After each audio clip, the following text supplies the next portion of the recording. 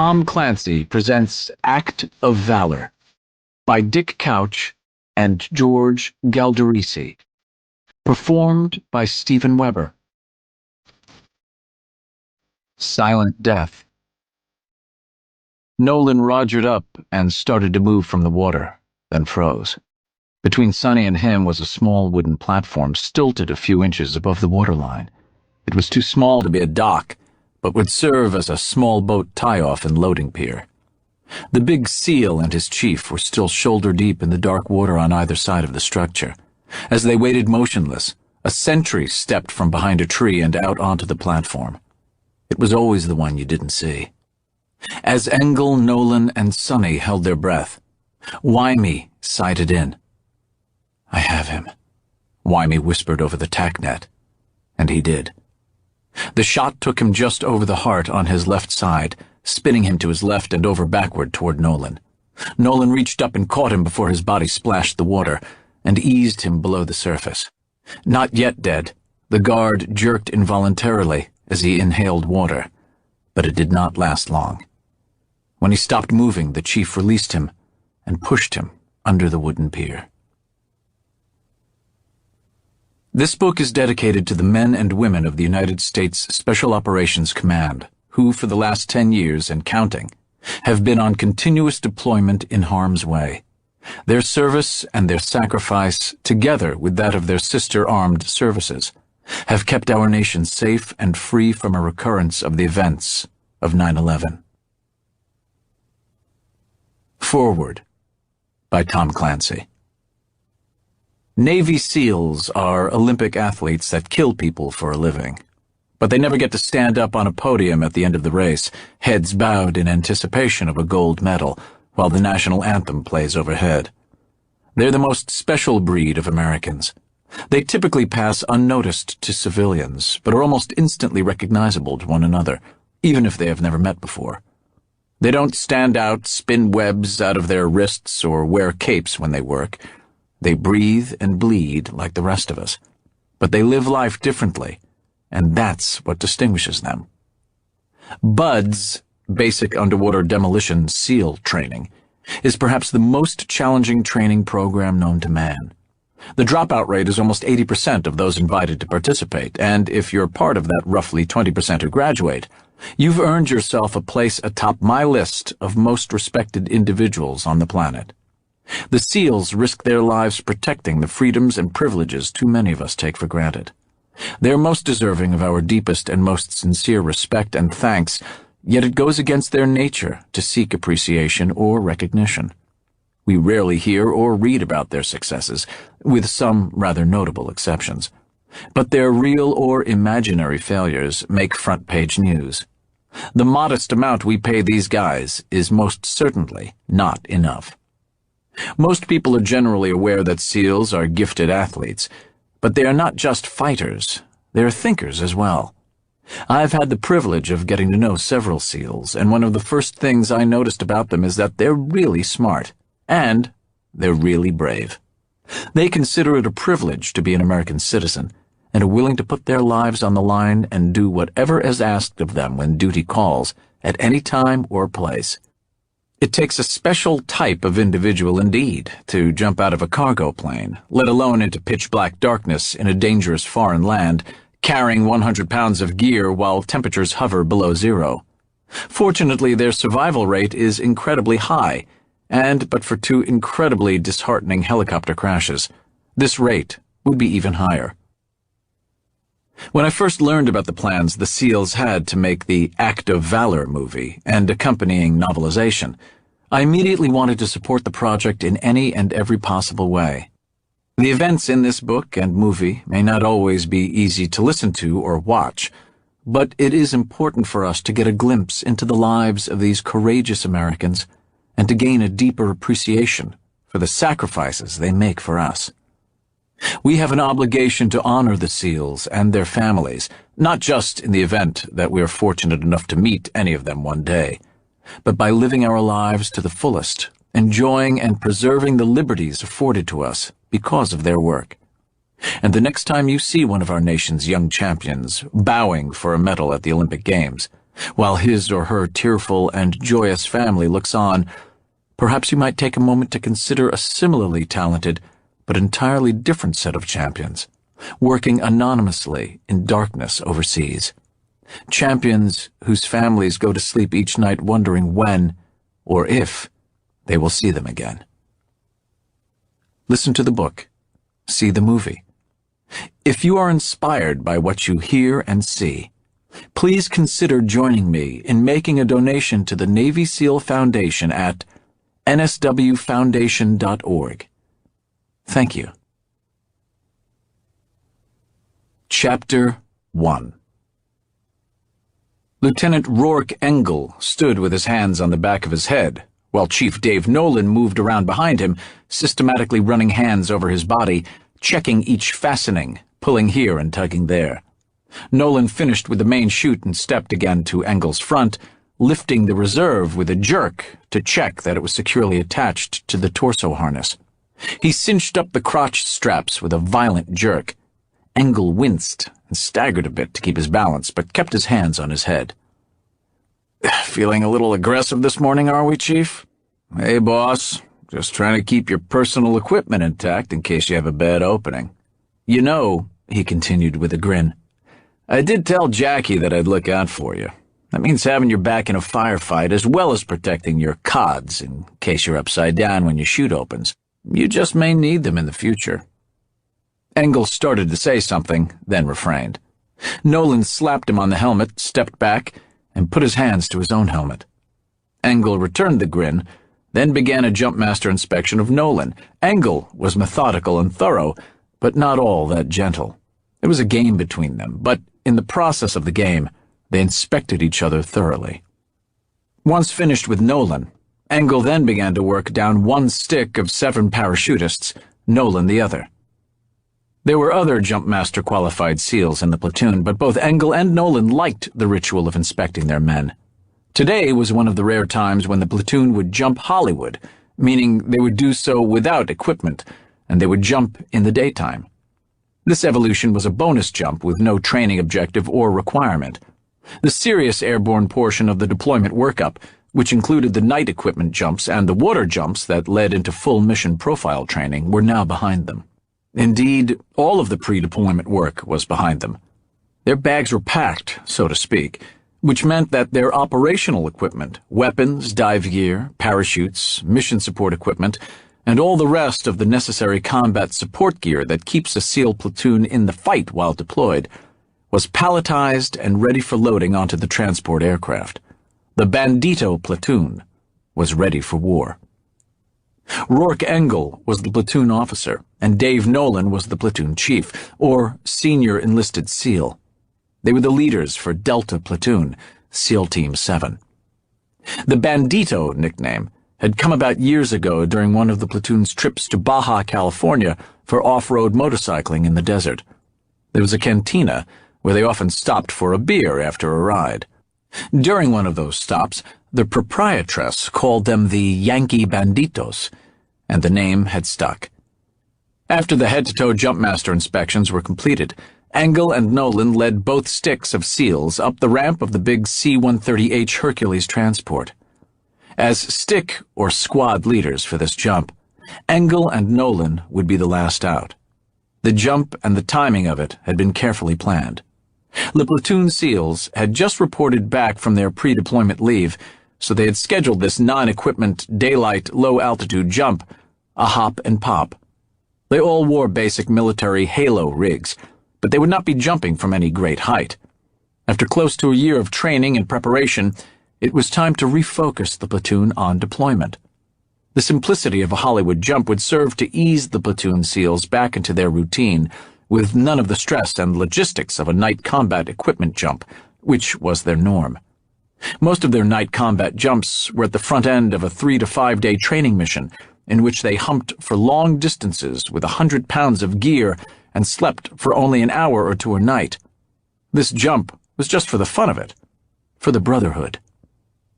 The big Hercules spun up its 4 Allison T-56A-16 turboprop engines, neatly pirouetted upon the tarmac, and headed for the downwind threshold of the main runway at Naval Air Station North Island. The Air Force pilot brought the power up to takeoff power, and they rumbled down the concrete toward the Pacific Ocean. The bird needed just a third of the runway before it rotated and lifted gently into the air.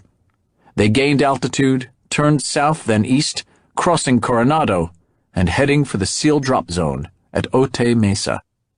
Engle ran his gaze slowly over the SEALs seated across the sterile metal canyon that was the bay of the 130. Each was equal measure friend, brother, and responsibility. It caused him a flashing moment of guilt to realize that he knew each of these men and the intimacies of their personal and professional lives in far more detail than that of his own biological brothers. Yet he was quick to remind himself that these men were brothers by choice. They shared a passion for their SEAL calling and for going into harm's way in the service of their nation. As his gaze continued to pass man to man, his mind flashed back on their time together like some sort of sports highlight film, from the recurring, light-hearted moments during the long training periods, which were a way of life with Navy SEALs, to the life-and-death episodes of previous deployments. There was no question that Engle loved each of these men. SEALs have a saying for this: brothers by different mothers. At the end of the stick, across from him, was his platoon chief. Nolan winked, and both of them broke into broad smiles of understanding. This was what it was all about. It was not about the jump or the training or the enemies of their nation they would soon engage, those insurgents and terrorists who were certainly worthy of their attention. This was about the brotherhood, and what they all knew was the privilege of going to war as a team. We few. We blessed few, Engle thought, as he unclipped his seatbelt and made his way up to the flight deck. Without consultation, Nolan also rose and headed aft. The pilot and co-pilot were mirror images in flight suits, squadron patches, ball caps, headphones, and aviator sunglasses. "Thanks for coming out on a Saturday for a lift to the DZ, guys," Engle shouted over the roar of the engines. It was only when the pilot, a major, turned around that Engle realized that he was a she. "Not a problem, Lieutenant. Saturday's as fine a day as any to jump out of a perfectly good airplane. Understand that you're going overseas soon." "That's right, ma'am. We deploy to Westpac a week from today." "Good luck on the drop and the deployment." Engle tossed her a salute and headed back to the cluster of jumpers seated in the middle of the aircraft. He did not buckle in because they would soon be at altitude near the Otay drop zone. They'd jump at 12,500 feet, the legal limit for a free-fall parachute jump without oxygen. Even in training, most of their jumps were well above 20,000 feet. Chief Nolan was back talking to the aircraft loadmaster and another SEAL who would serve as jumpmaster for the drop. Nolan thanked them both for spending part of their Saturday to support the jump. He returned to his seat and, once again, looked across at his platoon officer. Engle now had his head tipped back against the canvas webbing that served as a backrest for the bench seating along the fuselage. His eyes were closed, and his features were a mask of serenity. This deployment would mark Nolan's 9th rotation and his 3rd as the Bandito platoon chief. It was Rourke Engle's 3rd with the platoon, and probably his last. He was a senior lieutenant, and in the zone for lieutenant commander. Time for him to move on to a more senior position. Rourke Engle was, in Nolan's opinion, the best officer he'd encountered in the teams, and he'd known a few good ones. What word, Nolan thought, best describes this lieutenant? Understatement, that's it. He's understated. He doesn't look all that big at 6 feet and 190 pounds, and that round baby face makes him seem soft or even sedentary. He looks like an attorney or a financial consultant. But when it comes to SEAL work, he's a bull. He can carry his load and part of someone else's farther and faster than anyone in the platoon, and he's quick, as the rest of us learned during a pickup soccer game when he was new to the platoon. He could go around any of them and score at will. Once that was established, he defended skillfully and passed the ball so that others on his team could score. His SEAL professional skill set is unmatched. He can move, shoot, and communicate with the best, especially the shooting. Once he shoots a top score, he easily reverts to the role of teacher and mentor, helping the others to bring up their scores. And on training operations, he's good about calling periodic halts to the training to talk things over so that everyone understands the mission flow and the role of each member of the patrol. I guess that's what's really special about him, Nolan concluded. Lieutenant Engle makes us all just a little bit better. He leads well and, since we want to live up to his standard, we follow well. Chief Petty Officer Dave Nolan was a New Yorker, and even the Navy SEAL teams could not dilute that part of him. Actually, the same values found in most guys who came from a blue-collar New York hood: tenacity, toughness, self-reliance, with a generous dose of community and ethnic pride, only seemed to complement his service in the teams. His platoon and the men in his platoon were family, and that counted for a great deal with Dave Nolan. One afternoon during his second semester at City College, he quietly rose from the back of the room in an economics class and slipped out the door. 40 minutes later, he had been standing in front of a Navy recruiter. "What's the hardest, most difficult program you have?" he asked the man behind the desk. "Well, son," the recruiter told him, "that'd be the SEALs, but they aren't really a part of the Navy. And most of them who put in for SEALs don't make it through." "I'll make it through," Nolan replied. "Where do I sign?" Dave Nolan returned from his first SEAL deployment, a series of training exercises with Pacific Rim allies, in early September of 2001. He'd been back in Coronado for only a few days when the two airliners slammed into the Twin Towers of the World Trade Center. The Nolan family was well represented in both the NYPD and the FDNY, and more than a few Nolan women kept an anxious vigil during that terrible day and well into the night. But the burden of 9/11 fell heaviest on Dave's immediate family. Nolan's father was a cop, as was one of his brothers. Two other brothers were firemen. By the following day, there was no escaping the terrible reckoning. Two of his brothers, a policeman and a firefighter, had perished in the attack. After attending the wakes and funerals of his two siblings, he headed back to Coronado to prepare grimly for his second deployment. He'd been at war ever since. Like many in the teams, Nolan did not fit the image many civilians had of a Navy SEAL. He appeared too average. With dark hair, dark eyes, and sharp features, Nolan, at 5'8", was smaller than most SEALs. He was not the best shot, not the best runner, and not the best swimmer in the platoon, nor was he particularly athletic, as many SEALs were. There seemed to be no hard edges to Nolan, and he had a wry sense of humor that he liked to direct at himself. Yet when it came to the execution of their duties, there was a palpable intensity about him that no one missed or ever questioned. He never gave orders, only suggestions, after which platoon SEALs moved with a sense of urgency. In the purest sense of the word, he was a warrior, and more than that, a serious warrior. And he was a winner. He had always done whatever it took to win the fight, to win the day. Furthermore, he expected nothing less of the SEALs with whom he served. Nolan was respected by his teammates and everyone up and down the chain of command. A term coined by their fellow warriors, the United States Marine Corps. No better friend, no worse enemy, was most applicable to Chief Dave Nolan. Rourke Engle was the picture of relaxation as he waited for the jump. He savored moments like this, much as an experienced wine connoisseur could savor a delicate Pinot Noir. The roar and turbulence of the aircraft, the prospect of jumping into a 130-knot slipstream, the falling to earth as a human projectile, he enjoyed all of it. Yet what he savored the most was the team. These were his SEALs, his team. This jump had little training value, but as a team-building evolution, it would be a great jump. This one wasn't for proficiency, it was for each other, and that made it special. Engle was not naive.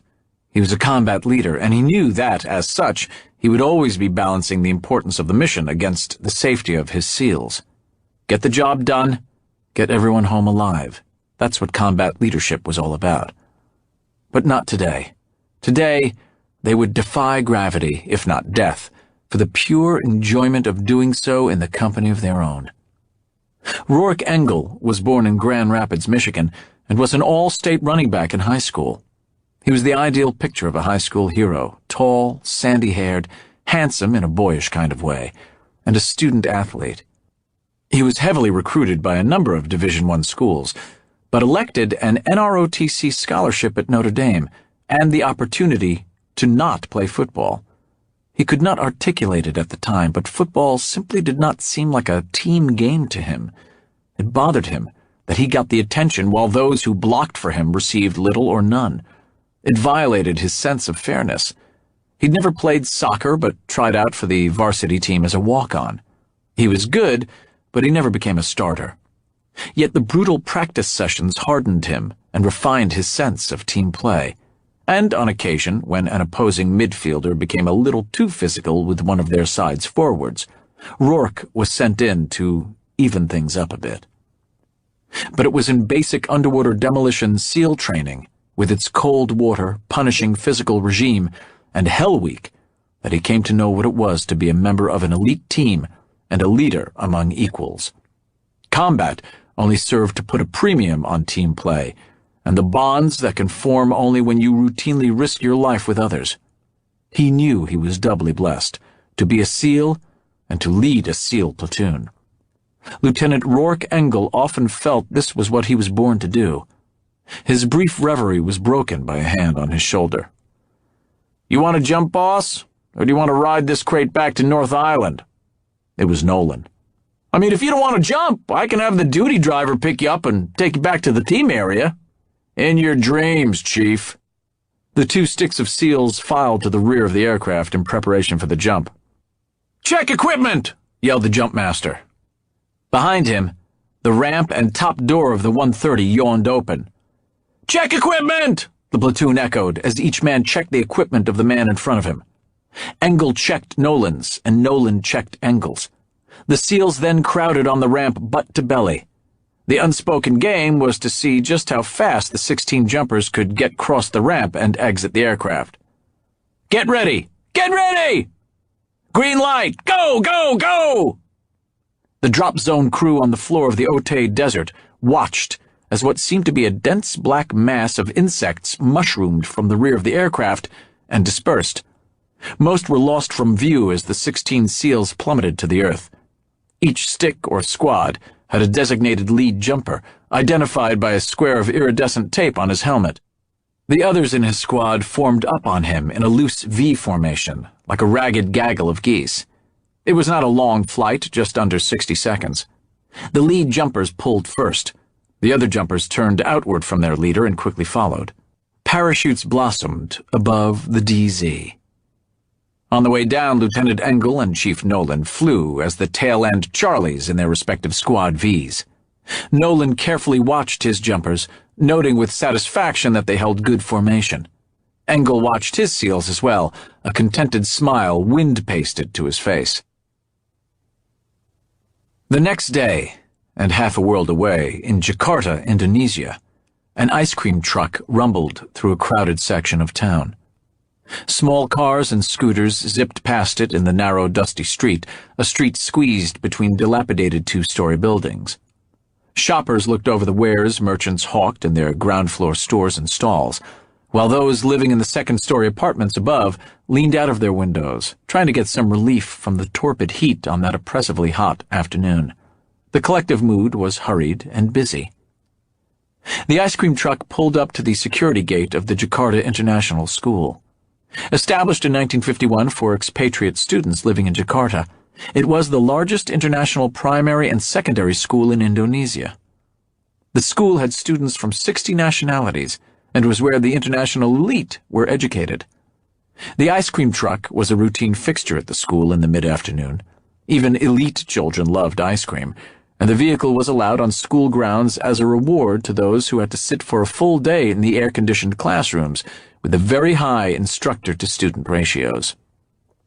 The woman driving the truck, the same one who drove it every day, gave a casual wave to the guard at the gate as another guard opened the gate. The ice cream truck pulled into the school's large asphalt courtyard right on schedule. With bells tinkling, She guided the truck to the three-story low-slung building with enormous tiled overhangs on every story, a colonial design intended to shield the school's 2,500 students from the blistering equatorial heat. It was the school's main building, with the name displayed in letters a foot high on its second story. Primary school had just let out, and a cluster of 1st through 5th graders began to scamper toward the ice cream truck. A large limousine, a Mercedes 600, flying the American flag on a stanchion attached to the right front of its hood, approached the gate and was waved through. The car came to a stop just inside the courtyard, and American Ambassador Antonio Margulies stepped out, donning his straw hat in deference to the mid-afternoon sun. Abu Shabal stepped from the ice cream truck. At 6'2" and 220 pounds, he towered over the children, and his bulk gave him a presence that caused the children to immediately look at him. "Come, children, line up, Shabal called jovially, as he waved the children toward the truck's open side door. "Graciela will take your orders." Come, Shabal continued, as he herded the children toward the truck. He moved among the youngsters, yet his head was on a swivel. The welcoming smile was there, but his eyes were those of a predator. The children did what Shabal asked them to do, because he was an adult and because he spoke in a commanding but disarmingly friendly tone. They also obeyed because of the horrible, disfiguring crescent-shaped scar that covered the left side of his face. Instinctively, the children knew he was not to be trifled with. "Now, children, line up, please," Graciela enjoined them. "No pushing, no shoving, be patient," she continued. "There is plenty of ice cream for everyone." The scores of milling children pushed and shoved their way forward, holding out their coins for Graciela as she began to dispense ice cream. The crowd swelled as more primary schoolers converged on the truck. It was joyful chaos. One of the students who was off to the side of the swelling queue was 4th grader Nicholas Margulies, the ambassador's only son. He saw his father approaching and bolted toward him. "Papa, Papa!" shouted Nicholas, as he continued toward the ambassador, holding the straps of his backpack to keep it firm on his tiny back. "Nicholas," replied Margulies, as he took his hat off and waved it at his son. Soon Nicholas was at his side. The boy grasped his father's legs as he hugged him. "Papa, can we get some ice cream?" the boy entreated as he looked up at the tall ambassador. "No, son, we have to go," he said solemnly, but there was a twinkle in his eye. "You always say no, Papa, please." "Well, Nicholas, are you going to buy?" Margulies teased. "No, Papa, you buy," replied Nicholas as he dragged Margulies toward the ice cream truck. "Well then, what are we getting today?" "Passion fruit, Papa." "Okay, passion fruit it is," replied Margulies, as he let Nicholas continue to drag him toward the ice cream truck.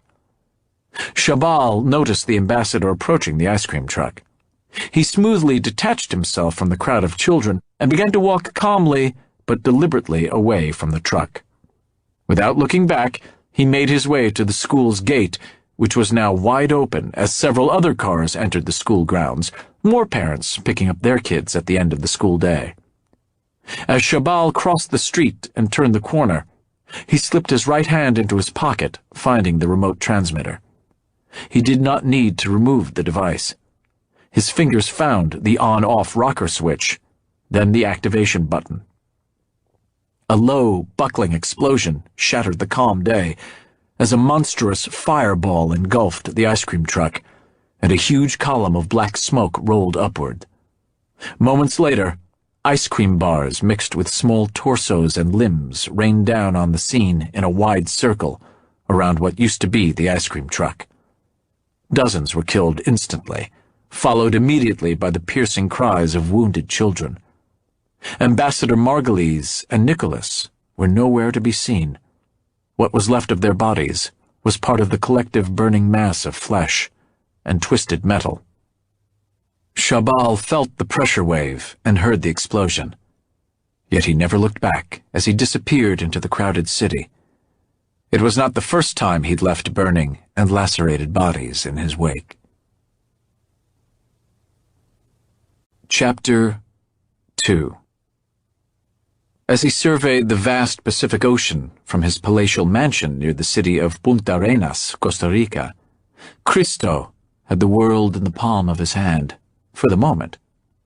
Perched on a mountaintop on more than 20 acres of pristine forest, the 12,000-square-foot manse was far more than he needed for his small family, his wife, Dominga, and 4-year-old daughter, Solana. But he had worked hard to get where he was, and he felt entitled to enjoy the fruits of his labor. There were, of course, close to a dozen servants and caretakers that Christo considered an extended part of his family. It was a part of his patron image. "Daddy, jump in the pool and play with me," Solana squealed as she frolicked in the 80-degree water of their Olympic-size, zero-level pool. "In a moment," he replied, holding the satellite phone away from his mouth. Then back to the caller. "So you are telling me that the ambassador is no longer with us?" "I see. And it was the work of our associate?" "Quite right, my friend." "Well then, I guess that's how it is." "Yes, thank you for the call. Goodbye." "Please, Daddy, please," Solana pleaded. "You'd better jump in soon," Dominga encouraged him. "I'm almost finished preparing lunch, and I want you to eat it while it's hot." "As you say, my love," Christo replied. He stood up and stripped off his shirt. He was vain enough to admire his own body, if only for a moment. At just under 6 feet and a well-muscled 185 pounds, Christo cut an imposing athletic figure. He had jet-black hair that he allowed to grow to shoulder length, deep-set blue eyes, and dazzlingly white capped teeth. Only a narrow, prominent, hawk-like nose saved him from movie star good looks. The hair and the nose gave him something of an academic bearing, on which he was quick to capitalize. Before entering the water, he took a moment to look around. He saw all that was his and realized, not for the first time, that he, in fact, did live the life as capo in this part of his adopted country. He dove into the pool, coming up directly underneath his daughter and giving Solana's leg a gentle tug, bobbing her in the water. "Daddy, Daddy, let me ride on your shoulders," Solana shouted. Christo obliged, taking big, monster-like steps in the shallow end of the pool, giving Solana a ride up and down, in and out of the water. Dominga looked on, seeing the genuine love he had for their daughter. Christo reflected as he bobbed up and down, carrying the squealing Solana all around the shallow end of the pool.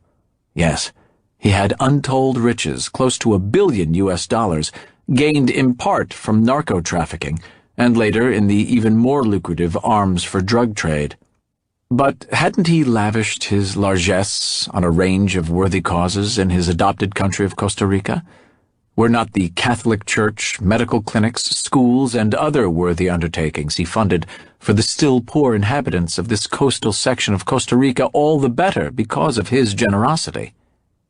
He had certainly lined the pockets of local politicians, and they had, in turn, protected his estate and turned a blind eye to his illegal activities.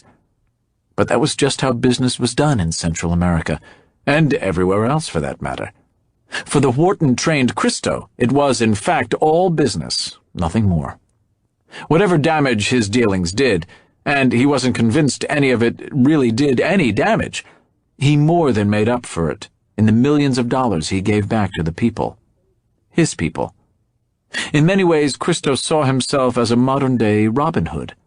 He took from the wealthy, drug-addicted Europeans and Norte Americanos, and gave back to the campesinos who lived at the subsistence level. Yes, life was good, but good by his own initiative. But now they were closing in on him, and it was getting too risky, for him and for the fanatical elements with whom he now dealt. All he needed was one final score, and he would leave this life behind and escape with his small family. He had put the wheels in motion. Now he just needed it to play out. He had made it happen in the past. He would do it again, one more time. Let someone else take care of the less fortunate for a change, he told himself. It was time for him to take care of those closest to him. In the final analysis, they were his world. It was Sunday just before noon, when Dave Nolan arrived at Danny's, home of the Slam Burger. Danny's was one of the older, and some would say shabbier, burger joints on Coronado's Orange Avenue, and yet it was a favorite among team guys. The Slam Burger was indeed impressive, a third of a pound of very lean beef that came in a variety of configurations. Lieutenant Engle had asked Nolan to meet him for lunch, which in itself was strange. Engle and his wife were both avid surfers and could usually be found at the break in La Jolla on Sunday mornings. Nolan was there ahead of his platoon officer. He worked his way down the long bar, exchanging hellos with a few of the SEALs seated on bar stools. Everyone knew Dave Nolan. In decades past, SEALs would be there to nurse hangovers. Now, after 10 years of war, most of them were there for a late breakfast after a morning workout. Nolan found a booth in the rear. As he swung into the booth, the waitress set a mug of coffee in front of him. On the wall-mounted TV, CNN was replaying the graphic footage of a terror attack in Indonesia. "Ain't it just awful what those bastards did to those kids?" the waitress said. "How can someone go out and blow up a bunch of kids?" Nolan glanced at the wall-mounted TV. He'd seen the coverage of the school bombing in Jakarta earlier that morning. At first, the act itself made his blood run cold. Then it began to boil as he considered the animals who would commit such a thing. For Dave Nolan, things like this were black and white. There was good and bad, us and them. He didn't like the bad, and he didn't like people who did bad things. So he drew no small measure of comfort from the fact that it was his sworn duty to find these bad people and deal with them, a duty and a privilege. "That's why they call them terrorists, Cindy, and that's why we chase them. Don't look for it to get better any time soon, but point taken, they are a bunch of assholes." "You'd think that things might get better since you guys got Osama." Nolan smiled to himself. It was an East Coast SEAL element that led the raid on bin Laden's compound in Pakistan, but all SEALs seemed to get credit for what they had done. Dave had just finished dinner that day and was in the front yard playing with Gretchen, his oldest daughter, when a neighbor came over to congratulate him, as if he'd personally shot the guy. As with nearly all SEALs who were not directly involved with the operation, he'd learned of the raid like any other American, at home on a Sunday evening. And that, thought Nolan, was as it should be. If he and the Banditos were ever lucky enough to go in on a super high-value target, he could only hope that few people, SEALs or otherwise, would know about it. Mission success depended on absolute security. Osama was just one big turd in the sewer. It seems there are a lot more floating along behind him. Sometimes, Nolan thought to himself, the world was awash in a sea of assholes. Cindy shook her head in disgust and took a pencil from behind her ear. "Still, what kind of animals kill kids, for Christ's sake? Bacon slam?" "Not just yet. I'm meeting Rourke, so I'll wait for him." She moved back to the bar, and Nolan sipped tentatively at the mug of coffee. He used to take his coffee with cream and sugar, but since he made chief, he drank it black. He might be a SEAL chief, but he was still a Navy chief, and that's how Navy chiefs drank their coffee. It was interesting, he mused, referring to his officer as Rourke with Cindy. He and Engle had known each other for nearly 4 years, and in that period of time, they had become tight, more than tight. They were perhaps closer to one another than to anyone else but their wives. Yet even when they were alone, just the two of them, and well away from the teams, the platoon, or the Navy, he would always address Engle as boss, and Engle would never call him anything but chief. Cindy, or just about anyone else outside the military, would call him Dave and Engle Rourke, but between the two of them, it would always be boss and chief. Nolan had seen Vietnam-era SEALs meet and embrace each other as brothers in the same way. One would say, "Good to see you, boss," and the other would reply, "Good to see you too, Chief." That was just the way it was, and it was good.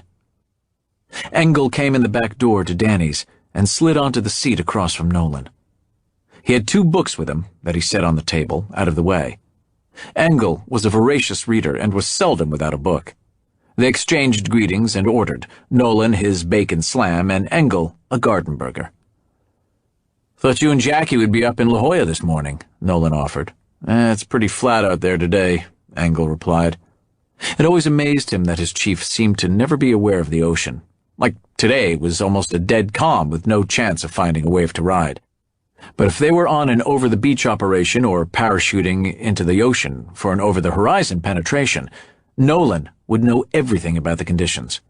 For Engle, the ocean was a thing of beauty to be enjoyed and appreciated all the time. For Nolan, it was just part of the commute to the job site.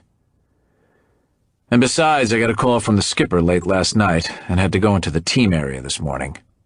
This piqued Nolan's attention, yet he said nothing. Something was going down, probably something that would impact their deployment, but he knew from experience that Engle would tell him in his own good time. Cindy arrived with their burgers, and they ate in companionable silence, both drinking large glasses of water. SEALs were like camels. They stayed ahead of their hydration needs. They knew your performance today depended on what you drank yesterday, so you always remained topped off.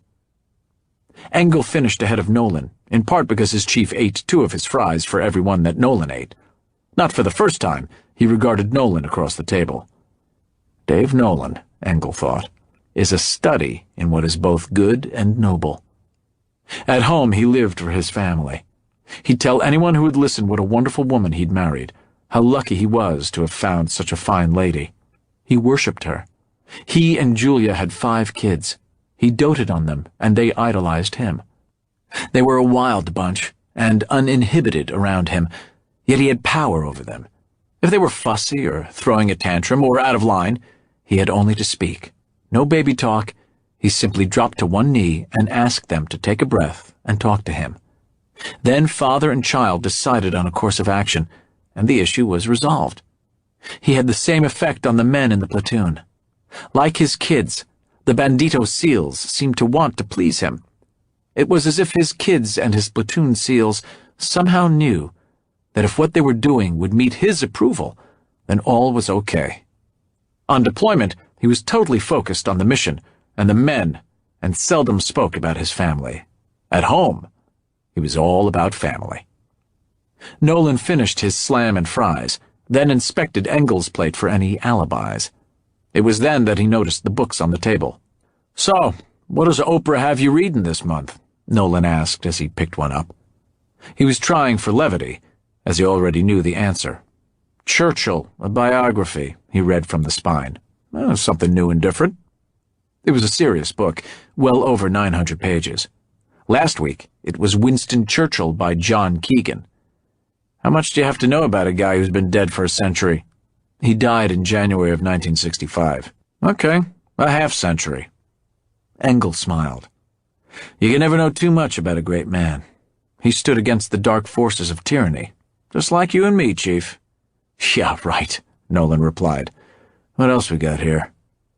Engle reached for the other book, but Nolan was too quick for him. He again read from the spine. "How to be a dad? This for real? You and Jackie gonna launch one?" Engle leaned forward. "Yeah, it's for real, but we're not telling anyone just yet." Stunned, Nolan just sat there a moment staring at Engle. For Nolan, children were happiness. The more kids, the more happiness. Though he would never have voiced it, he had long wished this for his friend and lieutenant. There were tears forming in his eyes. "Oh, man, I'm so happy for you."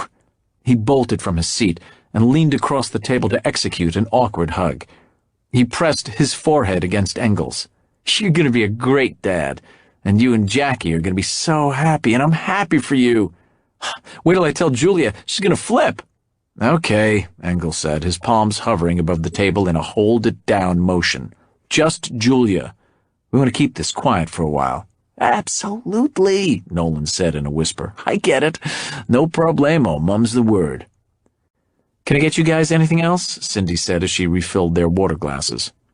"You sure can," Nolan replied. Then, in a louder voice, "We'll have 2 shooters of Bushmills, and I'll buy the bar. My lieutenant is going to be a father." "Oh, my God, Rourke," Cindy blurted. "That's wonderful. Congratulations." The sentiment rippled along the bar. "All right. Well done, LT. Good on you, sir." "To the new little girl. Frogmen always have little girls. Here's to you, sir." Engle simply lowered his head in mock surrender. This was typical Nolan, and with but a moment's reflection, it was just fine. Had their situations been reversed, his reaction would have been much the same as his chief's. It was simply the joy of one SEAL brother for another. "Here you go," Cindy said as she placed 2 shots on the table. "These are on the house. Dave, I'll let you get the bar. Congrats again, Rourke, and my love to Jackie. This is so exciting!" Nolan handed her a credit card. "Put the chow on here as well." After she left, he placed a hand on Engle's shoulder. "Seriously, boss, this is terrific. You were born for this. Trust me, I know about these things. How far along is she?" "About 9 weeks." "Great. And your timing couldn't be better. We'll get this deployment under our belt and get you back in time for the birth of your firstborn." He took up his glass. "Here's to you, Jackie, and the first of many." Nolan knocked back the shot, and Engle followed suit. Both winced. Nolan drank only beer, and that sparingly. Engle was seldom good for more than a glass of red wine at dinner. They talked for a while about kids' names, and the inevitable changes that they brought about when they arrived. All good, Nolan resolutely claimed. Then Engle got around to the real reason he'd wanted to meet for lunch, just as Nolan knew he would. SEALs deployed in squadrons composed of a full SEAL team, along with an expanded intelligence collection and combat support package. Once deployed, SEAL Team 7 became SEAL Squadron 7. The squadron was further broken down into 3 task units, with 2 SEAL platoons per task unit, each TU with a standalone intelligence collection and operational capability. As needed, the 2 TU platoons could operate independently or together as a 2-platoon troop. The Bandito platoon was currently assigned to a squadron task unit that would be operating out of the Philippines, but as Engle was about to explain, that had just changed. "I went in this morning for a meeting with the squadron skipper and an intel update," he said, lowering his voice. "It seems that Al-Qaeda has put out some kind of a fatwa on all Americans. They're calling for all related AQ splinter groups to strike hard and strike now. The good news is that this leaves little time for a well-planned attack like 9/11. The bad news is that there will probably be a lot of smaller attacks, and given the fanatical nature of the remaining Al-Qaeda cells, they may be vicious attacks. And it may not just be Al-Qaeda. They have allies in the criminal world as well. So while the task unit will still be headed for the Philippines, the squadron has been asked to spread out to cover more territory, and we've been asked to send out one of our squads with an intelligence support package to a fleet unit off Central America. They are to join an amphibious-ready group in the Pacific that's cruising off Colombia. So we have to send one squad with the TU to the Philippines and another squad to an afloat unit, probably a big-deck amphib? That's about it, Chief. How do you want to play it?" Nolan paused to give this some thought. "Boss, where do you think the action will be?" Who knows," Engle replied. "But they wouldn't split a platoon and put a squad down there without some indication of terrorist activity. If something goes down in the Philippines or Indonesia, our one squad there will be just one of the SEAL squads that might be tasked. And if it's a full platoon operation, we'll see none of it. But if something happens in Central or Western South America, that afloat squad will get the call." Again, Nolan paused to think. "It seems like the best bet for a mission tasking is with the amphibious-ready group. And since it's independent duty away from the rest of the task unit, let's you and I take the Bandito squad afloat." It took them another 15 minutes to make personal assignments and decide who would go west with the task unit and who would go south. Engle, Nolan, and 5 other SEALs would go south to rendezvous with the afloat units, and the rest of the platoon, with the other platoon officer and the platoon leading petty officer, would stay with the task unit main body and head for the Philippines. This would require a repalletization of equipment, but nothing more than that. The Bandito platoon had trained to operate independently in squad units. The only thing that was on each of their minds was the issue of where the action might be. If they had chosen unwisely and the key mission tasking went to the other squad, neither would be there to help. Yet the platoon was deep in talent. There were plenty of veterans to carry the load. Bottom line, all of them wanted to get their guns into the fight. On balance, Those who went south seemed to have a better chance. In addition, Rourke Engle and Dave Nolan had a responsibility to place the platoon's two most experienced leaders, in this case the two of them, in harm's way, and where they thought the action would be the most intense. "When do we tell them?" Engle asked. "Tonight?" The platoon was having a family barbecue at Gator Beach, just north of the SEAL Team 7 complex, and only a few hundred yards south of the Hotel del Coronado. It was the last platoon social before deployment. "The guys will want to know as soon as possible. Give them some time to get their heads around the change. Besides, Dad-to-be, tonight's family night. So let's do what we can to concentrate on the families. I'll initiate a call down this afternoon and let everyone know about the change." They were silent a moment before Nolan continued. "Not that it changes much." As they both knew, most SEAL operations outside of Iraq and Afghanistan, the ones you never hear about, were squad operations. "We're nothing if not versatile. If there were no last-minute changes, the guys would get suspicious." Engle grinned and nodded. "One thing I did do, I asked the skipper if he would assign Senior Chief Miller to our detached squad. I figured we would need him if we have to launch a mission with a short time fuse, which is probably how it will go down." Nolan sat back and regarded his platoon officer. Engle was not only looking ahead, but also looking out for the mission and the men, and it was a smart call. Senior Chief Miller was the best operational planner at Team 7. This was yet another reason Nolan respected Engle as well as liked him. He was always thinking about the mission as well as the men. He was also a little sneaky.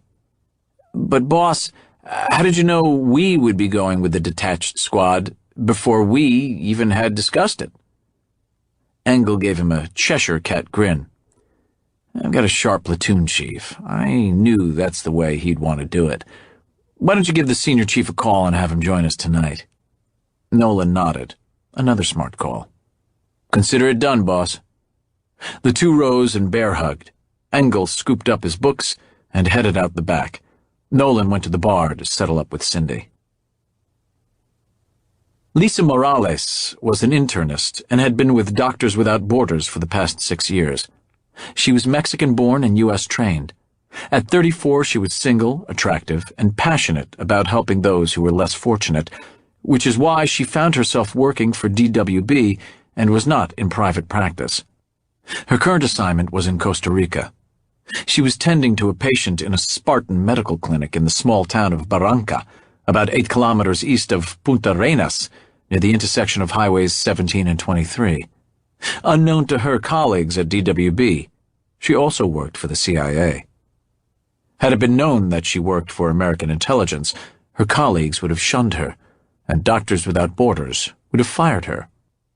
The fact that she would have served as a covert agent was a testament to her commitment to the poor of Central and South America. She knew that much of the poverty in the countries where she worked was a product of corruption promoted by the drug trade. So, she was both healer and spy. The former role was her profession, the latter a personal obligation. Lisa Morales felt she simply had to do more than just fight malnutrition and disease. As she worked, she watched a gaggle of small children play soccer on a dusty, makeshift field adjacent to the clinic. Without warning, an SUV pulled up, and Christo got out accompanied by his enforcer, Tommy. The two men were a study in contrast. Tommy was clearly a thug, a blunt object alongside the slim, urbane Christo. Pandemonium broke out as the children rushed Christo.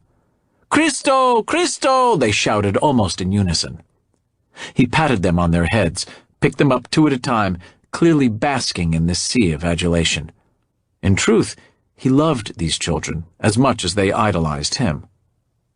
Christo and Morales made eye contact for an instant. He nodded and moved on. He made a quick tour of the clinic, which his financial assistance made possible, but he was not there to see his pesos at work. He was there for the affection and near worship of the kids. For all his education and sophistication, Christo seemed to need the attention. After passing out coins and candy, he was back in his SUV. With Tommy behind the wheel, the vehicle swerved in a circle and accelerated sharply away, covering the children and the clinic in a fine layer of dust. Still, The children cheered wildly until he was out of sight. Later that day, as Lisa Morales made her way into the small city after another 14-hour day at the clinic, a man on a motorcycle skillfully weaved his way through the afternoon traffic. He was riding a 1961 Triumph split-case TT dirt racing bike. The rider traveled at breakneck speed, causing pedestrians to scatter and bicycle riders to turn sharply to avoid getting hit. The bike eventually disappeared into the disorder of the crowded streets. That evening, as Lisa Morales was putting a bottle of water in the refrigerator, she heard a motorcycle outside and headed to the balcony. The biker, Walter Ross, took off his helmet. Ross was a CIA contract case officer. He was an experienced Latin America division handler and had been running agents in Central America long before Morales entered medical school. He was basically an expat who had not been north in quite a while. He was good at his job and trusted by his own CIA handlers in Mexico City and at Langley. "Hey, I'll be right down, all right?" "Whatever you say, Doctor," Ross replied. Morales ran down the single flight of stairs and joined Ross on the dusty street below. After exchanging greetings, they walked toward Barranca's main plaza. "How was the ride?" "Left Colombia this morning," Ross replied. "Colombia? To here in one day?" "Piece of cake," he replied, a tinge of pride in his voice. "Look, about Christo," Morales began, getting to the reason for Ross's visit. "We now estimate he's worth close to $1 billion. "Was that with a B?" Ross replied, the surprise registering on his face. "That's an estimate from Doctors Without Borders. They know a lot about him because he's one of our primary backers in this area. He gives back a lot to the local people here, with medical clinics, schools, and assistance to the elderly, but he's no fool. He also lines the pockets of the politicians and police, so they're extremely loyal to him. But why all of the agency interest in him? I thought he would be a DEA matter." Ross smiled and lowered his voice. "We became interested when a 707 leased by him and filled with Soviet weapons was intercepted in Lagos." Morales and Ross continued to walk, passing through the plaza and down a sheltered path. "Langley says the boys over at NSA have picked up some interesting intercepts, connecting Christo to a jihadist network out of Southeast Asia," Ross continued. "It seems that Christo and one of the guys running the network were childhood friends." "So what's going to happen to this animal? We know he deals drugs, and now you say he's an arms dealer as well. Can he be arrested or somehow be made accountable?" "Sorry, Doctor. For now, Langley just wants us to watch him and report back on his activities." "He needs to be stopped," Morales murmured. "He may give a lot of money to worthy causes, but the misery of his kind of business that spreads to the region is unconscionable." As she spoke, a camera shutter clicked and captured Ross and Morales in a frame. Chapter 3. The home of Dr. Lisa Morales was an average-size apartment in a nondescript complex near the small town of Barranca, very middle class. It was far from the luxury of Costa Rican resorts that catered to foreign tourists, primarily American tourists, on the Atlantic and Pacific coasts. The structure was concrete and glass, set in sterile architecture, a building that attracted no attention. Perfect for someone who wanted to avoid notice, and therefore perfect from the CIA's standpoint for one of their informants. Lisa Morales had been the resident physician for Doctors Without Borders in Barranca for almost a year. She had made her small one-bedroom apartment as homey as she could. She was reasonably well paid for her work, including a stipend from the CIA, but her life was designed to look like that of a young, idealistic physician on a modest salary. A rattan sofa and love-seat set, along with a bamboo and glass coffee table, took up most of the space in the small living room. The second-hand furniture was underlaid by a worn light brown carpet. Cheap curtains adorned the two street-facing windows in the room. The adjacent kitchen sported only basic cookware and an ancient refrigerator. There was nothing high-end in the apartment. A small card table with 4 folding chairs served as the kitchen table. The only thing special about her furnishings was the secret compartment in the back of a battered end table. She seldom kept anything of a confidential intelligence nature, but it was there if she needed it. To even a critical eye, All was average and uninteresting. "Okay, Lisa, you've got 18 points with the double-word score, but watch this," Ross said. "Go for it, Mr. Wordsmith," she replied as Ross laid down his tiles. "There it is. Seizure. That's 29 points, triple-word score." "You don't like to lose, do you, Walter?" "After 25 years with the company, if I could stand losing, I'd probably be dead by now," Ross replied. It was always this way with them whenever Ross visited. They took a simple game of Scrabble and made it a highly competitive exercise. It fed both of their Type A personalities and took their minds off the deadly serious business they worked at, gathering intelligence on drug traffickers so that others in the CIA bureaucracy could take action. "You getting hungry yet?" "Yeah, as a matter of fact, I am," he replied. "What did you have in mind?" "How about Chinese?" "Here? You gotta be kidding." "No, Chinese is universal, you know that. You can get Chinese anywhere. Where have you ever been that you can't get Chinese? And besides, I order from them all the time. How about chow mein?" "Works for me," Ross replied as he continued to fiddle with his Scrabble tiles, rearranging them on his tile holder and plotting his next move. Morales got up and walked to the phone hanging from the kitchen wall to put in their order. "Sí? Sí. ¿A qué tiempo?" "Sí. Gracias." As she returned to join Ross, she passed in front of one of the windows. From across the street and unseen, a camera clicked. As she passed in front of the second window, a camera clicked again. "So how long?" Ross asked as Morales sat down again on the love seat in front of the Scrabble board. "A half hour. I know, you get it much faster in the States." Ross grinned. "What would I know about ordering Chinese in the States?" "Listen," he continued, lowering his voice. "We got a response from our last cable to the embassy." He was referring obliquely to his reporting senior in Mexico City. "We're still waiting for the chief of mission to finalize an updated list of requirements for you. Apparently, one of the operations types had some additional questions. We should have it for you in a couple of days." Morales merely shrugged on hearing this and laid down her tiles. "Broken.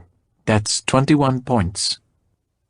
"You know," Ross said almost to himself, "I'll never understand why good old boys from Princeton, who haven't been in the field since Nixon was in the White House, are the ones who control our playbook." He stared at the board and put down 3 of his tiles. "Double-word score, 18 points. "Dumb," Morales replied, shaking her head. "Easy word, good score." "Read it and weep." "I'm trying not to," Morales replied.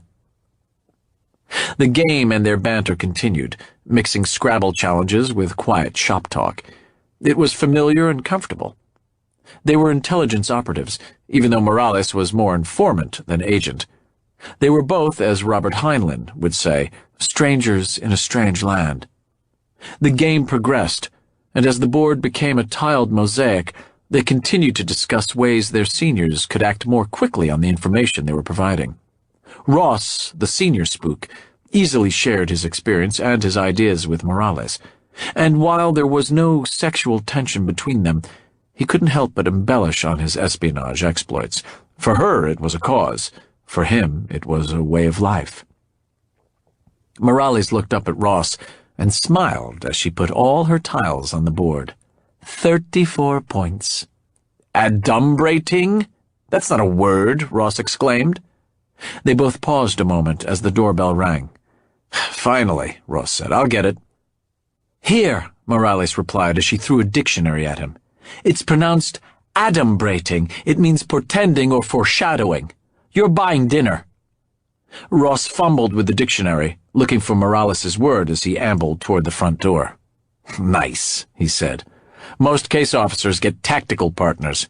Langley sets me up with some kind of Scrabble hustler."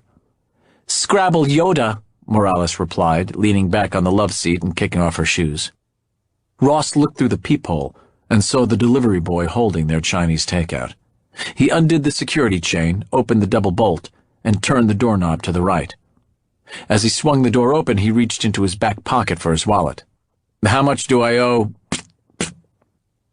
There was only the metallic clatter that followed the muted explosions as the suppressed automatic chambered new rounds.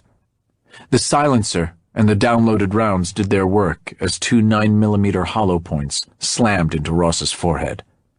Morales looked up just in time to see the back of Ross's head expel a curtain of red mist that dusted the entryway walls.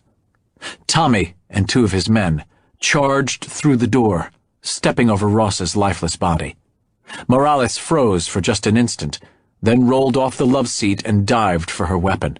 Tommy and the two men charged directly at her. The agency firearms training Morales received at the farm served her well. She moved instinctively and managed to double-tap the man closest to her. The explosion inside the small apartment was deafening. He went down hard, but she stayed with her first target a fraction of a second too long. As she pivoted to take aim, Tommy elbowed her square in the face, knocking her gun away. Momentarily stunned, Morales was helpless as Tommy picked her up and slammed her through the coffee table, shattering the glass. Snarling, the enforcer picked her up and again threw her to the floor, knocking the wind out of her. Gasping, she came to her knees when the third man kicked her in the ribs. Fighting back and on an adrenaline high, she somehow struggled off the floor and was almost standing when Tommy took a sap from his back pocket and neatly clipped her on the back of the head. This time, she melted to the floor like a wet towel and did not move. Tommy and his man quickly duct-taped her arms and legs and shoved a cloth into her mouth. Then, as Tommy knelt over Morales' hog-tied body, his man used a razor-sharp carpet knife to cut a section of the dung-colored carpet from around Morales' bound body. The two men rolled Morales up like a tortilla in the section of carpet. The two hoisted her onto their shoulders and, half stumbling over the inert form of Ross, quickly left the apartment. They dashed down the single flight of stairs to the back alley and threw the carpet holding Morales into the back of a battered pickup truck. The entire operation had taken less than 2 minutes. Only the two shots from Morales' pistol and the roar of the speeding pickup disturbed the still evening. When the police finally arrived, they asked few questions, and if any of the neighboring residents saw anything, they were not talking, nor did the Barranca police expect them to. They began to arrive at Gator Beach just after 5 p.m., and by 5:30 there were kids racing between the picnic shelters and the water, often with mothers chasing close behind. Two of the younger platoon SEALs had arrived earlier and had 3 of the beach fire pits burning gently with a nice bed of coals. A platoon family outing was a logistically intensive affair, and there were coolers, beach bags, food containers, diaper bags, and paper dinnerware stacked on the picnic tables. The beach toys, including boogie boards, soccer balls, paddle balls, and a Nerf football, were soon fully deployed. The platoon was at full strength with 16 SEAL operators, 2 platoon officers, and 14 enlisted SEALs. A few single men had their girlfriends in tow, but most of the men were married with kids. The average age of the Bandito platoon SEALs was just under 30. When Rourke and Jackie Engle arrived, the gathering had swelled close to 50. The surf was low and the water chilly, about 62 degrees, but that did not deter the kids or the dads, the former too excited at the prospect of playing in the water, and the latter professionally immune to cold water. So the women organized and talked, while the kids and SEALs splashed about. The kids outlasted the SEALs in the water. Jackie Engle moved easily among the other SEAL wives. She came from a prominent family in Indianapolis, and her father was a senior executive at Eli Lilly. She had met Rourke during his junior year at Notre Dame while she was a freshman. They dated for 2 years and became engaged when he graduated. It was a long-distance engagement while she finished college and he completed SEAL training. She would have left school to be with him, but he insisted she stay and graduate. "We'll have a lifetime together," he told her, "so stay and get your degree." They'd talked about her finishing at San Diego State or USD, but neither offered a degree in her field, microbiology. When she offered to switch majors to be near him, he again rejected it. "I plan to be in a dangerous line of work for quite some time," the ever-practical Rourke had told her. "You have to be prepared to step up and be the breadwinner." He also knew that a SEAL officer in training was seldom home. So they were together for part of the summers and during Christmas and Easter breaks, and they were on Skype nearly every night. It was good training for marriage to a deploying Navy SEAL. Jackie was tall, blonde, and thin. As a young girl, she had been awkward and angular, and since she was clumsy, she hated sports. Her ears back then had been too big, and she had always felt disproportionate. But as a teenager, she caught up with herself and began to move with a newfound ease and grace.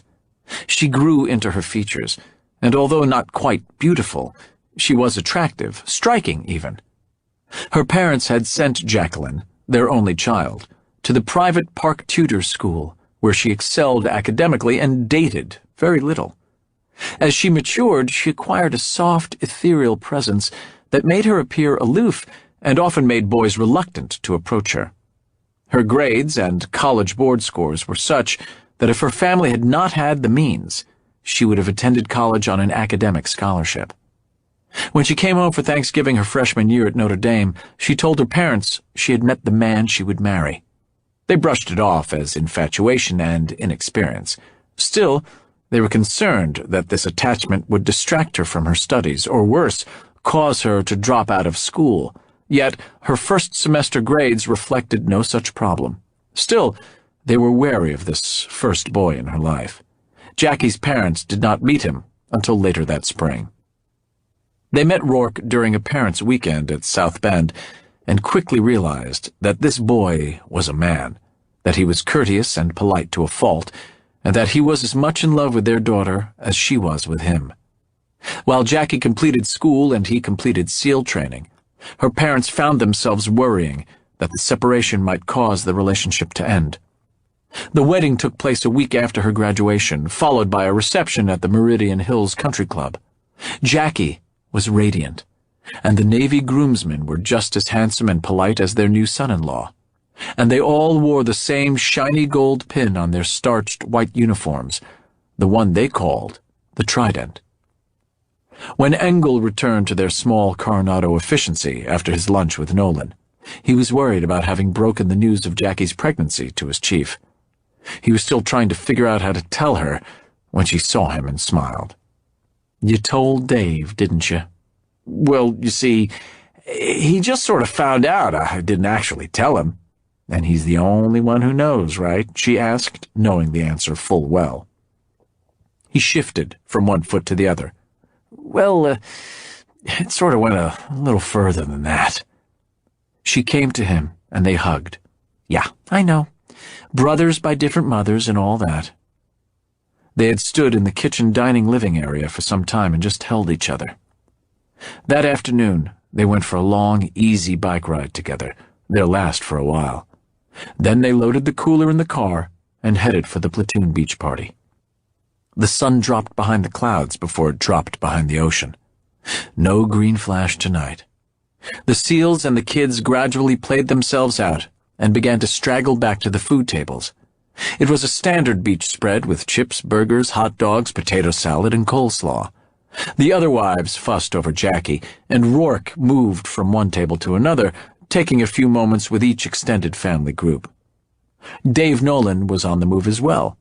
Their circuits converged when they reached a couple comfortably ensconced in two beach chairs on the edge of the group. Their kids were older and off doing what teenagers do on a Sunday night.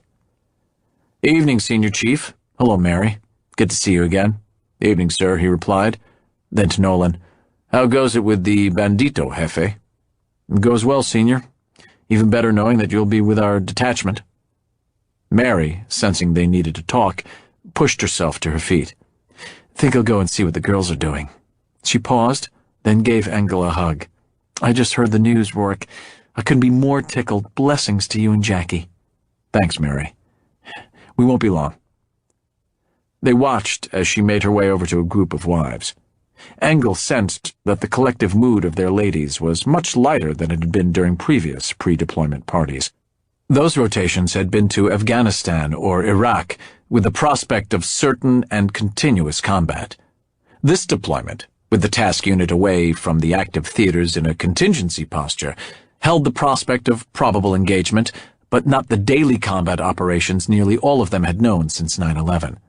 On this rotation, they would be looking for opportunities to get their guns in the fight. Currently in Afghanistan, as it had been in Iraq a few years before. The environment was target-rich, and quite often, the fight found you. The SEAL wives were for the most part bright, attractive, outgoing women, and, in many cases, much more than the home half of a marriage. SEALs tended to marry women like themselves, capable, self-reliant, and independent. Many, including Jackie, were professionals whose income exceeded that of their husbands. Most worked until the children arrived.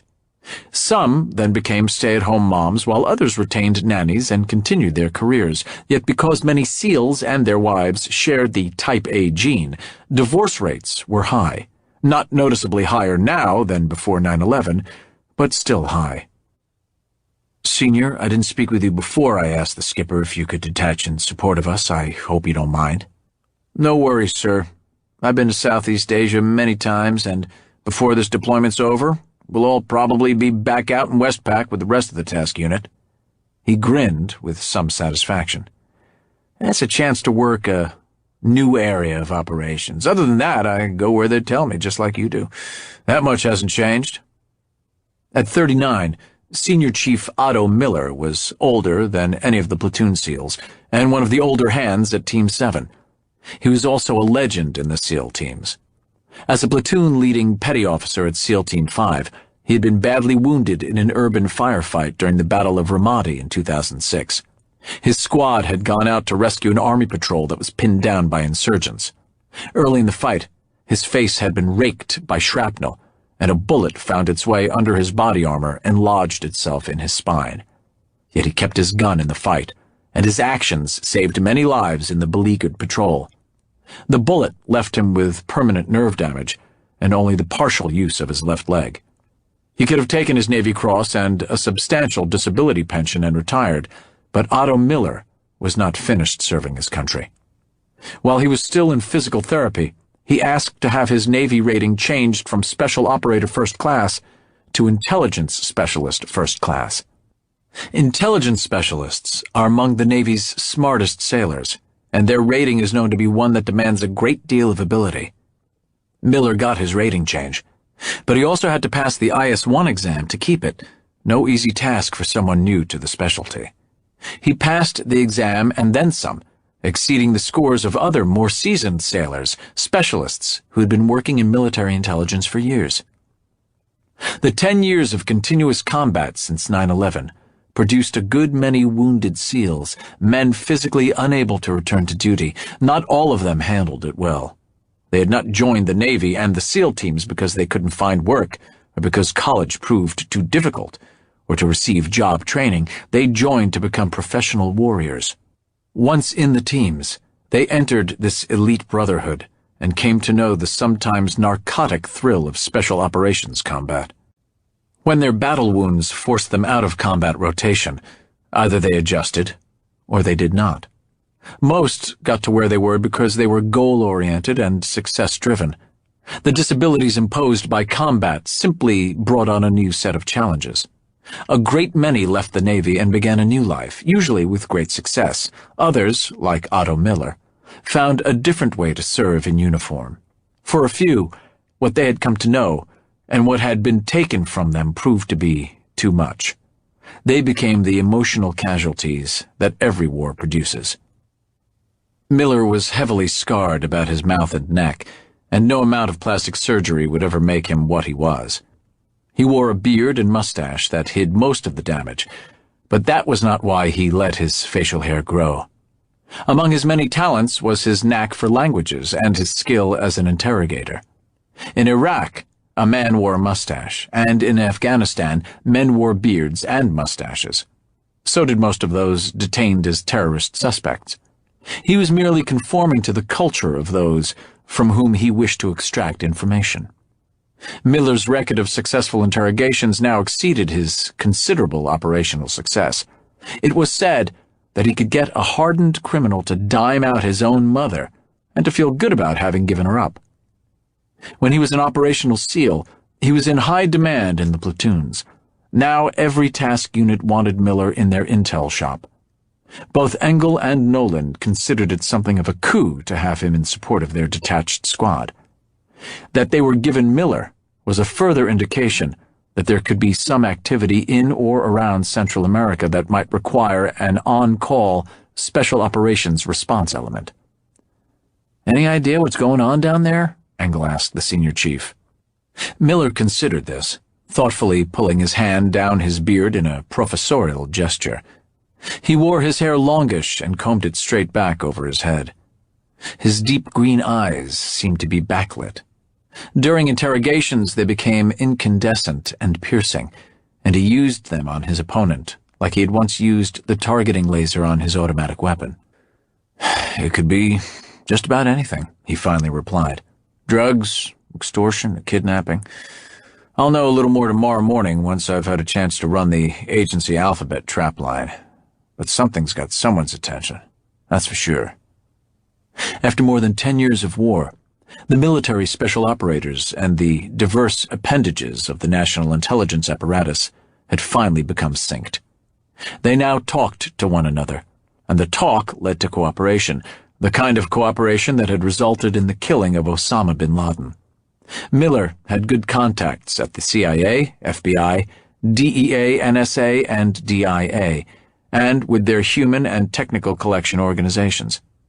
The intelligence community and the military were also now linked by sophisticated and secure communications networks. Early Monday morning, Miller would be pushing his agency and military contacts in Central and South America for any breaking leads. Usually, but not always, bits of information came from the opposition's use of unencrypted cell phones or some other technical collector. There was also the occasional agent on the payroll of some hard-working CIA case officer who came up with some obscure but related fact. And that fact could be linked to another fact, and to still another, until the mosaic produced operable intelligence in the form of a target folder. This was called Operations Intelligence, or Ops Intel, Fusion, and it was making life dangerous for terrorists worldwide. "It's like this, fellas," the senior chief continued. "Over in the sandbox in the jihad land, it's all about religion and tribalism. Down south, it's all about money. The money comes from drugs. There are the drug support industries like gun running, the bribing of officials, assassination, and so on, but the big bucks come from producing drugs and moving drugs to the U.S. and European markets. It's a $60 billion a year industry. The U.S. military mission down south has to do with training the Colombians and the Salvadorians to fight drugs. But we don't fight drugs down there, they do, or at least that's the idea. We've had the Green Berets and some of our special boat teams helping with this training, but not a SEAL direct action element in this mix, which, gentlemen, is what you are."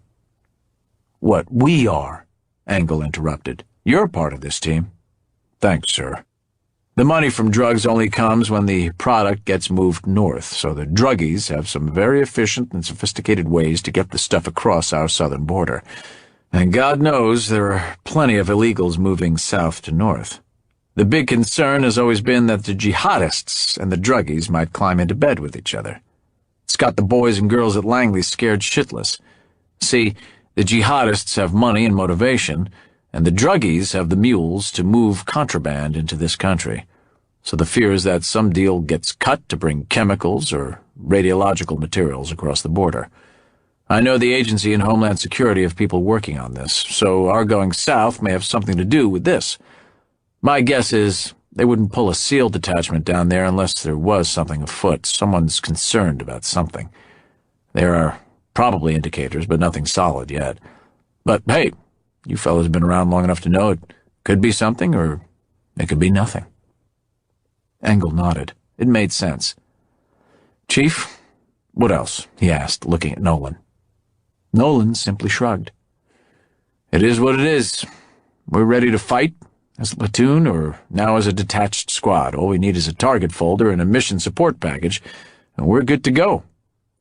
He paused and glanced over to where the platoon SEALs were gathering expectantly in two separate groups. One, the squad that would be deploying with the task unit to the Philippines, and the other, the detached squad that would go south.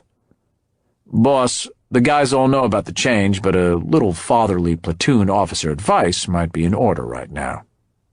"Understood. Senior, you want to excuse us for a moment? No problem, fellas. I'll let you know if and when I learn anything. It was the custom on the eve of a deployment for the senior platoon officer and the platoon chief to each give a short, private, out-of-the-door speech to the SEALs before they broke off to finish the evening with their families. Since the Bandito platoon would be splitting into 2 squads for at least the initial part of this deployment, Engle had elected to make the break now. His assistant platoon officer and the next senior enlisted leader, the platoon leading petty officer, would caucus with the task unit squad, while he and Nolan would quickly meet with their detached squad. The platoon SEALs sensed this, and the 2 groups of SEALs separated and moved apart, from the families and from each other. Engle and Nolan led their group to one of the outlying picnic tables. There were 5 others besides the 2 of them, making it a light squad. The task unit squad would have a total of 9 SEALs, which Engle knew would make his task unit commander more comfortable. He had his own responsibilities. Engle and Nolan had selected the 5 for their individual skills, but had not cherry-picked them. They would fight alongside any of the Bandito platoon SEALs. There was Diego Wyme, or just plain Wyme. He was one of the platoon snipers, and now the lead sniper for their squad. Like many SEAL snipers, he did not grow up hunting or shooting with his father or uncles. In fact, he grew up on the south side of Chicago, where the closest he came to a rural experience was the trash-strewn vacant lot where the kids played baseball and hid from local merchants after they'd boosted a candy bar or a radio from their store. The SEAL sniper instructors liked men who had limited shooting instruction, as it meant there were fewer bad habits to break in teaching them long-range shooting. Wyme had been stocking shelves in Albertsons when he decided to go into the military. He chose the Navy because he wanted to get away, and there was no salt water near Chicago. He volunteered for SEAL training on a whim, having no idea what he was getting into. In training, Wyme had been what they called a gray man, someone you never noticed. But after Hell Week had caused most in his class to quit, he was still there. He was good at all SEAL skills, but by SEAL standards, not great at any except for shooting. Still, he had the right temperament, the shooting mechanics, and the cold efficiency of a natural-born sniper. Wyme, like the rest of them, was now anxious to learn more about the squad's detached duty. He was also anxious to get back to his wife and infant son. Ramon Diamond was the one SEAL they selected because he was the best. He was the most experienced of the 2 platoon radio operators, and since they would not have the support of the task unit's communications team to draw on, they drafted him for the squad. Ray was an electronics geek first and a SEAL second. Everyone came to Ray with a new cell phone that they needed to learn how to operate, or with a laptop that had fallen prey to a particularly nasty virus. Engle suspected that Ray quietly hacked into national security databases for satellite imagery. On their last deployment to Afghanistan, he always seemed to come up with great aerial imagery of their targets. When Engle had asked where he got them, Ray had been evasive, saying that you just had to know where to look. They had worked well together on that last deployment. Ray normally stayed close to Engle, as communications were critical in the modern fight. Comms with the engaged SEAL fire teams, as well as comms with the support elements and higher headquarters. During one particularly vicious firefight, Engle had looked around and couldn't find Ray. A teammate had gone down, and Ray had raced through a hail of fire to drag the injured man to safety. That action led to Ray's second Silver Star. One of the big dichotomies with their platoon geek was that his arms were covered with gang tats, which he refused to discuss. "Some guys are reborn in Christ," Ray would say when asked. "I was reborn in the Navy. That's all you need to know." In addition to his IT skills, he had a dry sense of humor and a knack for pushing other people's buttons. Sonny Guibert was perhaps the only one of the group who looked like a SEAL, or what those outside this tight-knit community thought a SEAL should look like. In a word, he was a wall. At 6'2" and 225 pounds, he was the largest SEAL in the squad or the platoon, and movie star handsome. He had thick blonde hair and perfect teeth.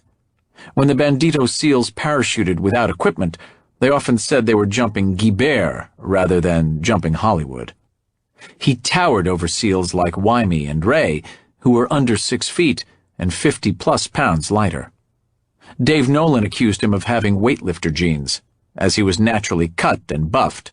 For that reason, he did only nominal upper body work, but he was a highly competitive triathlete. He was the squad's automatic weapons man, which meant he carried the M48 machine gun, a compact SEAL weapon that digested the heavy 7.62 NATO rounds. And in a squad action, his weapon was the biggest dog in the fight. He also served as the squad's armorer, which meant he had sub-custody of all the squad weapons and night vision equipment. He made sure the detached squad had extra weapons and spare parts, so they could operate independently from the task unit. In one word, Sonny was reliable. It was Chief Nolan's job to check all those with platoon and squad responsibilities, but he did so very carefully with the Big SEAL. Sonny took an immense amount of pride in knowing that he kept the squad's weapons package up to standards and that everyone's work gun was up and running. Sonny's personal responsibilities also extended to a wife who could pass for Miss California and 2 blonde, tow-headed daughters. The family was hallmark material.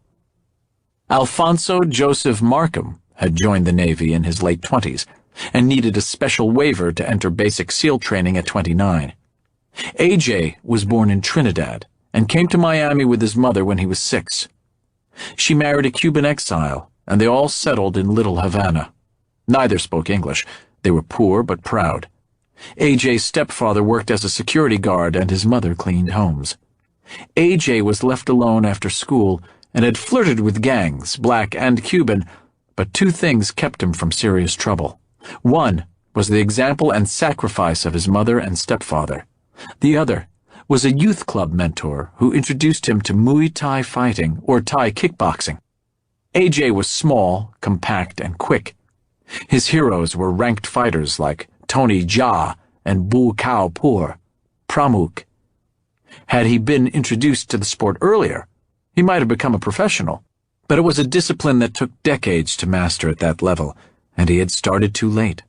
His inclinations led him into security work and to several years with the Dade County Sheriff's Department. But he found police work frustrating, and he ran afoul of department politics. His troubles usually began with a fight between his large Anglo partner and a local gangbanger. When things began to go badly for his partner, AJ would step in and settle things. 3 Miami hoodlums, albeit ones with criminal records and aggressive personal injury lawyers, were left with permanent physical disabilities.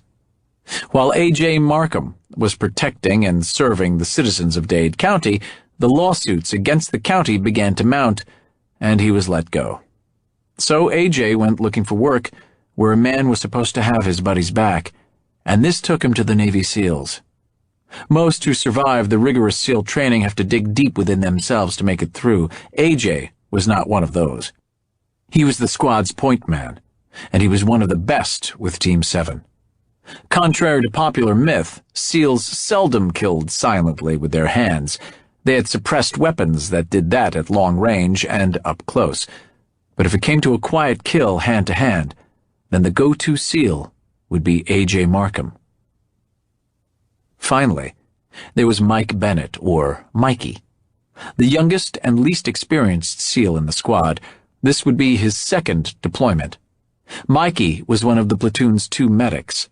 In dividing up the platoon talent, Chief Nolan had chosen Mikey first. When Engle had lifted an eyebrow in question, Nolan simply shrugged. "He's good to go, but I'd like him where I can keep an eye on him." Nolan had no need to explain himself. Engle felt the same way. Mikey would win the Nicest Guy in the World award. He'd been an Eagle Scout and a National Science Fair finalist.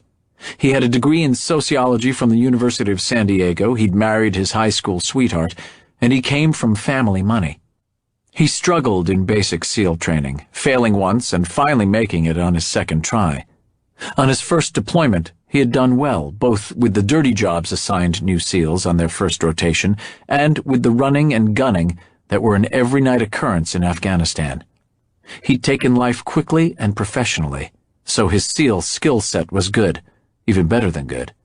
If Engle or Nolan could put their reservations into words, It would be about the dial. All SEALs have to dial it up in the fight, and dial it down in garrison or at home. This allowed them to be tenacious and lethal during the adrenaline high of a firefight, and still be able to lose graciously at cards in the barracks, or read bedtime stories to their kids at home. Mikey's dial didn't seem to be calibrated like the others. On the everyday, normal side, it extended to a range well past the others. He was simply an easygoing, nice person. On the combat side, he did his job, but with seemingly no aggression or emotion. On his first patrol, an insurgent stepped from a doorway and brought them under fire. Everyone reacted, but Mikey was the fastest, ringing the insurgent up with a perfect double tap to the head. He looked back at Chief Nolan with that gee-whiz, how'd-I-do-it grin, and simply continued on the patrol. He might well become the best among them, but he was different. Engle surveyed the men around him. Guys, I only have so many stay tight, stay focused, stay professional speeches in me. You've all been there, you all know the deal. I know nothing more about what may be waiting for us downrange than you do. I do know that while we're detached from the task unit and the squadron, the communications back home may not be what we've enjoyed in the past. Let your families know that there may be times when we'll be in the wind and they'll not hear from you. He paused to carefully frame his words. Regarding families, I'll say again what goes without saying. If there are any issues, personal, emotional, financial, whatever, get them fixed. If you need help, there's the chief and myself. Our wives are there to help as well. We're all here for you. But get it right and get it locked down. When we leave, I want a total front-sight focus on the mission. Everyone's got everyone else's back. That's how we go to war. That's how we all come back from war. We good with that? He met each man's eyes in turn, and each nodded in agreement. Chief? You've said it all, boss. So let's drink to our brotherhood. Nolan raised his beer and was quickly followed by others, including a few who were raising water bottles. For all of those who go downrange, to us and those like us. Damn few. Hear, hear. Friggin' right. The two squads broke from their separate gatherings, much like they had peeled from their free-fall V formations, and rejoined their families. It was full-on dark, and most people had pulled in close to the fires. The wives handed off sleeping kids to their fathers. The older kids drifted back to sit between their parents. Mikey and his wife joined the Nolan tribe and took one of the little boys between them. Ray and AJ sat near Engle and Jackie and observed a comfortable silence. Some talked quietly, others just listened. An occasional joke or war story kept the melancholy at bay, but it was a holding action. Finally, the Banditos and their families began to drift away. Jackie walked Julia Nolan back to their car, leaving only Nolan and Engle. Always the good scout, Mikey had doused and inspected all the fire pits. No glowing embers or rekindles while he was on duty. That's it, boss. I think we're ready. I think you're right. And don't worry about the other squad. They have good veterans and good leadership. Engle smiled. His chief knew him well. He was thinking just that. I'll do my best. Can't worry about what you can't control, right? Just like back here on the home front. Nolan nodded. 2 days and a wake-up, and the long goodbye. Engle again smiled, but it was a sad one. Yeah, the long goodbye. The following day, despite Senior Chief Miller's best efforts, there was no further clarity on what might await them. Something seemed to be brewing, but no one seemed to be able to communicate what it might be. The day after that, the task unit and their single Bandito platoon squad mustered at the North Island Naval Air Station for the flight that would take them west, halfway around the world. Actually, they would fly north on a great circle route, pausing at Kadena Air Force Base on Okinawa for fuel before continuing on to Manila. Lieutenant Engle and Chief Nolan were there to see them off. Following the good wishes and the goodbyes, the big C-17 swallowed up the SEALs, the task unit combat support team, and their gear, For Engle, Nolan, and the remaining Bandito squad, they and their support team would be staging gear at this same location for most of the day. Their departure was scheduled for early the following morning. Every SEAL leaves on deployment in his own way. For some, it's highly ritualized and formatted. Others go to great lengths to make it just another day. A few try to make the last minutes pass slowly. Others want it over and done so they can begin the countdown to the homecoming. Above all, it's individual. Each SEAL and SEAL family handle it in their own way. The night before, just as he had for previous deployments, Rourke Engle arranged for the Coronado livery, the oldest cab company on Coronado, to call for him at the street entrance to their condo building. For him, the leaving was in the details, and he busied himself with them. Rourke Engle faced a common special operator's dilemma. His professional calling was that of a combat team leader in combat rotation. He loved his wife dearly, yet his calling demanded that he leave her for long periods of time, so he immersed himself in the details. For Jackie Engle, the last days were measured in the degrees of seriousness that began to overtake her husband as the time for deployment drew closer. She knew he held it off as best as he could, but as the time to leave approached, he took on responsibility like the layers of clothing one puts on to go out into a cold night. She could almost see him bend under the weight of it. She knew it was a double burden. He was bending under the weight of the responsibility of taking care of his men and of leaving her and their unborn child. She also knew that once he was gone and could focus only on the men and the mission, he would do fine. Jackie Engle didn't resent this. She understood and accepted it. More than that, a part of her welcomed it. She knew that his total attention to his duties was the best insurance she had that he would come home to her intact. The day before, he and Jackie had gone over everything that needed to be in place before he left. This morning, he wanted to think about nothing. He wanted to make their parting as gentle and painless as it could be. Mechanically, he showered, shaved, dressed, and got ready for the day just like any other. They shared a simple breakfast and tried to be cheerful.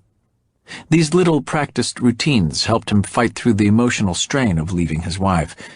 So they went through the routines together. They talked about their next breakfast together, and future breakfasts with a high chair between them. His operational gear, uniforms, files, computer, and the few civilian clothes he would take were long since packed and staged for the deployment. The only thing he put in his bag the night before leaving was always the flag.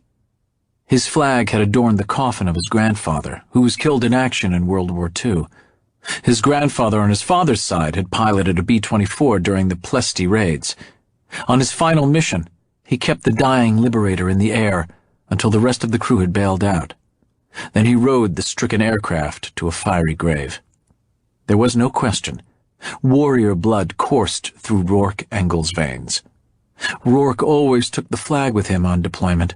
He said it kept him safe, that the spirits of the warriors in his family would protect him while he was in harm's way. The day before, the flag had been over the mantel in a small rectangular shadow box. The next morning it was gone, spirited quietly into the canvas document case that contained his orders and deployment authorizations. Then it was time. He was dressed the same as he was every morning. Camouflage uniform, rough-out desert boots, and utility cap. For Rourke and Jackie, their established point of departure was the front door of their little condo. He would go out the door, and she would remain behind. "Got the flag?" she asked, just as she had on previous deployments. "Got the flag," he responded. Then came the litany of advice and cautions that she knew was coming, and for which she loved him. "Now promise me you'll stay away from your sister Carol. I know it's only secondary smoke, and she sits by the fireplace, but it's still bad news. And stay away from processed food," she said, mimicking him, "and deli meats, and diet anything." He smiled affectionately and added, "And sushi, and ice cream, and alcohol," even though neither had touched a drop, save for his Bushmills at Danny's, since they learned she was pregnant. She pulled him close and rubbed his closely cropped head. "It'll be okay, Lieutenant. Just come back to me with a decent head of hair." You know, Jackie, I not only love you, I'm very proud of you. Ditto, boss. Any other orders? Yes. I want to look into your eyes when our first child is born. Honey, you know I'll do my best. Both were misty-eyed and holding each other closely. He bent over and kissed her gently on the mouth. I love you. And I love you. They continued to hold each other for another long moment. Then he took up his document case, turned, and walked away. Only after she had gently closed the door did tears flow, and once they started, there seemed to be no end to them. At the North Island terminal, there were the squad SEALs, and the hastily configured support package that would accompany the squad. The aircraft, a newer C-130J, had arrived at noon the day before, so all of the gear was aboard and strapped down. Those like Engle, who had said their goodbyes at home, were essentially already on deployment. For those whose families came to see them off, they were still multitasking, juggling their family and team responsibilities.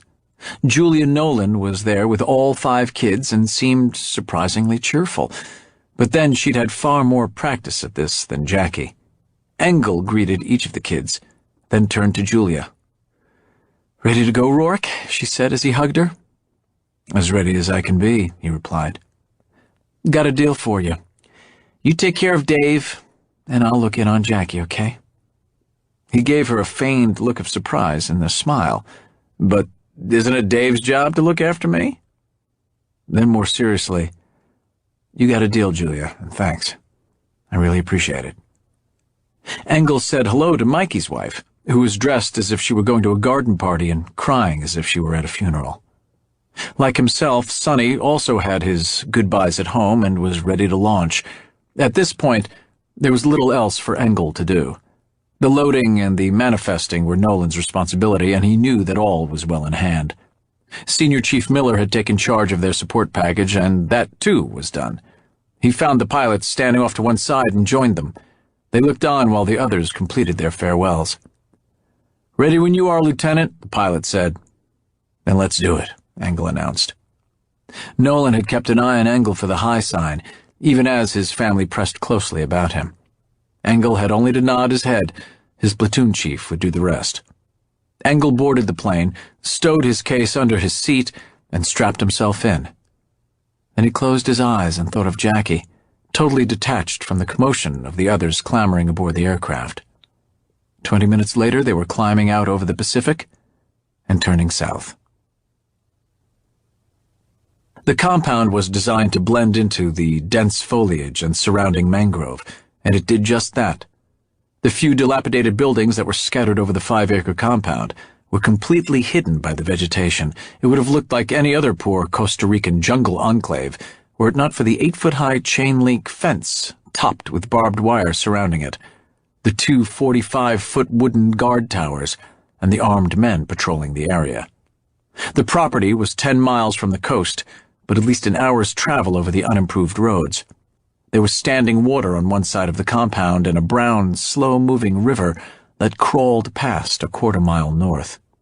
Any aircraft flying over would not know it was there, save for the 2 rut-filled dirt roads barely wide enough for one car to navigate, and there were but shadowy creases in the canopy. The small compound was protected by its remoteness, as well as its security force. Several miles away, a small village provided a link to civilization and housed an additional security force. Like numerous small inland villages, there was a main road, a cluster of huts, and a central building that was a cantina, a general store, and a Pemex station. There were 2 armed forces in the area, the Costa Rican National Army and the local drug cartel. The cartel considered the village and this isolated compound a part of its turf and under its protection. These 2 forces seldom confronted each other. This was not because of the normal practice of bribing officials, at least not out here at the foot soldier level. Theirs was a practical accommodation. Both were well armed, and neither the cartel security men nor the federales wanted to end up face down in the mud and the mangrove. So they gave each other a wide berth. Inside the compound's largest building, A long, low structure. Lisa Morales hung from a rafter in a 20-by-20 front-end room, the tips of her bare toes just able to gain a purchase on the plank flooring. Old Spanish newspapers and mildew covered the room's peeling, clapboard walls, and a single yellow bulb dangled overhead. It was just enough light to cast her slim shadow on the wall and floor. The door pushed open from the exterior, and filtered daylight spilled into the room, illuminating Morales's bloody face and filthy clothes. Tommy filled the door for a moment, then walked up to the battered physician. She raised her head and peered at him through slitted, swollen eyes. "I am a doctor, and my organization will pay a generous reward." Tommy stood a foot from Morales and smiled. He was a brutish figure with a pocked face, narrow eyes, and a thatch of unruly, unkempt hair. He wore a rumpled polo shirt and pleated slacks, both with streaks of blood on them. Just under 6 feet, he weighed close to 250 and was running to fat. Yet he exuded a raw animal power that was both compelling and cruel. He held a cell phone on speakerphone in front of her swollen and bruised lips. "I am a doctor, and my organization will pay you a reward," Morales said again, her voice pleading and weary. Half a world away, sitting in a Lincoln town car on a deserted street in Brovary, Ukraine, Christo sifted through a collection of photos of Morales and Ross. They showed the two of them in her apartment window, sitting at a cafe, and walking through the streets of Barranca. Christo himself was dressed in a hand-tailored Bond Street suit with a crisp white shirt and floral tie. He frowned, shifted in the soft leather seats, and gave his attention to the image of Morales on his iPhone. "Tell me, what is it about you Americans that makes you feel entitled to interfere in my affairs? Affairs which are of no concern to you whatsoever?" He was smiling, but there was a hard edge to his voice. What are you talking about? My name is Lisa Morales. I'm a physician, nothing more." She struggled to continue, as Tommy held the phone closer in his enormous hands, but she could only squint at the cell phone screen through blood-laced eyes. "I know who you are, Miss Morales, and I know who you work for. I know who Mr. Ross works for, or worked for. What I don't know is how much you know. So why don't you make this easy on both of us, and tell me just exactly what you think you know?" "I'm a doctor. I try to prevent mothers from dying at childbirth," she replied, rallying somewhat. "I treat children with malnutrition who are half-starved because of you and your dirty business. I work with—" But her sentence ended when Tommy slammed his open palm into the side of her head. "How did that feel, Miss Morales? Not good, I think. So I want you to think about what I have just said," Christo replied with the same forced smile, "and what I want from you. Now, you have a nice day at the spa." Then to Tommy, "Take me off speakerphone." Tommy disengaged the speakerphone, put the cell phone up to his ear, and stepped away from her. "Keep her alive and don't call me back until she talks." Then, thinking of Tommy and the headache that this meddlesome woman and her CIA handler had caused him, he added, "And after she talks, you may do what you want with her." "As you say, patron," Tommy replied with a twisted grin. Christo wrung off and exhaled deeply, suspecting it would take a while to get what was needed from Morales. He sensed that she might be a tough one. The women, he mused, they were always the tough ones. He paused a moment to reflect on the passion and stubbornness of the ideologically committed. Fools, he concluded. An irritant, but nothing more. He sighed and stared passively out the window of the town car into the bland Brovary landscape. At the compound, Tommy cupped his hand and slammed it against Morales's left ear. "Dígame!" Tommy shouted.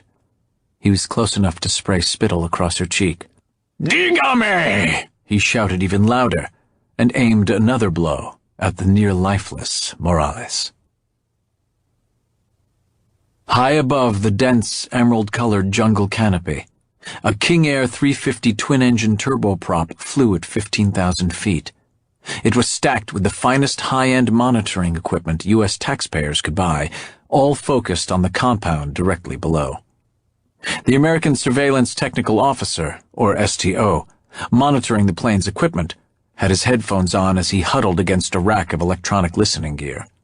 He put his hands over the headphone ear cups to seal out the whine of the aircraft's twin PT-6A 60A engines. The STO nodded his head slowly as he listened. Finally satisfied that he had heard all he needed to hear, his hands flashed to his laptop and raced over the keys. After no more than a few minutes of typing, he hit the send key. His message, and a copy of the intercept, was encrypted and uploaded into an orbiting communications satellite. Chapter 4. Prior to 9/11 and the ramped-up tempo of operations that evolved in Iraq and Afghanistan, the work of U.S. Special Operations Command and their ground combat components revolved around proficiency training here at home and joint training exercises with allies overseas. Periodically, they were called into action for short engagements, like the incursions into Panama, Grenada, and Somalia. Even the Gulf War was short-lived. The pre-9/11 life of a special operator was one of continuous training and perhaps, if he were lucky, an isolated mission tasking. Things began to get interesting during the 1990s, as terrorists were tracked and chased, but SEALs, Green Berets, and Rangers, like most of the conventional forces, remained a garrison force and a force in waiting. To keep forces poised in a forward-deployed position, the United States had gone to great lengths and expense to maintain bases around the world, yet the United States had few such bases in Central and South America.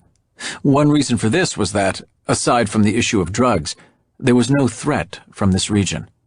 The other was that the Central and South Americans did not particularly want Norte Americano bases on their soil. So U.S. force projection into this area was done offshore, from units of the fleet or from hastily constructed temporary land bases, usually at some leased complex near some little-used outlying airstrip. This was where the Bandito squad found themselves shortly after their departure from Coronado. They occupied a portion of a disused industrial park next to an abandoned airstrip, surrounded by dense tropical vegetation.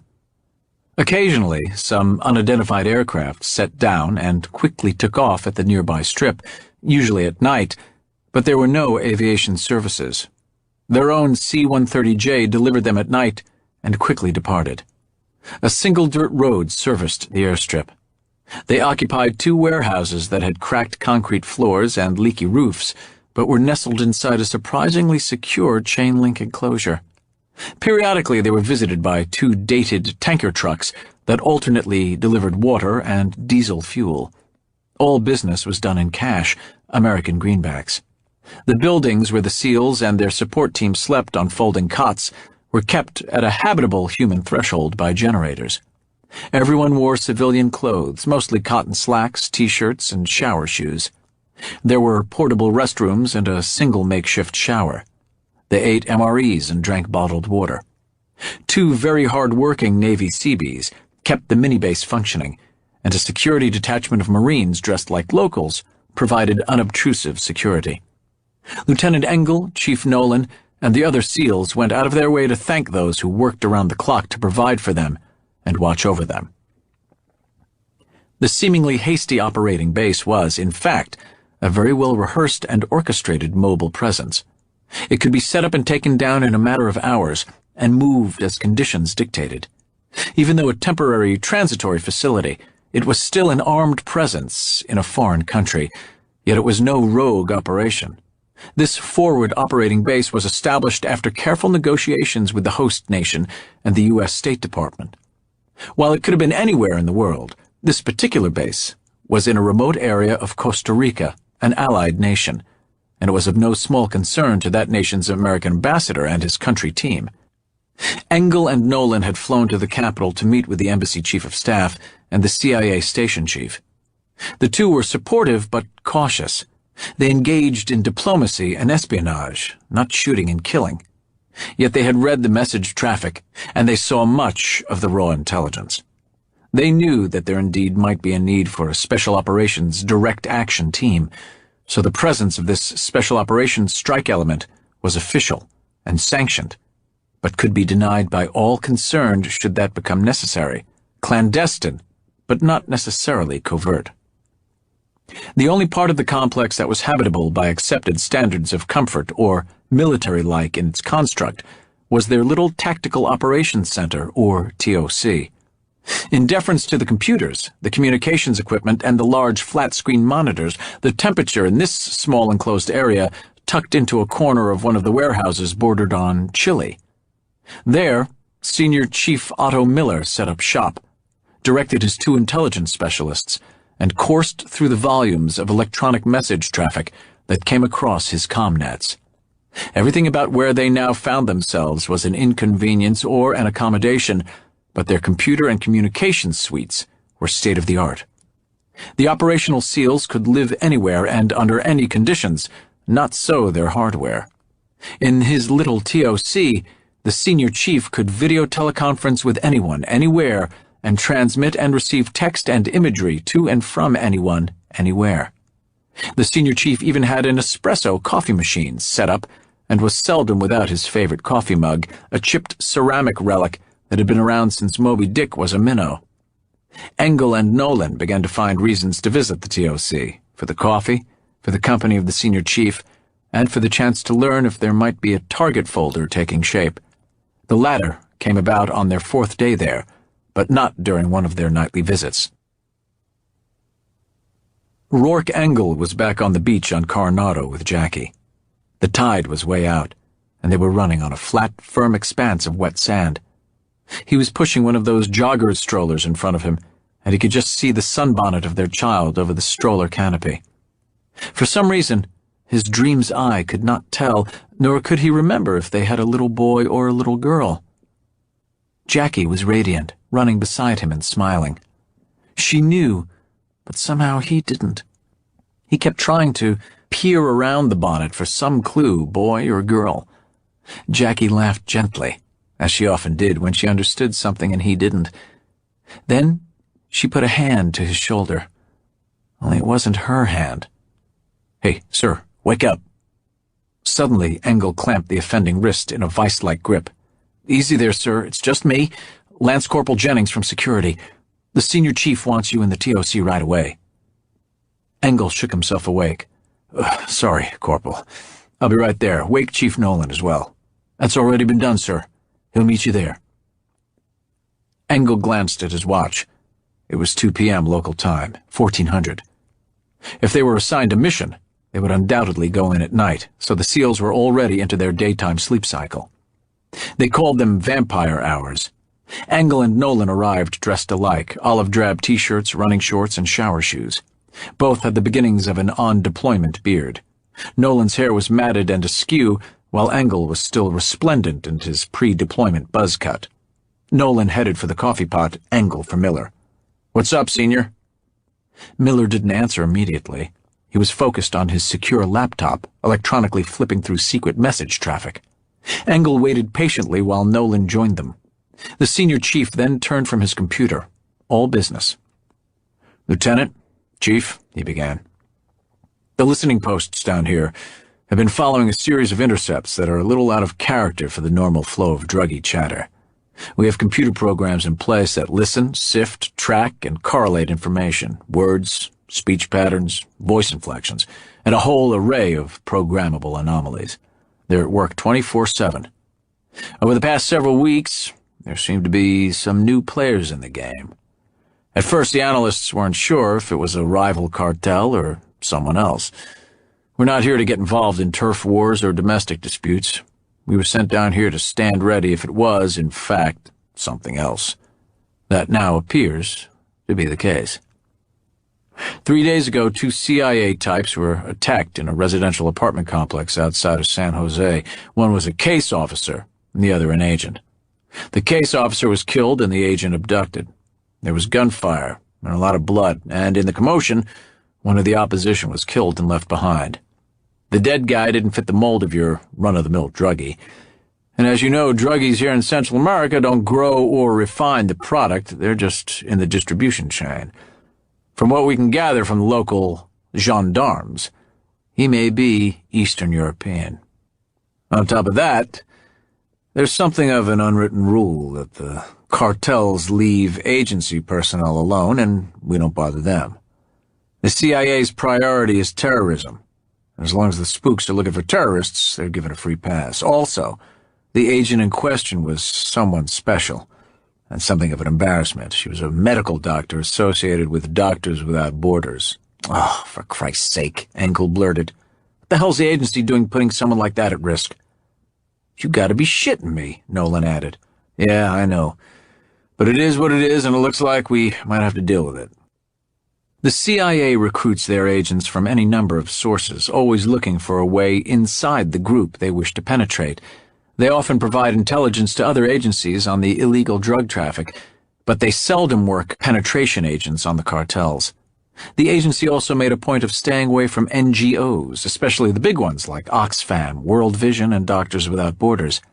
Everyone recognized and applauded their work, and to use someone under the cover of an NGO or even a nonprofit was a big no-no. Susan, maybe you can help us out with this. Lieutenant Susan Lyons was a trim woman in her mid-30s with wavy auburn hair pulled back in a short, no-nonsense ponytail. She was dressed in the khaki uniform of a Navy lieutenant, complete with a surface warfare pin and a modest row of campaign ribbons. Ostensibly, she was a Navy intelligence officer. She'd arrived in a light plane early this morning and immediately met behind closed doors with the senior chief. She seemed to wear the uniform well, Engle noted, thinking that she might even be a reservist. But he doubted that she was active-duty Navy. The senior had called her by her first name, and he was religious about military courtesies. Whoever she was something more than a Navy lieutenant. My name is Lieutenant Susan Lyons, and I'm attached to the embassy, she began, casting a thanks-a-lot look at Senior Chief Miller. I'm going to give this to you as straight up as I can, and I hope it'll be enough. The two people involved are Walter Ross and a Dr. Lisa Morales, both U.S. citizens. Your concerns about Dr. Morales working for American intelligence and an NGO are noted, but why she was doing this is not relevant. That's well above all our pay grades. I can, however, tell you that issues of national security and homeland defense are very much in play here. She was not there just to spy on drug lords. Okay? It was not okay, but Engle held his tongue. Nolan started to say something, but Engle put a hand on his knee. Okay for now, Susan. Please, we're all ears. She gave him a measured look and then continued. Ross and Morales were tracking some undesirables that were known associates of one Mikhail Troikowitz, better known in the international arms trade as Christo. Morales had even had contact with Christo in her DWB work. Now, we care a great deal about Christo. He supplies a lot of people with a lot of weapons. She pulled a notebook from her briefcase, flipped to a page, gave it a quick glance, but never looked at it again. Christo was born in Grozny on 15 April 1964. His uncles were all Chechen separatists. They fought the Russians and profited from the fighting. Christo was not a fighter, but he gravitated to the profit side of the war. After most of his relations were killed, he relocated to Central America, retaining his Chechen clients and taking on the Sandinistas and cartels. He's a smart guy, with a degree in business from the University of Virginia and an MBA from Wharton. He works all sides of the street, to include legal government purchases for many Central and South American nations. She hesitated a moment, then continued. Our side has even used his organization to get weapons to national liberation movements we support. He also supplies weapons to the Russian Mafia, the FARC, the Muslim Brotherhood, and just about every Al-Qaeda splinter group you can name. When he can, he stays away from the business of drugs, sort of a self-imposed non-compete agreement. When he can't, it's usually as an accommodation for one of his cartel clients. He's important, and he's a bad guy. We've wanted him for a long time, but he's a slick one. He's very wealthy, and he spreads a lot of money about, in the pockets of politicians and for worthy regional and local charities. He makes a sizable annual contribution to Doctors Without Borders. While he's tried to upgrade his image, Christo's Chechen roots have recently dragged him back into the sewer. He's had a long-standing, on-again, off-again relationship with a character named Abu Shabal. Shabal is a terrorist bent on mass murder. He was involved in the Beslan school massacre in 2004, and the Russians have a price on his head. He's reportedly been jumping in and out of training camps in the southern Philippines and in Indonesia. We think he may have even been personally involved in the killing of Ambassador Margulies in Jakarta, along with 37 schoolchildren. If Christo is bad, then Shabal is evil in the worst kind of way. This is what may have gotten Ross killed and Morales taken alive. And God only knows what they're doing to her. "All this is interesting, ma'am," Nolan said, "but what's the executive version of all this? What's our bottom line here?" Senior Chief Miller smoothly intervened. "Just before sunrise today, we got an ISR platform aloft and on station, near where we think they might be holding her. Here's an overhead shot of the place about a week ago." He brought up a blurred thermal image of a scattering of huts that appeared to be a small base camp, most likely used for transshipment or repackaging of narcotics on their way north. There was modest activity. "Now this is the way it looked earlier this morning." Miller brought up another thermal low-light level video composite of the same camp. It rotated slowly in a clockwise direction, which meant the ISR bird was circling high above in a counterclockwise orbit. The intelligence, surveillance, and reconnaissance aircraft were marvels of technology in integrated imagery overlay. They could lock onto a piece of Earth like this base camp and, using a combination of visual, thermal, infrared, and radar sensors, deliver an enhanced picture that was both encrypted and real-time. They were now looking at imagery that was 8 hours old. The best imagery was obtained at night, when the ISR platforms could fly lower and see better than in the daytime. Neither Engle nor Nolan asked if this was a drone or a specially outfitted light aircraft flown by a military contractor. It didn't matter. They could see that the number of people in the camp had risen dramatically, as had what appeared to be an increase in security activity in and around the camp.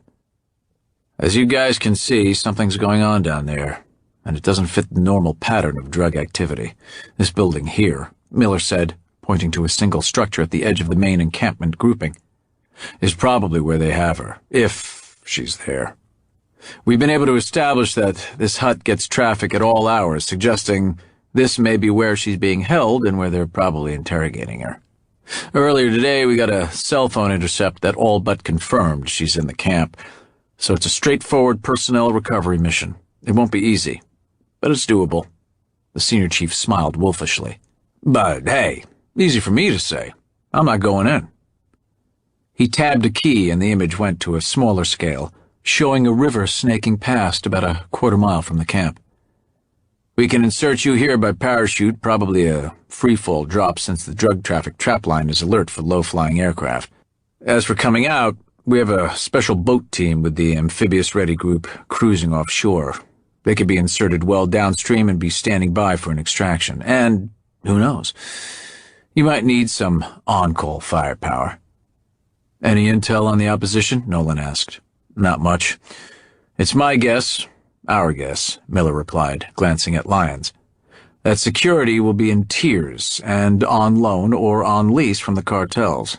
From the imagery, there'll be a dozen or more at the site, but there are sure to be plenty more in the area, so you'll have to limit your time on target. As for Morales, they know what they have and who they have.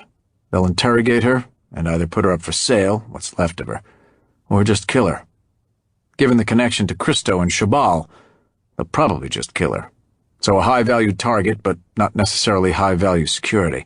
Standard druggy armed thugs, but good ones, and they'll probably be reasonably alert. They will be well armed with minimal training, but not afraid to fight and die. Lots of collective bravado, tactically primitive and unpredictable. Most certainly dangerous." He gave them a palms-up gesture. "Wish I could be more specific, but that's about it." "It's like this, gentlemen," Susan Lyons said in a quiet voice. She put herself and her organization at risk to help us. Now she needs our help. A very brave lady is going to die a horrible death unless you can do something about it. And she does have information we'd like the opposition not to have. Yet I know how it is, that on a mission like this it's your call. All I can ask is that you please try and help her." With that, she rose and exited the TOC, leaving Miller, Engle, and Nolan sitting in a tight little circle around the flat screen. They were quiet for a long moment before Engle broke the silence. "She certainly does know how it is," he said, "and she put the turd in our pocket." They all, in fact, knew. Personnel recoveries were dangerous and chancy business. Balanced against the chance of success was a significant risk of failure. Failure came in at least two forms: getting the subject of the recovery killed, or getting some of your own guys killed, or both. Ultimately, unless it was a rare issue of immediate national security, the go-no-go decision to commit a team to a personnel recovery operation rested at the task force or local level. Since they were operating as an independent detachment, it was their call. They could be ordered not to go, but it was their call to go. It was Nolan who finally spoke. "If it was just some do-gooder who had gotten lost or pissed off the locals, I'd say she made her bed and let her sleep in it. But since she was working for us, well, that makes it different. Kinda binds the cheese, so to speak." Engle nodded. "Yeah. Technically, this makes her one of our own, and we don't leave one of our own behind. Senior, you're more read into this than either one of us. You think the good lieutenant is leveling with us?" Miller leaned forward, elbows on his knees over his steepled fingers. "I think she is. She didn't say as much, but I think she knows and admires this Morales lady. But I give her credit, she seems to be giving us the straight stuff. Either we go get Morales, or she dies badly. Sir, it's your call. That's why they pay the big bucks, and chiefs like Nolan and I have to make do on starvation wages." "Well, shit," Engle said. He pushed himself to his feet and began to pace about the TOC. The call would be his and Nolan's, but ultimately the responsibility was his alone. As with all small unit commanders, there were three things he must weigh and weigh quickly, as the mission was time-sensitive. He had to balance the mission, the lives of his men, and any risk to non-combatants. Non-combatants would be a side issue on a mission like this, but even in a druggy camp, there could be women and children. "When can we go, Senior?" Engle knew Miller would already be staging assets and arranging clearances to support the mission, should he elect to go. "I can have your support package in place by midnight. It would seem a pre-dawn hit would be in order with an after-dawn extraction." Engle again nodded, this time with some finality. He had only to glance at Nolan for his input. He nodded imperceptibly. "Okay then, it's a go. Senior, you know what to do. Chief, rouse the boys, and let's get at it." "You got it, boss." Nolan left the TOC to get the other SEALs up and moving. Miller returned to one of his communications terminals and set in motion the mechanics of a special operations personnel recovery operation. Engle stepped out to find Susan Lyons. He wanted to see if he could get a little more straight talk from her. Once alerted for a mission and briefed on the mission basics by Chief Nolan, the SEAL Bandito squad set about their business. They'd done this many times before and needed little direction. Each had his own area of responsibility. From now until they launched for the mission, the squad would collectively prepare equipment, plan the mission, brief the mission, and rehearse their actions on target. This is what they would do if they had 2 days, 2 weeks, 2 hours, or in this case, about 8 hours. Sonny checked with each SEAL to confirm what weapon he would be carrying and began to set out ammunition, grenades, and special weapon systems accordingly. Since on this mission he would be engaged in room clearing rather than fire support, he would carry the lighter M46, a belt-fed 5.56 submachine gun. As the squad member tasked with air operations responsibility, he would also see that the parachutes were laid out and inspected along with the gear bags they would use in the jump. Ray, as the primary communicator, began work on the comm plan with primary and alternative frequencies. He would work closely with Lieutenant Engle to manage the on-call support assets and to monitor the command and control net. He also set up the tactical SEAL net, which would drive the flow of the operation on the ground. Part of Ray's job would be to ensure that each multiband inter-squad team radio was inspected, encrypted, mated to a fresh battery pack, and fully tested. They would not have a dedicated sniper overwatch team for this mission, but Wymie would carry a suppressed Mk-12, a sniperized version of the M4 assault rifle that was sniper accurate for the ranges they'd be working. He, too, could be tasked with room-clearing duties, and the Mk-12, if a little long, would still serve in that role. But his primary job would be to kill quietly at a distance. There was little for Mikey to do, as each SEAL medical kit was up to date, as was his own squad medical bag, but he knew he would be responsible for tending to Morales and getting her ready for travel. He haunted the senior chief and Lieutenant Lyons for any updates on her condition. AJ was the squad point man. His job would be to take the team from the insertion point to the target and from the target to the extraction point. Although the waypoints to the target and the extraction lanes would be GPS-driven coordinates and azimuths, he also needed to be able to find his way by compass and pace count should their GPS fail. For most of the afternoon, AJ pored over maps and imagery to establish insertion points, extraction sites, and alternative extraction sites. Nolan and Engle spent the balance of the afternoon reading intelligence reports and looking at imagery of the target. They focused on developing the plan of attack and the all-important actions on target. They'd done this many times before in Iraq and Afghanistan, but in the sandbox, they had two very distinct advantages. First, they were blessed with good intelligence on the opposition and precise, state-of-the-art targeting imagery. Second, there was always an overwhelming quick reaction force on standby if they got into trouble.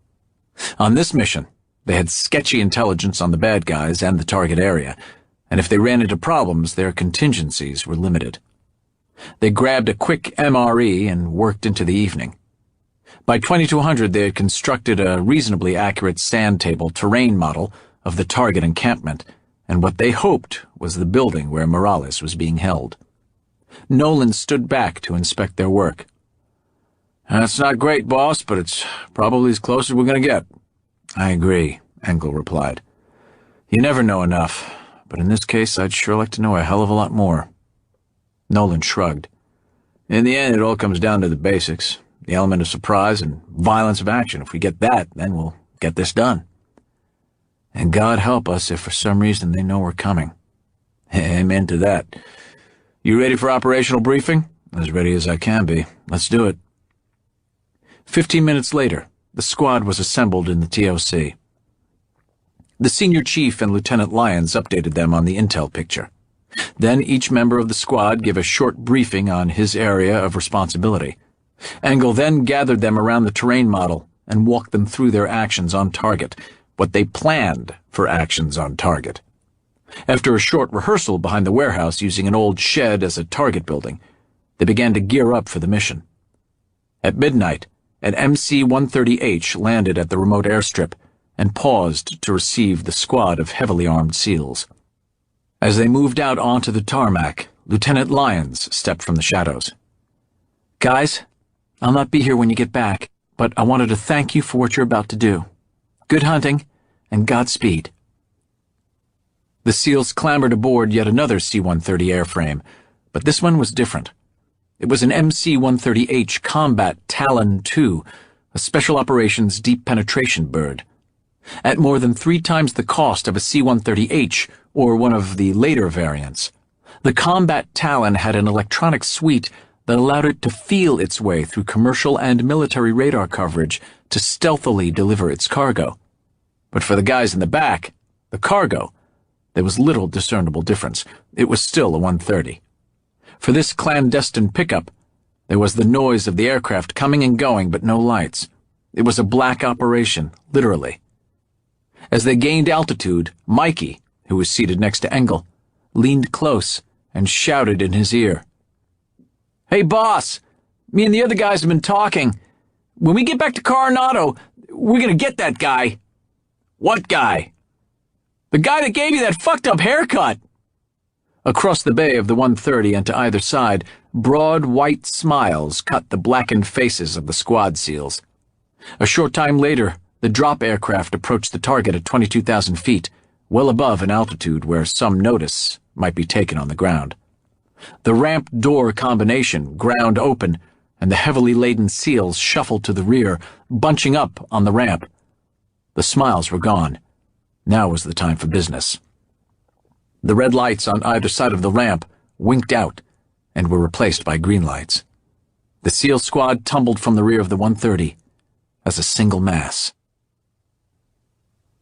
As the SEALs tumbled into space over Costa Rica, two Sikorsky CH-53E Super Stallion Marine Corps helicopters sat turning on the massive flight deck of the USS Bonhomme Richard, LHA-6.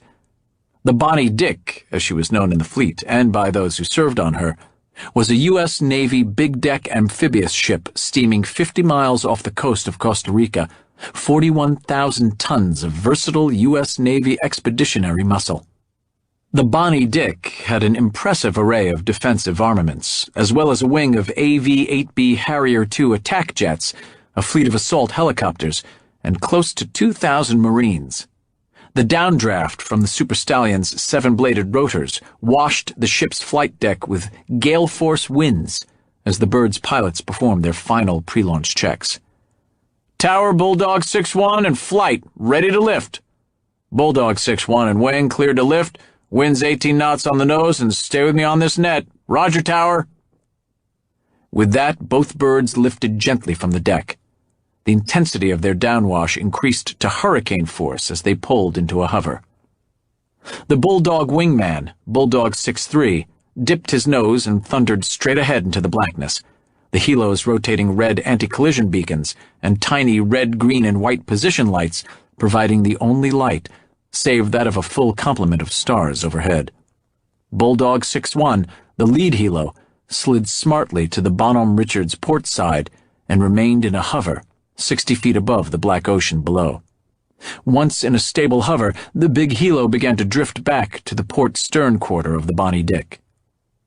As Bulldog 6-3 turned lazy circles directly above the ship and 6-1 hovered, one of the two Special Operations Craft Riverine, or SOCR for short, was positioned on the aft portion of the Bonhomme Richard's flight deck. The flight deck drill this night was to hang a 36-foot, 14,000-pound combat craft from each helo. Inside each bird, a 5-man boat crew from Special Boat Team 22 looked on anxiously. For these highly trained Special Warfare Combatant Craft Crewmen, or SWCCs, this was high drama, and more than a little nerve-wracking. All they could do was watch as the 20-ton helicopter hovered over the beloved boat. Bulldog 6-1's pilot carefully lowered his hover to just 10 feet over the first SOCR combat craft.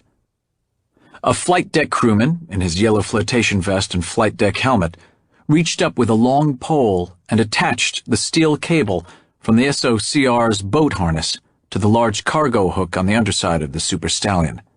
Once complete, the landing signals officer standing directly in front of Bulldog 6-1 raised his spread arms up and up again, signaling the pilot to lift his hover and accept his burden. Gradually, the Super Stallion took tension on the 4-point sling, and the SOCR was airborne. The Bulldog lead pilot, moving more carefully now that he had his cargo slung underneath and making small cockpit corrections, dipped the nose of the Super Stallion as he began to creep forward. Once through translational lift, he increased speed to 90 knots and took up position on the Bonhomme Richard's starboard side, orbiting in circles 500 feet above the Black Ocean. The Super Stallion and the SOCR now moved as one. With Bulldog 6-1's pickup complete, Bulldog 6-3's pilot spiraled down from 500 feet and followed the ship's wake until he was at Bonnie Dick's fantail. He then eased over and above the second SOCR boat. The pilots and crewmen on the deck completed the same maneuvers with the lead bird. Bulldog 6-3, mission ready and transitioning to forward flight, eased away from the Bonhomme Richard's port side. Thanks to the skill of the Marine pilots, the delicate maneuver had taken less than 15 minutes. Bulldog 6-1 in flight, You are cleared to switch control frequency, come up to 262.5 megahertz, and have a safe flight. Bulldog 6-1, roger, the lead pilot replied as he flew straight ahead, still at 500 feet. Within a minute, Bulldog 6-3 was formed up in loose cruise formation on 6-1's starboard side as the two super stallions turned gently east toward the west coast of Costa Rica. 45 minutes later, the two CH-53Es thundered over the treetops of the lush Costa Rican jungle, their slung matte gray SOCR boats conforming to their every move. They remained just above the treetops to avoid any commercial radar detection, and they showed no lights. The Marine pilots, relying on their helicopter night vision systems, their GPS navigation systems, and hours upon hours of night flight training, made their way precisely toward their insertion point with no ground reference points or electronic emissions. The two super stallions slowed as they found the river, Bulldog 6-3 pulling into loose trail behind his leader. Established in a hover over the wide river, the super stallion's pilots gently lowered the SOCR boats into the water. As they did, each boat's 5 SWCCs, with a great deal of relief, clambered down rope ladders into their boats. Once waterborne, they were back in their element. The boat guys, as their SEAL brethren called them, traced their routes back to the U.S. Navy torpedo boats of World War II. The SWCCs, called SWICs, could take the SEALs where deep-draft Navy ships couldn't, into shallow water and far-up rivers like this one. The SOCRs drew just 24 inches. Their mission this night wasn't to deliver the SEALs to the fight, it would be to extract them. The coxswains gave their respective super stallions a thumbs up, and the Bird's pilots cut the umbilical holding the boats underneath them. Their mission complete, the CH-53Es turned west toward the blue water, and their home plate, the Bonnie Dick. The boat crews immediately began to prepare their craft for high-speed travel into harm's way. The well-tested engines roared to life at the touch of the ignition. The coxswains then pointed their bows upriver, the engines at an impatient idle, and the two Hamilton water jets holding each craft steady against the gentle current. Each boat leader, a Navy chief petty officer, took charge of his boat and directed his small crew to armor up. The SOCR carried a formidable arsenal of 50 caliber machine guns, 40 millimeter grenade launchers, and 7.62 millimeter miniguns. Chief Ricardo Bautista, the officer in charge, or OIC, of the lead, or one boat, quietly barked orders to his crew. The noise of the departing helicopters marked their presence, but no use letting those who might be listening know there were North Americans on the river. "You know the drill, Wilson. I want the 50 cals fore and aft and the miniguns port and starboard." "Got it, Chief." "Bachman, have the grenade launchers at the ready in case we need them." "Roger that, Chief." There was a flurry of activity as both crews removed the weapon systems from their tied-down, stored positions and mounted them on their craft's gunnels and fixed stanchions. Heavy cans of ammunition were broken out and made ready. Neither boat showed a light as the crews went about their business in total darkness. There was the occasional flicker of a well-hooded red penlight. The SWICs knew their boats, and they knew their systems. On the lead SOCR, each crewman reported when he was up and ready. It was much the same on the two-boat. Bautista watched from his coxswain's flat, missing nothing. When all was ready, he pulled himself up to his full 5'8" and turned to the others. "Okay, guys, bring it in." His 4 SWICs collapsed in around the helm. "Now listen up. We got SEALs on the ground in bad guy territory. Our job is to extract them safely, and the recent intel says there's a good chance it'll be a hot extraction. Everyone, stay focused and stay professional. Call out your targets, do it just like you trained. There'll be bad guys out there as well as our SEAL brothers. Make damn sure of your targets, then bring the pain. Got it?" Bautista's crew nodded in unison. They got it. "Two boat, one boat, over," Bautista said into his encrypted lip mic. "Two boat here, manned and ready, over." "Roger 2, stand by to get underway. 1 out."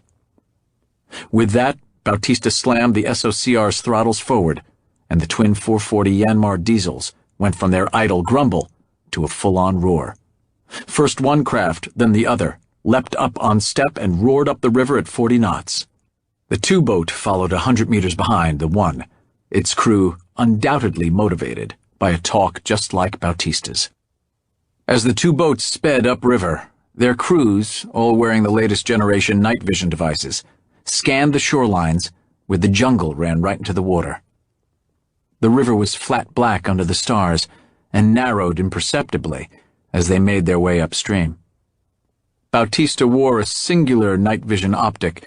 This allowed him to see the dark ribbon of river ahead and to monitor the nav aids on his console.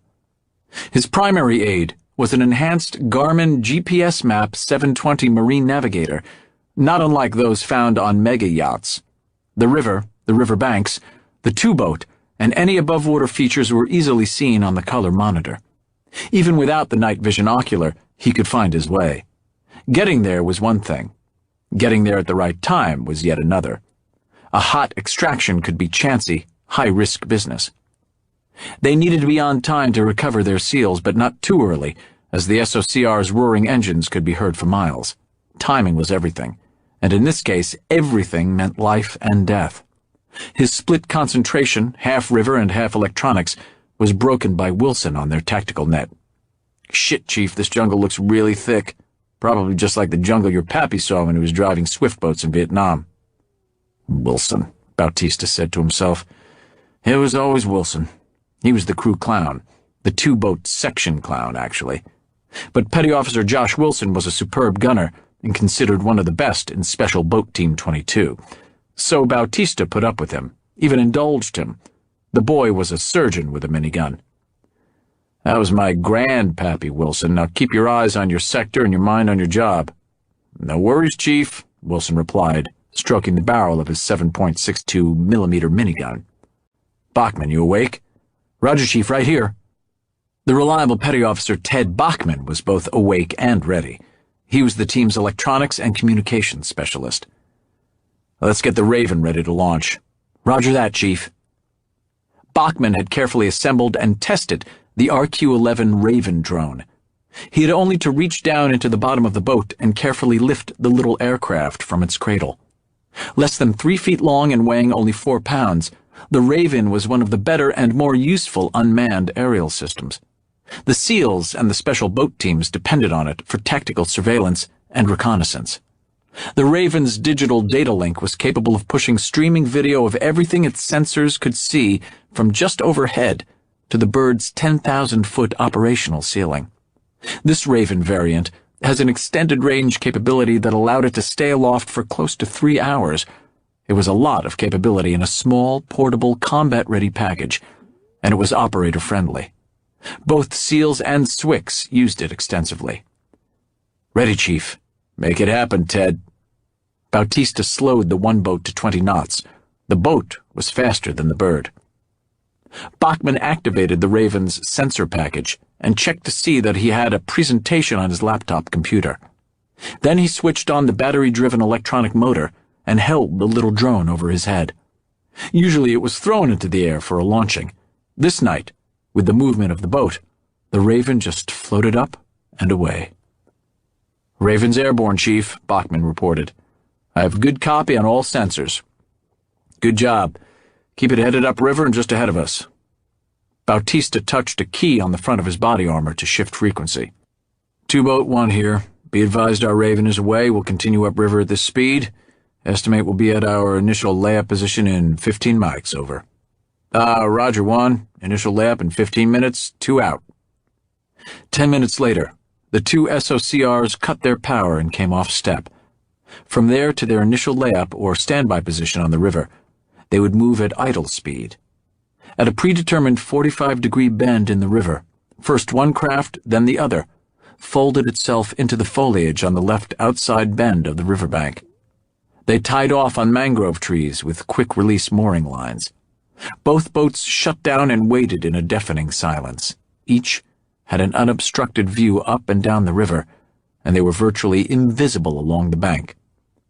10 minutes later, the UHF SATCOM radio crackled to life in Bautista's headset. Chapter 5. All 7 SEALs hit the same partially cultivated field within seconds of each other and in a tight group. That was the beauty of a free-fall insertion with steerable parachutes. The 7 had formed up on Sonny after they left the MC-130H, fell 3,000 feet, and opened their chutes at the same time. Then, under canopy, they followed him to the precise drop zone location he'd selected in planning the jump. Without a word, the squad rallied and moved into the shelter of an abandoned banana grove, stashed their parachutes, and began to quietly strap on their body armor, operational gear, and weapons. It was doubtful that they had been seen, but they were taking no chances. Once geared up, they went into a security perimeter and listened for 5 minutes in complete silence. Engle called Ray over to him. Ray passed him a handset that was on a coiled tether to his satellite radio. "Mother Goose, this is Blackbeard, over," he said in a low voice. "This is Mother Goose, over." Through the encryption and the spaceborne relays, he could make out the controlled voice of the senior chief, and, Engle thought, perhaps a note of relief as well. "This is Blackbeard, we are at Point Alpha. How copy, over?" "Mother Goose, copy you at Point Alpha, over." "Blackbeard, roger out." While Engle called in their safe insertion, Chief Nolan began to work his way from man to man around the circle, making sure there were no issues from the jump. "Nicely done, Sonny," Nolan said in a low voice when he came to the Big SEAL. "Couldn't have picked a better DZ." When he got to AJ, "Ready?" "Ready, Chief. Target is 280, about 4 clicks." Finally, he made his way to Engle. "We're up, boss. AJ has us about 2.5 miles east of the target. You know what I really like about an operational jump?" Engle paused, rolled his eyes, knowing he would have to hear this. "You don't have to hump your shit a mile or so off some big army drop zone, and there's no rigger standing by to give you crap about how you coiled up your chute." Engle couldn't help but grin. "Okay, Chief. Now that we got that settled, let's go to war." Nolan turned and signaled to AJ, pumping his fist in the air. The Bandito point man turned, rose, and began to move. Without another word, 7 dark forms filed out of the banana grove, traveling east. AJ on point, followed by Engle, Ray, Sonny, Mikey, and Wymie, with Chief Nolan bringing up the rear. Periodically, AJ would halt the patrol, and they would all listen, and then move out again. Their drop zone was at 1,000 feet elevation, just above the coastal mangrove that bordered the edge of a deciduous forest. As they descended to lower elevation, the ground became incrementally wetter. AJ picked their way through small groves of ceiba and bamboo with an occasional fig or mango tree. The undergrowth was a mosaic of sawgrass, low palms, ferns, and flowering shrubs. Had it been daylight, they would have been amazed at the variety, density, and coloring of the orchids. Since they had left the banana grove, they had encountered no sign of cultivation or any structures, but that was expected. They were making their way toward the marshy coastal lowlands. Apart from a dog barking in the distance and the occasional scurrying of an animal or a reptile, they moved in complete silence and solitude. They also moved quickly with the help of their night observation devices, or nods, and a sliver of a moon that would not set until just before dawn. AJ had planned their route well, keeping them on solid ground. Only as they approached the target did they begin to walk through marshy areas. As a security halt, some 400 meters from the target, Engle again turned to Ray, who was just behind him in the patrol. This time, Ray took a pigtail from his satellite radio and plugged it into one on Engle's combat harness. "Mother Goose, Blackbeard, you still with me, over?" He now spoke into his encrypted helmet mic. "Mother Goose here, over." "Roger, Mother Goose. Approaching target from the east per our planned route. Anything from Whiplash, over." Miller paused a moment and then, "Whiplash is on the move and expects to be operational at his insertion point in 10 minutes, over." "Roger, 10 mics to his insertion. We are moving to the pre-assault position, estimate 40 mics to beginning the assault, over." "Copy, 40 mics to the assault. Mother Goose, roger out." At 100 meters from the camp, they smelled the damp smoke of a wood-burning stove. At 60 meters, they began to hear voices, but there was no alarm in them, mostly coughing, bursts of guttural Spanish, and an occasional laugh. Otherwise, There were only the normal jungle swamp noises. AJ halted the patrol 40 meters from the encampment, and no one moved for 10 minutes. Then he called Engle forward, and the two lay side by side. They could clearly see the long, low building that was the compound's central structure, plus two outlying structures that were more distant and partially shrouded in the mist rising from the swampy ground. The area immediately in front of them was dark, but for dim interior lighting in the main building. This was where they were holding Morales, if their intelligence was accurate. They could see what appeared to be security lights on poles on the other side of the camp, the side served by the main access road, but from their vantage they appeared only as distant and luminescent balls of cotton to the naked eye. In their night optics, they were fireballs. They knew there were other structures near the main access road, but they were lost in mist and mangrove. That there were lights but no generator sound meant there was electricity and perhaps even phone service. What was not shrouded in the rising mist they could see well with their night vision devices. These were the latest generation of nods, with low ambient light and thermal capability. The huts were cheap wooden-framed constructions, cottage-like affairs with corrugated roofing. All were built a few feet off the ground, on stilts. There were planks leading from the front and rear of the main building in deference to the muddy ground. Almost all the camp, except what lay directly before them, was protected by a crude 8-foot chain-link fence topped with barbed wire. Between the seals and the huts, there was 20 meters of a shallow estuary that joined the main river several hundred meters north of the compound. The seals had purposefully selected a route that would bring them in this way. It was the most difficult, and therefore the least likely, avenue of approach.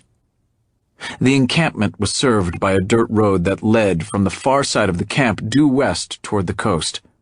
A secondary road led north from the main building to the river, some 400 meters beyond. AJ brought them to the eastern edge of the encampment, exactly as planned. Engle squeezed him on the shoulder. Good job. AJ had secured his GPS receiver and continued to study the camp with his nod. Security, Engle whispered. I've seen two. One is on roving patrol and the other is seated on a bench just outside the front door to the main building, and off to the right, about 45 feet in the air. See it? Engle did, easily. Got him. Both knew that the glow of a cigarette tip that high, which looked like a flare with the nods, could only mean a sentry in a guard tower.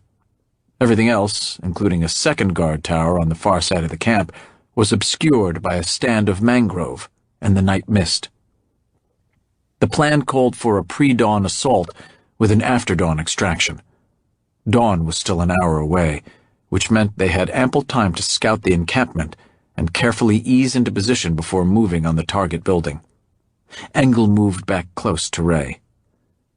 Tell the senior chief we're at the camp and have the target structure in sight, proceeding according to plan. Ray nodded and quietly called Mother Goose on his radio with their position and information. Then Engle keyed his tactical radio, speaking quietly into the boom mic from his helmet. Due to the marvels of technology, SEALs and other special operators all wore headphones that allowed them to hear radio traffic clearly, and they had only to whisper into their boom microphones to transmit. The headphones were also equipped with sound-canceling and enhancement features that blocked loud noises like gunfire and explosions, but amplified all other sound. They could hear footfalls, quiet conversation, leaves rustling, and the buzz of the swamp sounds quite clearly. Engle carried two radios, one tuned to the frequency of his support net and the other to the frequency of his squad tactical net. He keyed his tactical net frequency. Okay, Banditos, radio check. They answered in turn. AJ here. Ray here. Sonny here. Mikey with you. Wimey here. All present, Nolan added. Okay, guys, Engle whispered into his mic. We're at the camp and at the jump-off point. Stand by to move to your pre-assault positions. Boss out. Then he keyed his other radio, the one that connected him to his support net. Whiplash, this is Blackbeard. You with us, over? Whiplash is standing by and in position, laying up 30 mics at a fast run from your primary extraction site, over. A wave of relief swept over Engle. His boat support team was in place, according to plan, and just as he had expected. Had it been otherwise, the senior chief would have told him. Still, it was comforting to know there were friends nearby. "Good to have you with us, Whiplash. We are on target, moving to our pre-assault positions. Our Raven airborne, over?" "The Raven is airborne and headed your way, and Whiplash is standing by. Good hunting. Out." Engle paused to take a deep breath, then keyed his tactical radio. "Chief, come up here." "Roger, moving." Nolan moved up the file, dropping to a knee between AJ and his lieutenant. The three of them again studied what they could see across the short expanse of dirty water. For a security force, the water represented a barrier and security. For SEALs, it meant concealment and sanctuary. A few minutes earlier, AJ had spotted another 2 sentries on roving patrol on the far side of the camp. That made a total of 5. But to get across the water, the sentry in the guard tower would have to be dealt with. Engle bent close to his chief. "We're a bit ahead of schedule. Believe we should bring the squad up online and hold here for another 10 minutes or so, then begin working our way across the water toward the target hooch. There's a shallow rise just a few meters to our right, just above the water. I can control from there, and it's a good perch for Wymie." Nolan studied the ground. "From the looks of the security on this side of the camp, there may be a few more tangos than we bargained for." Tangos, in the SEAL lexicon, were terrorists, but the term could be applied to any member of the opposition. "Might be we could use your gun in this fight." Engle considered this. In a small unit engagement, the platoon or squad leader needed to keep himself in a position where he had oversight of the ground action and could coordinate the supporting elements. His weapons were his radios. If he were in the fight, he could not do that as well. So, as was often the case, the leader positioned himself to control the fight, and his number 2 led the fight. Given what he was seeing across the canal in the way of security, another gun in the assault element would certainly help, maybe even be a game-changer. But this assault might well turn into a melee, and he needed to stay above it. That's tempting, but I'd better be where I can control the action." He glanced at his watch. Then, "Let's get him online and do this thing. Let me know when you're ready to cross." Nolan nodded and keyed his TAC radio. "Okay, guys, let's go get this lady. Wymie, you're with the boss. The rest of you, on me." The 5 SEALs moved as one across the short piece of open ground to the edge of the estuary, making good use of the palmetto growth at the water's edge. Engle and Wymie moved off to their right to a gentle rise that afforded them a good view of the encampment and the main camp building. Wymie began to scan the camp through his MK-12 optic sight, noting targets for future attention and looking for others not yet found. Engle laid his M4 to one side and pulled a small case from his rucksack. Using the lid as a light shield, he flipped on the Toughbook laptop. It took a few moments for the device to find the satellite and bring up the preset program. Then, the screen filled with an infrared presentation of a jungle canopy moving slowly from the top of the screen to the bottom. He keyed his radio on the support net. "Whiplash, this is Blackbeard. I'll take control of the Raven now, over." "Blackbeard, Whiplash, you have the Raven, over." Blackbeard, roger, out. Engle typed in a set of GPS coordinates, and the presentation began to rotate as the little drone responded to new guidance. Within minutes, the camp came into view. Engle put the aircraft into an orbit over the target, brought it down to 1,000 feet over the camp, and adjusted the camera zoom. He began to pick up details of the camp, the long central building, and finally, the 2 guards on the ground plus the 3rd in the guard tower. Nolan came up on the tactical net. "Okay, boss, we're in position." "Roger, stand by to move when I give you the word." "Roger." The delay before an assault, when everyone was in place, was important. It allowed the SEALs in the assault element to become oriented to the camp, the swamp sounds around them, and the target building. It allowed Engle and Wymie time to study the layout in front of them and become familiar with the movement of sentries. After close to 10 minutes, Engle came up on the TACnet. "Ready, Chief?" "Ready, boss." Engle leaned close to his sniper. "Okay, Wymie. He's yours." From his perch, Wymie could clearly see the guard in the tower 100 meters away. Through his AN PVS-4 low-light scope, it was as if the man was just 25 meters away in broad daylight. It was by no means a difficult shot, but he didn't want the guard to fall from the tower and create a disturbance. The guard was no longer smoking, but he was leaning against the rail of the tower's small elevated platform, an AK-47 held loosely in the crook of his arm. His head periodically bobbed as he fought going to sleep. Wymie centered the crosshairs as he went into his breathing cycle, then pressed the trigger. The guard dropped silently to the tower platform like a wet rag. But his canteen tumbled over the edge. Wymie and Engle winced, but there was no sound as it fell into the soft mud at the base of the tower. The only sound was the cough of the suppressed rifle and the audible snap of the bullet cracking the sound barrier on its way to the target. Following the shot, they all waited in silence for any reaction from the crack of the round. There was none. "Okay, Chief. You good to cross?" "Roger. We're moving." Each SEAL entered the water in turn, slowly moving from the bank until only their helmets and nods were visible. They fanned out as they approached the other side, no noise and no ripples. This was something the SEALs had rehearsed dozens of times. This was their element. The estuary was not deep, yet only their heads crested the water. AJ, Mikey, and Ray slowly emerged on the far bank, crouching low as they moved to the cover of the mangrove and low palm growth. They then carefully dewatered their weapons and took up security positions, slightly flanking the building. Nolan and Sonny remained immersed. "We're set, ready to move on the target, over," Nolan reported. Engle keyed his tactical radio. "Okay, Chief. Give me a paint." "Roger that. Coming on now. And off."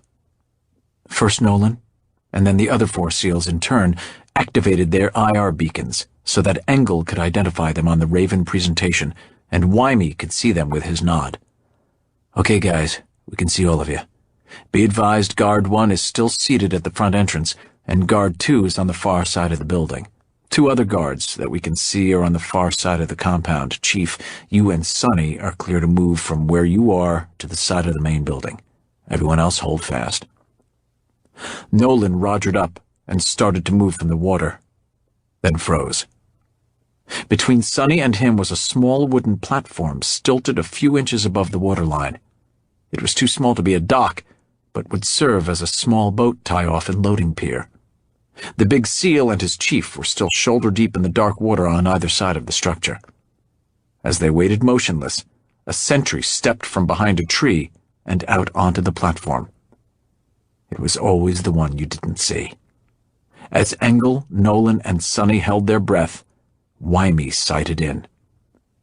"I have him," Wymie whispered over the TACnet. And he did. The shot took him just over the heart on his left side, spinning him to his left and over backward toward Nolan.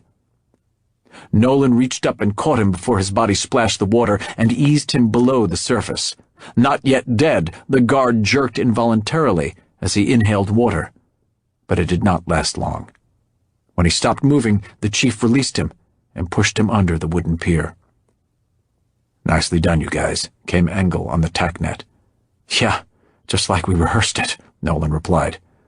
"You ready, Sonny?" "Ready, Chief." And the 2 SEALs emerged from the water, carefully draining their primary weapons as they advanced on the target hooch.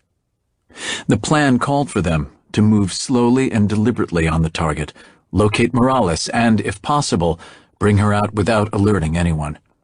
This meant inching forward and avoiding contact with the camp security force, or at least delaying any contact until they could find Morales and gain control of her. It's said that most battle plans go out the window when the first shot is fired. On this night, it was the first scream. The back room of the long, squalid hut had become a torture chamber. Heeding Christo's instructions to keep her alive and not call back until she talked, Tommy did what he did best. He tortured the young doctor. Yet, in doing so, he was careful to prolong Morales's life. He had never let Christo down, and he didn't intend to do so now. He knew the stakes, and knew that if he failed, his life was worthless. Christo would have him tortured, and find someone else to extract what he wanted from Morales. The look on Tommy's face was one of determination laced with frustration. He had slowly increased the pressure on Morales, from slapping her face bloody, to burning her flesh with a lit cigar, to cutting her and rubbing salt into the wounds. Earlier that day, he had had her gang-raped by the camp sentries. He had applied electric shock to her breasts and genitals. Nothing had worked. Now, Tommy reached into his bag of sick tricks for what he was sure would finally bring her around. He'd only had to go this far with a hostage once before, a tough Costa Rican paramilitary officer, and the man had broken in less than 5 minutes. This Yankee bitch wouldn't hold out half that long. He permitted himself a smile. He was going to enjoy this. Lisa Morales was chained to a sturdy wood table. The rusty metal dug into her wrists, which were made dark red from both dried and oozing blood. Her hands were splayed out on the table, the tops of them swollen and bruised. She hung from them, with her head just below the tabletop. Her feet, stretched out behind her and tied to ring bolts in the floor, were black and swollen from the stick beatings on her soles. Dozens of large flies buzzed around her, licking at the open wounds. She was naked, save for her blood-stained bra and panties, and her face was so swollen from Tommy's beatings that her mother would be hard-pressed to recognize her. Blood seeped from multiple cuts on her torso and legs. The table and floor about her was slick with blood, urine, and feces.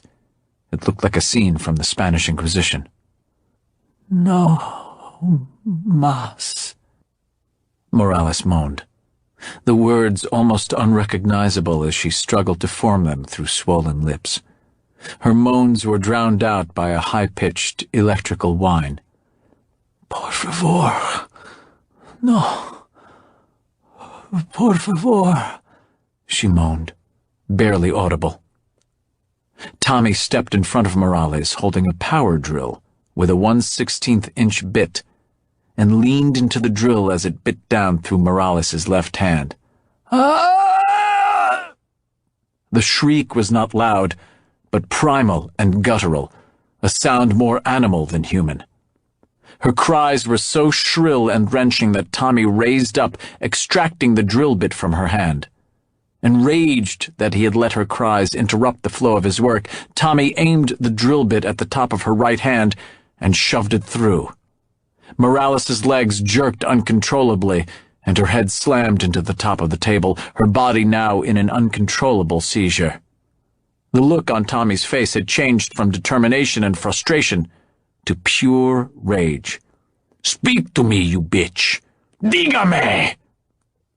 From deep inside Morales, some small reservoir of adrenaline gave, added strength to her voice, and she emitted a howl that pierced the thin walls of the building, spilling into the still night outside. The terrifying screams that echoed through the camp and the surrounding mangrove transfixed the seals, freezing them in place. Even the roving guards paused in their lazy patrol routes and turned to listen. After a long moment of the unbearable, heart-wrenching cries, Chief Nolan came up on the tack net. "Sir, we got to go." "Roger that. Everyone get ready to move, but hold where you are and wait for my command." Then on his support net, "Whiplash, Blackbeard, over." "Whiplash here, over."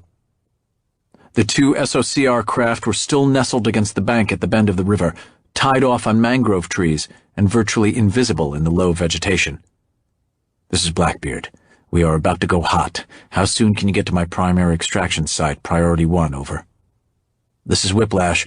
We could be at your primary extraction in 30 mics, maybe a little sooner on Priority 1, over." Engle did some mental calculations.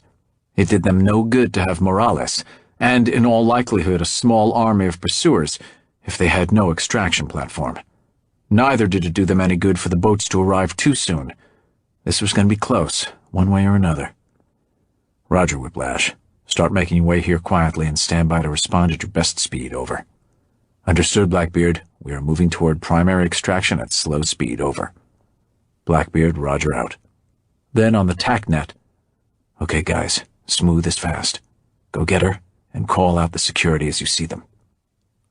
Some 14 miles downriver, Chief Bautista had the order he'd been waiting for and switched to his tactical net. 2 boat, 1 boat, we're moving upriver at idle. Follow me at loose trail. Man up on all weapons systems and be ready to put the pedal to the metal. This extraction will most likely be a hot one. 2 boat, roger.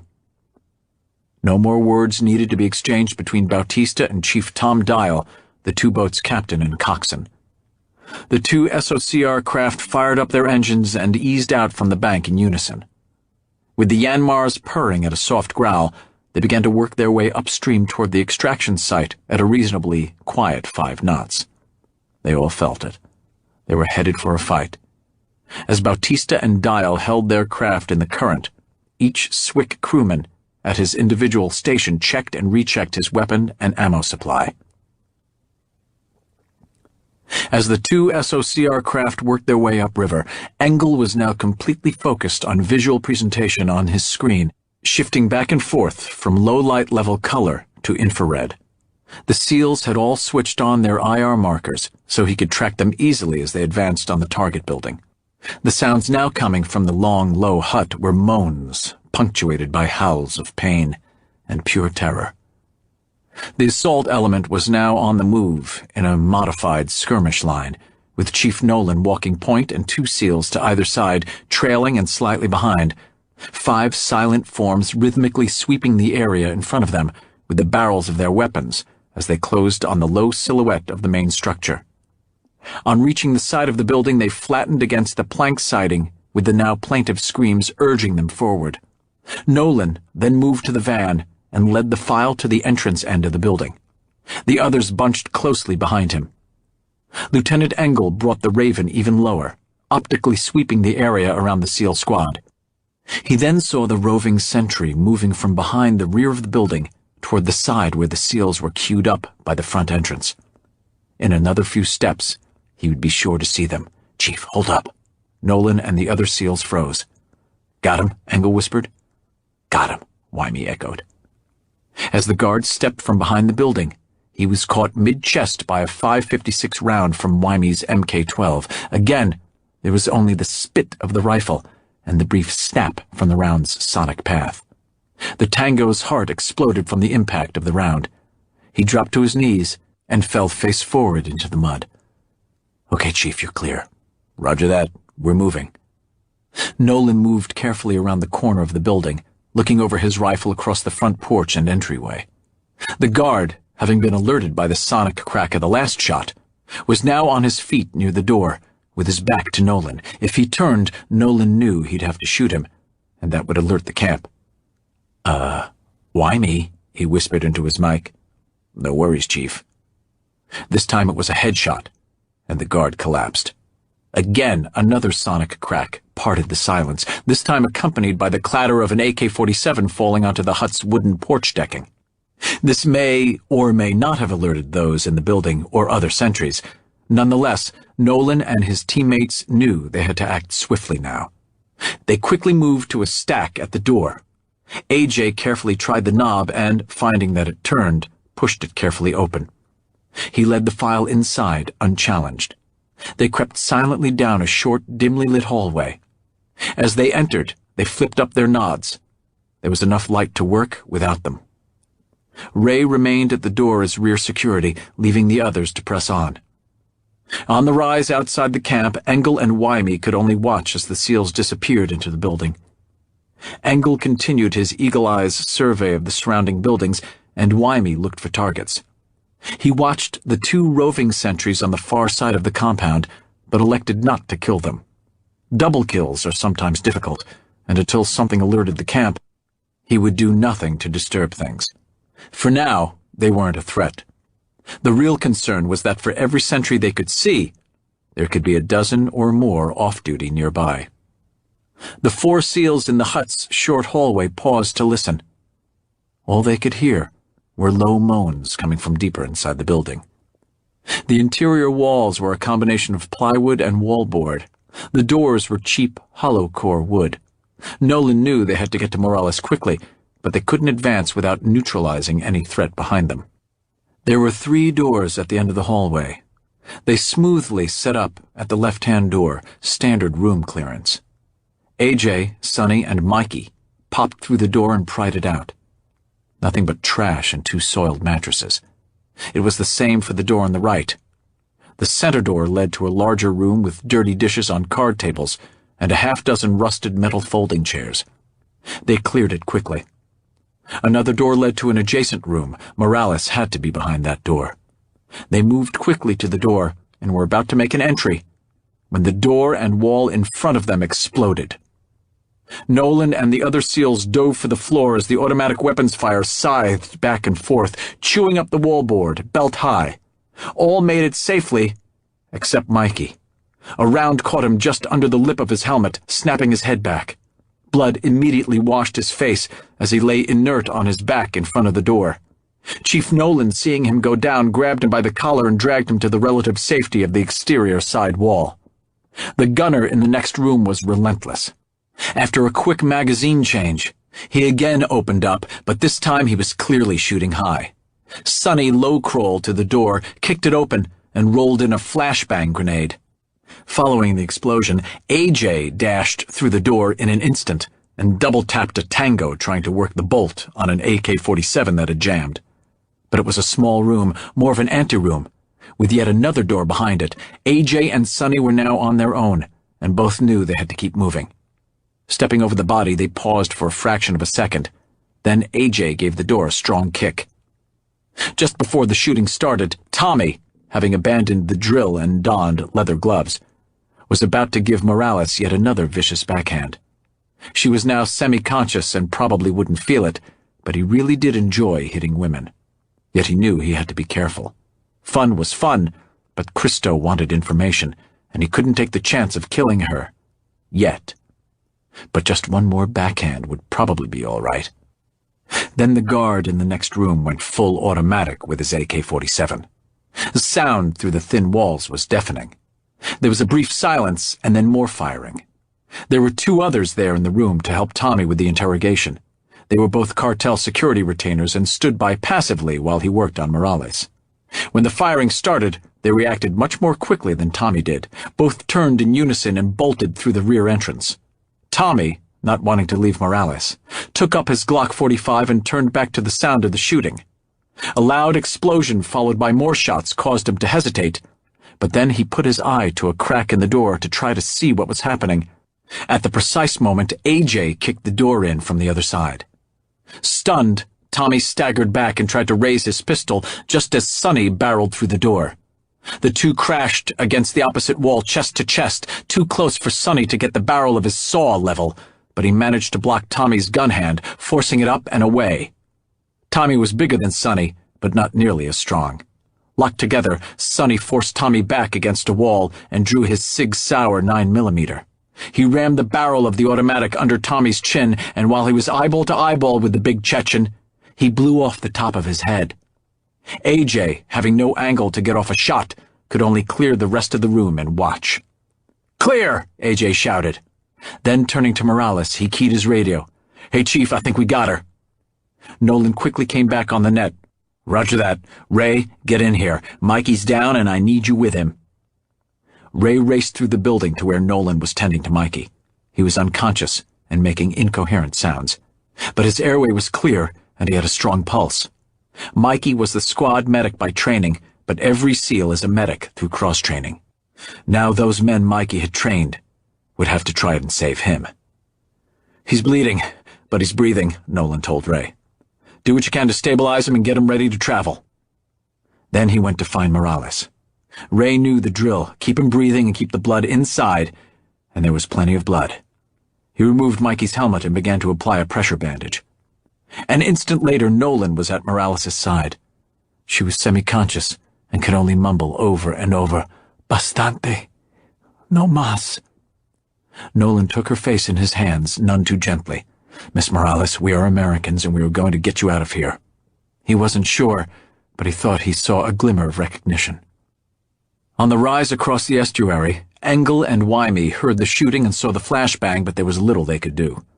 At the first burst of gunfire, Engle radioed Whiplash and requested they come at top speed.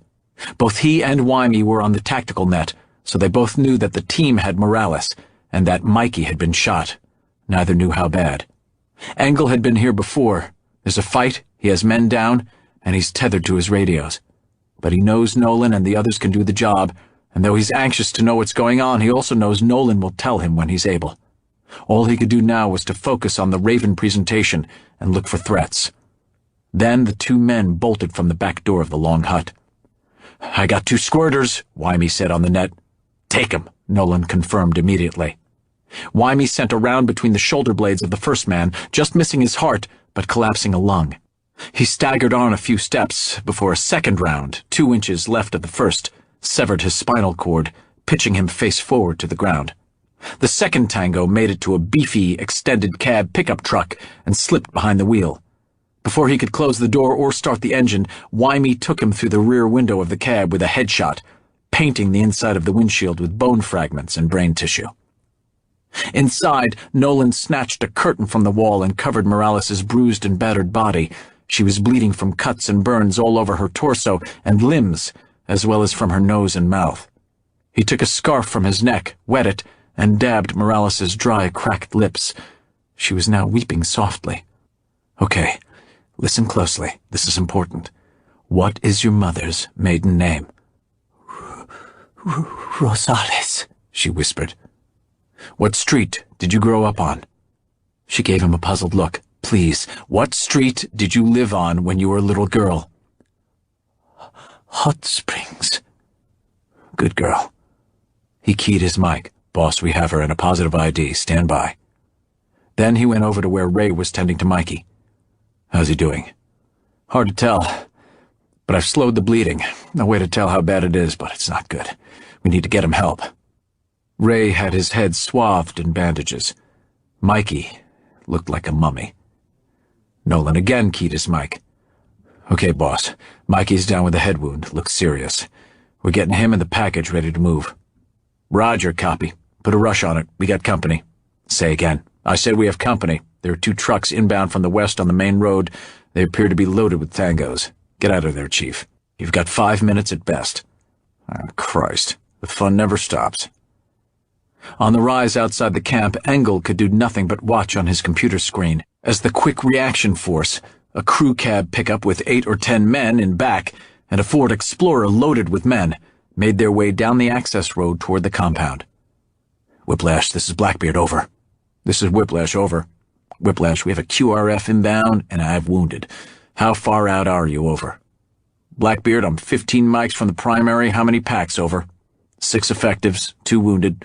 Plan for a hot extraction, over." "Blackbeard, I copy 6 effectives and 2 wounded for a total of 8 packs and a hot extract, over." "Good copy, Whiplash. Blackbeard out." "2-boat," Bautista said on their TAC net. "You copy that?"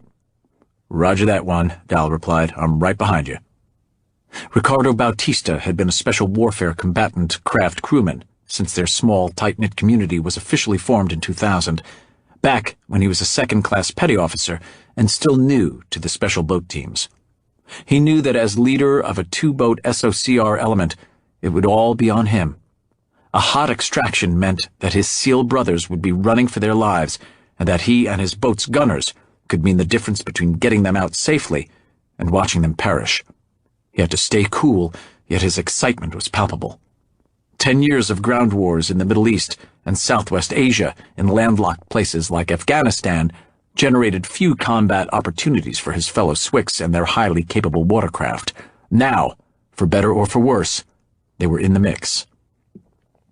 The 2 SOCRs came up on step and leapt forward as Bautista and Dial slammed their respective throttles forward, and the craft's twin 440 Yanmar diesels responded at full power, thrusting each boat forward at their red-line speed of 40-plus knots.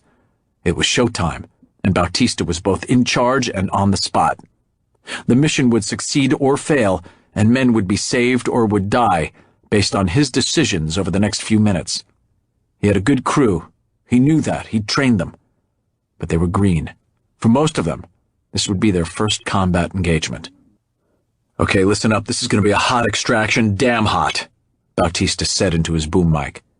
I want all WEPs trained to starboard. We're still, he paused, glancing down at his Garmin 720 Marine Navigator.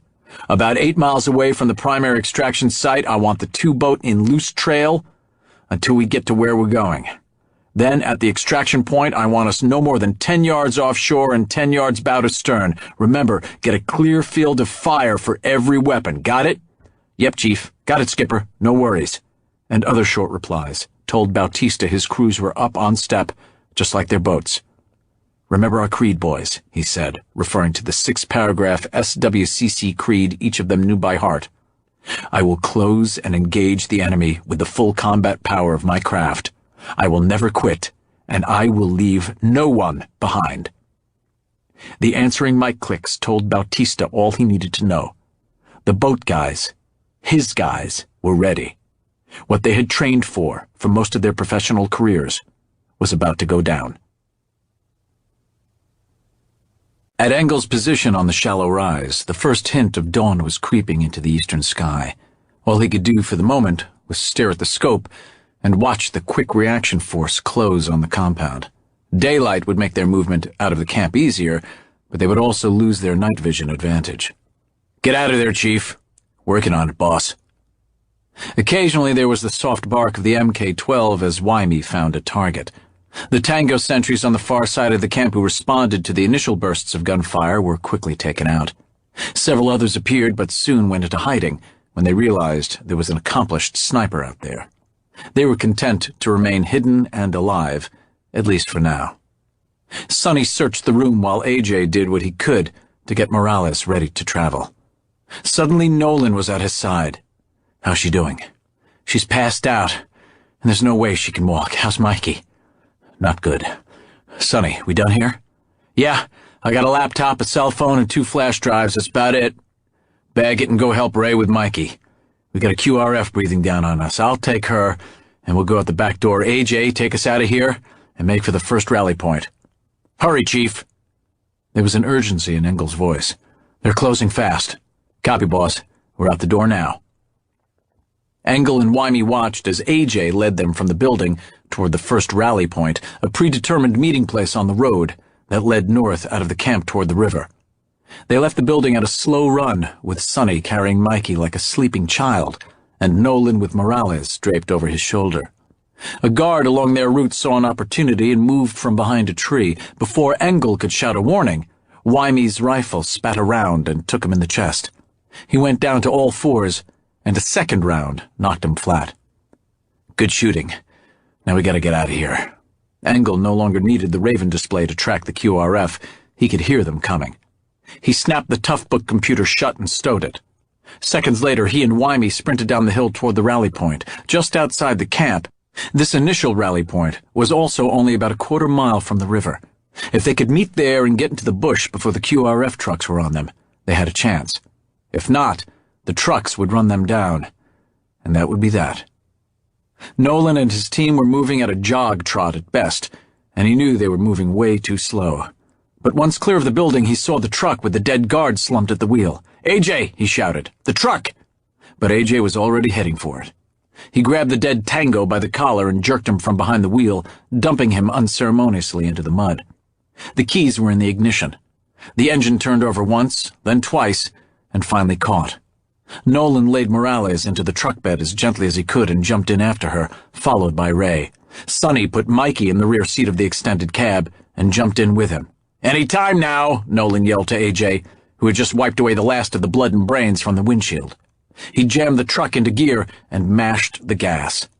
In a flurry of mud flying from all 4 tires, the truck slewed around and headed for the back road that would take them from the camp. As they cleared the compound, Nolan saw the 2 trucks from the QRF enter the compound on the main road and charge after them. "Damn," he said to no one in particular. "We were almost home free."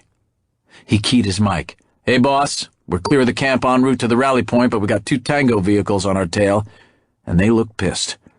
The good news is that we have wheels and should be at the rally point in less than a minute." Engle and Wyme got to the road and the rally point just ahead of the SEALs in the truck. Engle carried the squad's one and only LAAW, a light anti-tank assault weapon, that was more than capable of dealing with a truck. He pulled the launcher over his head and discarded the carrying strap, slinging his M4 rifle in the law's place. He quickly extended the launching tube, removed the safety pin, and kneeled down with the rocket on his shoulder just as AJ and the SEAL truck rounded a bend in the road. They flashed past him and slowed to a halt. Wymie was at Engle's side with a hand on his other shoulder. They were both breathing hard from the dash to the rally point. "Steady, boss. Sight, picture, and trigger squeeze." "Sight, picture, and trigger squeeze," Engle repeated. The pickup truck rounded the bend well ahead of the Explorer. It was a big Ford extended cab 250, and its bed was crowded with armed men.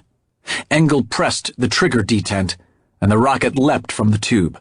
It took but a nanosecond for the missile to cover the 30 meters between the Law launcher and the grill of the Ford. The force of the blast pushed the engine back through the firewall and essentially buckled the frame from the dashboard forward, causing the truck to hinge, nose down. With the nose of the truck burrowing into the mud, the inertia of the vehicle generated a forward flip, with the truck bed careening over its front bumper, tossing close to a dozen stunned tangos into the dirt in front of the two SEALs. Engle, momentarily frozen from the blast of the rocket, recovered in time to dodge a bouncing tire that almost took him out. Wymie calmly shot two of the shaken tangos, who tried to get to their feet. What was left of the pickup slid into the far ditch on its top. "Today, gentlemen, if you don't mind," Nolan yelled at them. "There's another fucking truck coming." Wymie and Engle turned as if poked by a hot iron and ran for the truck. They dove into the bed, careful to avoid hitting Morales, who was curled into a fetal position. AJ stomped the accelerator. With the other vehicle in pursuit, there was no time to unload everyone and carry their wounded through the bush to the primary extraction site. They had to keep moving. Engle keyed his support net radio. "Whiplash, Blackbeard, over.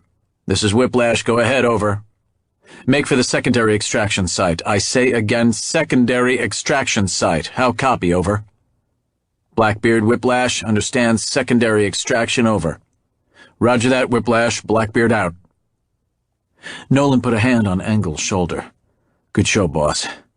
Now what are we going to do with that?" Engle glanced at the empty, now worthless rocket launcher tube. "Oh yeah," and tossed it from the truck. He then took his M4 from his shoulder and checked the action.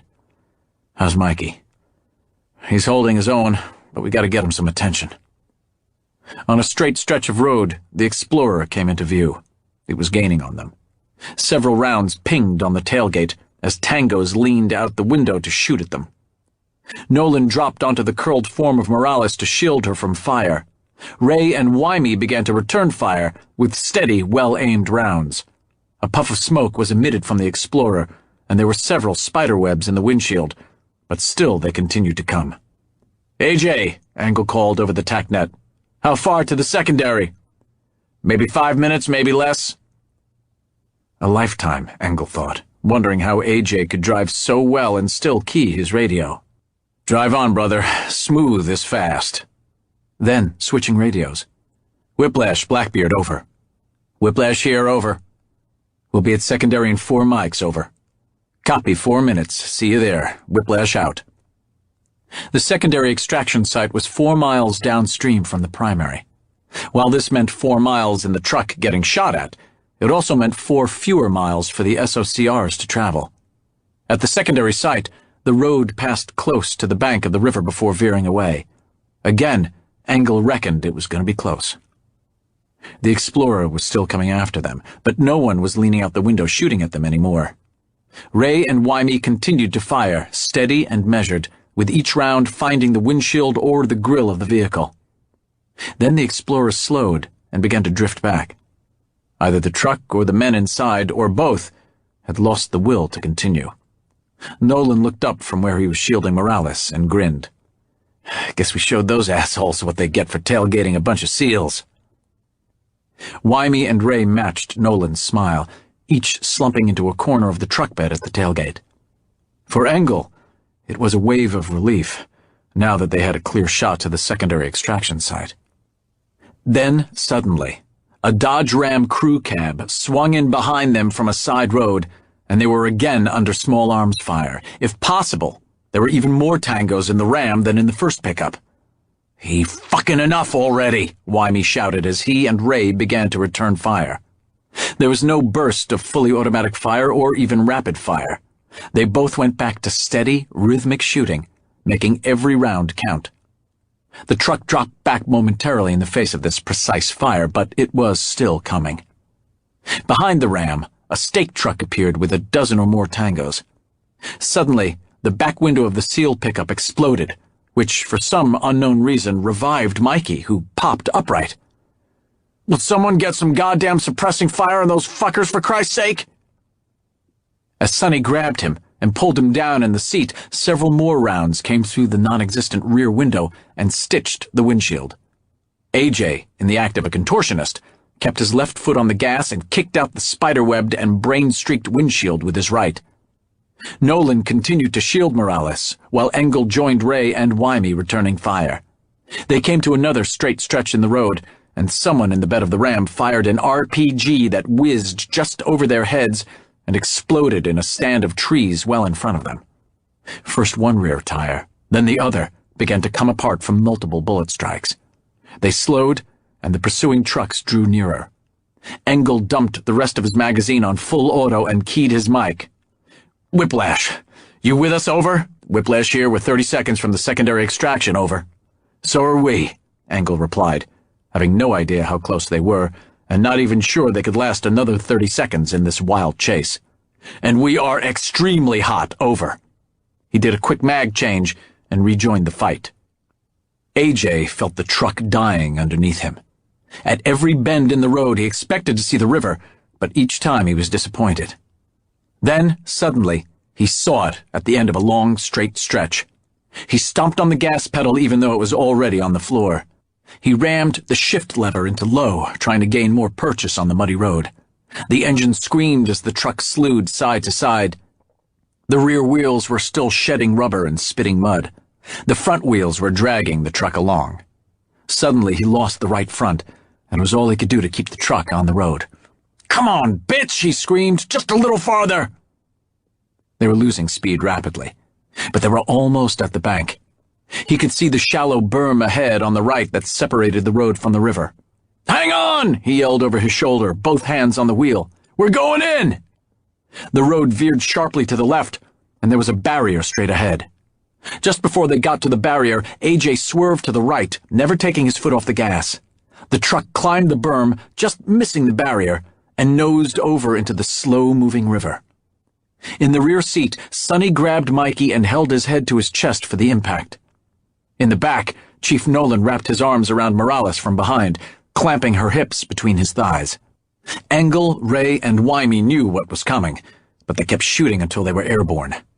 Just before Engle hit the water, he caught a glimpse of two shapes on the water about 20 meters from the shore and 30 meters downstream, gliding toward the extraction point. When his head broke the water after the dunking, he was wearing a grim smile. They'd been outmanned, outgunned, and running for their lives. Now all that was about to change.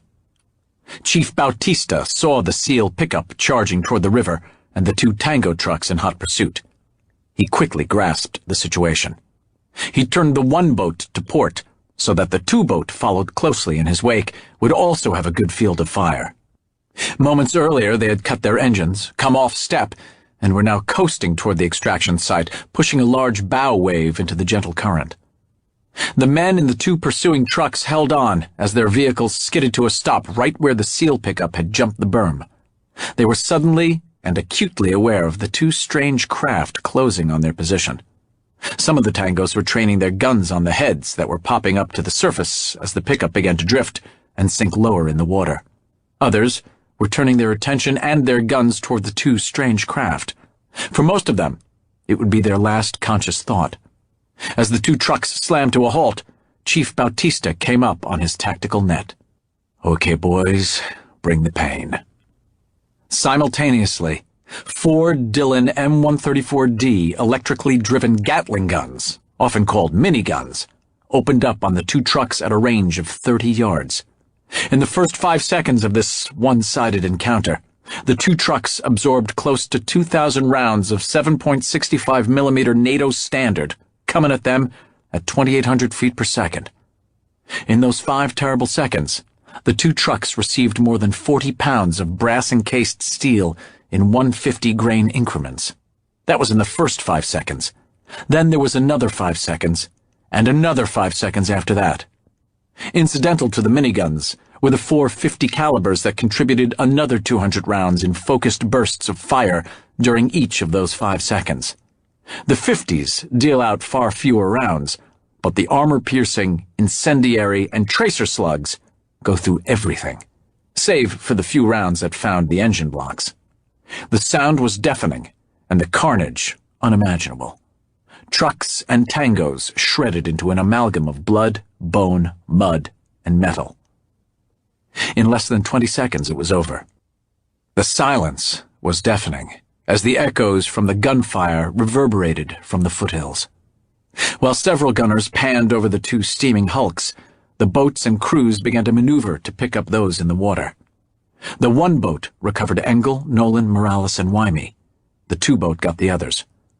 The corpsmen gunners on each boat quickly checked them all, and then began to treat Morales and Mikey. The gunfire was quickly replaced by the roar of diesels, and the boats sprung up on step, now running west with the current. Before Engle could ask, Chief Bautista was up on the support net to give him an update. "Sir, we have all 8 of you, and are heading for an extraction site about 9 miles downriver. I've alerted a medevac chopper, and they're already inbound. We'll have you airborne in about 15 minutes. They'll take you all back out to the Bonnie Dick, and my corpsman in the 2 boat says your wounded SEAL is now conscious. Good chance he'll pull through." Engle paused to say something, but then realized normal speech was impossible with the roar of the engines. He keyed his support net. "Chief, what kind of premium whiskey do you drink?" I don't drink, sir, but maybe a couple of bottles of Wild Turkey for the boys might be in order." "Done, and bravo Zulu all around. You guys saved our asses. Just another day in the special boat team, sir, but thanks." As he slumped back, Engle caught Nolan's eye. Both men felt the overwhelming exhaustion that came after a sudden ultra-adrenaline high. Nolan would have given him a mock salute, but his arm was too heavy to raise. Anyway, he didn't need to. The look that passed between them said it all. We went to the very edge, and we came through it alive. Again. After this brief moment of silent communication, they both summoned the energy to move aft to where the corpsman was tending to Morales. With some effort she focused on the 2 strained and grizzled faces, and a look of pure gratitude washed over her face. She mouthed, "Thank you." Then Engle made his way back to where Wymie, the consummate professional, had his MK-12 trained over the gunwale, still looking for targets along the wooded riverbank. Engle put his hand on Wymie's shoulder and leaned close to make himself heard. "Thanks, brother. You were there every time, all the time. We wouldn't have made it without you." "Hey, boss. The only easy day was yesterday." Moments later, the 2 boats came off step and gently nosed into a bank that abutted a flat, grassy area. The grass was close to 2 feet tall, but was now blown flat by the prop wash of 2 MH-60S Navy Nighthawk helicopters. One was a Slick, a medevac bird with several corpsmen and 2 litters. The other was the chase bird, amply armed with 2 M240 machine guns mounted in the doors behind each pilot, and 4 Hellfire rockets on the Nighthawk's bat wings. The deafening noise of the Nighthawk's howling GE T700 turboshaft engines and the slapping 4-bladed rotors drowned out any attempt to talk. The Swick crewmen carefully handed Morales and Mikey over the blunt bows of the SOCRs to the waiting arms of a team of corpsmen. They were quickly tied into litters and rushed to the medevac chopper, which lifted off immediately, heading west back toward the Bonhomme Richard. Engle and Nolan, after shaking hands with every SWCC sailor, made their way to the waiting chase helo. The lieutenant and the chief quickly embraced AJ, Sonny, Ray, and Wymie as they climbed aboard, then scrambled in after them. They were soon airborne and out over blue water. The 6 SEALs sat around the small compartment grinning at one another. They were the sheepish, holy shit I still don't believe it grins of men who had just cheated death. Sonny, seated next to Engle, leaned close to be heard over the rotors. Here you go, boss. A souvenir of your visit to Costa Rica. Engle opened the waterproof bag, which proved not to be entirely waterproof. It contained the laptop computer, 2 flash drives, and a cell phone from the Tango compound. He regarded Sonny, who, even sweat-stained and mud-splattered, looked a lot like Brad Pitt on a good day. "This could be valuable intelligence, Sonny," he said in mock solemnity. "I hope you didn't let it get banged up." Sonny's grin, with those perfect, even teeth, got even bigger. "Not more so than me, boss." Chapter 6. In Kherson, Ukraine, the administrative center of the oblast, or province of the same name, near the southern reaches of the Dnieper River, Shabal walked past rows of abandoned warehouses 10 kilometers east of one of Kherson's major shipyards. Once a busy industrial center making machinery for Kherson's thriving shipbuilding industry, the district, like the shipyard to the west, fell into disuse when Europe's tanking economy decimated Ukraine's shipbuilding industry. A pack of rats feasting on the carcass of a dead cat scattered as Shabal kicked a board at them. Fucking parasites. The dead cat called to mind his younger sister, who now worked as a waitress in Odessa. There she flirted for tips with the vacationing capitalist swine who visited her restaurant. With those tips, she supported herself and her 4 cats, all adopted from the street, something this poor creature would never know. Shabal hated rats almost as much as he hated capitalist swine. If he wasn't expected by Karimov, he'd stop and put a bullet in every rat. A bullet was too good for the capitalists, so he had other ideas. But he was expected, and he had come a long way to complete his mission. He knew Karimov had what he wanted, and although he would bargain with him, it was always about bargaining. What he was about to obtain was priceless. He knew Christo would have to pay dearly for them, but he did not care. This was jihad, and no price could be placed on that which served the will of Allah. Shabal feared nothing but was wary of Kherson's drug dealers. This area was theirs. The Kherson police had stopped patrolling this district long ago. If one of those drug dealers even half suspected Shabal was a rival dealer trying to muscle in on their territory, they'd put a bullet in his brain. He didn't slow down as he approached the warehouse entrance in the dark alley. He rapped twice on the heavy metal door, all the while keeping his head on a swivel. Christo would never come here. That's why he had to do this. The peephole clicked open and the voice merely said, "Who?" "Shabal." The door creaked open and the bulky man with the AK-47 in his right hand waved Shabal inside the dimly lit vestibule. Once Shabal was inside, the man slammed the metal door shut with a resounding thud and waved the AK-47 at him in an upward motion. Shabal knew the drill. He raised his arms high above his head as the man unceremoniously jerked Shabal's heavy overcoat to the side and removed the Russian Cobalt 9mm revolver from Shabal's belt. That done, the man grunted and waved the weapon at a flight of stairs. Shabal descended as the guard followed him down, the Kalashnikov pointed at his back. As he negotiated the last dozen steps, Shabal heard the music of a violin. When he reached the bottom steps, he surveyed the room. It was a cavernous bunker at least 40 meters by 80 meters, easily 5 meters high with raw concrete walls. There were numerous metal tables and working lights suspended from the ceiling. Clearly, this was a serious work area, one that no one was supposed to stumble onto. Shabal looked at the thick Russian playing the violin. He was an unpleasant-looking man, with a flat Slavic brow, and the instrument looked tiny in his enormous, calloused hands. Yet he was accomplished and played with feeling and passion. Shabal ignored everyone and everything in the room and addressed the man. "Is that Mendelssohn?" "Brahms," replied Karimov, the correction delivered without emotion, but with an air of a man who was self-assured regarding his music. "I came to speak to Karimov." "I see. And you must be Shabal," the Russian replied, extending his hand to shake Shabal's. Shabal looked at Karimov's hand disdainfully, did not take it, and then looked him directly in the eye. His cold stare conveyed that he was here for business, nothing more. Kerimov recovered quickly. It was all business for him, too, and he knew Shabal needed what he had.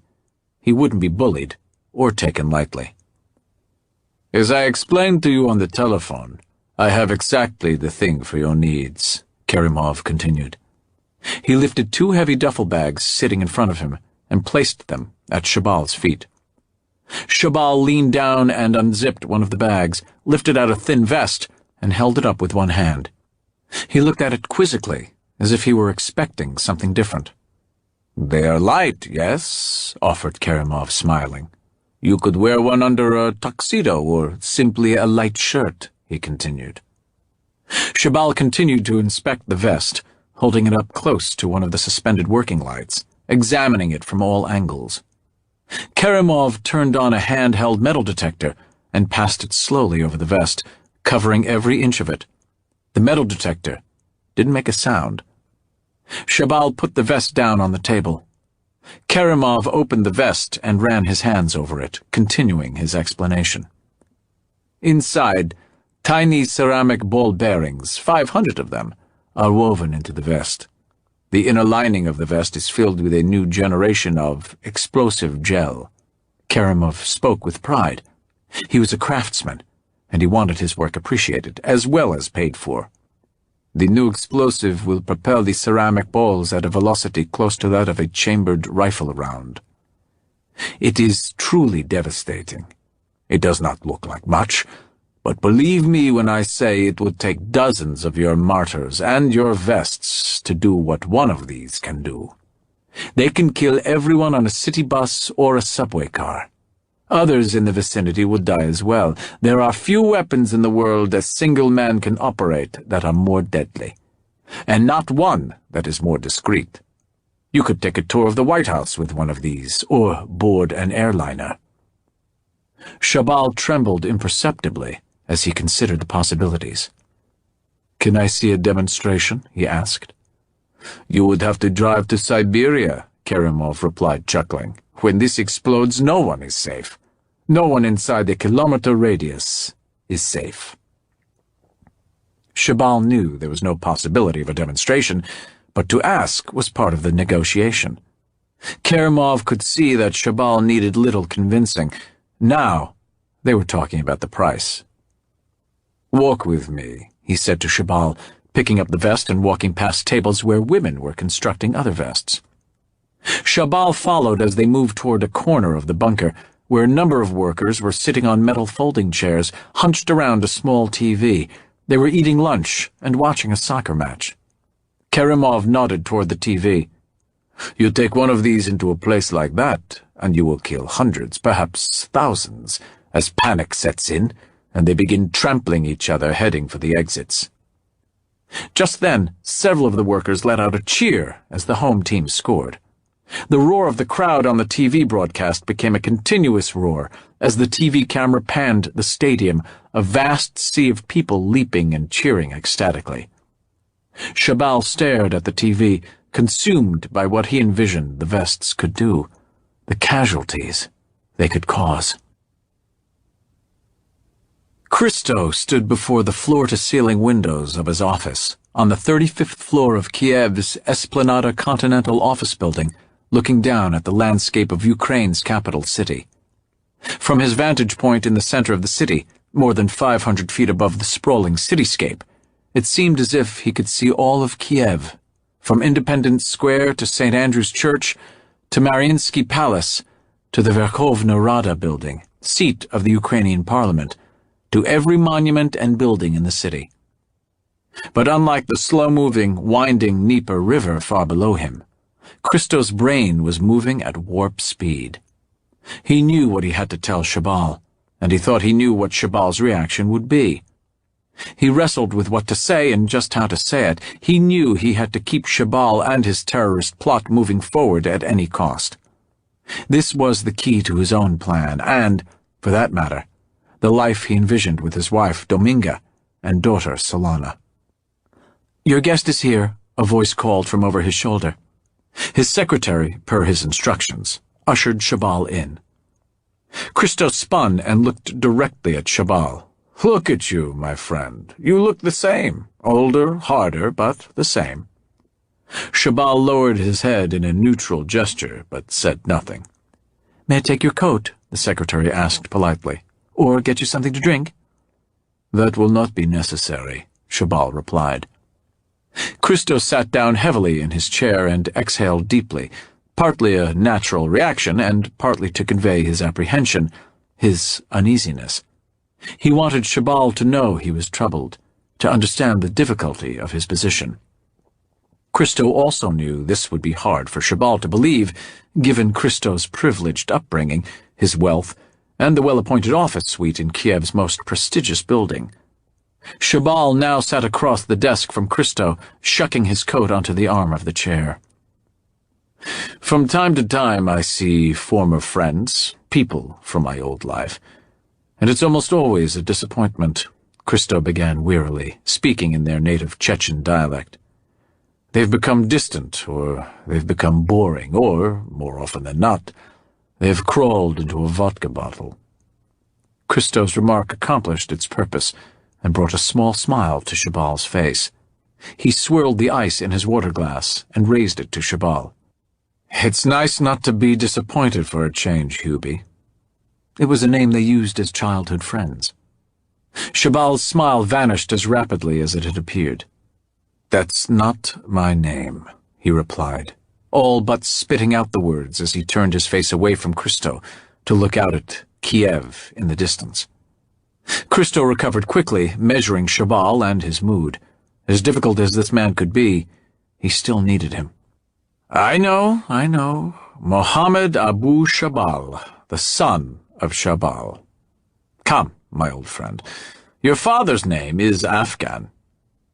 Shabal bristled and continued to stare outside, ignoring the man behind the desk. Christo thought he knew him, but he did not. Yes, they had been schoolmates as boys, and yes, they were once close. Christo was sent to the upscale boarding school by his indulgent parents. Shabal had attended the same school on scholarship. But he had had to work 2 jobs after school just to dress like Christo. No, the man behind the desk did not know him. And now, what the hell was he up to? "Things change," Shabal replied, "as have the times we live in." "Yes, things have changed," Christo began, leaning across his desk to get as close to Shabal as he could. "That's why this might be the last time we meet like this, for I must find myself a hole to hide in, for me and for my family." That got Shabal's attention, and he finally turned to look directly at Christo. "I don't understand." "It's like this," Christo continued. "I'm being watched by the CIA, and I can afford to take no chances. As soon as arrangements can be made, I'm taking my family away. I have neither the energy nor the will to fight the Americans, and I will not endanger my family." "But what about our plan, Mikhail?" Shabal protested, shock registering on his face at this unanticipated announcement. "My men have been training for close to a year. I have devoted almost all my resources to this project. Much of what we have worked for is in place." "And our plan," Christo interrupted, "this arrangement between us will be honored. Just because I have chosen early retirement doesn't mean my promises will go unfulfilled," he continued, holding Shabal in his gaze. "But there is still much to be done, and it will be. However, I must insist the completion of our plan be done through associates of mine, trusted associates. I am being watched. It is for the safety of all concerned. I simply must distance myself from you and the execution of what you are planning." "This is not good. Not good at all," Shabal exclaimed, leaping up from his chair. "I trusted you, not your associates. Now you wish to run and hide. You are a coward." Christo paused to frame his words. They were now on unequal footing. Shabal cared nothing for his own life. If it was forfeited in serving this plan or the cause, so be it. Christo did not share this commitment, nor would he put his family at risk to serve the cause. "Yet I must insist," Christo replied, also rising, trying to be firm but calm. He would not have Shabal towering over him, and, he reminded himself, not for the first time, that he was dealing with a zealot. You have your plan, and I respect that. You have had my help and the help of my organization, and you will continue to have it. But I have my family to think of. I ask that you respect that as well. You are a coward, Shabal repeated. This is bullshit, and you know it. This work and this plan are too important for you to turn it over to your trusted associates, he spat out, his anger boiling over. It's too late. You can't change this and run away. Nothing changes, Christo said evenly, his voice conveying resignation and the fact that he was trying to be reasonable.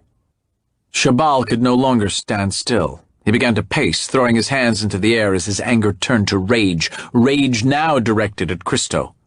You just told me that now you want out, that others will act for you in your place. Do you know what I had to do to get here?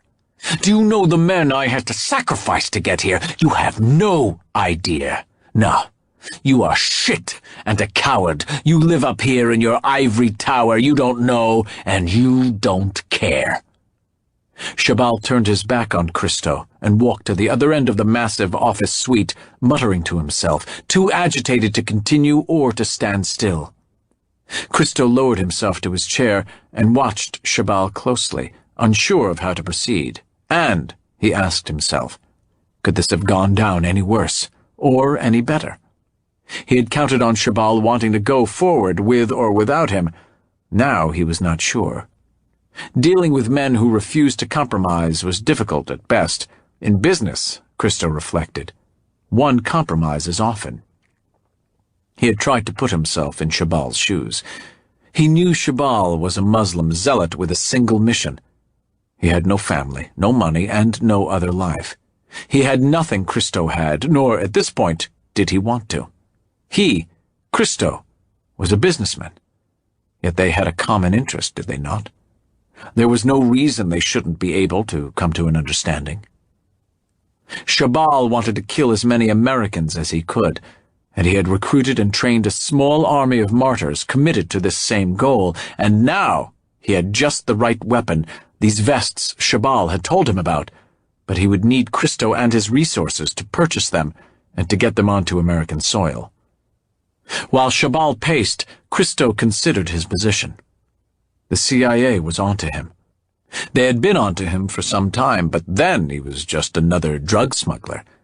It had been his ties to Shabal and the issue of terrorism that had elevated his profile at Langley. Otherwise, he would have been content to keep plying his trade and adding to his billion-dollar-plus net worth. Thanks to his links to Shabal, that was past. And now this new plan promised to double or triple his net worth overnight. And he marveled at the simplicity of the plan. Just before Shabal unleashed his legion of martyrs armed with their explosive vests in the United States, Christo would short-sell a broad bundle of U.S. stocks. Others, such as American defense stocks, he would buy long on margin. When the markets crashed and corrected following the attack, he would sell. Then and only then would he have all the money he, Dominga, and Solana would need for the rest of their lives. They would relocate far from Costa Rica, in some Muslim country where the CIA was unwelcome. It was a brilliant plan, and the only thing that could wreck it was for Shabal to balk. And now he had, or seemed to have. He had to fix that. This was business, he reminded himself, and there was always room for compromise. He would simply have to reason with the man. Abu Shabal, please, sit down. I know we can work this out. Later that morning, as the Bonhomme Richard steamed north off the west coast of Guatemala, Lieutenant Rourke Engle made his way to the ship's sickbay. He had changed from his blood and mud-encrusted battle dress into a clean set of camouflage utilities, but his face was marked by dried sweat and residual black face paint that still rimmed his eyes and mouth. He looked like a Shakespearean actor who had only partially removed his makeup. The medical facility was amidships near the waterline, so the movement of the big ship was barely discernible. He stepped through a bulkhead coming just outside the door to sickbay and into a large triage area. In doing so, he moved from navy haze gray into a world of white linen and stainless steel. The sickbay suite was quite spacious, as it was designed to handle the combat casualties of a Marine Expeditionary Unit. There was no reception area, just a large treatment room that ran athwartships with a long line of critical care treatment tables. Engle paused to allow his eyes to adjust to the bright lights, and then moved cautiously past the line of tables. A corpsman, recognizing him as one of the embarked SEALs, pointed him to a series of patient bays off an adjoining corridor. He nodded his thanks as he moved along the line, glancing into 2 empty bays before finding the one that was occupied. Mikey was awake and lying on his back.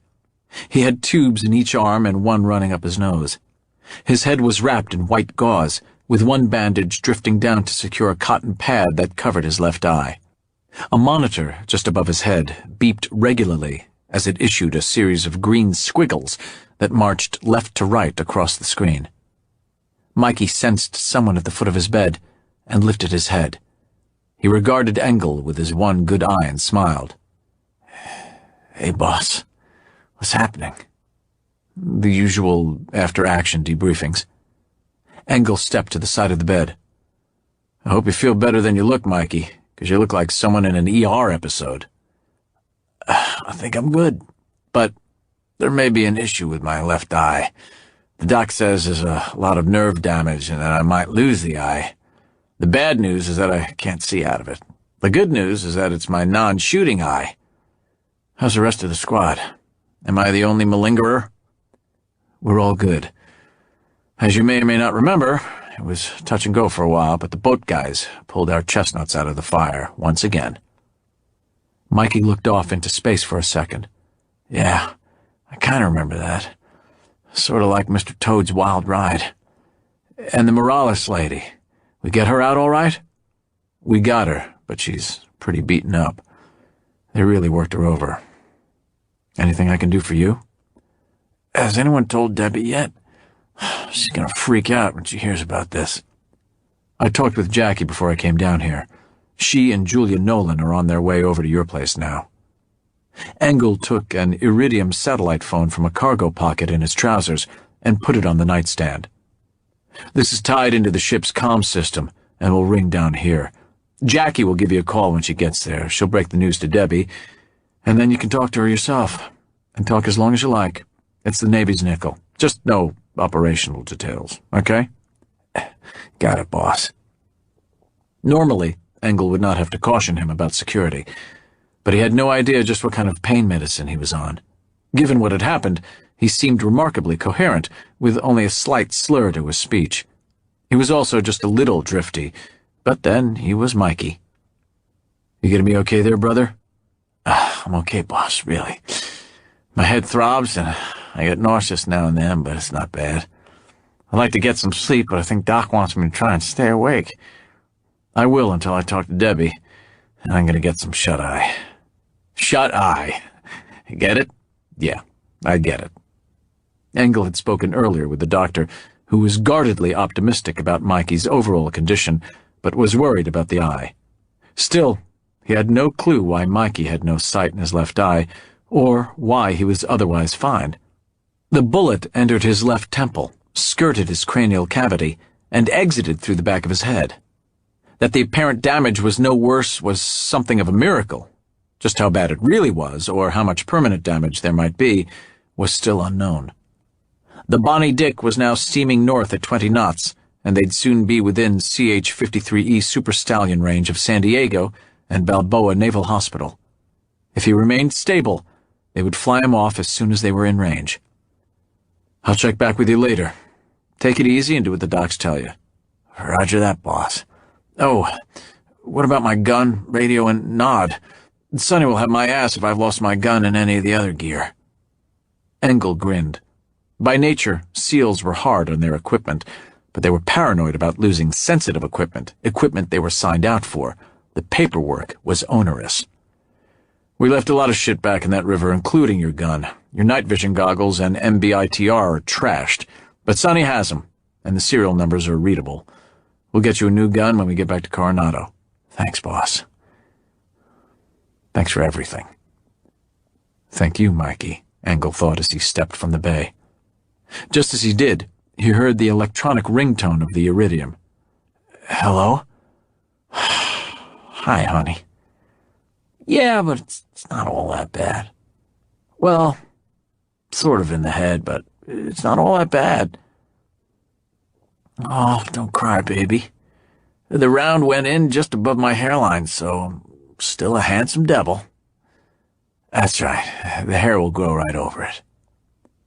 Engle smiled, shaking his head, and headed for the sealed berthing area and his communications laptop. He had more combat duty ahead, his after-action reporting. In another portion of the sick bay, there was yet another visitor to yet another patient, only this visit was not going well at all. The visitor was confronted just outside the patient bay by an attending hospital corpsman who was standing his ground. "I'm sorry, but it's like I said before, she's a very sick lady, and that means no visitors and no exceptions." "Look, I'm only going to need about 5 minutes tops. It's really important, or I wouldn't be asking." "Hey, I hear you, but this is from the senior medical officer. No visitors, period. And besides that, the lady's had a pretty rough go of it. She was semi-coherent when she arrived here, and they've got her pretty well sedated. Not sure if she can be of any use to you, even if I could let you talk to her. Besides, we'll be flying her off sometime this afternoon along with the wounded SEAL." "Yeah, I know that, and that's why I need a few minutes with her now before she gets flown off." "Hey, I'd like to help, but I have my instructions. There's nothing I can—" "Are you one of the SEALs?" Both men turned to see Morales, standing at the door of the bay, dressed in a hospital gown. Her face was swollen and starting to bloat from the beatings, and both her hands were bandaged like those of a prize fighter before the gloves are laced on. There were dark rings under both eyes, and one of them was swollen shut. Several of her front teeth were chipped. "Close enough," Senior Chief Otto Miller said, as he tried to step past the corpsman, but the young medic intervened. "Hey, look, I said no visitors, doctor's orders, and ma'am, you need to get back to bed." "I am a doctor," Morales replied with some effort through puffy lips, "and I'm giving new orders. Let this man through." Miller followed her into the small bay, catching her by the arm and helping her back into the hospital bed. She was very unsteady. "And you are?" Morales asked as she gathered the sheet up around her chin. The bile rose in Miller's mouth as he saw the still weeping cuts and cigarette burns on her arms. Engle and Nolan said that she was a gutsy lady, but here was the proof. "Ma'am, I'm Senior Chief Otto Miller. I run the intelligence section for this SEAL detachment. I'm no longer operational, but I am a SEAL. Listen, I know you're hurting, but I've got just a few questions if you can manage it. I'll be as quick as I can." "Sure. Fire away," she replied, avoiding Miller's gaze, seeming to look past him. "Thank you. I know you've had a rough time of it, but we're trying to track down those responsible." Miller fished a small notebook from his pocket and flipped a few pages back. "We picked up a cell phone, a laptop computer, and some flash drives at the compound where they were holding you. And there are some things on those devices that are both troubling and confusing. I was hoping that you might be able to help us with this." He looked at her closely, but she remained passive, still looking past him. A single tear rolled down a bruised cheek from the one open eye. "There were cryptic references to transportation support and critical funding requirements, and finally to the Pilgrims. And the cell phone we recovered had several calls to numbers we've traced to the Philippines and to Indonesia. Does any of this mean anything to you, or did you hear anything while you were being held that might help us? Anything at all?" Miller waited for close to a minute and was about to repeat himself when she held up a hand, a white mitt, actually, to forestall him. She then wetted her lips. The man who beat me was on the phone a great deal. He spoke a language I did not understand, but I think it was Russian. But I understood a few words, or at least I thought I did. One was, Christ or Christo, but it did not seem to be in reference to God, perhaps someone's name, and I distinctly heard the word Somalia, but I had no way of knowing if they were referring to the country or something else. I don't know if it was in the context of funding, but they did talk about euros. On occasion they lapsed into English, and on one of those occasions I heard him mention the big event. She paused, and then slowly shook her head. I'm sorry, that's all I can remember. I wish it were more. I really do. Miller was about to respond when she raised her hand. One more thing. I was aware when it was daylight and when it was dark. Most of the calls were late at night or early in the morning, like he was calling someone somewhere around the globe. And when the locals there spoke to him, they addressed him as Senor Thomas. She paused, and what might have been a frown crossed her swollen features. I guess that's about it. Sorry. That's just fine. Every little bit helps. Miller quickly scribbled a number on a page of his notebook. Then he tore it from the pad, folded it, and tucked it in the wrapping on top of her wrist. If you think of anything else, call me from any secure military or government phone. That number will reach me anytime, anywhere in the world. Thank you for this, and thank you for what you've had to endure. You're a very brave lady. Just then the curtain to the bay was jerked back, and a Navy commander in a white smock stepped in. He had a stethoscope draped around his neck as if to announce that he was indeed a medical officer. I thought I left instructions that this patient was not to be disturbed. He was about to continue, but then he glanced from the determined look on Morales' face into the cold green eyes of Senior Chief Otto Miller. By your leave, sir, but this is important. Please, I'll not be but another minute, and I'll have to ask you to wait outside. Sir. Again, the serious look on Miller's face brooked no argument, the difference in rank notwithstanding. The commander hesitated, but only for a moment. Keep it short, Chief. She needs a rest. Aye, aye, sir, he replied as he pulled the curtain to re-establish their privacy. Miller and Morales regarded each other for a moment. Morales, even in her battered and medicated condition, knew this man was a serious professional, and Miller, knowing people as he did, knew that this gallant woman would carry scars from her ordeal, scars that were both physical and emotional, forever. But with a little time, she would get through this. She was a survivor. She'd not forget, but she could and would move on. He leaned in close to her.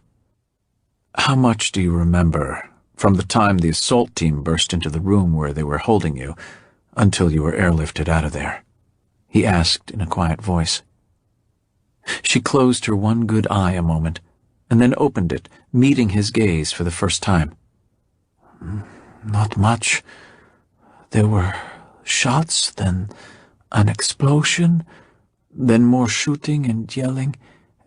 It was all kind of a blur. The whole time, though, I was aware that I was with the good guys, and that helped a lot. Before that, well, I'd rather not talk about it. Miller nodded. I understand, but since I debriefed the assault team, let me fill you in on what happened after the good guys arrived. The big guy who questioned you and hurt you. You know the one I mean. She blinked rapidly and nodded.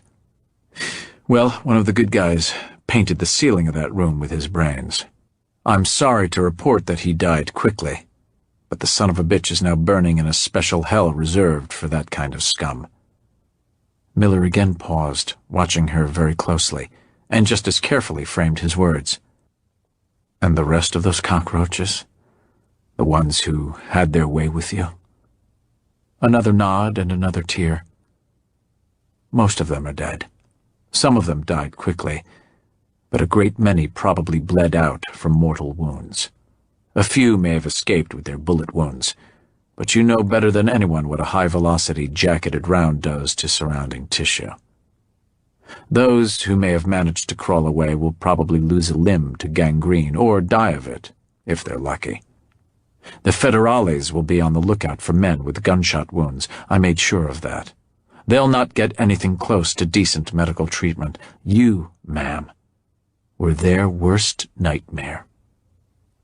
He stepped back to regard her, nodding his head. And you're a lot like those good guys on the SEAL teams. You'll get through this. You'll move on.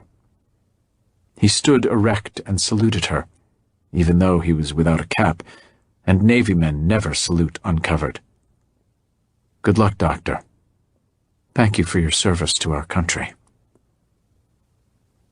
After the senior chief left, Morales, for the first time since that Scrabble game so very long ago, smiled, even though it hurt to do so. That night in the Bonham-Richards SCIF, or Secure Classified Information Facility, the most secure environment on the ship, Lieutenant Engle, Chief Nolan, and Senior Chief Miller sat around a small conference table with 3 onboard senior intelligence types. One was the Bonnie Dick's senior intel officer, a full commander, and another, the senior enlisted intelligence specialist, a master chief. The third was a civilian analyst from NSA, the National Security Agency. The contents from the cell phone, the laptop, and the 2 flash drives had been sucked dry by the Bonnie Dick's cryptologist, and the information sent by dedicated satellite link to their intel counterparts at NSA, NCIS, CIA, and DIA. Plus, analysts on the Bonnie Dick were not without resources and had been poring over the data since Engle had handed the devices to Miller the minute they touched down on the ship. The laptop, phone, and flash drives had been whisked off to the intel spaces, where the technicians had been working on them non-stop.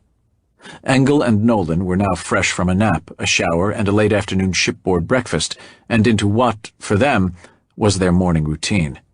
Engle was drinking tea, Nolan black coffee from his battered mug. "So she said Somalia," the NSA man said. "You sure about that?" He was dressed in an open-collar shirt and, in deference to the cool air pumped into the spaces to satisfy the requirements of the computers, a corduroy jacket with patches on the elbows. A mustache drooped around the corners of his mouth like a set of parentheses. It was as if he were cultivating the clandestine service look. "Absolutely," Miller replied. "Somalia." And she said she thought they were speaking in Russian. "Close," the NSA man said. "Based on some of the text we took from the devices, it was Chechen. But what are the Chechens doing right in the middle of the drug trap line in Central America? That encampment in Costa Rica neither refines nor processes cocaine. It was strictly a transshipment operation, Colombia to the U.S. border. We know Chechens deal in cocaine, but Costa Rica? They take their drug deliveries from the South Atlantic, cross ocean connections, up, through, and across North Africa. Something's all out of whack here." Just then a ship's messenger buzzed at the SCIF access door to gain entry. The Intel Master Chief went to the door, took the proffered message, and signed for it. It was on a clipboard with red stripping on the border, marking it as a top-secret communication. The Master Chief handed it to the NSA man. He lifted the cover sheet and studied the message for a long moment. "Well," he said at last, "this fits, but I'm not sure what it means. The tech people back at headquarters managed to get into the cell phone memory deletes and retrieve some coded text messages." He smiled.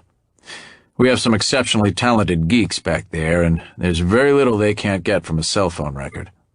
What we have from one message is a set of coordinates 10 miles inland along the northeast coast of Somalia. From another message we have a date. The two seem to be related, as they and they alone have the same encryption protocols. So, something seems to be happening in Somaliland 3 days from now. Given what we know about those involved, namely Messieurs Christo and Shabal, this can't be good." "Any exact time that goes with that date?" Nolan asked. "No, just a date. But there's more," he replied. On one of the flash drives, and on the laptop, there are references to retribution and vengeance on the Great Satan, and of revenge for the death of Osama bin Laden. One reference said, he donned a pair of half-moon reading glasses and consulted the message.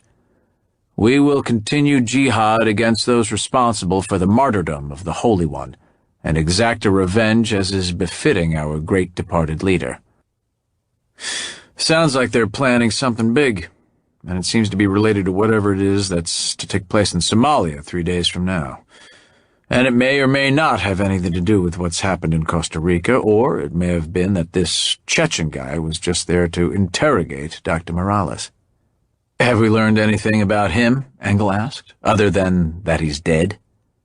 Whenever possible, enemy combatants killed are photographed, as are those subjects of field interrogations. The NSA and agencies maintain huge databanks of persons of interest that can be accessed and ID'd by facial recognition software. It was the Naval Intelligence Commander who spoke. The guy who interrogated Morales was one Toma Zaurbek, a Chechen national who goes by various aliases, including Teddy, Talon, and Tommy. He's a known member of the Chechen Mafia, and for the last several years has been in the employ of our friend Christo.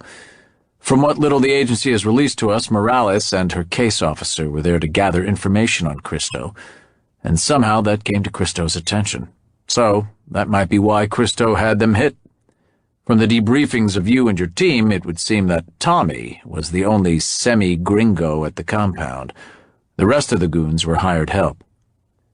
So it would seem reasonable, Engle offered, that what is going down in Somalia has nothing to do with Costa Rica and everything to do with Christo. That's right, said the man with the mustache. And with the other mystery man, Shabal. We know he's a sometimes associate of Christo, and he was referenced on yet another text message on the encrypted cell phone. Besides the texting, we've seen a spike in suspicious cell phone traffic that relates to this, quote, big event. A lot of this traffic is localized along the known drug transshipment points, as well as Cedros Island off Baja. Cedros is well down the coast from the border, but it's a known transshipment point for maritime smuggling. And it gets even better, the intel commander continued. With all this information in place and collated, the red lights are flashing all over the alphabet agencies. The general has just made this a code word operation. From now on, you, your detachment, and all of us are effectively in isolation until this gets resolved. So, Lieutenant, let your people know that their movements and communications are now restricted, and be ready to go operational as required. I know you're a man down in your assault team. If you need additional personnel, let me know, and I'll see that the request gets priority going up the line. You might also want to start thinking about an SR mission to Somalia. Since we're code-worded, they may want you to conduct the mission rather than assign it to another unit. He looked at his senior enlisted advisor. I miss anything, Master Chief? No, sir, I think that about covers it, at least for now. Lieutenant Engle? Engle looked from Nolan to Miller and back. Both their looks said they had nothing now, but that there was a great deal they needed to talk about as soon as they could get off by themselves. Sir, the commander said to the NSA man, who was now camped behind a laptop that was configured to handle classified message traffic. I have nothing else, but my boss at NSA just sent me a back-channel text. He says this has the look, feel, and smell of the real thing. I agree with him. And, by the way, he glanced at his screen. This is now Operation Desert Flower. Makes you wonder what idiot comes up with these supposedly random code words and phrases. Nolan headed back to the SEAL compartment to get the other SEALs up to speed on the recent developments, and to let them know they were now code-worded and in isolation. Code word protocols were both precise and strict. When a situation or series of events reached a certain threat level, it was assigned a code word. This segregated all message traffic that referred to the code-worded operation. It was classified top secret, special handling. Those associated with or read into the operation were restricted in their movements, and their contact with those not associated with the operation or situation was also restricted. A Marine sentry would be stationed at the door to the SEAL compartment, and all comings and goings would be logged, along with the destination and purpose of any time away from their compartment. The decision to make this a code word operation could only come from a very senior level. In this case, it came from the man whom they now referred to as the General, General David Petraeus, the director of the Central Intelligence Agency. A code-worded operation was indeed rare, and many SEALs and special operators went their entire careers without being assigned to one. They were reserved for issues of immediate national security. But a code-worded op was a dual-edged sword. On the positive side, it was a chance to be a part of a meaningful operation, something important. On the negative side, their movements would be severely restricted, and they would have little contact with the outside world. They could receive emails from their families, but there would be no outgoing replies. As far as those back home were concerned, they would have dropped off the face of the earth. Engle followed Senior Chief Miller back to the Bonnie Dix Tactical Operations Center and began to log into the special standalone communications nets that had been set up for this operation. It was a lengthy login process, one that isolated any code-worded message traffic from the normal military and government agency communications channels. This procedure would not only provide hypersecure comm links, but also, in the unlikely compromise of security, would track the security breach to its source. There were few security services capable of tracking the telltale nuances of military activity and communication traffic spikes. Only the Chinese, Russians, British, Israelis, and possibly the Iranians could do this, but they were taking no chances, or at least the general wasn't. Engle had just finished his login procedures when Nolan stepped into the TOC. "Hey, Chief," Engle said as he turned from the computer console, one specially shielded to allow for top-secret traffic. "How are the boys taking to their first code word operation?" Nolan shrugged as he handed a small canvas bag of cell phones to Engle. "They're pretty stoic about it. Excited, but stoic. That little adventure in Costa Rica has left them a little spent. Give them a little time and they'll start to whine about the restrictions. And they all want to know what our next move might be. I told them we'd get back to them when we know." Engle nodded. He took out his personal cell phone and dropped it into the bag and handed it to the senior chief. They would be locked up for the duration of the operation. It wasn't that Engle or Nolan didn't trust their SEALs not to sneak a call home, but if there was a security breach, it would probably come from the unauthorized use of a cell phone. If their phones were all locked up, they would not be hassled by the cell phone traces and embarrassing questions. "Well, what are we going to do?" Engle said, looking from Nolan to Miller. "I'd rather send a course of action up the line than have someone else calling our shot. Senior?" Engle and Nolan were SEAL operators, and more than capable of operational planning as it related to the tactical execution of a special operation. But when it came to the evaluation and distillation of intelligence from a variety of sources, assessing various courses of action, and plotting the next move or succession of moves, Senior Chief Otto Miller ruled. So both Engle and Nolan now sat in silence, waiting for the oracle to speak. They were seated in a quiet corner of the TOC, away from the bustle and activity that buzzed about the rest of the secure facility. Miller carefully stroked his beard, ordering his thoughts. "There are a lot of unknowns in this, but I do agree that there seems to be an unnerving aggregate of information that suggests some very bad people are up to no good. Perhaps some major no good. This Christo is a bad one, but he's just a businessman. It's Shabal that has me concerned. He's ideologically committed, and his kind scares me." Miller was again silent, then leaned forward with his elbows on his knees. "It would seem that the business in Costa Rica had only to do with Morales and Ross getting too close to Christo, and they paid the price for that. But it stands to reason that Christo's up to something, or they would have just killed them, made it look like a drug hit or a botched kidnapping. They took the time and the associated risk of capturing her and conducting an interrogation, which means there's more to this. But unless I miss my guess, it has nothing to do with Costa Rica. It was about Christo. Then there's this business of what may take place in Somalia. We need to know more about that and how it relates to Christo and any Christo-Shabal tie-in. Is it about drugs, arms, money? What's going on and why? I think we need to put some eyes on whatever's about to take place there. And since we know where and roughly when, it shouldn't be too difficult. Logistically complex, but not too difficult. The good news is that since we're under code word protocol, we can ask for just about any support we might need for a special reconnaissance mission, and we'll get it. The bad news is that, since it is a code word operation, we may not have the luxury of assigning that SR mission to another team in the time available to us. Miller lapsed into a moment of silence before continuing.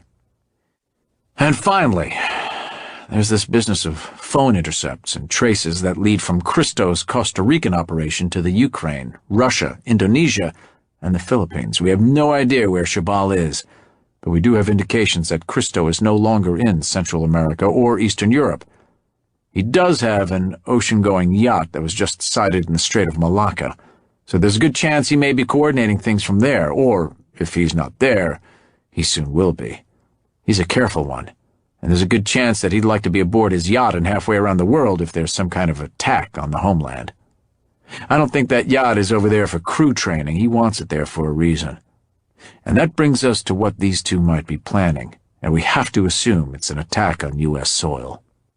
If that's the case, it seems reasonable that Christo's connections with the cartels in South and Central America might well figure into this, which means some kind of breach across our southern border. Until we get better information, or information to the contrary, I think we have to play it that way. You currently have only 6 in your team, and that may be enough for a small direct action assault or a raid, but not enough for backup or a blocking force.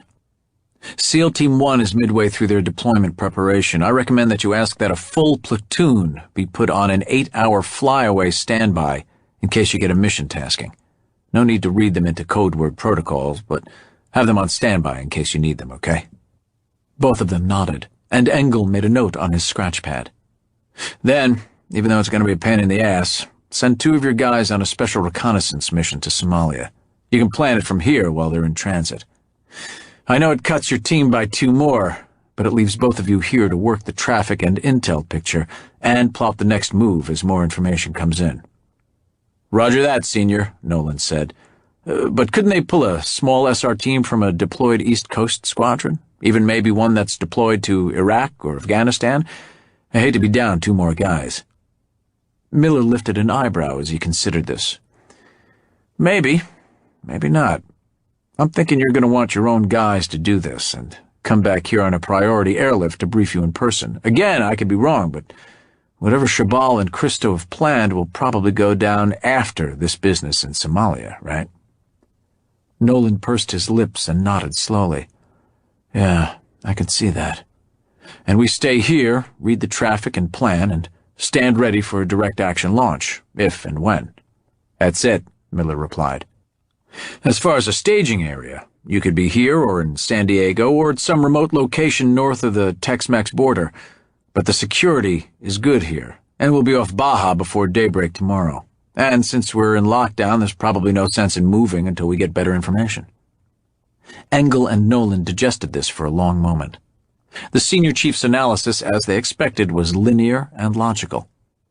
So what's your move, Senior? Engle asked. Miller smiled. Sooner or later, our man Christo is going to board his yacht, which, according to their last port call, is moving slowly into the Gulf of Thailand.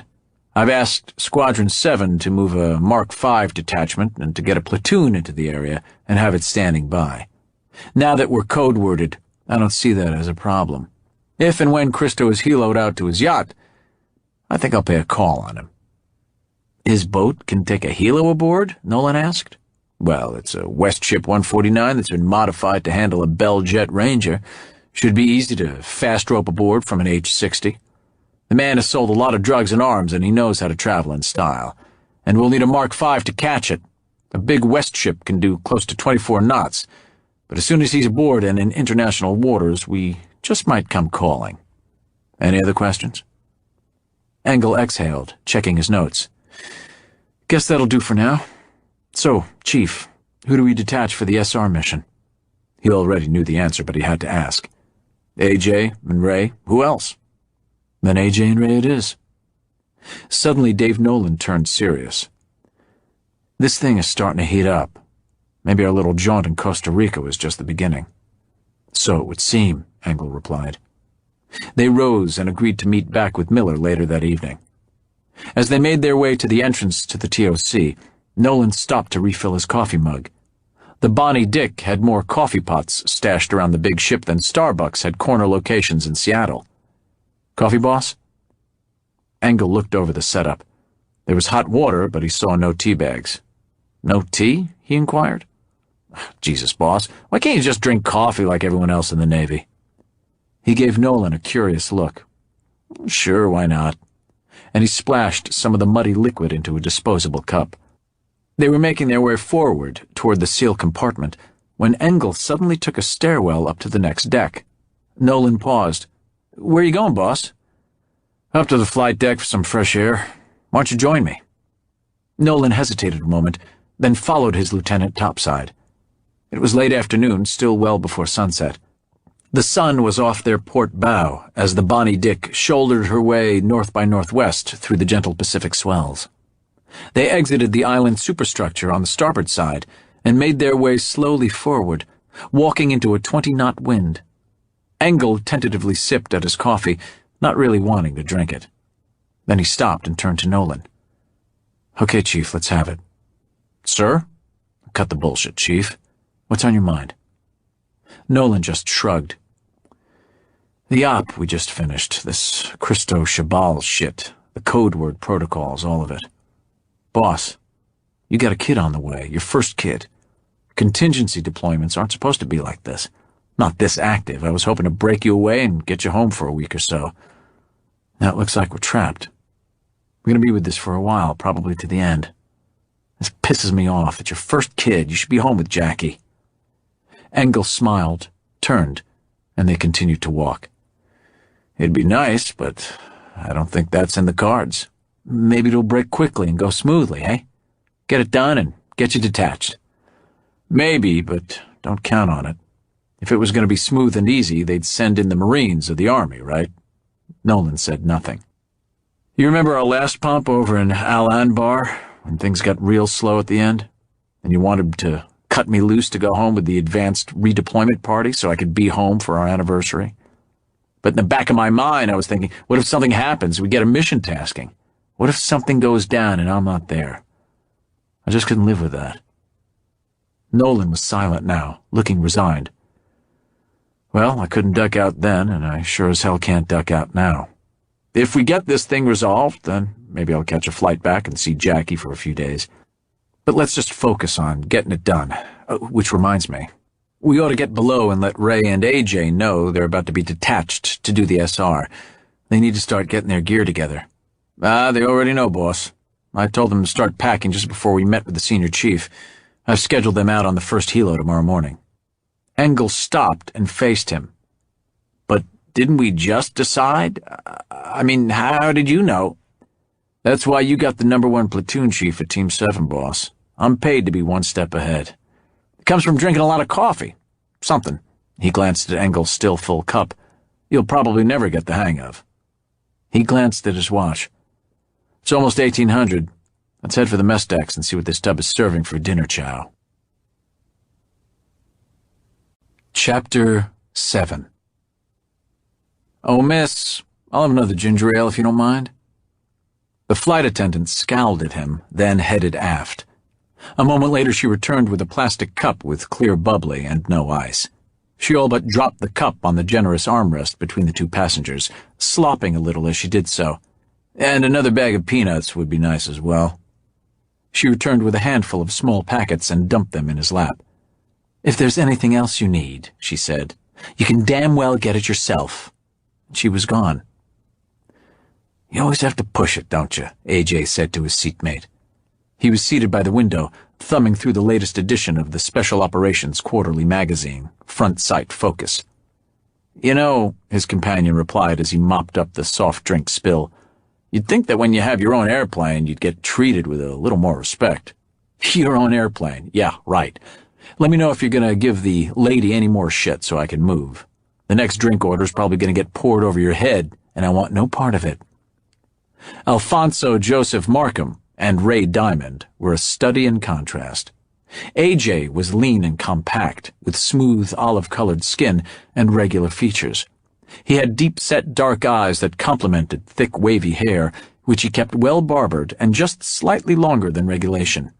His mixed lineage allowed him to pass for just about anything but white. There was a sense of effortless dignity to AJ, and an almost natural civility that often caused others to underestimate him. He was polite to a fault.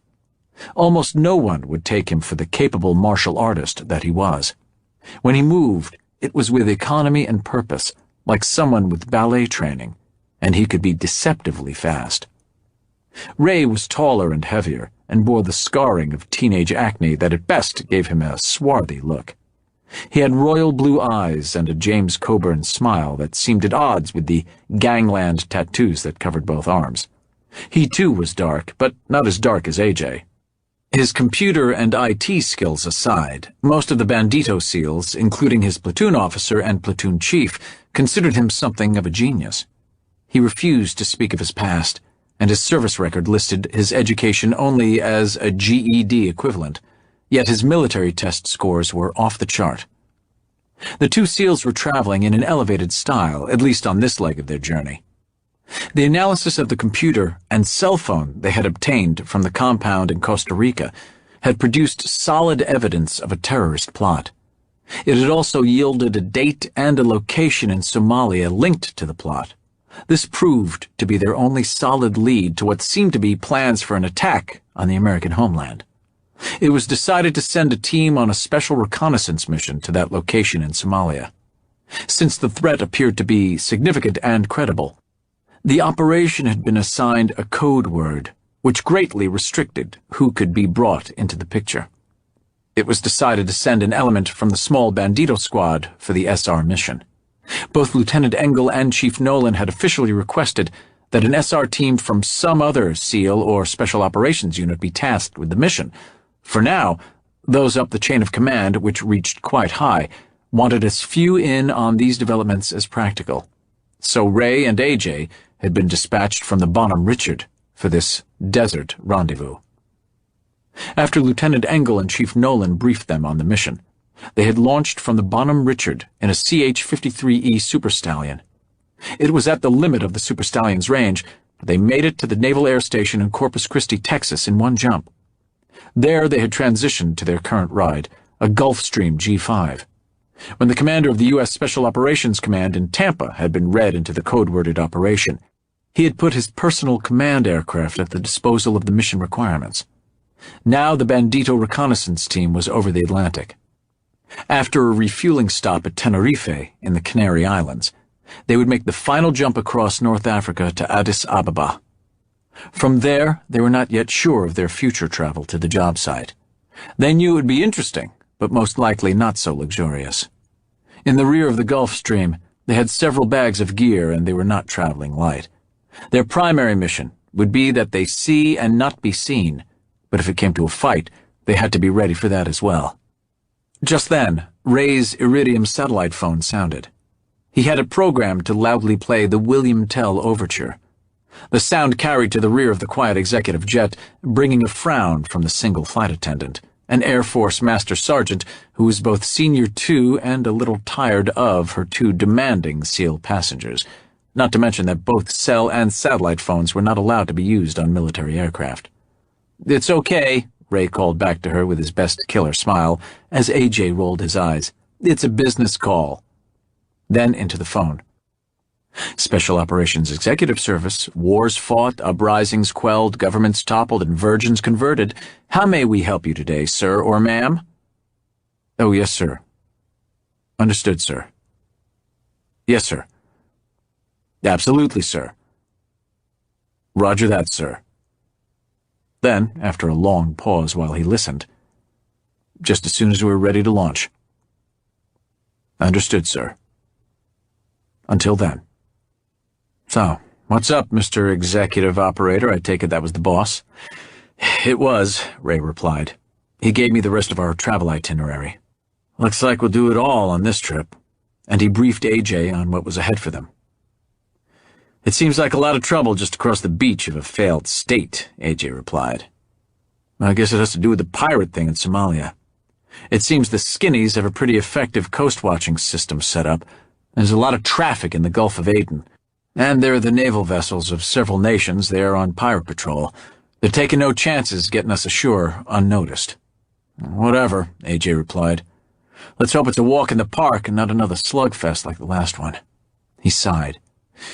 "But like all our little field trips, getting there is half the fun." He went back to his magazine. Ray pushed his call button to see if maybe the master sergeant could rustle them up a couple of sandwiches.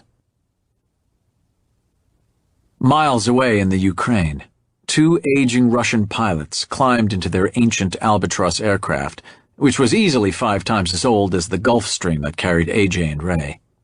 They grumbled that their boss had called them at 4 a.m. and told them to get to their aircraft and start heading south. They knew it would be a rough flight with multiple refueling stops, many of them in third-world shitholes. With each stop, they risked getting a bad load of fuel that would damage their engines, or worse. But the money was good, and their employer had promised them a substantial bonus if they arrived precisely on time. They were flying for themselves now, not for the Russian Air Force, which had pretended to pay them decades earlier. Yet the sooner they got the mission done and got back to their adopted country, the better. The Gulfstream set down at Bole International, just outside the Ethiopian capital a few minutes before 1700 local time, and taxied to a remote section of apron well off the main service strip. The presence of a G5 was unusual, but not unheard of. Since there were no markings, ground personnel assumed the aircraft belonged to some Saudi or Kuwaiti prince making a refueling stop on the way to Cape Town, possibly on a diamond-buying expedition. While the fuel bowser attended to the Gulfstream, the two SEALs saw their gear off the aircraft and into a small warehouse that had been leased by the American Embassy in Addis Ababa. Each had a backpack, a good-sized duffel, and a hard case for their weapon. A short hard case, as they were carrying only M4 rifles. The embassy representative who was there to meet the plane watched the two SEALs make their way inside. He waited a few moments at the bottom of the air stairs for the others. When it became apparent that there were no others, he followed them inside. "Gentlemen, my name is William Leach, and I'm from the embassy. I'm to see to your needs for the short time I understand you are to be here." He proffered an envelope. "And to give you these sealed orders." "Thank you, William," Ray replied. He took the envelope and stepped away to where AJ waited for him.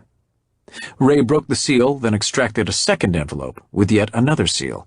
The second envelope was marked Top Secret, Eyes Only, which meant it was not to be copied, only read. "Concentric Russian dolls," AJ offered. "So it would seem." Ray broke the second seal, removed yet another envelope, and removed the message. They read it together. The message contained little new information, but did confirm the support and transportation platforms that would be available to them for this special reconnaissance. Then they turned to Leach. "You know what's in this?" Ray said, holding up the message. Leach had the neat look of an embassy gopher, mid-30s, well turned out in chinos and a starched open-collar shirt. He had the beginnings of mottling on his cheeks. That said, he was on the legation cocktail circuit. It was a known fact the embassy staffers in African capitals consumed their share of Beefeater gin and Schweppes tonic. "Absolutely not," he replied, "and I'm told that its classification and special handling protocols are outside my security clearance." "So what are we supposed to do with it now?" Leach took a step back. I have no idea. Now that it's open, I can't handle it." Ray looked at AJ, who just shrugged. "I guess we can eat it, or we can burn it. Probably ought to burn it." "Yeah," AJ concurred. He pulled a Bic lighter from his shirt pocket and fired it up. He touched the resulting tongue of flame to the corner of the message, while Ray held it. Ray let the single sheet become engulfed in flames and nearly singe his fingers before he let it fall to the concrete floor. After it burned out, he scattered the blackened residue with his boot. I'm not sure that's an approved method for the destruction of a classified document," Leach said. "Neither am I," Ray replied, "but I didn't want to eat it, and we sure as hell can't take it with us." The embassy man shifted uneasily from one foot to the other. "I'll have to report this," he said, "when I get back to the embassy." "No worries here," AJ said, "but in the meantime, what are your instructions?" I'm to remain here and be of any service I can to you fellas. Really? Well, we have some new instructions for you. We have a long night ahead of us and some gear to prep before we leave. Why don't you see if you can rustle us up something to eat? We like to eat before we go to work, and God knows when we'll next get a decent meal. Well, I suppose I could do that. What do you have in mind? Without hesitation, Ray answered, "How about a Philly cheesesteak?" "Exactly," AJ chimed in, "with lots of grilled onions." Leach stood there with his mouth open for several seconds, then said, "I'll see what I can do." He turned on his heel and left. As he left by a side door to the warehouse, they could hear the engines of the Gulfstream begin to spool up. The Air Force Master Sergeant stepped past Leach as he made his way out. "He didn't look too happy," she reported. "Embassy business," Ray deadpanned. "We can't talk about it." She ignored him and handed AJ a bulky paper bag. "There are a couple of box lunches in there that I liberated from the commander's personal larder." She paused a moment, then continued, "Look, I know you two lowlifes wouldn't be on my bird unless it was something important, and probably dangerous. You guys take care of yourselves, and good luck." "Thank you, Master Sergeant," AJ replied. "Yeah, thanks," Ray echoed. "We really do appreciate it." She threw them a casual salute and took her leave. Moments later, they heard the whine of jet engines rise an octave and then grow fainter as the Gulfstream taxied away. "That was nice," Ray said, "but I'm holding out for a Philly cheesesteak." "Yeah, dream on. But yes, it was nice of her. And these, my friend," AJ replied, sniffing the contents with approval, "are 4-star box lunches. Just look at them as backup chow. It may be the only backup we have on this operation." "Yep, looks that way," Ray agreed. They put the box lunches aside on the floor and, under the fluorescent glow of a single suspended fixture, began to lay out their operational gear. At 20:30, shortly before dusk, 2 Marine CH-53E Super Stallion helicopters set down 100 yards from the warehouse. While the helos refueled, the 2 SEALs made ready. AJ and Ray now wore their kits, but they were not operationally configured. They were kitted up for intermediate travel. They wore their backpacks in normal fashion, but their duffels were clipped to D-rings on the front of their harnesses. The M4s in their hard cases were strapped to their sides. As they stepped from the door of the warehouse, a Land Rover screeched to a halt in front of them. It was Leach. He handed Ray a paper sack that was well stained with large grease spots. The smell alone told them that he had accomplished his mission. "How the hell did you find Philly cheesesteak subs in Ethiopia, in Africa at all for that matter?" Ray asked. "Hey, you fellas have your secrets, I have mine." "William, old son," Ray said, putting a hand solemnly on his shoulder, "you are something else.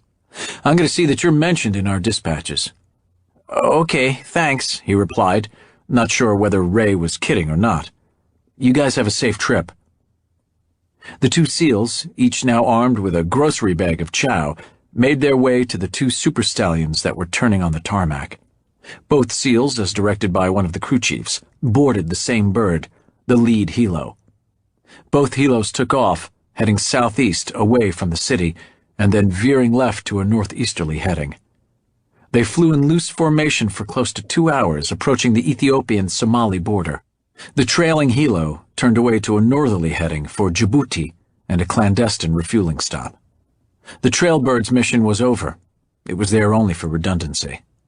With its tanks topped off, it could just make it back to the USS Bataan LHD-5, cruising an anti-piracy station off the Horn of Africa at the eastern approaches to the Gulf of Aden. The lead helo, with the 2 SEALs, dropped to an altitude of 500 feet to avoid the anemic Somali coastal radars near Berbera, skimmed over the western edge of that nation, and crossed unnoticed into the Gulf of Aden. The Super Stallion's progress was carefully monitored by an Air Force E-3C Sentry airborne early warning and control aircraft orbiting well out over the Gulf. An hour into the flight, the 2 SEALs were eagerly devouring their Philly cheesesteaks, handing over their Gulfstream executive rations to a very grateful Marine Corps flight crew. Their hastily prepared box lunches from the Bataan were unpalatable by comparison. For all concerned, it would be a long flight, and by helicopter standards, a very long flight. The Super Stallion has a range of just over 600 nautical miles and a cruising speed of 170 knots. Some 3 hours after takeoff and 80 miles north of the Somali coast, the lead helicopter found the MC-130P Combat Shadow Special Operations tanker. The Combat Shadow had launched out of Aden, Yemen, and had reached the rendezvous coordinates only minutes before the CH-53E's arrival. After taking on a full measure of JP-4, the helo continued in an easterly direction, paralleling the coast of Somalia, but well out to sea. Another 2 hours of flying brought it into position some 50 miles off the Somali coastline, just north of the city of Kandala. The Super Stallion descended from a cruising altitude of 9,000 to 1,500 feet, and there it was, right where it was supposed to be, the USS Michigan. The pilot made a careful approach, following the wake of the big submarine until it was matching the sub's 10 knots, and hovered some 50 feet above the broad missile deck, behind the sail and just aft of the dry deck shelter, a bulbous metal lump clamped to the rear of the missile deck. It resembled a large propane tank. "Thanks for the chow," the crew chief yelled as he hooked Ray up. The heavily loaded SEAL was sitting in the door of the helo. "I don't care what the bar girls in San Diego say about you guys. You swabbies are all right. You're welcome, Gyrene. Safe trip home." He tapped Ray on the helmet, and the SEAL swung out into the night and the noisy prop wash of the 53's big 7-bladed main rotor. Because of the weight of their gear, the SEAL recon team would be winched to the deck rather than using the more expeditious fast rope method. The sea was calm, and the Marine Corps pilot was skilled from years of training for missions such as this one. Ray and AJ, assisted by the Michigan's deck crew, stepped lightly onto the metal deck of the submarine as if they were stepping down from a passenger bus. Once the two SEALs were aboard, the Super Stallion turned and continued east. It again mated with the loitering Combat Shadow, drank its fill, and continued on to the USS Baton, which was steaming west to meet it. The crew of the helo had been in the air for close to 11 hours. Their only break had been 2 short ground refueling stops. Back at the air-sea rendezvous point, there was only empty ocean. Before the CH-53E was 15 miles into the final leg of its journey, the Michigan had slipped beneath the waves.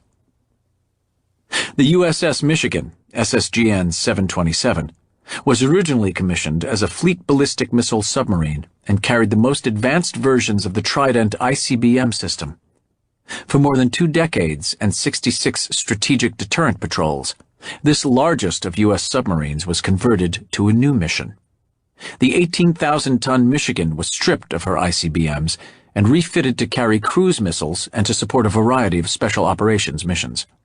During the Cold War, the U.S. submarine force eschewed working with SEALs and Special Operations Forces in favor of their strategic mission of tracking Soviet-era submarines and nuclear retaliation should the Russians and their ballistic submarines do the unthinkable. With the end of the Cold War, the SEALs and SOF became the submariners' new best friends. They took to these new duties with great gratitude, as the SOF requirements kept their boats in the water and underway. The submarine service took on this new role with their typical high degree of professionalism and attention to detail. After they boarded the submarine, AJ and Ray were taken to a small compartment where they dumped their gear. A ship's master-at-arms was stationed at the door. Moments later, an officer led them to the commanding officer's quarters. "Welcome to the Michigan, gentlemen. I'm Captain John Toohey. Happy to have you aboard." The Michigan's skipper was an affable Navy captain with an agreeable slouch and the chalky pallor of those who lived most of their working life underwater. His hair was boot-camp short, and he had kindly, highly intelligent eyes and a crooked nose over a push-broom mustache. As with the other members of the crew, he was dressed in dark blue, one-piece cotton overalls, as if they were blue-water counterparts to the SEALs' desert camouflage utilities. Like the Marine Corps flight crew, Toohey was not briefed into the mission specifics of these two SEALs, but he did know it was a code-worded operation and therefore operationally significant. The Michigan spent much of its life boring holes in the ocean and conducting training exercises.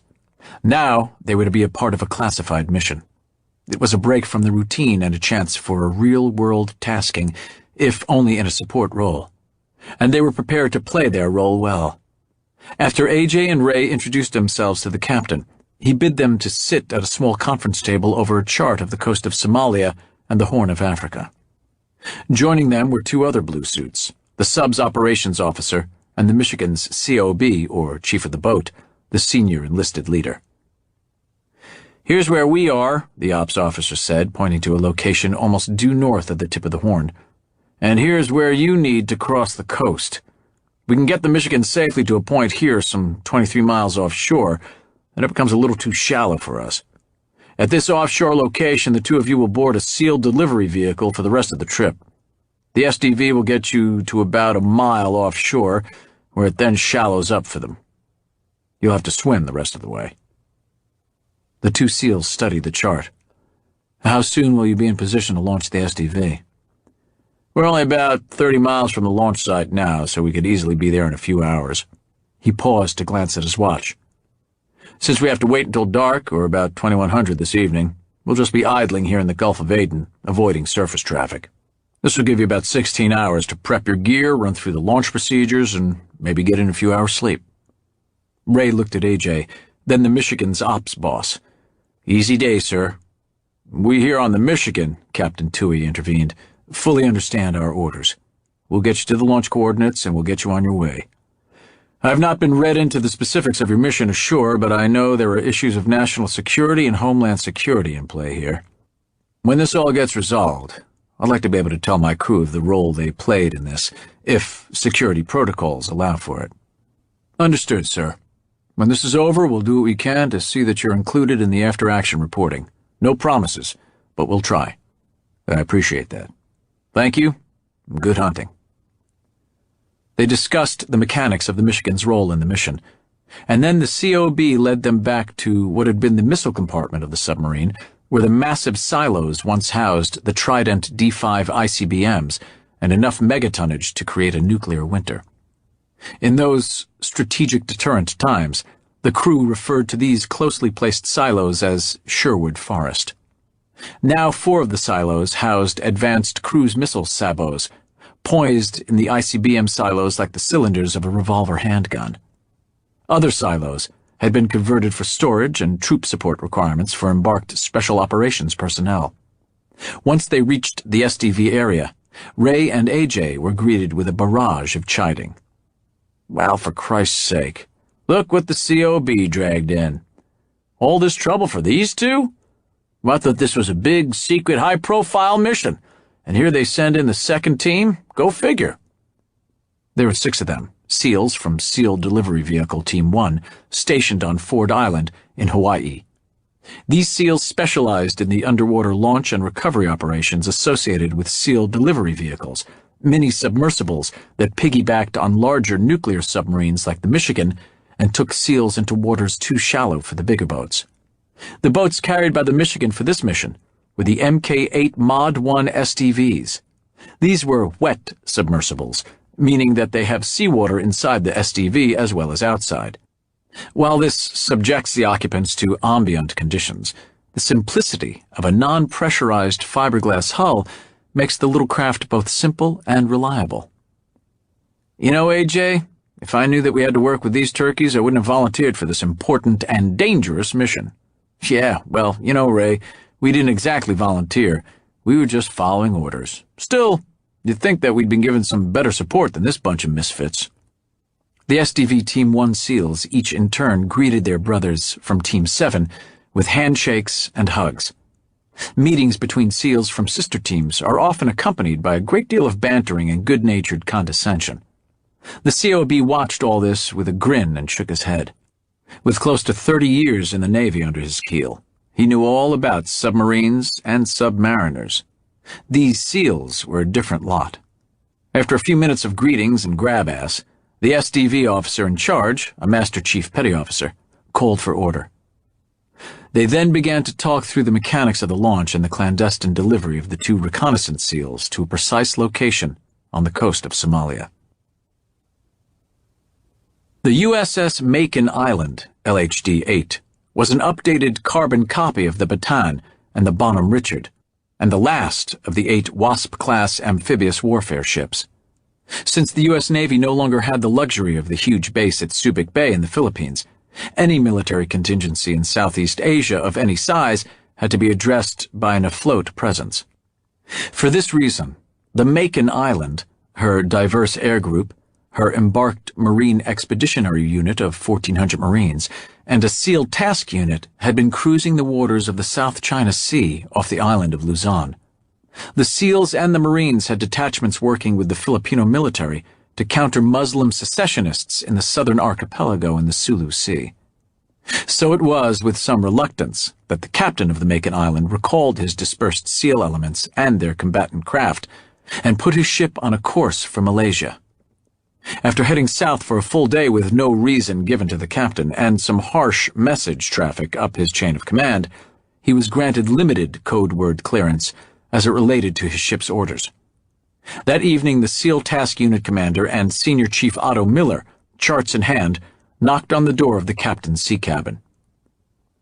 "Come in, gentlemen. My mess specialist has just brewed a fresh pot of coffee.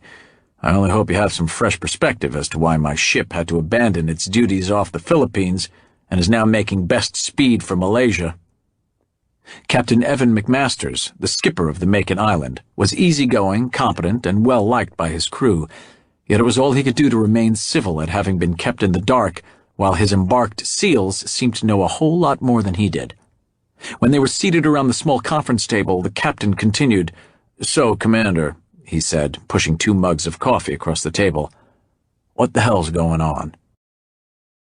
Lieutenant Commander Todd Crandall was the embarked SEAL Task Unit commander. In addition to a platoon and a half of SEALs, he had an Mk-5 boat detachment and 2 10-meter RHIB rigid-hull inflatable boat detachments. The TU also carried the associated administrative, technical, and maintenance personnel to include Senior Chief Miller's cadre of intelligence analysts. The TU commander was a short, serious, former enlisted man who had been a boatswain's mate before he was a SEAL. He knew the Blue Water Navy, and he knew special operations. Although he did not like the tone of the Macon Island's commanding officer, who was about his same age, he could well appreciate the man's irritation at being kept in the dark. "Captain, I'm going to let Senior Chief Miller read you into this.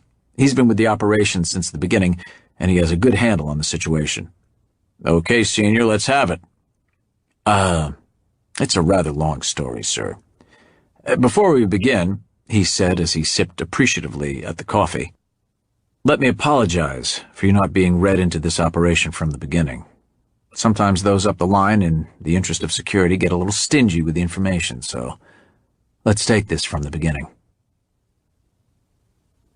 Aboard the USS Michigan, Ray and AJ stood off to one side in their dry suits. The previous 16 hours had been occupied with a few hours' sleep and a lot of preparation and briefings, along with a final text message from Lieutenant Engle and Chief Nolan.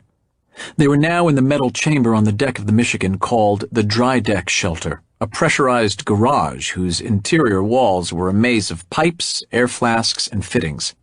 In the harsh fluorescent glow of the crowded space, a single SEAL delivery vehicle rested in its cradle. For now, there was little for the recon SEALs to do. They were merely spectators to the preparations that would see them from the Michigan to their drop-off point off the Somali coast. They wore only their Mk-15 scuba rigs, which had been meticulously prepared earlier that afternoon. Since the depth of the dry deck shelter would be close to 60 feet, they would use the more sophisticated Mk-15 mixed gas diving rig rather than the standard Draeger rebreather. While the SDV SEALs and their diving submersible technicians made their final checks, the speaker overhead barked out the launch countdown. 10 minutes to launch sequence. 10 minutes to launch sequence. All non-essential personnel should now exit the shelter." Then, 5 minutes to launch sequence initiation. All craft personnel should be in place. All hangar handlers should be in place. The hatch that mated the dry deck shelter to the Michigan was now closed, and they were environmentally segregated from the mother submarine. Ray and AJ, helped by 2 SDV SEALs, climbed into the rear compartment of the SDV. Up in the forward compartment, the pilot and navigator were already in place, powering up their propulsion and navigation systems. Both had done this dozens of times before in training, but given that this was an operational mission, they went through their checklists with additional attention to detail. The SDV Master Chief, in dry suit and traditional scuba attire, stepped to the side of the submersible and offered his hand, first to AJ, then to Ray. "You sure that you don't need me to go along to keep you two out of trouble?" "Thanks, Master Chief. We could probably use the help, but three's a crowd, and this one's a sneak and peek." "Then good luck to you both. The SDV will stand offshore and surface at half-hour intervals for a comm check, and in case you need an emergency extraction. They'll stay on station for about 4 hours before they head back to the Michigan." "Thanks for everything, Master Chief. You guys are great." "Ditto, Master Chief," Ray echoed. "Mahalo and aloha." The senior chief took his position along the forward bulkhead of the shelter, from where he would direct the launch. The SDV pilot and navigator signaled that their systems were up, and they were ready to launch.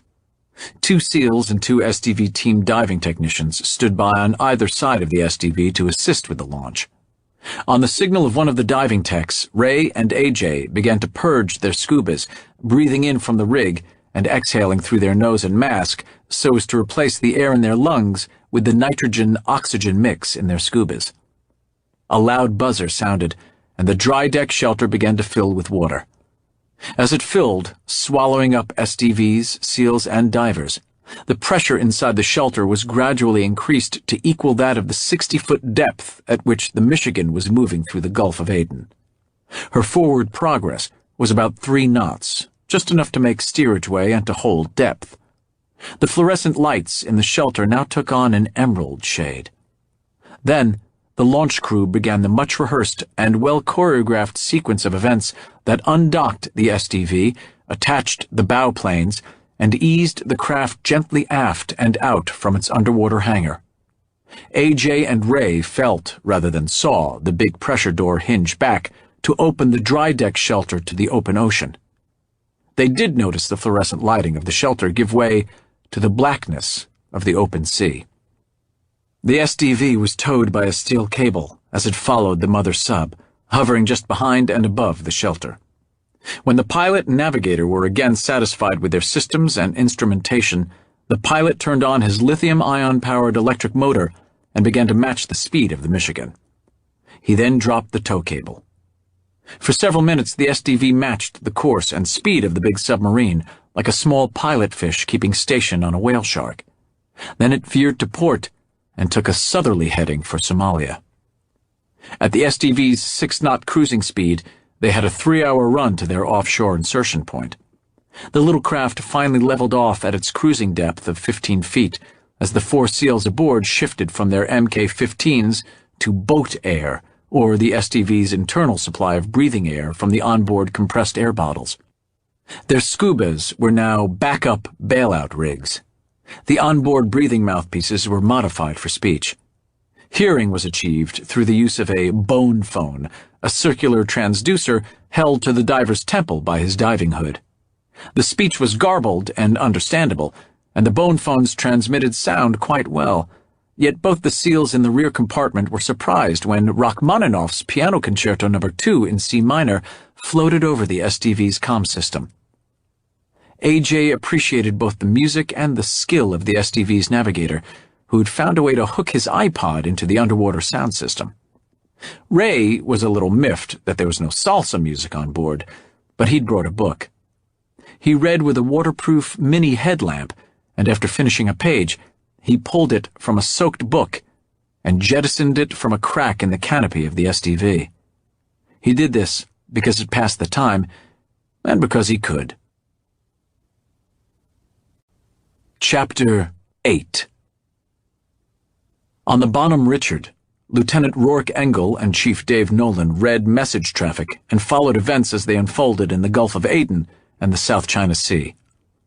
Each morning they, along with Sonny and Wymie, met on the flight deck for a physical training session. The Marines aboard jogged around the perimeter of the flight deck. The 4 SEALs jogged bow to stern, then sprinted into the wind, stern to bow. Following 40 minutes of these wind sprints, they retired to the Bonnie Dick's extensive weight room for more punishment. On the 3rd day, Nolan found Engle in the compartment assigned to the SEALs, and their equipment and took him aside. "Look, sir, we're within helo range of the beach, and you got a kid on the way. There's a good chance that this, whatever might be developing, is not going to mature into a real threat. Or if it does, some other agency or strike element is going to step in and handle it. Or the bad guys, if we just stand back and keep an eye on them, will fuck it up themselves without any interference from us. As you well know, they've been known to do just that, so go spend a few days with your wife. I can handle it, and if something breaks, I'll give you a shout, and you can get right back down here. Right now, it's a wait and see. Until we get more from AJ and Ray, or from Senior Chief Miller, there's not a lot we can do. Seriously, man. Family is important." Engle allowed himself to consider what Nolan was saying. As the Bonnie Dick steamed north, there was little for him and the others to do but await developments and more intelligence. As the Bandito platoon commander, Rourke Engle was the only one who did not have to surrender his satellite phone. He was now the sole link between his SEALs and their families back home. Jackie understood this, and so when he called, he let her know all was well with the men, and she passed on family news as needed. His men needed to know their families were okay, and in turn, the families wanted to know their men were fine. In her conversations with Rourke, she had made no demands, but he knew she would like him home if that was at all possible. He could hear it in her voice, and he knew all too well that this was a challenging pregnancy. He ached to be there for her. It was possible for him to make a trip home, but not easy. At least, not easy for him. First of all, there was the operation, one that could quite possibly be a big one if it did go down. And though there was little for him to do right now, if things did begin to break, they might break very quickly. What if the mission went down and for some reason he couldn't get back in time? Past the operational issues, there was the fact that he was on deployment. Special operators often allowed themselves privileges not normally afforded others in the military. Yes, they deployed often, and they often went in harm's way. They also spent much more time away from their families than almost anyone else in the military. But no male sailor or officer on the Bonnie Dick could simply have himself flown off the ship because his wife was having a baby, unless, of course, there were serious complications. Rourke Engle was not someone who could easily take advantage of his position or leave what he considered his duty post. And then there was the priority of the mission. It was, after all, a code word operation. "Understood, Chief, and thanks. I'll think about it and get back to you." That evening, while at his small desk in the SEAL compartment, he called Jackie on his Iridium satellite phone. It was one of the few times he called his wife while on deployment when they were in the same time zone. He found her at home, folding clothes with the TV on in the background. "Hi, darling. How's my favorite expectant mother?" he began. "Rourke! Oh, I'm so glad to hear your voice." She was about to ask, "Where are you?" but stopped herself in time. "How is everything wherever you are?" "All is well here, and for the moment things are pretty quiet." He could never discuss operational matters over the phone, but he knew that saying they were inactive would cheer her up. "The question is, how are you and the little one getting along?" "I'm a little tired, but everything's fine. Your child kept me up most of last night. Wouldn't stop kicking me. Oh, and I'm as big as a house." Engle ached to be home, to be able to hold his wife, to spoon up with her in bed and run his hand over her belly. "Listen, hon, there's a chance I may be able to break away and get home for a few days. Just a chance," he quickly added. "Oh, Rourke, that would be wonderful." "There's a project I'm working on," he said guardedly. "That could go either way. It could turn out to be nothing, in which case Dave Nolan could keep an eye on things while I'm gone. But it could be something that will keep me tied up here. I'm telling you this, as there may be a chance I can get away, but right now it's up in the air. I wish I could be more definite, but that's just the way it is." Jackie Engle considered this and her response carefully. She sensed that her husband was torn between his duty to her and his job, more specifically his duty to his men. She'd give anything to have him with her, even for a few days. Well, almost anything. She knew that if she pressured him, he'd come, and at the expense of shortchanging his strong sense of duty. Well before the baby, before they even had talked about marriage, Rourke had made it clear to her that she would have to share him with the life he'd chosen, and his duties and responsibilities as a professional warrior. She'd accepted that, even thought it noble and romantic. But that was then, and this was now. She always missed him when he was gone, but she'd never needed him close more than at this very moment. Yet she somehow knew that the man she loved and needed would somehow not remain the same man if she forced him to leave his post on the eve of a mission, or if his men should have to go into harm's way without him. If Dave Nolan and the others needed him and he wasn't there for them, then something between the two of them would be lost, perhaps lost forever. My God, she briefly reflected. Before I met Rourke, I would never have considered marriage with someone who was gone half the time and in mortal danger on the job. But that was before. I've accepted the role of the spouse of a warrior, and now I have to accept this. I love him dearly, and he's worthy of this sacrifice. But still... Hon? Are you still there? I'm here, Rourke. Listen, if you can get here, nothing would please me more. If you're really needed there, then don't come. My mom will be here day after tomorrow, and Julia Nolan looks in on me daily. It would be wonderful to have you here, and I do miss you. But it's your call. Only you know where you'll be needed most. If you can't come, or even if you can't be here when the baby's born, I know it's because you're needed elsewhere, and I can deal with it. I do understand. There was a pause before he replied. God, I love you. Another pause. If it's possible, I'll be there. I'll even let your mom boss me around and do what she tells me. If I can't be there, you'll know that I'm on a project and I can't leave. That it's not where I want to be. It's where I have to be. I know, Rourke. And I know that what you decide will be the right thing for all of us. All of us, she mused. Her, the baby, and those SEALs who depended on him. And I love you more than words can say. They talked for another 10 minutes and swapped platoon family news. But what needed to be said had been said. And yet nothing had changed. It was as they both knew it would be. But that did not make it any easier or less painful. After Rourke rang off, Jackie sat in their small Coronado living room, one hand on the cradled receiver and the other resting on her swollen belly. Tears found their way down her cheek, dripping off her chin and falling on the hand that caressed their child. Rourke Engle slipped the iridium phone back into the cargo pocket of his trousers. He felt equal measures of relief and longing. She'd made it clear that it was his call, and she supported whatever he would decide. Still, it was not an easy call. He wanted to be with her and to share in this miraculous journey they were on, this child, their first child. Yet he knew he could not leave unless this potential threat was somehow eliminated. Navy SEALs often find themselves hoping that conditions align themselves such that they are cleared for a mission. More often than not, conditions don't align, and the mission is cancelled. For the first time, Rourke Engle found himself hoping that this one would get cancelled or go down quickly, so he could somehow get home to his wife and unborn child. He pushed himself to his feet and headed for the Bonham Richards Communications Center to see if there was any recent message traffic about Shabal and the threat. He moved with a clear head and a heavy heart.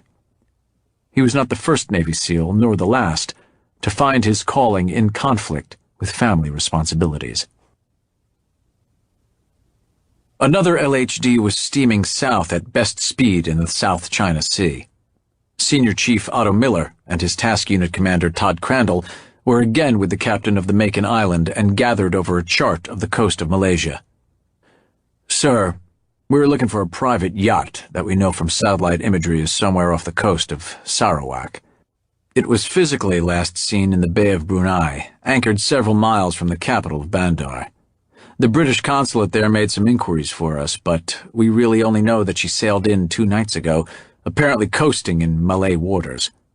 The game here is to track her and, if possible, catch her in international waters and board her. What kind of craft are we looking for? Captain McMasters asked. A nice one, Miller replied.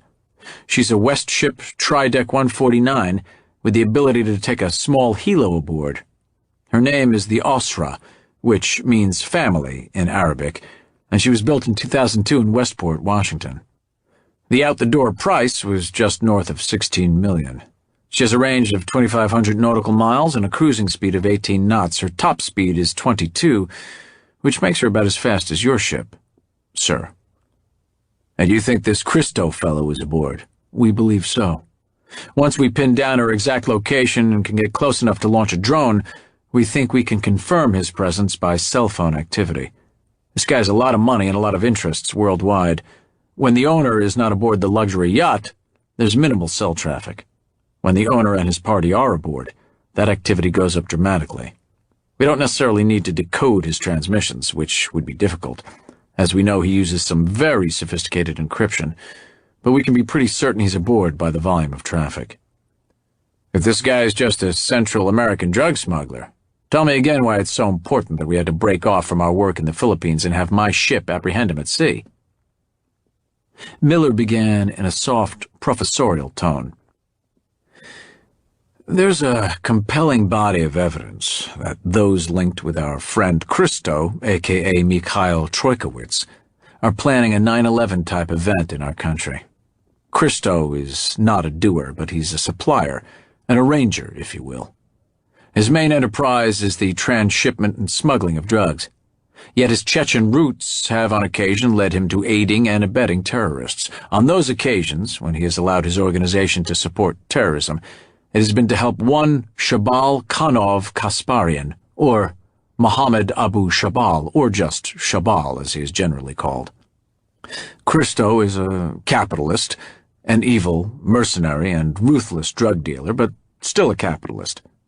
Shabal is another animal. We don't know where he is, but there's every indication that he's up to something big. Yet we do know where Christo is, or where we think he is. He may or may not know the whereabouts of Shabal or his plans, but it's our best lead. I, or rather we, very badly want to have a conversation with Shabal. The Macon Islands skipper digested this and slowly nodded his head. So how do you want to play this? Miller looked to Lieutenant Commander Crandall, who picked up the narrative. Sir, once we have a good location of the Osra, we shadow her at a safe distance while we observe her electronically. Given the priority of this operation, there's a global hawk standing by at Diego Garcia at our disposal. While the drone gets on station, we close in just out of visual and radar range and get our Mk5 detachment and 2 of our RHIBs ready to launch from the well deck. If and when the global hawk sees a spike in cell phone traffic, we take the yacht and we take Christo. And what if the yacht is in Malaysian territorial waters? Captain McMasters asked. If we have anything to say about it, we move on the Osra, whether it's in Malaysian or international waters. But that call will be made well above my pay grade. Mine too, replied McMasters. Okay, we make all preparations for an interdiction at sea. Let me know when there's a sighting of the yacht. That's a pretty big boat, and there are not a lot of islands off the Sarawak coast where it could hide. It shouldn't be too hard to find. They had only their operational desert camis under their dry suits. But even though the water was in the low 80s, the 2 seals in the rear of the SDV were becoming chilled. Up front, the pilot and his navigator were toasty. This was their element, and they wore half-inch thermals under their dry suits.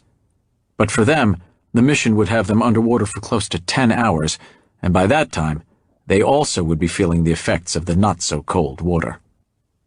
Suddenly the music, a superb rendition of Bach's Suite No. 2 in B minor by the Münchener Bach Orchestra, stopped and was replaced by the burbly voice of the pilot.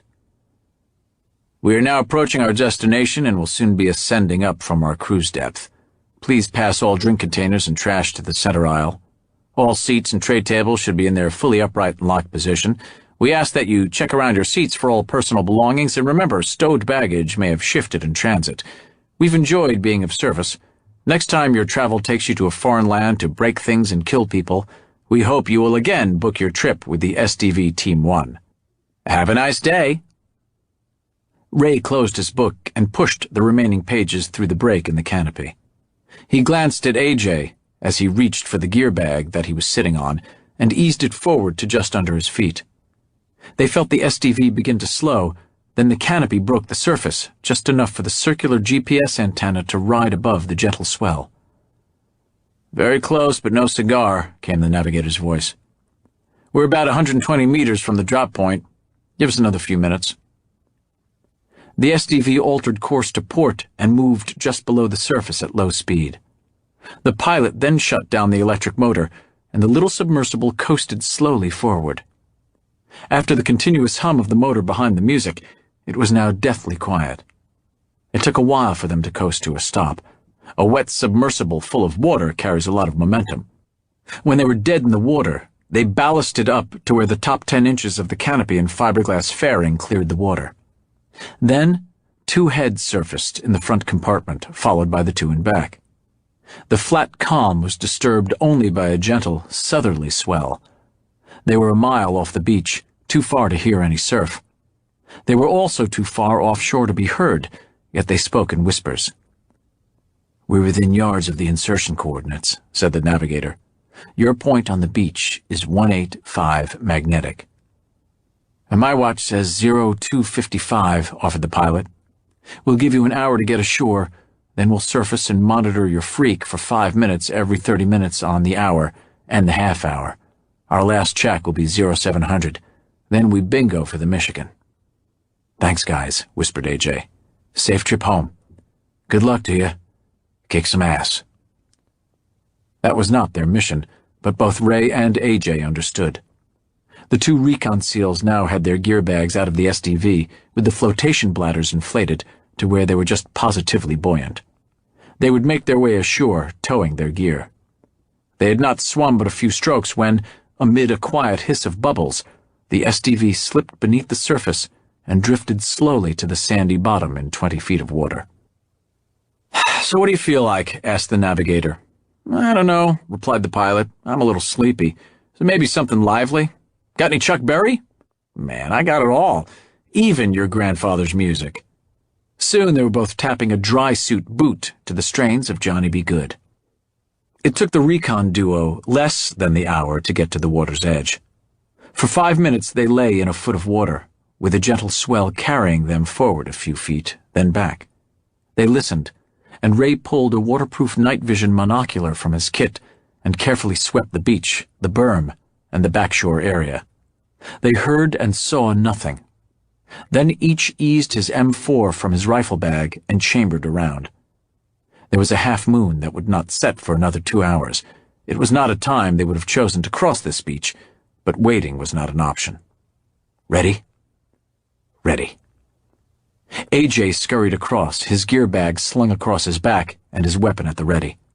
He crossed the berm and found a stand of low-beach scrub, not a particularly good place to hide, but it gave him no silhouette. Once Ray joined up, the 2 began to cut away their dry suits and ready their operational gear for travel. They were light on ammunition, heavy on radios, optics, and chow, and very heavy on water.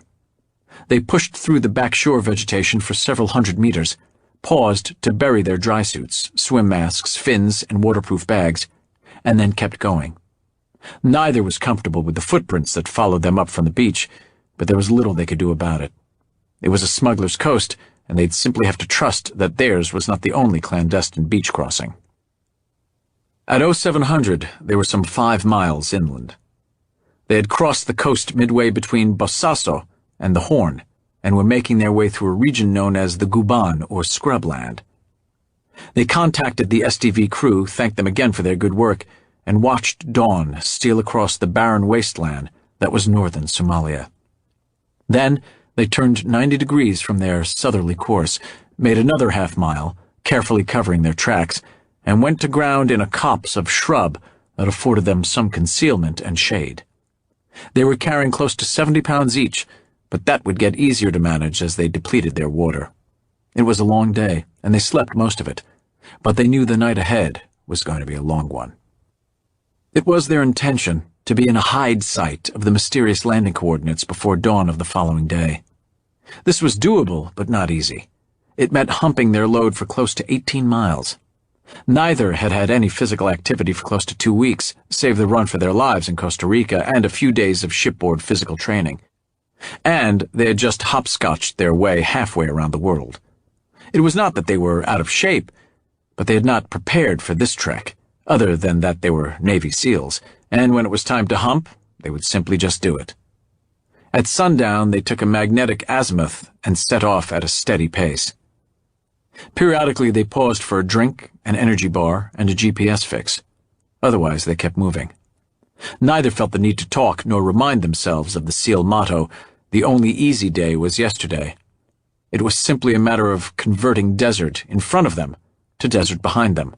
No more, and certainly no less. They made it to the landing site coordinates with 30 minutes to spare and quickly found what they were looking for, a good hide site. There was a shallow rise just north of what appeared to be a dirt road that ran straight through a dry valley wash below, almost due east and west. The ground looked as flat and smooth as the Bonneville salt flats. They found a crag just below a series of rock outcrops that allowed them to see out without being seen from below. And with the sun moving left to right of their position, there was little chance of a reflection from the lenses of their surveillance equipment. Once they had stowed their equipment well into the recess of the crag, they had a ghillie blanket set in place to break up any outline made by their person or gear. AJ rigged their AN PSC-5 satellite radio. With the PSC-5 in place mated to the keyboard of a small Toughbook computer, they quickly established a secure, real-time voice link with the task unit embarked on the Macon Island and Rourke Engle on the Bonham Richard. The latest generation of encrypted Iridium satellite phones had almost done away with the need for a man-pack portable satellite radio. Almost. The Iridium could not handle imagery and data transmission. The PSC-5 was bulky, but still needed. Once finished with the housekeeping chores, Ray took the first watch while AJ curled up on his poncho liner and was soon asleep. It was all done but the waiting. They were well hidden and no more than 200 yards from the target GPS coordinates. There was nothing the first day or that night, not that they expected anything at night. The two recon SEALs fell into a routine of sleeping, eating, and communicating, even though there was nothing to report. That first afternoon, the temperature climbed to 105 degrees in their shady, rocky hideout, and they moved little in deference to the heat. They drank into their precious supply of water in prescribed amounts, at prescribed intervals. "You know, AJ," Ray offered during a mid-afternoon watch change, "we've spent about $1 gazillion on drones that can do what we're doing out here. Think about it. We can be in some air-conditioned space on some cushy Air Force base, sitting in a padded swivel, drinking an Arnold Palmer, and watching an LED screen. We could see everything we can see right now. And then we're not on duty. We could be out on the golf course. Air Force bases are all about nice golf courses." "You got a point," replied AJ, as he settled in behind a tripod-mounted pair of Zeiss 20 by 60 millimeter image-stabilized binoculars. He adjusted them to his eyes, but they would not be needed unless there was activity. "But there's no substitute for eyes on, and a drone can't see eye level like we can. By seeing it from here on the ground, we can determine intent and purpose by observing movement, procedures, interactions, and the handling of equipment. A drone can't do that stuff. And besides, there are Russian ships on piracy patrol in the Gulf of Aden. Their radars would pick up any drone activity." "So then," Ray reasoned, "we ought to be paid $1 gazillion for doing this, since the drones can't." AJ started to respond, thought better of it, and turned to survey the vacant sandlot below. "When did you last call in?" 1400, right on schedule. No new word for us." They maintained their vigil into the night, swapping the Zeiss binoculars for a set of Pulsar Edge GS2 2.7 by 50 night vision binos with an IR capability. They were only just a little better than their helmet-mounted nods, but with the advantage of convenience and magnification. Yet nothing moved that first day and night. Dawn broke, and Ray and AJ switched their night gear out for their day equipment and maintained their watch. But miles away, much was happening.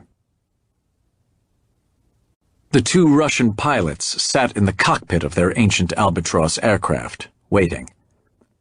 It had been a long flight from the Ukraine, punctuated by multiple refueling stops. The relic they were flying had a cruising range of barely 1,000 miles and had to stop at every godforsaken airfield in Turkey, Syria, Egypt, Sudan, Ethiopia, or wherever they happened to be. On this job, each time they stopped for fuel, they had to check in with Shabal. Now they sat on the tarmac of Yemen's Aden International Airport, the searing heat draining what little energy they had left. There was no auxiliary power unit here to push in air conditioning, nor was the old amphibian equipped for that anyway. They had spent the night there, and Shabal had ordered them to be in their aircraft first thing in the morning, ready to take off. Yes, we have been told to wait just a few more minutes, the first pilot said into his satellite phone. The vans with our passengers are coming from the port, and yes, we will call when they are aboard, and we are on the final leg of our journey. After a further exchange, he ended the call. I'm glad you're talking to him, the second pilot said, scowling. If you let me talk to him, I just tell him to leave us the hell alone and let us do our fucking jobs. That's exactly why I don't let you talk to him, replied Vitaly, the first Russian. Both of them had been mercenary pilots for years, and both had earned more money in their current job than they had ever earned flying bombers for the Soviet Union. Back then, they were young men flying new airplanes. Now, they were older men flying museum pieces, but it paid well. Usually, they were employed by the Russian mafia to smuggle all manner of contraband around Russia, the former Soviet republics, and Central Asia. When Shabal approached them and offered them twice what the Russian mafia was paying, they had been more than willing. It had intrigued them that somehow this rough-looking Chechen knew exactly what they were earning from their former employers. Yeah, I know I'd probably piss the guy off, and sure, the money's good. But this guy scares me. I heard he's some kind of fanatical Muslim, and who knows who's on his tail. We don't want to get caught in the crossfire if he decides it's time for paradise or some other goddamn thing. I don't like it. I like the money, but I don't like him. I don't like any of them. You're right. These Chechens are all the same, whining about how we raped their country and all that bullshit. And when they get the chance to get it over on us, they take every advantage. But it's a payday, and a good one. The second pilot didn't reply, just shook his head. Even more than 2 decades after the dissolution of the Soviet Union, ethnic Russians still had a condescending attitude toward anyone from any of their former republics. They continued to sit and wait, mopping sweat from their brows and bodies with ragged towels, hoping their passengers arrived before the sat phone jangled again and Shabal continued to micromanage them. Look, Vitaly, here come the 2 vans, said the second pilot. Well, now maybe we can get going and get out of this fucking heat. I wonder how many of these guys we're going to have to haul. I don't know, Sergei. Shabal said it was high priority. Maybe 3 or 4, maybe half a dozen. The Russians watched as the 2 vans drove right up to the Albatross. There was no airport or tarmac security, or if there was, it had been bought off. A tall, stocky Yemeni alighted from the first van. You stay here and get all our takeoff checks done, Sergei. I'll go meet them and get them aboard. Better you than me, Sergei replied as he began to run his hands over the Grumman's switches, a well-rehearsed routine he'd done hundreds of times since they'd bought this Korean War vintage relic on the black market a decade ago. Sergei allowed his hands to brush across the switches. He no longer needed to look at them. As he did so, he watched Vitaly and the Yemeni engage in an animated conversation. The conversation got more and more animated until he saw Vitaly throw up his hands in a gesture of resignation. What now? He soon found out. The Yemeni opened the cargo door of each van, and 8 dark-skinned Asians alighted from each one. Half were women, and all of them carried something rolled up under their arm, nothing else. The Albatross barely had seats for half that many. Vitaly and the Yemeni quickly crowded them into the Albatross's cargo door. The Yemeni got back into the first van, and as quickly as the vans had appeared, they headed back the way they had come. Sergei twisted around and saw Vitaly getting the 16 Asians situated in the back of the aircraft. Shabal. He knew damn well the Albatross usually carried a max of 10 passengers and back. Now he was really taking advantage of them. When Vitaly finally climbed back into his seat beside his co-pilot, Sergei exploded. Are you kidding me? 16 of these assholes. What the hell is Shabal thinking? Yeah, but they're all skinny fuckers. We're still only slightly over our takeoff weight. We'll have no problem hauling them all to our final stop in Somalia. Still, Sergei countered, but he didn't want to unload on his pilot. Yet he didn't like surprises either. I know, Vitaly replied. It seems this Yemeni guy works directly for Shabal, or that's what he said. He says this bunch started out in Indonesia and that he was contracted to bring them here. They're all Filipinos, and he says Shabal's been training them for almost a year. But how the hell did they get here? Sergei interrupted. I was getting to that. He says they crossed the Indian Ocean on a tramp steamer, and they've been cooped up in that hulk for weeks. The steamer just docked in the port a few hours ago. Now they're ours, or at least ours for a while. Yeah, but 16 of them. Be patient, my friend. Shabal himself will be at our destination. We'll trade this lot for our usual load and be out of there before nightfall. Sergei didn't respond, but started flicking switches with a purpose. He then moved to the engine levers, then more switches.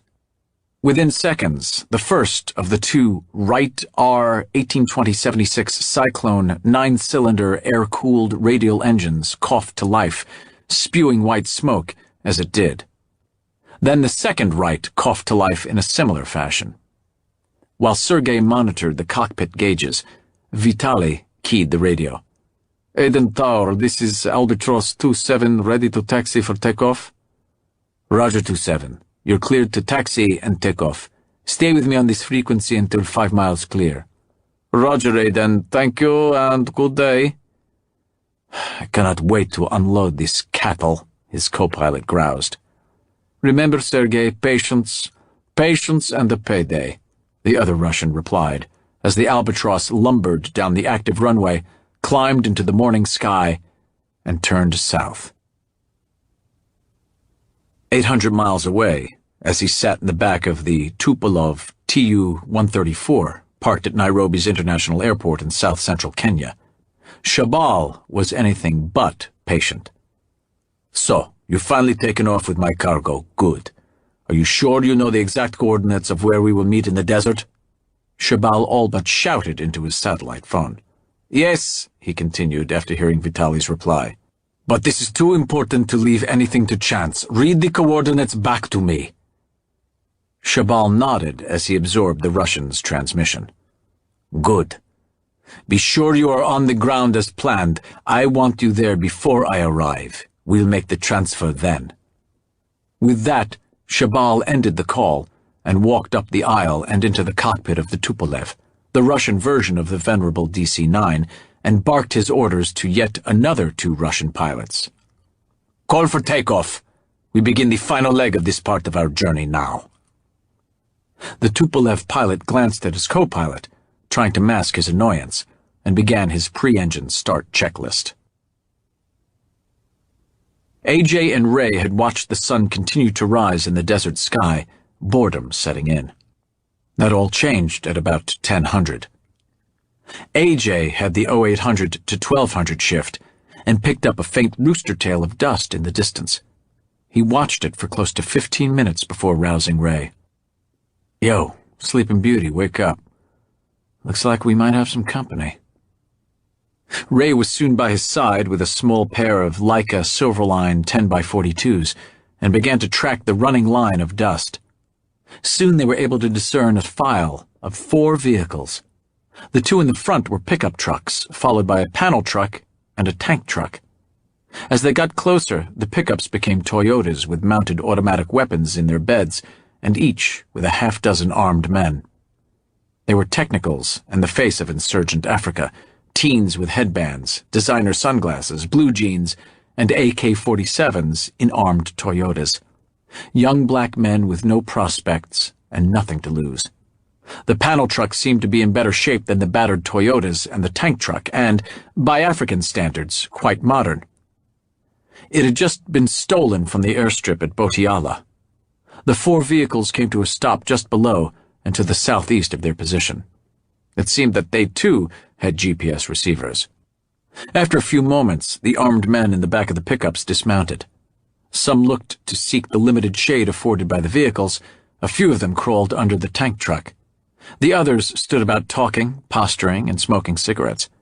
These were wild young men, equally immune to the sun and to matters of conscience. They, too, were waiting. Up in the rocks, the two SEALs moved without speaking.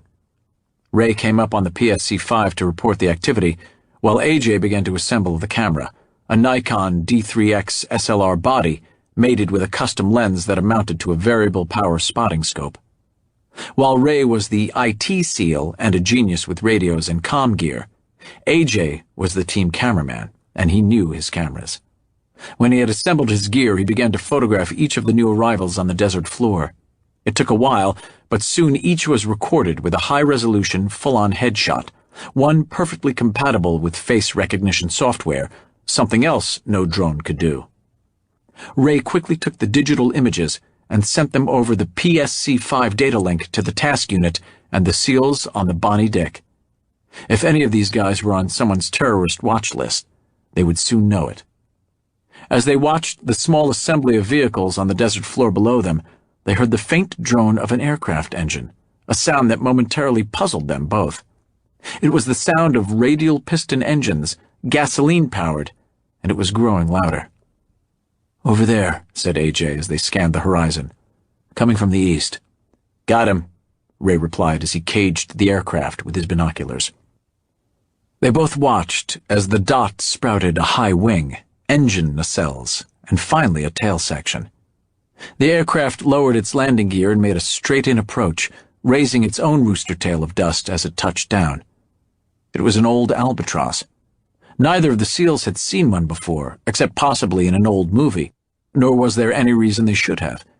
It was made in the USA, but had left active Navy and Coast Guard service before either of the SEALs was born. And yet here it was, in a remote piece of desert in Somalia.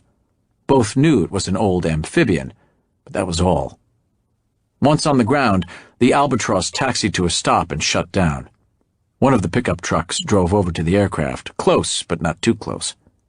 After several moments, the rear door opened, and a white man in shorts and a dirty open-collar short-sleeved shirt stepped out. He had dark hair and several days' growth of facial hair. He ignored the technicals in the pickup and went about placing a small metal step under the door of the aircraft. He then helped a woman in peasant's clothes to deplane from the flying boat. Then another, and another. The two SEALs watched in silence as a total of 16 passengers disembarked, 8 women and 8 men. They were not large people, nor were they imposing like the Somalis who looked on. They carried no baggage, save for a roll of cloth each carried under one arm. Once clear of the aircraft, they began to unroll their cloths, kneel on them, and lower their foreheads to the desert floor. The cloths were prayer rugs. Within minutes, the amphibian's passengers were lined up in neat rows, facing east, and chanting prayers. All the while, Ray scanned the new arrivals with his binoculars, while AJ captured high-resolution images. It was hard to catalog their faces, as they prayed to the east, and the 2 recon SEALs were north of them. "What do you make of all that?" Ray finally asked. AJ did not immediately respond. Finally, he took his eye away from the camera. "I haven't a clue. But they're not skinnies. Not Somalis. You're kidding me." "Nope. I think they're Filipino. Maybe Indonesian, but probably Filipino." Ray did not question him. AJ's background in Thai boxing made him something of an expert on subtle Asian differences, variations that would escape most Western eyes. And though he himself could not put his finger on it, they seemed to move and act like those he had known from the Philippines, and that was how they would report it. They appeared to be Filipinos. Filipino Muslims praying in the desert in Somalia, not far from the Horn of Africa. "You know, AJ, this whole business is starting to get weird." "Weird is the new normal," AJ replied. "We just need to separate the weirdness from the violence if we can. Or the boss and the chief need to." The scene before them was about to become strange, as well as weird. While the contingent on the prayer rugs continued their devotions, the 2 SEALs heard the sound of another aircraft approaching. They heard it, but they could not yet see it. It was coming from the north behind them. The whine of the jet engines was nearly overpowering when it flashed overhead about 400 feet. It was a twin-engine, commercial-looking passenger jet with two tail-mounted rear engines. This one looked familiar. The aircraft banked to the east, executed a 270-degree turn, and lined up for an east-to-west approach. Only after it had neatly set down and taxied up close to the Albatross was A.J. able to confirm what he suspected when the aircraft had turned on final. It was a Soviet-era Tupolev Tu-134, almost like a McDonnell Douglas DC-9, but not quite. This pilot did not shut down, nor did he leave the aircraft. The Tupolev sat parked on the desert floor, engines at idle. When the rear door opened and an internal ladder dropped into place, a single individual stepped to the door and gazed out. He had an automatic pistol in his hand and a hard look on his face. The recon SEALs were in luck in that the Tupolev presented its starboard side with a clear view of the passenger door. A.J. was able to get a high-res close-up of the man. Seemingly satisfied with what he saw, the man cached the pistol in the waistband at the small of his back and climbed down the ladder. The man was tall, with a rakish look, and a scar down the side of his face. He was clearly a figure of authority and clearly the man in charge. He was Shabal. A particularly large, brutish-looking Somali approached Shabal, and they spoke quietly for a few moments. Then, under the big man's direction, the Somalis formed a human chain and began to move bags of cargo from the Tupolev to the Albatross. After a dozen or more bags were put aboard the aircraft, the men shifted to the panel truck and loaded the remaining bags into the back, close to 24 of them. The bags seemed to weigh on the order of 50 pounds each, and the young men had no difficulty with them, laughing as they tossed them from one man to the next. The big man admonished them, and they began to handle the bags with more care. While the cargo was being shifted, the tank truck backed up to the jet, and fuel hoses were passed up to the pilot, who now stood atop the wing to supervise the refueling. Those on the prayer rugs continued to pray, as if the activity taking place around them was none of their concern. When the handling of cargo was complete, a man stepped tentatively from the cab of the panel truck. He wore a broad-brimmed sun hat and dark sunglasses. When he removed his hat and glasses to mop his brow, A.J. quickly captured his image with his Nikon and entered him into the system. He was definitely Slavic, and a big man with coarse, rough features, but one who moved with a bit of grace. From his dress and mannerisms he appeared to be Western, or at least Eastern European, and he and Shabal immediately fell into conversation. Shabal remained stoic, but the other man began to grow animated. He seemed to be shouting as he spoke with his hands. Even at this distance, and not being able to hear a word of the conversation, A.J. and Ray could tell who the alpha dog was. It was the man who had arrived in the Tupolev. The other man seemed to be bargaining or pleading. He was clearly unhappy with what was taking place. Only when Shabal pulled the automatic from his waistband did the other man settle down. He never threatened him with the pistol, but their conversation seemed to become less spirited while Shabal held the weapon at his side. Finally, the man shrugged and turned to the large Somali now standing off to one side. The big man then turned to give a few short commands, and the skinnies took what appeared to be 2 large steamer trunks from the panel truck and passed them up and through the door of the Tupolev. Shabal, the man from the panel truck, and the big Somali huddled for a short while and then broke away. Shabal and the 16 Filipinos boarded the Tupolev. The big Somali returned to the cab of one of his pickups, and the little European climbed into the Albatross. It was the flying boat that was the first to leave. The pilot cranked one of the old radials for what seemed to be a long time before it exploded with a burst of smoke and noise, followed by the second. The little amphibian then pirouetted to an easterly heading and began to crawl across the desert. It slowly gathered speed and finally clawed its way into the air, turning north for the Gulf of Aden. The Tupolev was next. This pilot brought the jet engines up to takeoff power and then released the brakes.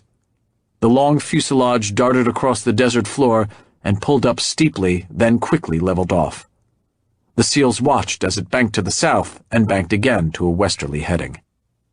The driver of the tank truck jumped onto one of the pickup trucks and with the other pickup and the panel truck, they headed back the way they had come.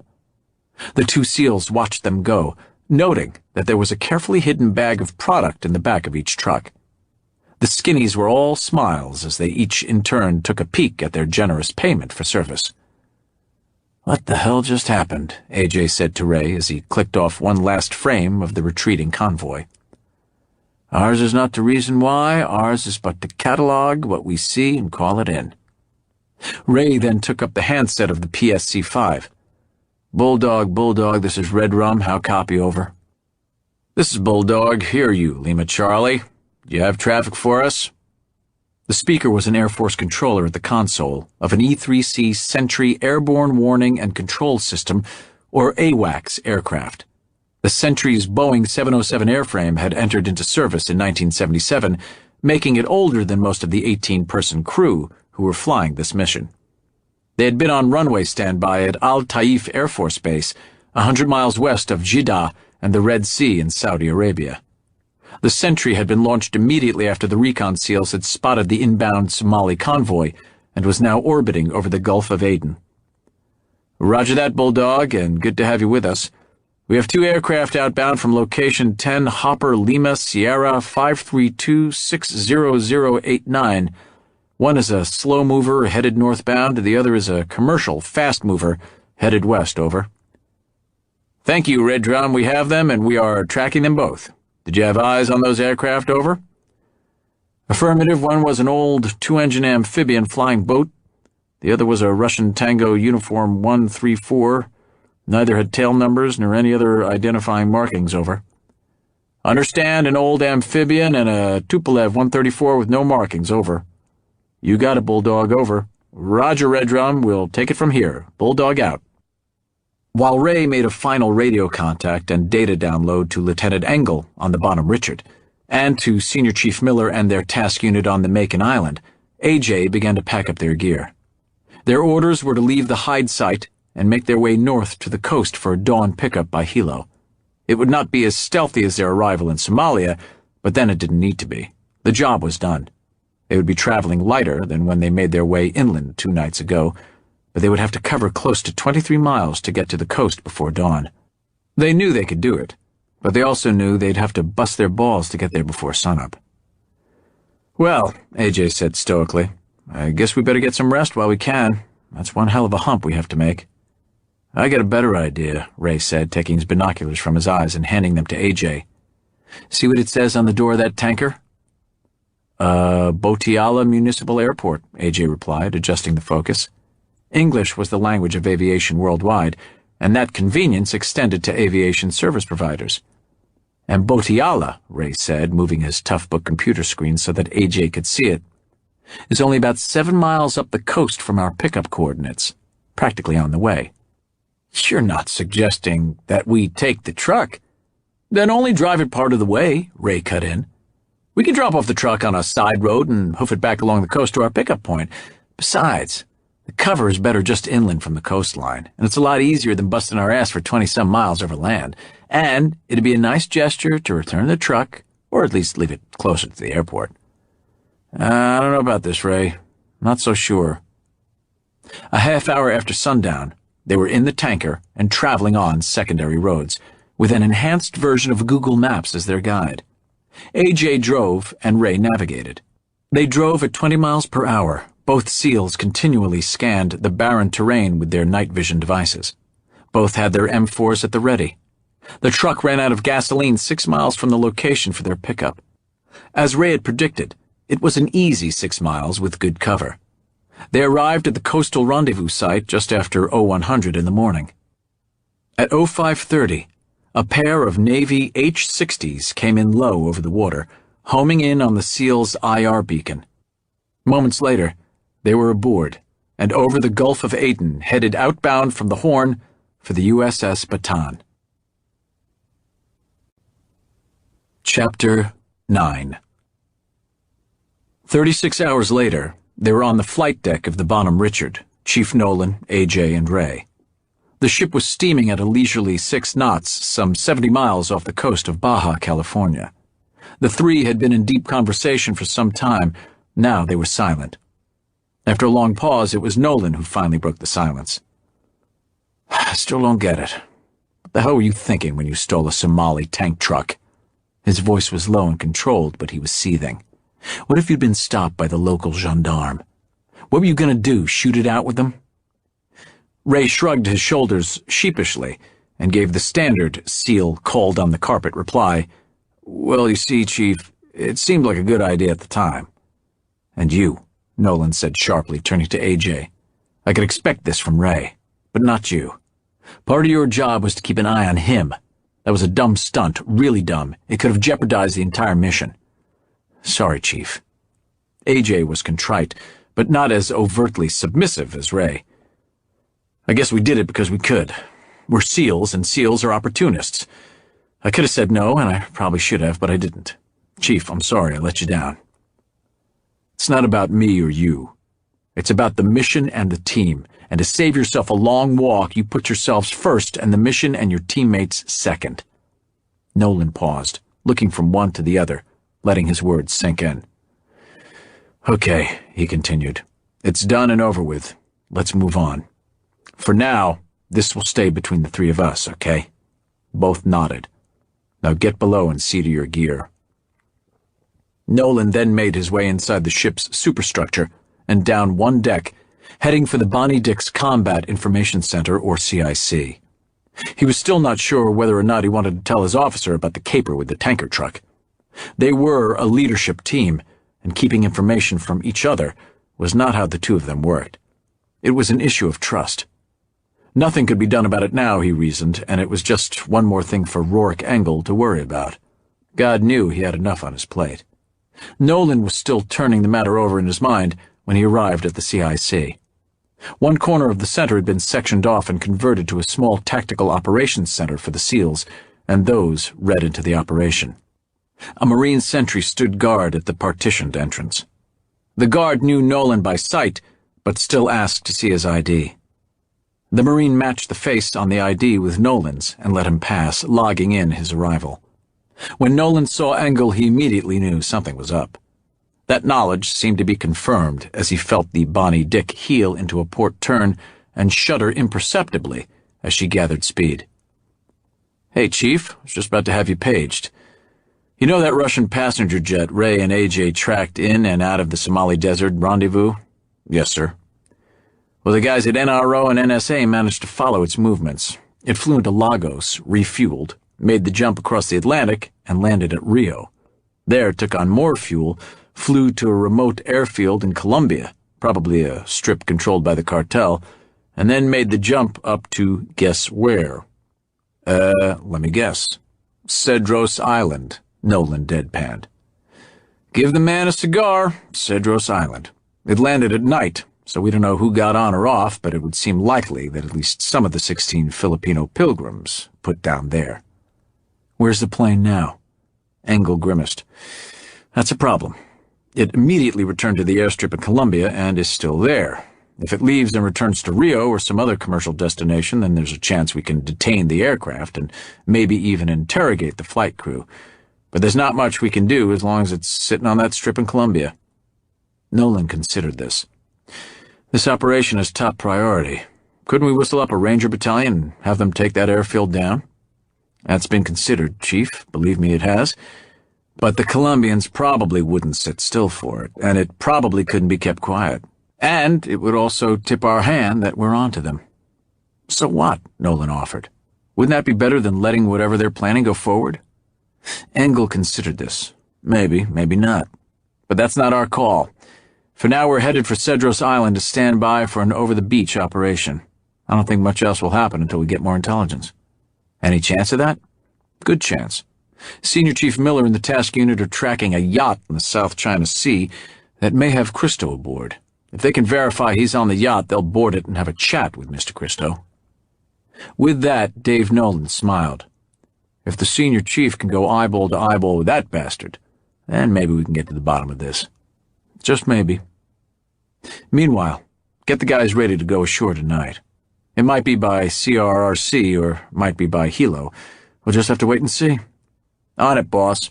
And whatever happened to those drugs that were flown into the desert? the ones loaded into that panel truck and put aboard that old flying boat. I wondered about that myself, Engle replied. I thought it might lead to a big drug bust, as that seemed to be a large shipment of cocaine. For meeting the traffic, the powers that be let the shipment go through.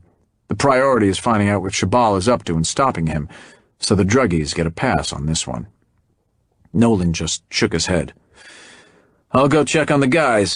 We'll be ready if and when. In the South China Sea, it was midnight, and the Macon Island was just over the radar horizon from the Osra and matching her course and speed.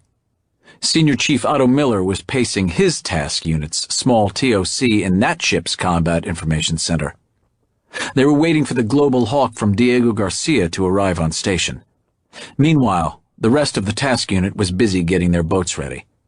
The SWCCs and SEALs assigned to the 2 Mark V patrol craft crawled over them, checking and rechecking everything: engines, fuel cells, radios, weapons stations, and ammunition. The same thing was happening with the SWCC crews on the 2 11-meter rigid-hull inflatable boats, or RHIBs. Up on the flight deck, 2 MH-60S Navy Nighthawk Helos were being readied and armed. The Nighthawks would carry a pair of Hellfire missiles each, but their real cargo would be SEALs. 8 SEALs from the other Bandito squad, 4 in one helo and 4 in the other. Additionally, there would be a task unit sniper in each bird. While the Osra was ostensibly a pleasure yacht, it could prove to be a wolf in sheep's clothing. Quite often, world-class cruising yachts were armed against pirates, and sometimes that armament included heavy-caliber weapons. And, given the background of the yacht's owner, they were taking no chances. The Mark V Special Operations craft was an 82-foot patrol craft that could carry up to a platoon of SEALs, and like its freshwater little brother, the SOCR, it was armed with miniguns and 50-caliber machine guns. And it was scalded dog fast. The twin 2285 horsepower turbo-blown MTU diesels could push the Mark V over a flat sea at close to 70 miles an hour. The 11-meter Special Warfare RHIBs were both smaller and more lightly armed. Their main gun was a center-mounted 50-caliber supported by a 7.62 machine gun and a Mk-19 grenade launcher. Its dual 6-cylinder CAT turbo diesels give it a top speed of 50 miles per hour. The value of the Special Warfare RHIBs, especially when working with the Mark Vs, was that they were agile crafts, and because of their soft-sided tubes, they could hold themselves against the side of a larger craft like the Osra and quickly put SEALs aboard. The boats themselves were carried in the well deck of the Macon Island. This well deck occupied the stern 1/3 of the ship's 850-foot length and could be flooded, so that small craft could become waterborne while in the well deck bay and leave the ship by way of the stern gate that opened to the sea. The Macon Island could carry a mix of watercraft, but the 2 Mark Vs and the 2 RHIBs assigned to the embarked SEAL task unit left only a little space for the single Marine RHIB detachment. But the ship's current mission was all about SEAL support. Up in the TOC, a shipboard controller had just taken command of the Global Hawk and brought it down from its cruise altitude of 55,000 feet to a lazy orbit over the Osra at a comfortable 25,000 feet. It could neither be seen nor heard, and the big yacht hadn't the radar to find it. There it orbited and listened while Senior Chief Otto Miller hovered over the controller, making him more than a little anxious. You got anything yet? Relax, Senior. We're still running a bandwidth search to see if there's any traffic. They have to be using satellite phones out here, as there's no cell coverage. It'll take a minute to see if they are, in fact, transmitting, and then to see if there's any volume. If they're talking, I'll know about it. Miller prowled the small space, periodically pausing to look over the controller's shoulder, then continuing his pacing of the TOC. Hello there, the controller said, barely audible, but Miller was instantly at his elbow. Here they are, at 1620 megahertz. What? Miller asked. The controller turned with a grin. Coded chatter, and a lot of it. We have incoming calls and outgoing calls. Have no idea what's in the transmissions, but it's active. We're recording them, though. If you can get aboard and get their phones, maybe the guys at NSA can go back and unscramble the text, but for now, it's my guess that there's more going on than some crewman calling his girlfriend in the next port. Good work, Miller said, clapping the controller on the shoulder. Let me know if anything changes. Moments later, the little TOC became more populated, as both the task unit commander and the captain of the Macon Island crowded in. Miller quickly briefed them on the cell phone activity. Everything was pointing to the presence of Christo aboard the yacht. Captain McMasters stepped away and made his way to one of the CIC's radar repeaters.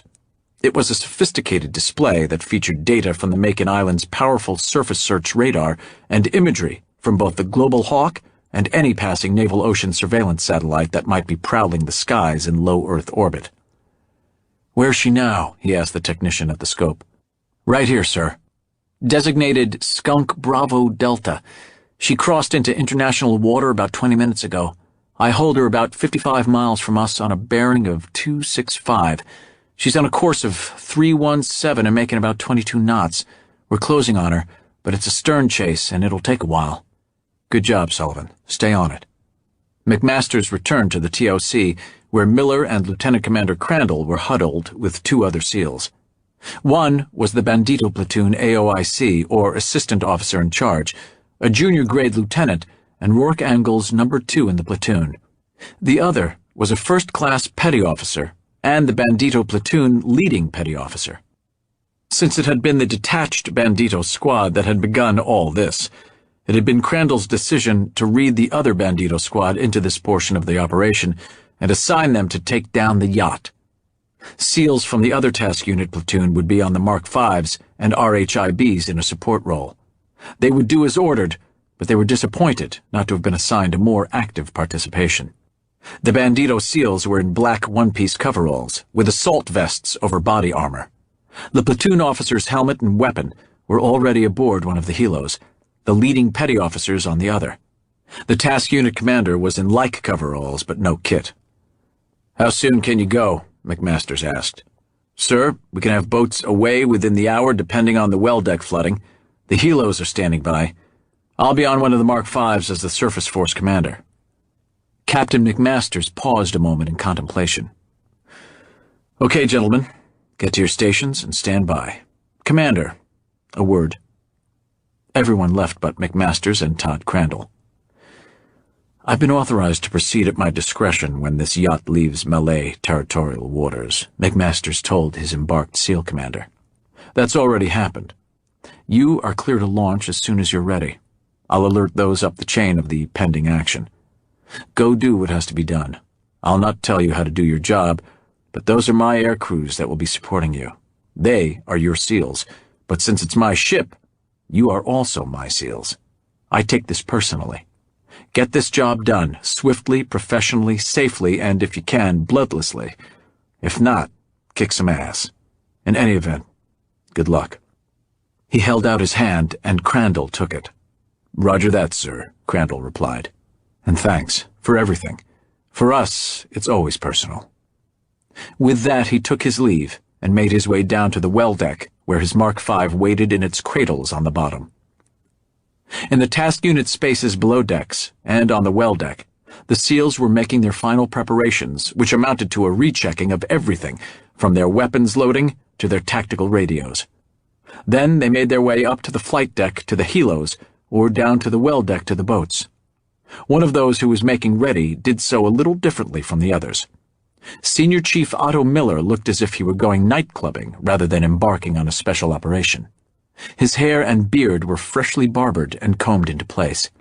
He was dressed in a cream-colored linen suit, a blue Oxford cloth shirt, and a tasteful paisley ascot. Tasseled loafers and Norte wire-rimmed aviator sunglasses completed the look. His only concession to anything military was a Glock 9mm he kept well concealed in a shoulder holster, and an MBITR tactical radio and headset that he would hand carry. "Well, how do I look?" he asked one of his intelligence specialists. "To be honest, Senior, like you're trolling for boy toys in Venice." This brought a frown, immediately followed by a chuckle. "Then I guess I'm good to go," he said, and he made his way up to the flight deck. Jackie Engle was in the middle of organized chaos, surrounded by boxes, wrapping paper, and neutral baby things, toddler toys and support items that were non-gender specific. She was sitting in the recliner of her small living room, and the space was crowded with close to a dozen other women. Her mother had arrived the day before, and she and Julia Nolan had organized a surprise impromptu shower. There were several other SEAL wives, 2 of her friends from work, and 3 neighbors. All was gaiety and laughter. When the phone rang, her mother rose quickly with an "I'll get it, dear," and stepped down the hall to take the call on a wireless handset. "Hello?" After a short pause, "Hello, Mom. Is that you?" "Rourke?" "It's me, Mom. Sounds like you're having a party there. I hope I'm not interrupting anything." "Rourke, how nice to hear your voice. No. We're just having a little shower for Jackie. Where are you?" She was the mother of a Navy wife. She could ask those questions. "I'm on deployment," he replied, allowing just a trace of humor in his voice. "Over there or over here, depending on your perspective. Hey, I'm really glad you're there with Jackie. I know it means a lot to her, and it sure means a lot to me. Thanks for making the trip out." "Rourke, I'm only too happy to be here, and Coronado is such a delightful place. And there's snow on the ground in Indianapolis. This is much nicer. Now, I know you didn't call to talk to me. Let me get herself. Take care of yourself, Rourke. Jackie misses you. We all miss you." "Thanks, Mom. Thanks for everything." Moments later. "Rourke?" "Hi, hon. Just calling to check in, and I hear you are having a party." "Oh, Mom, Julia and some of the girls sprang a surprise shower on me. We're having fun, and we got some great things for the kid." "Catcher's mitts and hockey skates, right?" "Maybe. They work for girls, too, you know." I know. "Listen, all the guys are here doing just fine. Update me on the families, will you?" "Oh, yes," Jackie replied, organizing her thoughts. "Everybody here is A-OK. We all get together fairly frequently, and you'd be proud how the wives and girlfriends are all supporting one another." "So, no problems?" Rourke probed. "Nothing we can't handle. Tell Diego that Anna's mom is finally having that hip replacement that she's been putting off for so long. Anna's taking their son and flying to Jacksonville for 2 weeks to see her through the surgery and the beginning of her recovery. Oh, and Sonny's older daughter, Becky, took a nasty spill playing soccer. Carla took her to the Balboa ER, but the docs cleared her. She has a shiner, and she's bragging about how the other girl looks worse. She's one tough kid, just like her dad." "I hear that," Rourke replied. There was a moment of silence as Rourke thought about how to phrase what he was about to say. "Hey, hon, I just wanted to check on the families and to hear the sound of your voice, but I also need to let you know that this project I'm working on seems to be a little bigger than I'd first thought. It looks like I'll have to stay with it. I'd rather be shot at than to tell you this, but it doesn't look good for me being back there anytime soon. I wish it were otherwise, but that's as it stands right now." "Oh, Rourke, I am disappointed, yet I do understand. Believe me, I do." "But hey, the good news is that once we finish up with this, there's a good chance I can get back for a few days." "That would be great. But," she replied, trying for some levity, "are you sure you're not just trying to duck my mom? She's very sensitive about those things, you know." That got a chuckle. "I'd brave your mother and any other mortal danger to be with you right now. And you can tell her from me that I am really glad that she can be there with you. Tell me, how are you and the little one doing? Are you feeling well?" "We are both doing just fine. We just want you to take good care of yourself." "No sweat, hon," he assured her. "But listen, I have to run for now, so I'll let you get back to the ladies and the Chippendales and whatever else you may have going on there. Listen to you. You are my one and only Chippendale. Never forget that." They traded I love yous and shared another laugh. Then she returned to the girls. "That was Rourke," she announced, feeling the need to comment, "checking up on me. He says hello to all of you and to thank you for the wonderful gifts. He and I both appreciate this so very much. Now, who needs another cup of tea?" She continued to be the picture of graciousness and good humor to most of the room, but her happy facade did not get past Julia Nolan or her mother. It was shortly after dawn when the Macon Island slowed to a barely discernible 3 knots and began to ballast down. The process of venting some 15,000 tons of seawater into the well deck of the ship took close to an hour. The RHIBs motored out ready to run. Once clear of the mothership's stern gate, the Mark Vs took another 10 minutes to hinge into place and secure their radar and communications masts. During this time, the Osra was able to gain another 30 miles on them, but that was about to change. There was a light chop on the surface, with a wind out of the south, so the 4-boat flotilla was able to make best speed across the water. With a 25-knot speed advantage, they could overtake the yacht in just under 4 hours. The Macon Island, after dewatering her well deck, took up the pursuit at her best speed of 22 knots. 3 hours after the 2 Mark Vs and the 2 RHIBs had sortied, the 2 MH-60Ss lifted off and followed their waterborne brothers. Lieutenant Commander Crandall stood alongside the SWCC officer in charge. As task unit commander, he was in charge of the overall operation, but the SWCC officer, also a SEAL, would coordinate the approach. It would be impossible to achieve total surprise, but they would do what they could to delay the detection of their approach. Both the Mark Vs and the RHIBs carried good radars, but they were turned off. There was the very real possibility that the Osra had the ability to detect surface search radars in the area. Some of the larger yachts were so equipped as an anti-piracy measure. The boats relied on a data link from the Global Hawk for a bearing and distance to their target.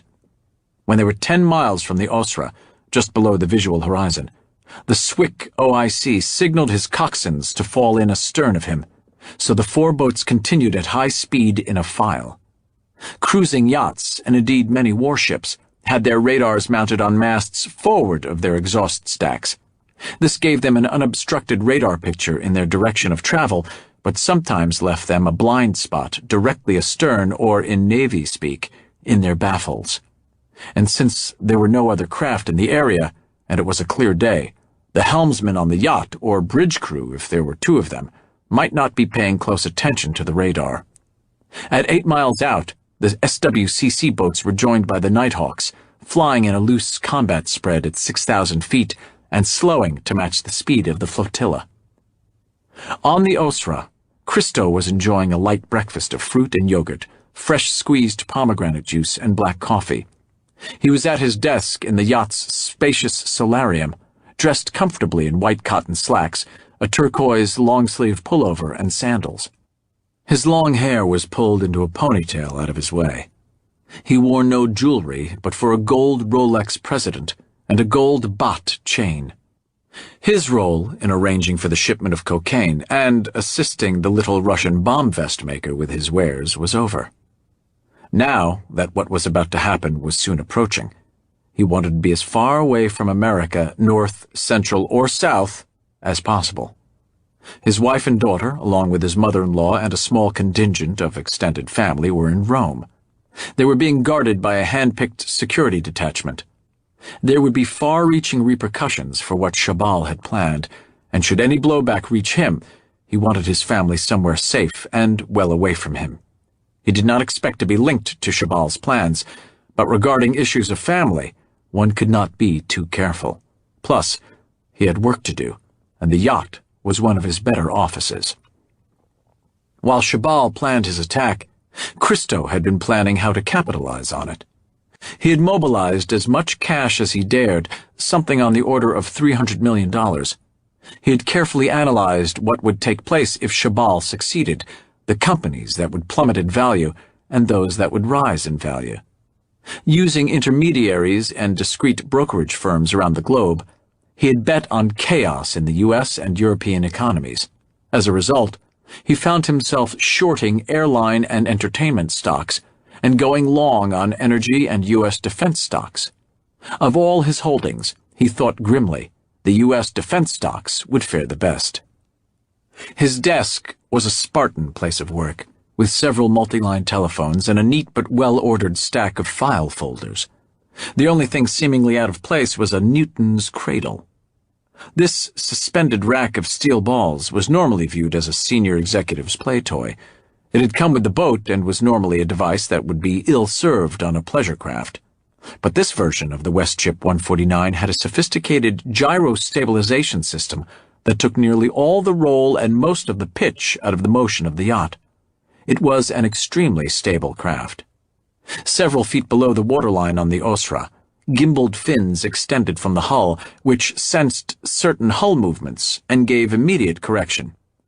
That the Newton's cradle could smoothly transmit action and reaction in almost any weather was a tribute to the Osra's stabilizers. This morning, as the sun climbed into the sky, Christo was at his desk and his 10-person crew was about their duties. His captain was on the bridge with his helmsman. The yacht was on autopilot, and the two were performing routine maintenance checks, most of them with the help of the engineer, who was presently at his station in the engine room. There were 2 women on board whose duties involved cooking and cleaning. They both had supermodel good looks and, when necessary, could dress in skimpy bikinis and drape themselves conspicuously on the bow or the afterdeck when entering or leaving port, thus portraying the Osra as the vessel of a rich playboy. But they were only for show. Christo was a family man, monogamous, and he insisted on the same from those who worked around him. Many men of wealth paid for lewd conduct. Christo paid, and paid well, for the absence of it. The other 5 members of his crew were dedicated to security, a security chief and 4 others. At this point in time, 2 of them were close by in their own craft, a 6-meter RHIB that raced over the sea, keeping station on the Osra. Every few days, Christo's security detail chief asked that the yacht's tender be put in the water for testing and crew training, and also as an anti-piracy measure. One member of the security team had had the night watch and was below, sound asleep. The other was in the small crew's galley having breakfast.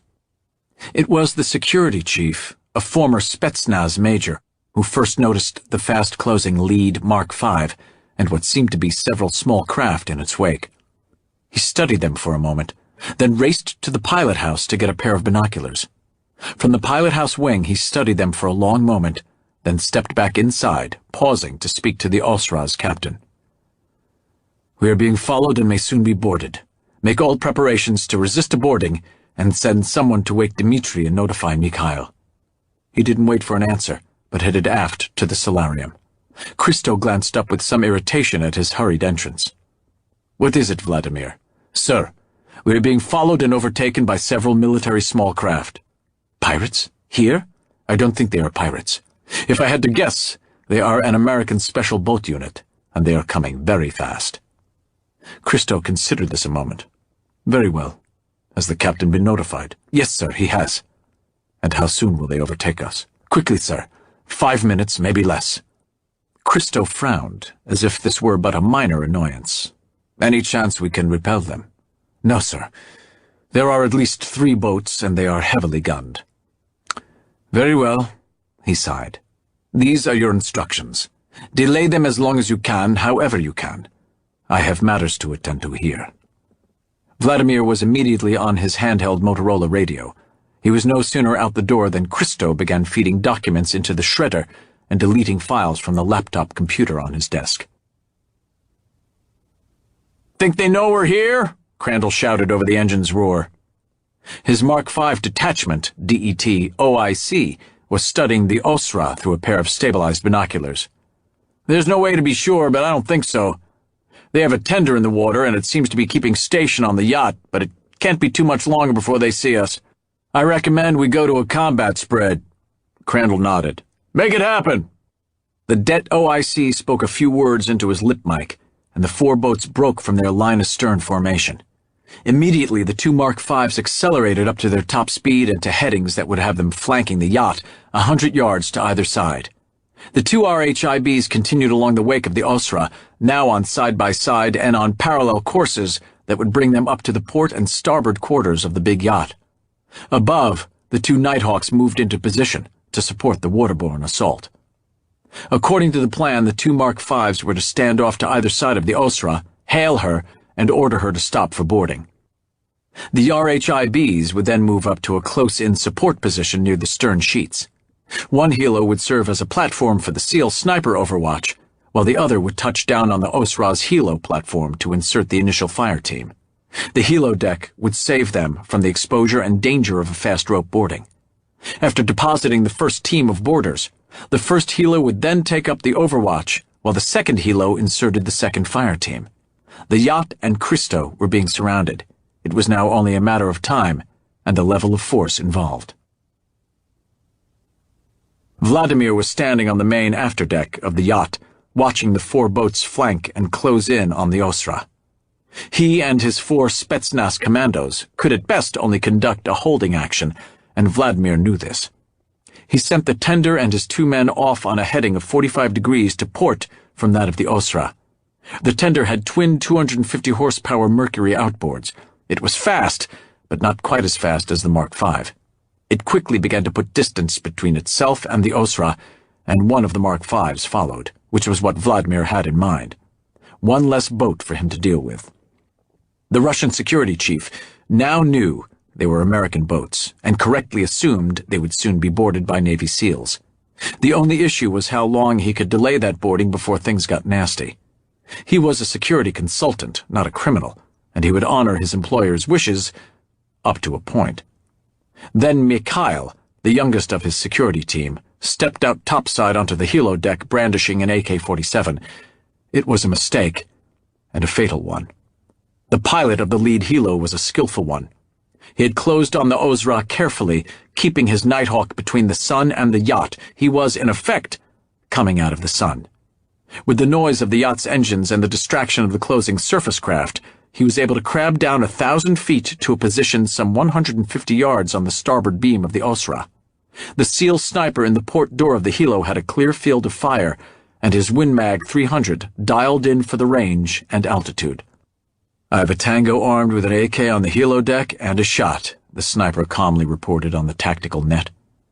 It was Crandall's call, and he made it quickly. "Take him." The sniper elected a headshot, which was not easy from a moving helo to that small of a target in a moving boat. But again, the Osra was a highly stabilized yacht, and the helo pilot was very good. The big, 190-grain boat-tailed special-purpose round went through Mikhail's head like it was passing through a melon, and buried itself into the reinforced helipad decking. Mikhail collapsed to the deck like a wet rag. A red-gray cloud of blood and brain tissue hung in the air over him for but an instant, then was snatched away by the wind. Well off to port and now north of the main sea chase, the trailing Mark V was slowly closing on the Osra's tender. At the beginning, the 2 security men felt they could outrun their pursuer. They knew they were making something close to 60 miles per hour, but the sleek gray shape gradually closed the distance. Now it was nearly off their beam and working its way closer. "What do you think?" the Russian at the helm yelled to his companion. "We can't outrun them, but maybe I can slow them down a little." With that he took his Kalashnikov and sprayed a long burst at the speeding Mark V. He could see water spouts between the 2 vessels, and he knew at least a few of his rounds had hit their pursuer. It was his last conscious thought. On the Mark V, the port-side 50 caliber Swick gunner did not have to request permission to fire. The gunman on the tender had just done that for him. He saw the muzzle flashes from the AK-47 and even felt a round ping off his gun's armored fairing. Then he pressed the butterfly trigger of the big machine gun. He swept the little RHIB bow to stern and back again, shredding the spray tubes, the 2 outboards, and the 2 men. Several rounds ripped into the onboard fuel tanks that were under pressure, creating an atomized cloud of gasoline vapor and liquid. A tracer round did the rest. The RHIB mushroomed into a fireball, as only a gasoline-powered watercraft at high speed can. The Mark V slowed and circled once, then twice. There was nothing but burning debris on the water, a few charred life jackets, and no sign of life. The Mark V OIC, a senior chief petty officer, marked the debris field with 8-digit GPS coordinates on his Garmin navigation system and headed back toward the Osra at maximum RPMs, back to the fight, if there was to be more of a fight. They could return to the site of burned wreckage later, if necessary. Vladimir watched as the 2 RHIBs climbed up his wake. On each RHIB, there were 2 men, SEALs he rightly guessed, laying on the spray tubes with automatic weapons. The bow .50 caliber was trained on him. "On the motor yacht. This is the United States Navy," came the voice on the bullhorn from the single Mark V, now no more than 50 yards away. "Heave to and prepare to be boarded. I say again, heave to and prepare to be boarded. This is your final warning." Vladimir held the Motorola handset to his mouth with one hand and kept the other in plain sight. "Okay, Captain. We have no choice. Slowly bring down your speed and come to a complete stop." Then he stood along the starboard rail in full view of the Mark V, his hands spread wide in a crucifixion gesture. The Osra's captain did not answer, but he immediately complied, and the yacht began to lose way. From the pilot house, he had watched the gray speedboat chase after their tender and destroy it. He was all too willing to resist no further. In the solarium, Christo completed his shredding and the deletion of the most sensitive files from his laptop. He thought about stepping onto a weather deck and dropping it over the side, but he too had seen the tender leave the Osra and watched as it was run down and destroyed. He sighed, closed the lid of the laptop, and picked up his Iridium satellite phone. He hit a number on the speed dialer and waited for the connection to go through. It was answered immediately by a trusted retainer. "Please let me talk to my wife," Christo said without preamble, and he waited. A moment later, "Cherie, it is good to hear your voice this day," he said warmly. "I'm fine. Could not be better. And how are you and the little one?" The sat phone was encrypted, but he still never mentioned their names on the phone. "Excellent. I am happy for you both. No, I'm not sure when I can join you, and that is why I am calling. I may be tied up for a period of time and perhaps hard to reach." No, nothing's amiss. Just business." Christo then heard the thumping of an approaching helicopter. "Listen, Cherie, I really must go now." "I know, and I miss you as well. My best to the little one." "Yes, all my love as well." Christo pulled back on a heavy sliding window near his desk and, with a penknife, cut a long slit into the window screening. He tossed the sat phone through the opening over the rail and into the water. Then he lifted one of the balls of his Newton's cradle and let it go. When the first seal exploded through the door, he was sitting back comfortably and listening to the clack, clack, clack of the steel ball interaction. The Osra was now almost dead in the water and beginning to wallow in the gentle seaway. He noted, and not for the first time, that the inertial interaction of the steel balls was not as smooth or precise as when the yacht was up and running and the gyro stabilization system deployed to full advantage. Like many who engaged in complex and dangerous enterprises, when things became stressful, he noticed the little things. The second helo touched down to deposit the second fire team, and Senior Chief Otto Miller without incident. This insertion helo did not actually land, as the Osra could not take a helo as large as the Nighthawk fully aboard, so the pilots simply put the tip of a single skid to the deck and held a semi-hover while the SEALs scrambled aboard. The RHIBs were now close aboard on either stern quarter, but remained abaft the beam, so as not to put themselves in a crossfire if the shooting started. As it turned out, there were only 2 more shots fired. Dmitri had not heard the call from the captain of the Osra. He had been awakened from a sound sleep by the approach of the helicopters and raced topside. He bolted from a port side door to the main deck with a pistol in each hand. It was a theatrical move, and his last. The lead SEAL of the port clearing team saw him, saw the pistols, and center-punched him twice. He was dead before he hit the deck. Miller waited patiently on the helo deck, with a single-armed SEAL there for his security. The Osra was now fully stopped and rolling gently in a modest swell. He could hear the SEALs calling out with room-clearing chatter. "Pilot house clear.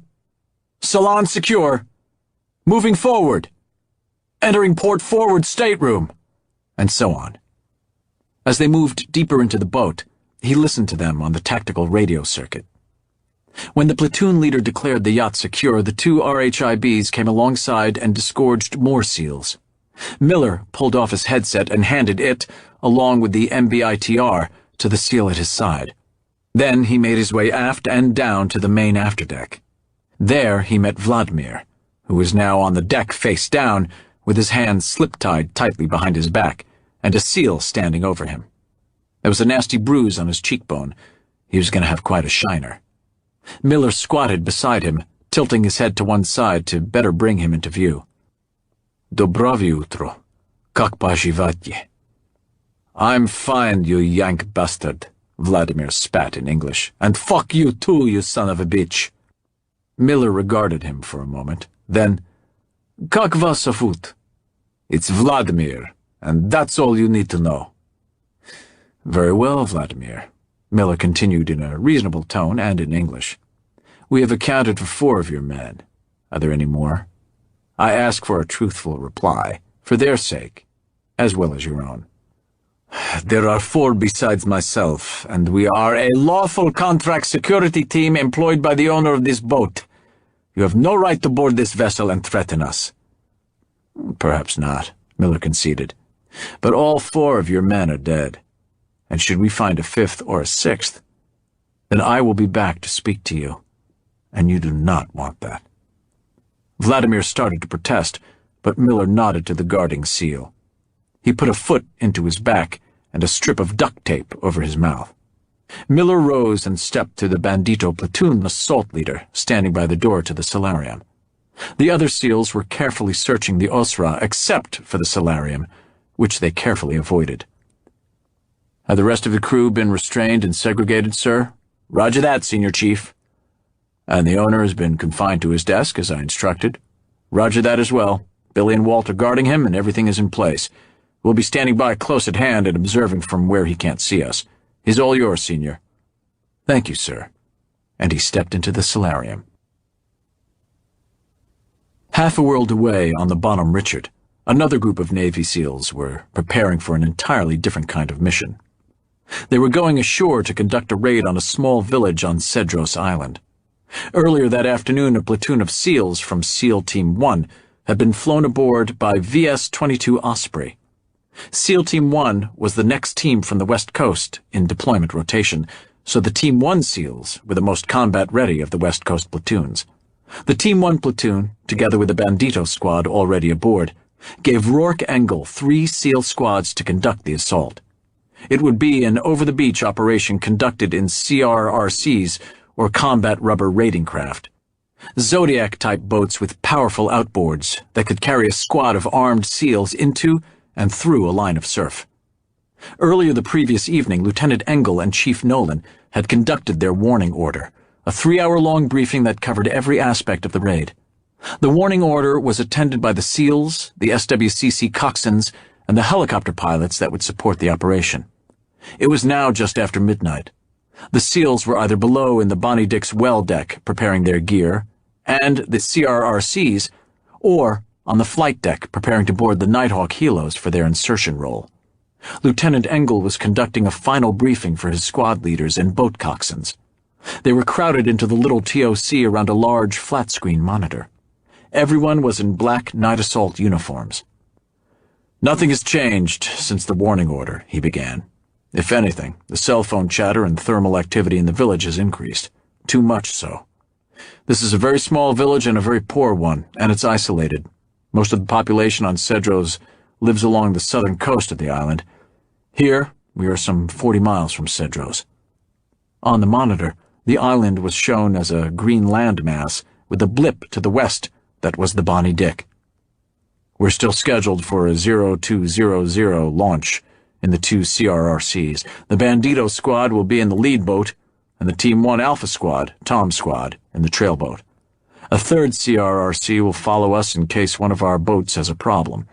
We'll skirt the northern tip of the island and come in from the east. 2 miles offshore, we'll throttle back to idle and make our way in as quietly as possible.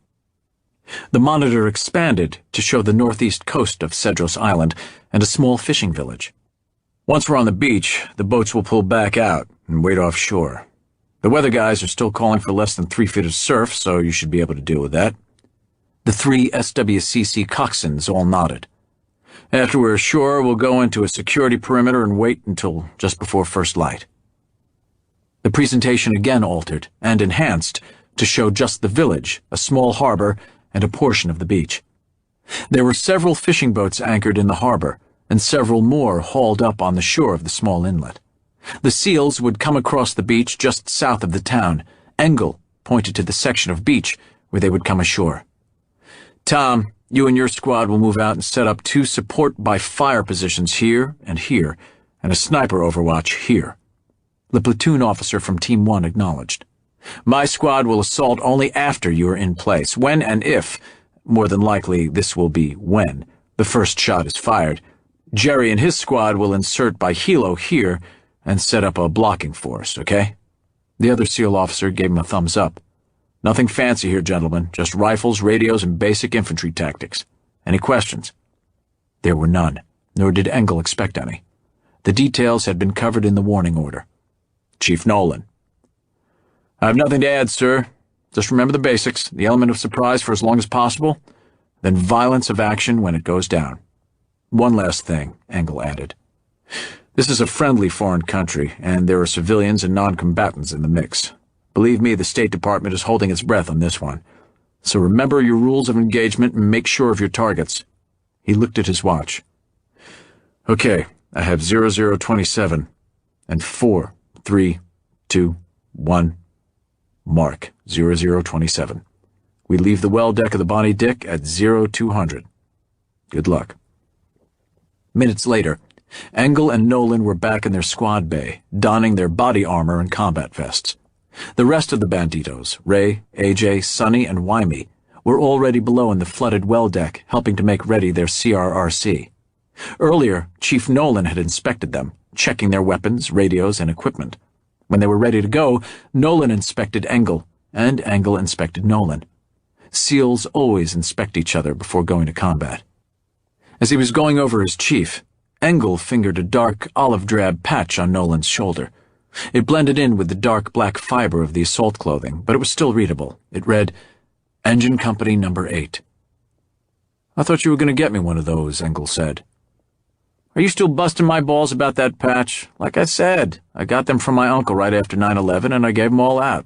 Tell you what, when we get back, I'll give you this one. No, it's no big deal. And I don't want to rob you of your family memorabilia. Engle finished and stepped back to allow Nolan to inspect him and his gear. As Nolan watched, Engle chambered a round into his M4 and turned the weapon over so that Nolan could see him put it on safe. No big deal, huh? Well, what about this, as he patted a cargo pocket on Engle's right thigh? What? This? What you got in there? Engle drew out a very tightly folded 48-star American flag. It was my grandfather's flag. Dad gave it to me, and someday I'll give it to my boy. I like that, Lieutenant. I like that a lot.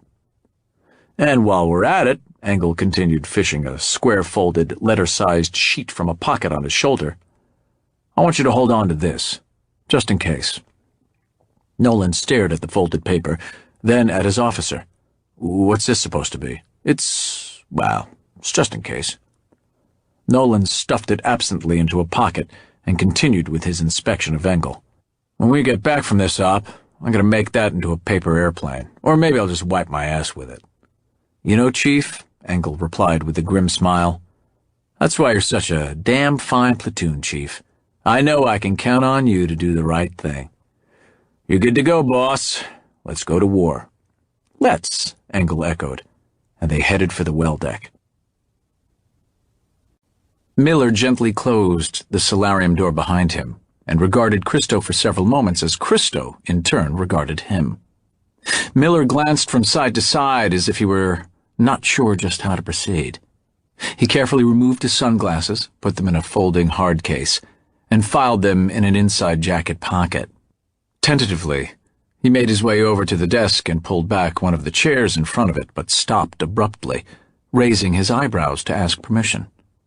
Christo, now considering Miller with some disdain, inclined his head in approval. Miller cleared his throat to address the 2 SEALs standing guard. Would you 2 please excuse us? Sir, I'm not so sure about that, one of them protested, but Miller raised a hand to silence him. Please, it will be all right. And before you leave, would you also please cut his bonds? One SEAL started to protest, but merely shrugged and took a set of side cutters from his combat vest. He cut the snap tie that bound Christo's wrists behind him and, together with the other SEAL, left the room. Christo, now able to sit up straighter, did so. He wanted to rub his wrists where the nylon had bit into them, but he consciously refrained. Miller took a seat across from him and again cleared his throat. Zdravstvuyte, меня зовут Otto. Как поживает? Christo smiled. Your accent is not bad, Otto, but I sense you would be more comfortable in English, no? Quite so, Miller replied. And you are? I am Christo, not Mikhail Troikovich. This brought another smile. Just Christo will do. And how am I, you ask? Well, he looked around. As you might imagine, I've had better days. Indeed. Miller looked around as well. This is quite a boat. The Westport shipyard makes an excellent yacht. You seem to enjoy things of quality, Christo. He paused again to regard the man across from him. He appeared to be a little more sure of himself now than when he had entered. I have worked hard, and my business interests have prospered. You might say I have been fortunate. Miller nodded. I would agree with you, Christo. You have become a very wealthy man, or at least you were. The many material things that you have worked so hard for are no longer yours, not the estate in Costa Rica, not the compounds in Kuala Lumpur, in Rio, and on the Black Sea, and not your penthouse condominium in Rome, and certainly not this fine boat. At the mention of the Rome penthouse, Miller thought he detected an almost imperceptible fracture on Christo's bland features. When they were being overtaken by the American boats, Christo knew he was in for some trouble. He would have to wait and see how much trouble, but, thanks to Shabal and his plotting, he had never before been in such a liquid position. He would survive this, and with a good deal of his wealth intact. Personally, he knew the Americans were great proponents of due process, and he knew they would have a great deal of trouble making a case against him, at least a legal one. If he had learned nothing else in his business dealings, it was how to cover his tracks. The Western legal systems, and the American system in particular, were a joke. But for now, he needed to get past this increasingly disturbing man and the scrutiny of his now steady green eyes. Otto, here we are in the middle of the ocean, clearly in international waters. You may seize and impound my vessel, but you have no claim to it or to my other assets. What makes you think you can just take what is mine? Miller seemed to hesitate and consider his question. I think the best and only answer is simply because we can. Your properties are being seized for tax liens in their respective locations by government officials only too willing to enjoy what you've worked so hard for. Our government has a way of rewarding and indemnifying those who help us. As for your other assets, well, perhaps you should take a look at this. Miller took a single sheet of paper from his inner jacket pocket. It was folded lengthwise. Miller carefully smoothed the crease from the fold and placed it in front of Christo. As he read it, the blood began to drain from his face. Listed on the paper were all of his foreign bank accounts, complete with account numbers, access codes, and passwords. It's our obsession with terrorists, Miller continued in a gentle voice. We Americans have ceded much to the Chinese, Germans, and Koreans in the way of technology and manufacturing. But when it comes to banking, finance, and money transfer, no one knows more about it or does it better than we do. We simply put our best minds and brightest hackers to work on this particular project. Miller sat forward, with his elbows on the desk. When Christo looked up, the green eyes had suddenly become intense and predatory. This was definitely not the same timid man who had entered the solarium only a short while ago. Without looking away, Miller took an iPad from his outside jacket pocket and set it down on top of the paper. But, as we both know, there are things that are more precious than houses, boats, and money. He tapped on the iPad, and an image came into focus. It was Christo, waist-deep in the pool of their Costa Rican estate, with his daughter Solana on his shoulders. In the background, fully in focus, Dominga looked on. Miller reached over and moved his finger across the screen from Christo's left to his right.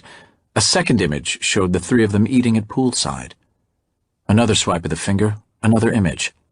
This one was of mother and daughter walking on the streets of Rome hand in hand, with retainers in dark glasses walking a few steps behind. Then an aerial image, taken from above the level of the penthouse, showing Dominga in a lounge chair reading a magazine and Solana playing with her dolls. After several more images, Miller turned off the iPad. "You may keep this and leave here with it. It's nice to have pictures of your loved ones with you, especially when you are in confinement." For several minutes, neither man spoke. It was Christo who broke the silence. You would hurt my family?"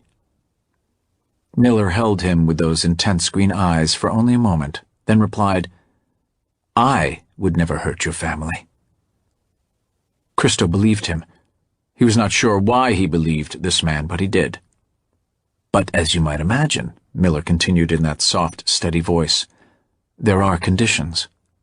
While I can promise that no harm will come to them, the quality of their life and any future contact you may have with them will depend on your cooperation."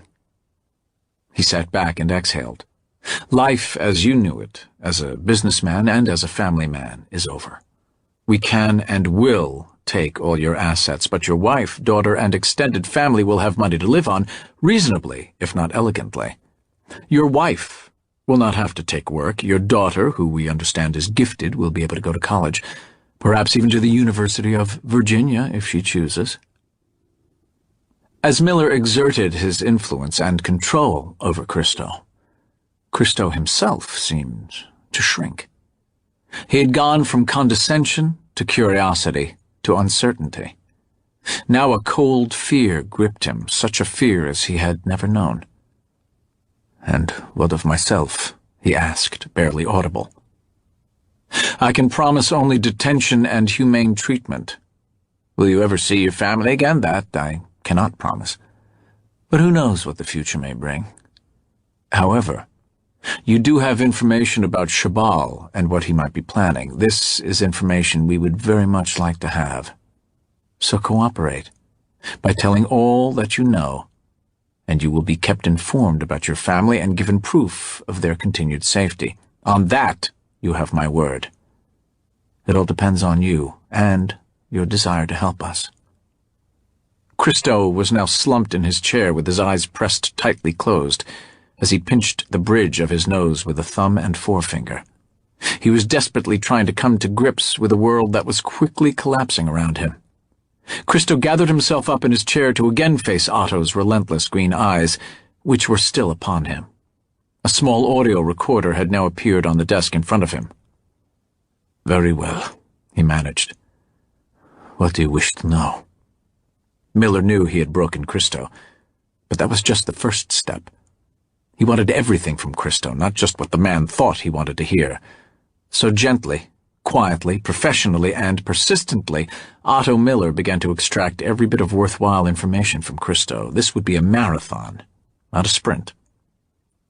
As Miller prompted him, Christo guided the senior chief through the details of the explosive vests with the ceramic balls, the Filipino Muslims who had been recruited to carry out the plan, and how Shabal planned to get them across the border and into the United States.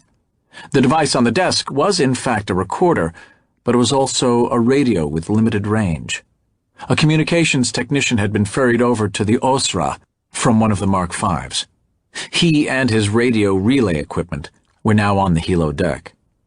A running encryption of Miller's interrogation of Christo was being beamed by satellite relay simultaneously to NSA headquarters at Fort Meade, Maryland, and to the Nebraska Avenue complex of the Department of Homeland Security.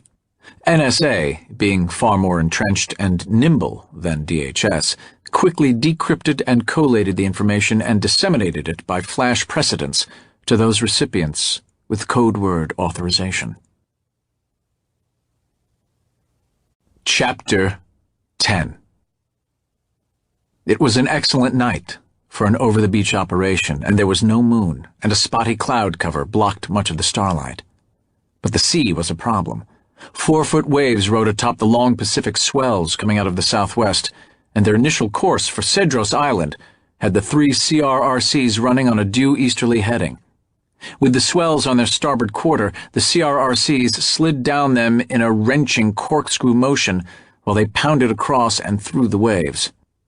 The SEALs, with their gear tied down, clung to the spray and cross tubes and endured the misery.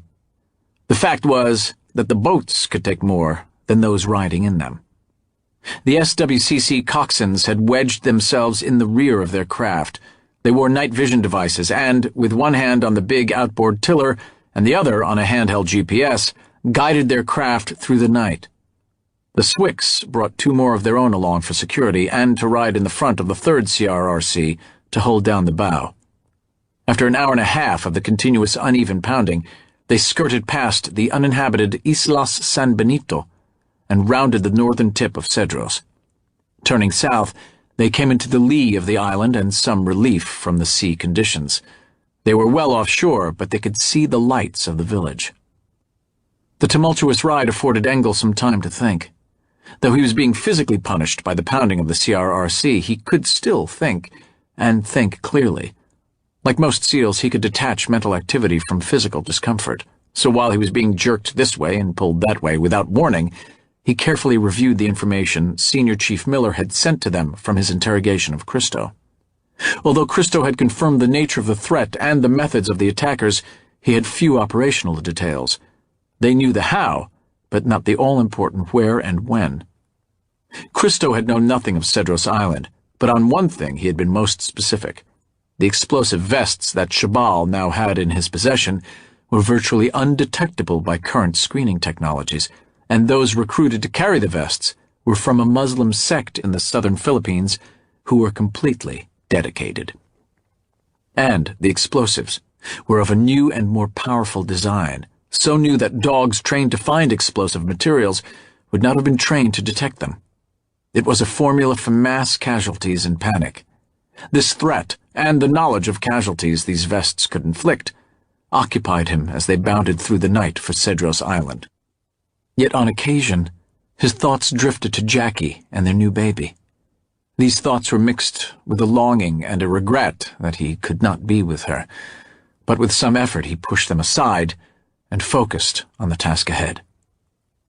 Cedros Island, or Isla de Cedros, Isle of Cedars, is close to 25 miles long and 5 miles wide, with a population of some 1,500 souls, most of whom live along the southern coast. Located 60 miles off Baja California in the Pacific, it was misnamed by early Spanish explorers who took the pine trees on Cedros for cedars. There had not been much activity or anything of real importance in the past 2 centuries to add to Cedros's recorded history. Copper and gold were mined on Cedros at the turn of the last century, but the ore was marginal at best. The mining gave way to fishing, and the fishing gave way to ecotourism and smuggling. The small target village on the northern coast of this island was a hotbed of the latter. The village, if it could even be called that, had no name. It was a mile north of the old mining town of Punta Norte and consisted of a few shacks, some trailers, and a cantina. Those who lived there made a poor living from fishing, smuggling, and the transshipment of drugs, and the island authorities from the borough seat of Pueblo Cedros made it a point not to go there. The lead CRRC, with the Bandito squad aboard, finally throttled back, and the other CRRCs followed suit. They drifted forward at idle, Swicks and SEALs alike watching and listening.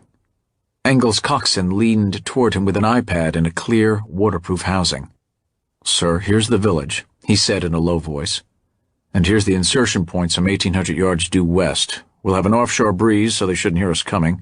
I got 0432. How do you want to handle it?" Engle considered this. Not much could be gained by waiting out here. Even this mild seaway would wear on his SEALs and make them less combat-ready. And the sooner he can get his ground force ashore, the more time they would have with their approach to the target. We're a little early, but not that early. Let's stand in." "Roger that, sir." The Swick coxswain turned the lead CRRC toward the beach, and they began to idle toward the island. Engle had neither to pass word for the other CRRC to follow, nor to alert those in the raiding force that they were heading for the insertion point. When the boats had come off step and gone to idle speed, the SEALs on both boats began to prepare for going ashore.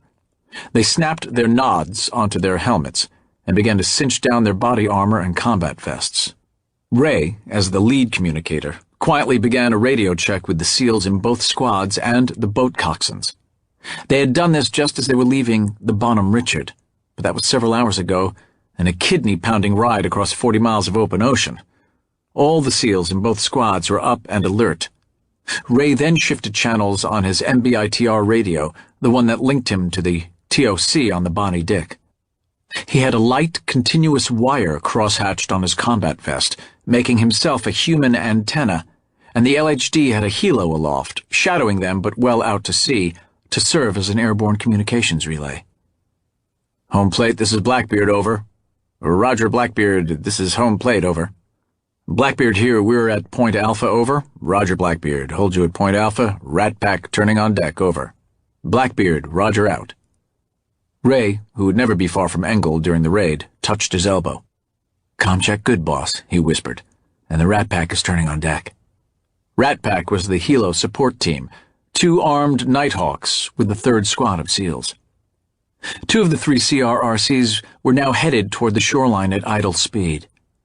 The 3rd CRRC would wait offshore. It was still dark, yet the SEALs now hugged the main and cross tubes of the boats to lower their silhouette. The odd splash of wave against rubber and soft murmur of the outboard were the only sounds. 100 yards off the beach, the 2 CRRCs were virtually invisible to the naked eye. At 50 yards from the beach, the boats heaved to, while AJ and a SEAL from the Team 1 squad slipped into the water and swam ashore. Once they crawled onto the beach, they paused to listen and to survey the backshore with their nods. Then they scurried up the rocky slope and into the sparse vegetation, pausing once more to look and listen. They could hear the distant salsa music coming from the direction of the village, but there was nothing else. They waited for 5 minutes, then called the boats in. First one, then the other came through the line of surf, disgorged their black forms, and returned back through the shallow breakers. For the SEALs and the SWCC coxswains, this from-the-sea evolution was a well-practiced maritime skill. It was something SEALs and SWCS did again and again during basic training and on every pre-deployment training cycle. Once into the backshore, the SEALs went into a loose security perimeter, the Bandito SEALs rallying on AJ, and the other squad on their scout swimmer. Again they listened and waited. Nolan quietly moved from one Bandito SEAL to another, to ensure they were up and ready and had no equipment issues from the transit or the trip through the surf. The Team 1 squad chief did the same. At 0540, Engle judged they were 50 minutes from first light. It was time to move. He keyed his tactical radio. "Tomcat, Blackbeard, let's do it. Over. Tomcat here. We're moving out." The Team 1 point man led both squads quietly through the village. The music grew louder, but there was no one moving about the half-dozen or so scattered clapboard and adobe structures. There was enough light spilling from an occasional window for the SEALs, with their nods, to see at least 10 vehicles, mostly pickup trucks, and a potholed gravel road running through the village. At 50 yards south of the first building, the Bandito squad halted, and the Team 1 squad continued on patrol. Their job was to set up fire support stations between the harbor and village along the eastern edge of the village. They moved slowly and carefully as they skirted the village. The lives of their brother Bandito SEALs depended on their finding and establishing effective support by fire positions. The Team 1 sniper and his spotter found an old semi-trailer along the harbor access road and carefully climbed to the top of the freight box. It was as good as they could do on this flat, rocky terrain. The other SEALs found shallow rises to set in an MK-48 machine gun emplacement and their MK-46 squad assault weapon. They had a reasonable command of the village, and when the sun came up, it would be at their backs. After the platoon officer was satisfied with his squad's deployment, he keyed his tactical radio. "Blackbeard, this is Tomcat. We're in position. Let us know when you're moving. And good hunting, over." "Roger that, Tomcat. Stand by, out." Engle nodded to Ray to call in the start of their assault, which he did. On the Bonham Richard, 2 Nighthawk helicopters lifted off into the darkness, with 4 SEALs in each helo. Rat Pack was now airborne, heading for an orbiting station 10 miles out to sea in 5 minutes flying time from their village. "Beacons on and radio check," Engle spoke into his mic. "AJ here, Ray here, Wymie here, Sonny here, Nolan here." Nolan rose so he could look along the line of SEALs with his nod to verify that their IR beacons were all active. "We are up and active." "All right, brothers," Engle replied. "Let's go take this town. Tomcat, we're moving, over."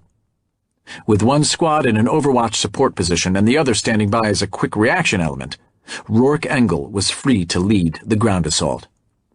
"Tomcat copies you moving out." As one, the Bandito squad rose and approached the village on a skirmish line. One at a time, they crossed a rickety bridge that spanned a dry wash running past the village.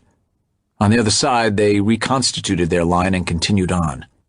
From the fire support positions, it was as if 6 dull, light green bulbs in a ragged line moved to and into the small village. As they closed on the first structure, 3 of them, the clearing team, moved to the front entrance, while the other 3 held security. The first 2-room hut was empty, as was the second and third. They took them in sequence, carefully, slowly, and quietly, so as to leave cleared and secure structures at their back. The 4th hut was not empty, and the 2 SEALs who entered slowly backed out. Boss, Wymie here. We got what looks like a mom and a bunch of sleeping kids." "Understood. Tomcat marked this hut as unsecured with non-combatants, over." "Roger that, Blackbeard. Tomcat out." "Let's keep moving, guys." "Roger," Wymie whispered. "Moving." There were only 2 more fixed structures, a small mud adobe hut and the larger wooden cantina still playing salsa music. Behind the cantina, the SEALs could now see 2 single-wide mobile homes. Sonny and AJ, along with Wymie, moved to set up on the adobe. Sonny stepped through the door and found himself standing at the foot of a single bunk with a dirty mattress. There were 2 children, one sleeping and the other nursing. He put his fingers to his lips to ask for silence, but it didn't work. The mother screamed, and the scream brought a man from behind a curtained area in the rear of the hut.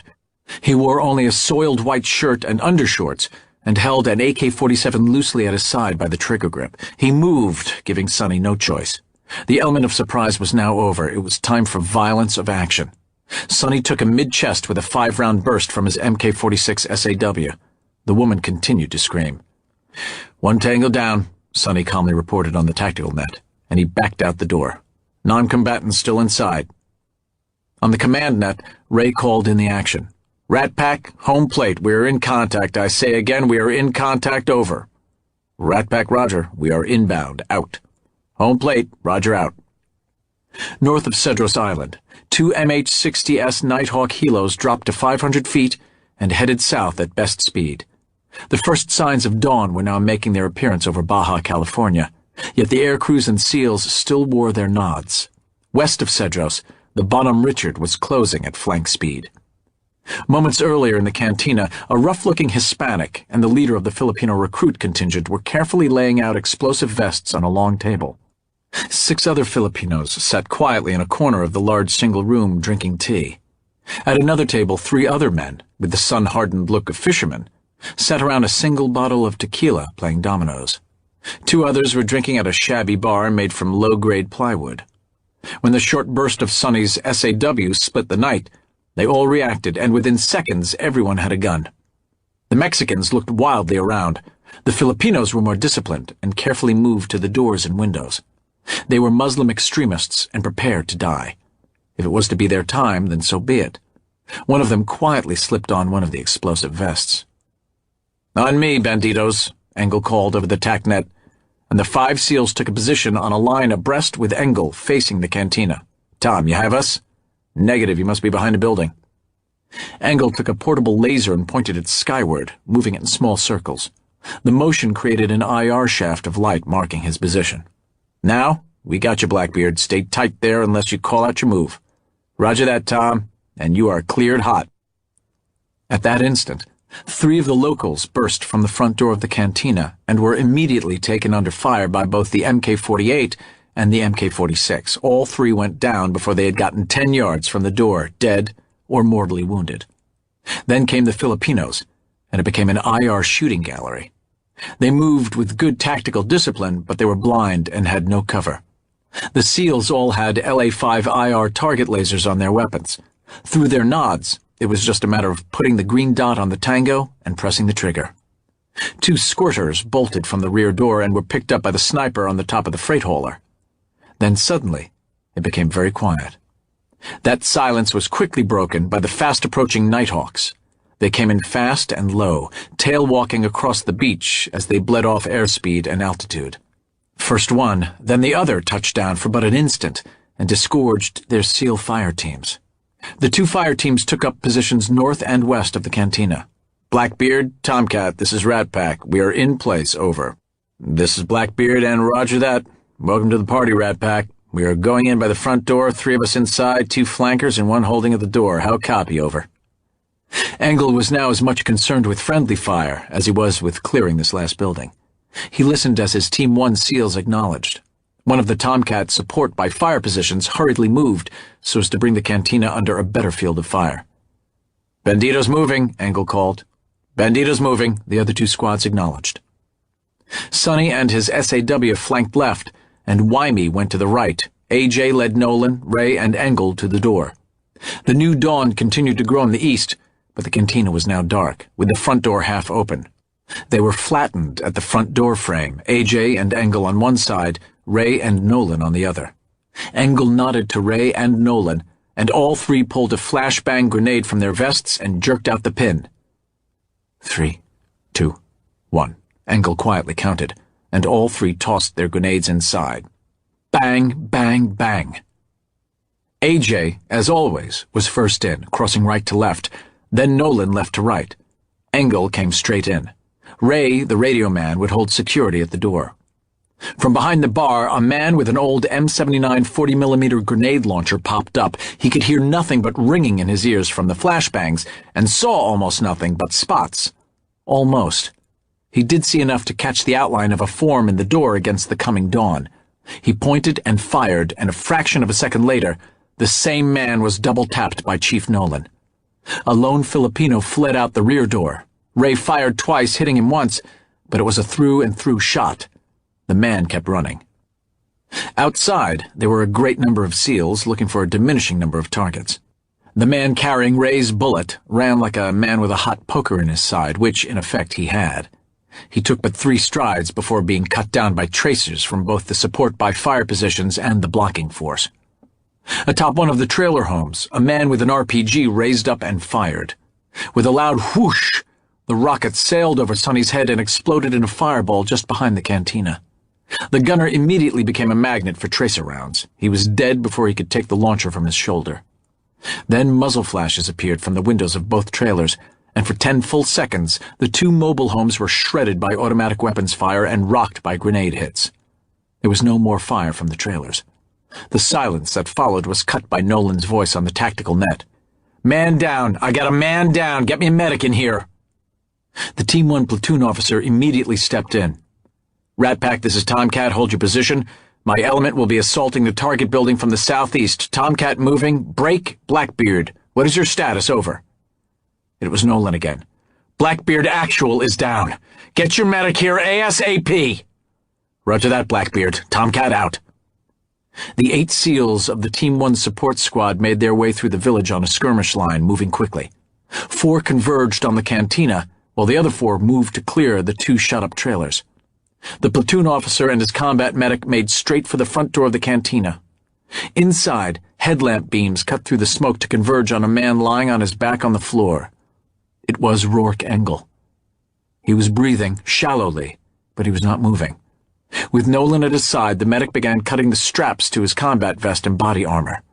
Then they began cutting away his clothing, looking for wounds. There were none. The medic shrugged as he took a pencil flashlight and lifted one of Engle's eyelids. This got a reaction. The lieutenant jerked his head away from the offending light and tried to sit up. "Whoa, easy there, sir," said the medic. "You can talk, but don't move. How are you feeling?" Engle's voice was scratchy but audible. "Like someone's sitting on my chest." He saw Nolan hovering nearby, with more than concern on his face. "Have you been sitting on my chest again, Chief?" Nolan sat back on his heels, the relief visible. "Hey," Engle continued. "I think I can move, okay?" Nolan and the medic helped him to a sitting position, but he clutched at them as his head began to spin. "Easy there, sir," said the medic. "Something knocked you on your ass. We're just not sure what it was." I think it was this. Dropping to one knee beside them, AJ was gingerly holding a 40mm grenade round, sans the propellant charge, in his thumb and forefinger. "Take that fucking thing outside," Nolan ordered. "Now!" AJ grinned but left with the grenade, still holding it carefully. What was it?" Engle asked, still confused. "That dead tango behind the bar," Nolan explained. "Center punched you with a 40 mic round when you stepped inside. It takes about 15 feet for the round to arm itself coming out of the tube. You were only about 10 feet away." Lucky me," Engle managed. Then, to the Team 1 platoon officer. "We secure?" "We are, and your communicator has called us in secure. My guys are conducting a coordinate search of the area right now, and there are some FBI agents and Homeland Security people inbound from the Bonnie Dick. This place will soon be crawling with civilians." Engle considered this and nodded, still not thinking too clearly. Then he jerked his head around. "Anybody hurt?" "Just you, boss," Nolan replied, looking at the bruise that was now beginning to form on Engle's chest. "Just you."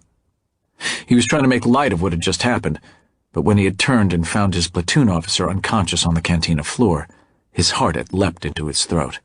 "And, sir, don't ever do that to me again. Help me up, will ya?" They pulled him to his feet.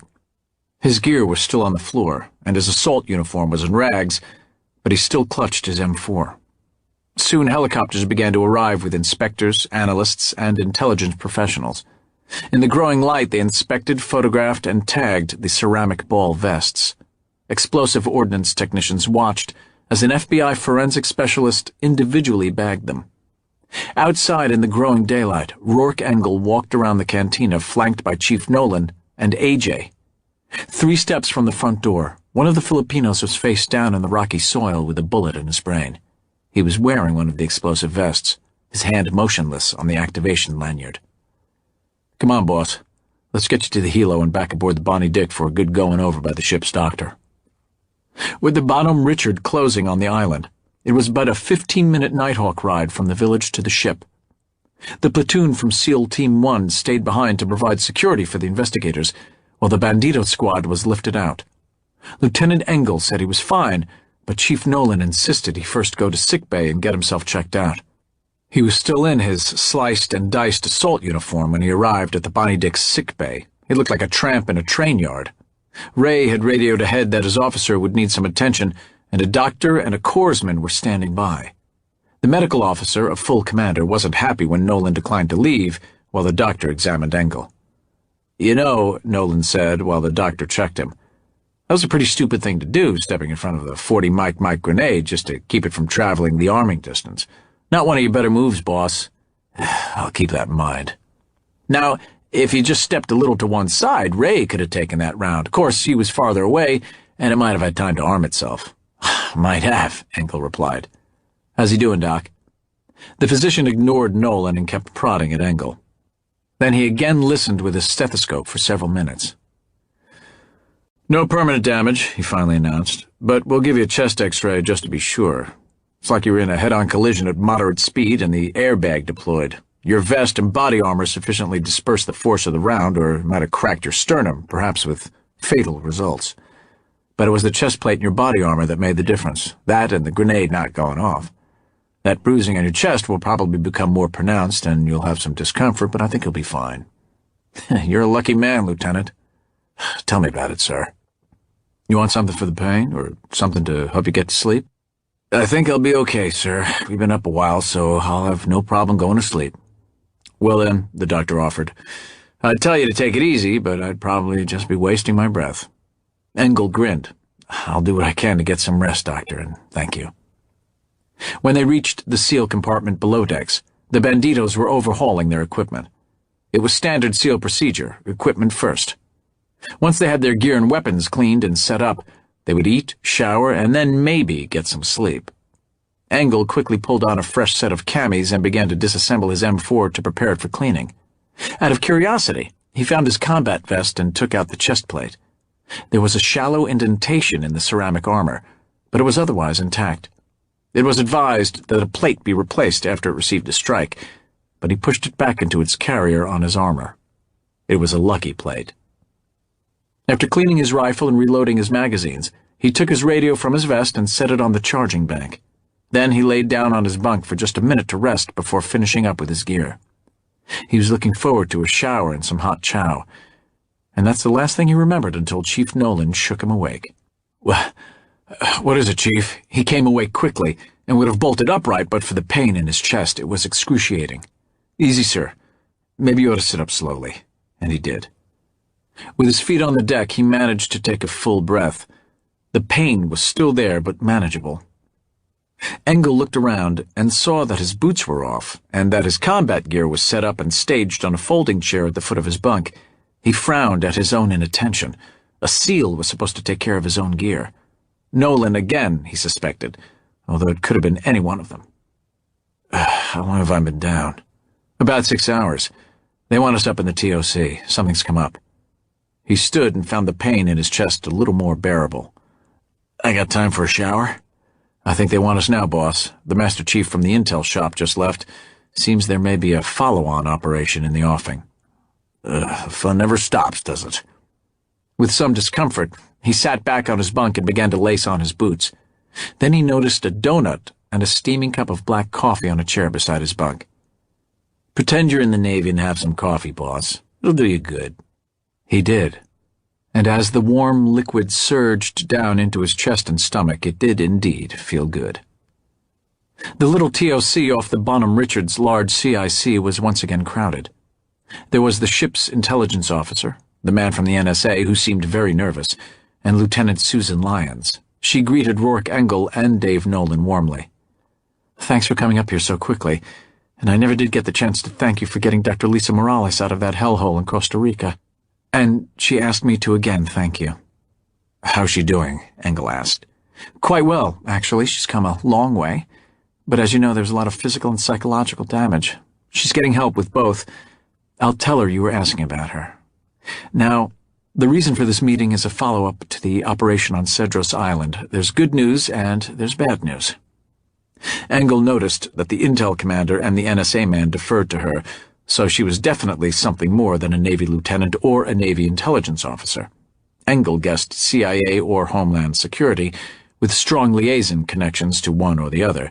Both Engle and Nolan assumed the lieutenant cover was just a means to allow her to blend in with the ship's company and move about a little easier. The good news is that we now have a dozen of those explosive vests, and at least 8 of those who were slated to enter the U.S. on a mission of terror. There were 5 men and 3 women that we've positively ID'd. The bad news is that we can't account for the other vests or the terrorists, or Shabal, for that matter. And since all of those on Cedros were killed in the fighting, we have no one to interrogate. One of the women was still alive after the shooting, but she's since died of her wounds. She unintentionally made it sound like an accusation. "Well, between all the grenades and the rockets and the automatic weapons fire coming our way," Nolan said evenly, "I guess we just got carried away." If she perceived some censure in Nolan's comment, she didn't let on, and continued. The follow-on search teams did find a few cell phones, a satellite phone, and an iPad computer. Isaac here, indicating the NSA man, and his people are examining them for anything that might give us a clue to where the other vests and the terrorists might be. For his part, the National Security Agency man appeared restless. He seemed fixated on his Apple laptop while absent-mindedly twirling a pencil in a rolling manner across his fingers, pointer to pinky, and back again. "We're working on it," he mumbled. "But what they brought us from the island was pretty beat up. The computer had a bullet hole in it, and most of the cell phones had been drenched in blood. Do you know just how corrosive human blood is?" Nolan started to say something, but Engle placed a hand on his shoulder. "So where does that leave us?" "We've confirmed that the Tupolev landed at the airport at Isla de Cedros Aeropuerto," Lyons continued, which was no small thing to get that plane onto a 5,000-foot strip. The passengers were taken away in open pickup trucks, and the plane immediately left. There is daily air service to Guerrero Negro, and we're checking their bookings as we speak, and there are small craft that routinely cross the channel between Cedros and Baja. It's safe to say that the other vests and the other terrorists, and probably Shabal as well, have made the crossing. We can only assume that they are headed north for the border. So the Bonham Richard is now steaming north to the Baja U.S. border. But this will do us no good unless we can pinpoint where they are and where they plan to cross. So, Nolan said, we stand by and wait for something to break. Lyons shrugged. Unless you have a better idea. We've alerted all our border contacts to be on the lookout for anything out of the ordinary, but we've stopped just short of a terrorist alert. At this time, it would serve no purpose. We have, however, let the Mexican authorities know that there may be terrorists attempting a border crossing, but we've given no details on just how serious this threat is. They've moved one of their Tier 1 Special Operations units to the border, where they are on standby. If it comes to mounting another operation on Mexican soil, either they will be working with you, or you will be working with them. The State Department and Homeland Security are working out the liaison details. You mean, Engle said evenly, that we might be working side by side with, or even under the tactical control of, these Mexican spec ops types? That's right. The Grupo Aeromóvil de Fuerzas Especiales, or GAFE, Mexican Special Forces. I've been led to believe they're very good. Maybe not as good as you SEALs, but we're south of the border here. It's their turf, so it's their game. The Cedros Island venture was a one-time offshore thing. Maybe if you hadn't... Well, yeah, we know, Nolan interjected, if we hadn't killed so many people and broken so much stuff. Look, Lyons replied, with a measure of anger in her voice.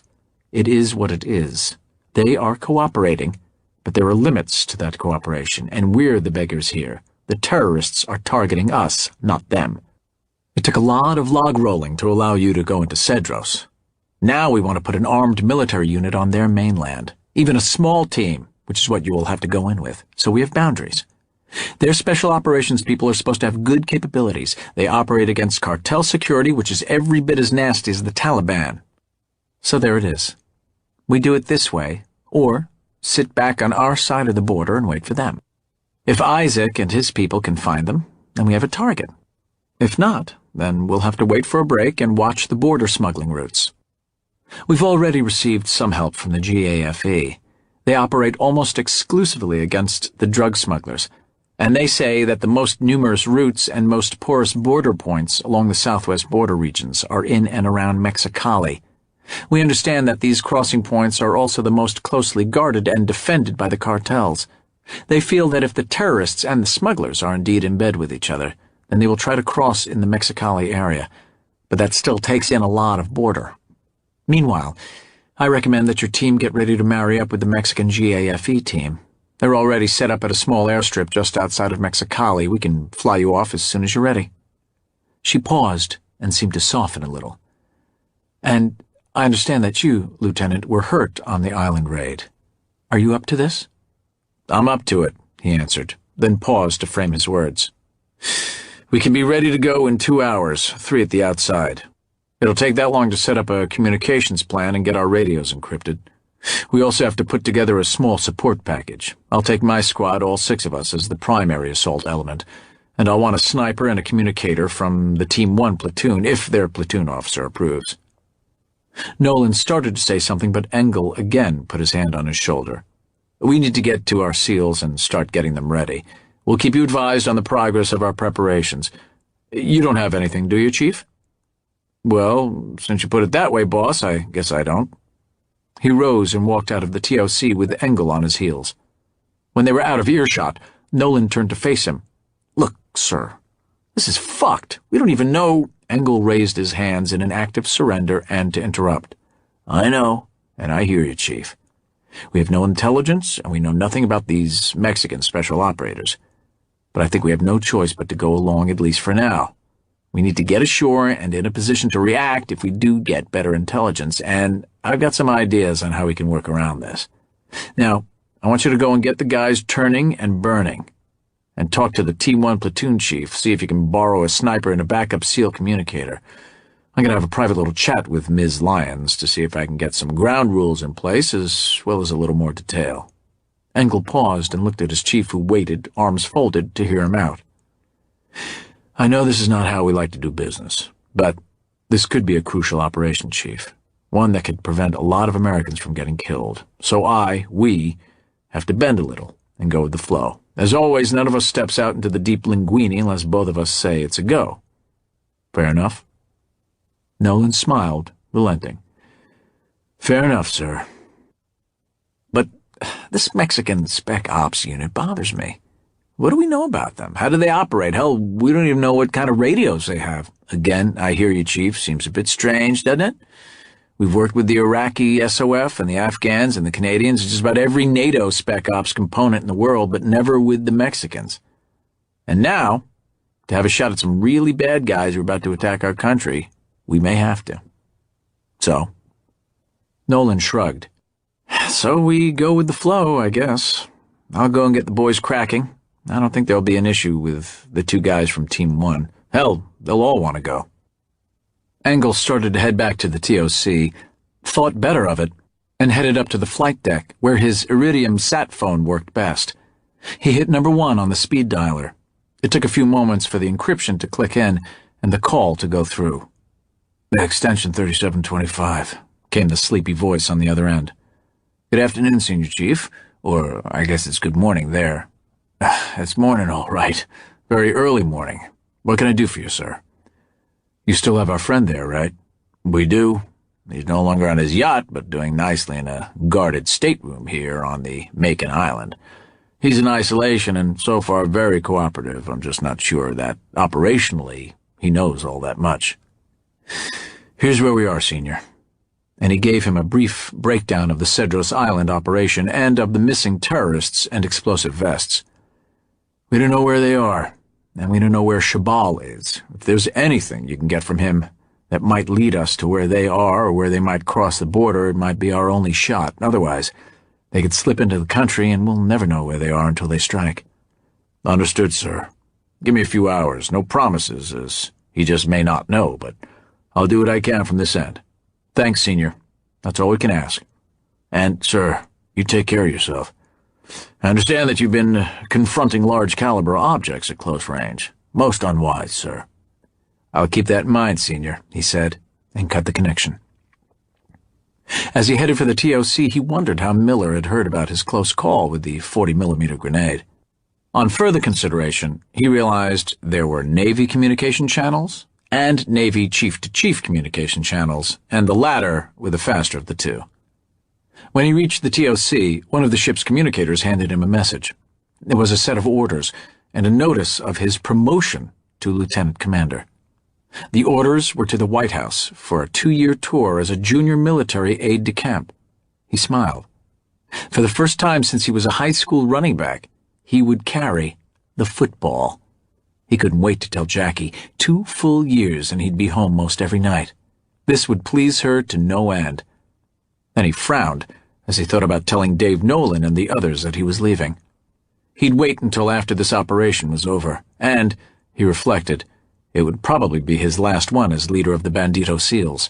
Promotion to lieutenant commander meant that he would be leaving the operational platoons.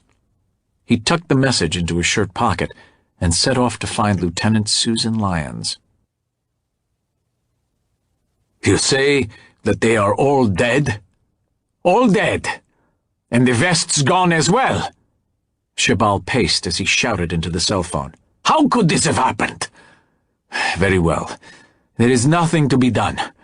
Immediately destroy your cell phone and stay out of sight. Shabal threw his own phone to the floor and crushed it underfoot.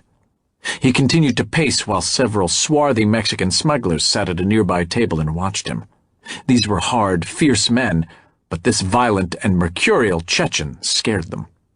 They watched as Shabal paced, the rage etched on his features. How could they have found the other contingent of recruits on Cedros, he wondered. And what bad luck. In another few hours, they too would have been on the mainland and moving to their border crossing point. So be it, he reasoned. We will make do with what we have left.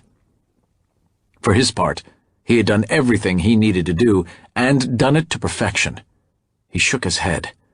Was it ego, or was it just a fact of life? If he left it to others, they made a mess of it. And Christo wanted him to deal with his intermediaries. What a crock! This was too important to leave to intermediaries. Perhaps too important to leave to those who did not believe as he believed. They had made it to Cedros Island and made the channel crossing to Baja. Now they were in a safe house in Mexicali. He didn't trust these Mexicans. but they were useful to him, at least for the moment. He pulled aside the dirty window shade on the second-floor bedroom and looked down on the dusty Mexicali street below. A hairless dog wandered down the street, looking for food scraps. Soon they would be at this place they called the Milk Factory and their border crossing point, and nothing could stop them from there. Long ago, Christo had explained the vast tunnel system running from Mexican border towns north into the United States. It was one of the things he liked about Christo. He didn't describe them as a clandestine or an illegal network for smuggling drugs and people into the United States, a network that had made Christo wealthy beyond imagination. These details were simply a part of his business empire. They were but a means of transportation as normal to Christo as the U.S. interstate highway system was to truck drivers. But now that Shabal was here, the tunnels were no longer an abstraction. They were part of the tactical plan he needed to execute, to consummate his assault on America. With half of his recruits dead and half of his vests gone, he needed to ensure the remaining vests produced maximum carnage. He must now carefully prioritize the targets. Even so, he thought, with 8 targets and thousands dead, it will still make 9/11 pale by comparison. He now sat with the one Mexican he could communicate with, but never fully trust. Christo had already transferred a considerable sum of money to the man's offshore account. The man knew that once Shabal told Christo this part of the mission was complete, and Shabal and his 8 martyrs were safely across the U.S. border, another great sum of money would be sent to that same offshore account. The man needed no further motivation. Money, Shabal knew, was all these Mexicans wanted. "So tell me again why you picked this tunnel system here," Shabal said as he stabbed his finger at a hand-drawn map. "Yes, well, you can see, my friend. It is close to the safe house," the man who called himself Sanchez began. He was a younger man, handsome in a vaguely exotic way, and urbane compared to the thugs who guarded the safe house. "And, even more importantly, the entrance to the tunnels is as well guarded as anything in this country." "How do you mean?" Shabal asked. "Look, it is vastly more complicated than just going down into the tunnels and crossing the border. Moving drugs and people into the United States isn't a side business for us, it is our only business. You looked around this town as the bus brought you here, no?" "Yes," Shabal replied.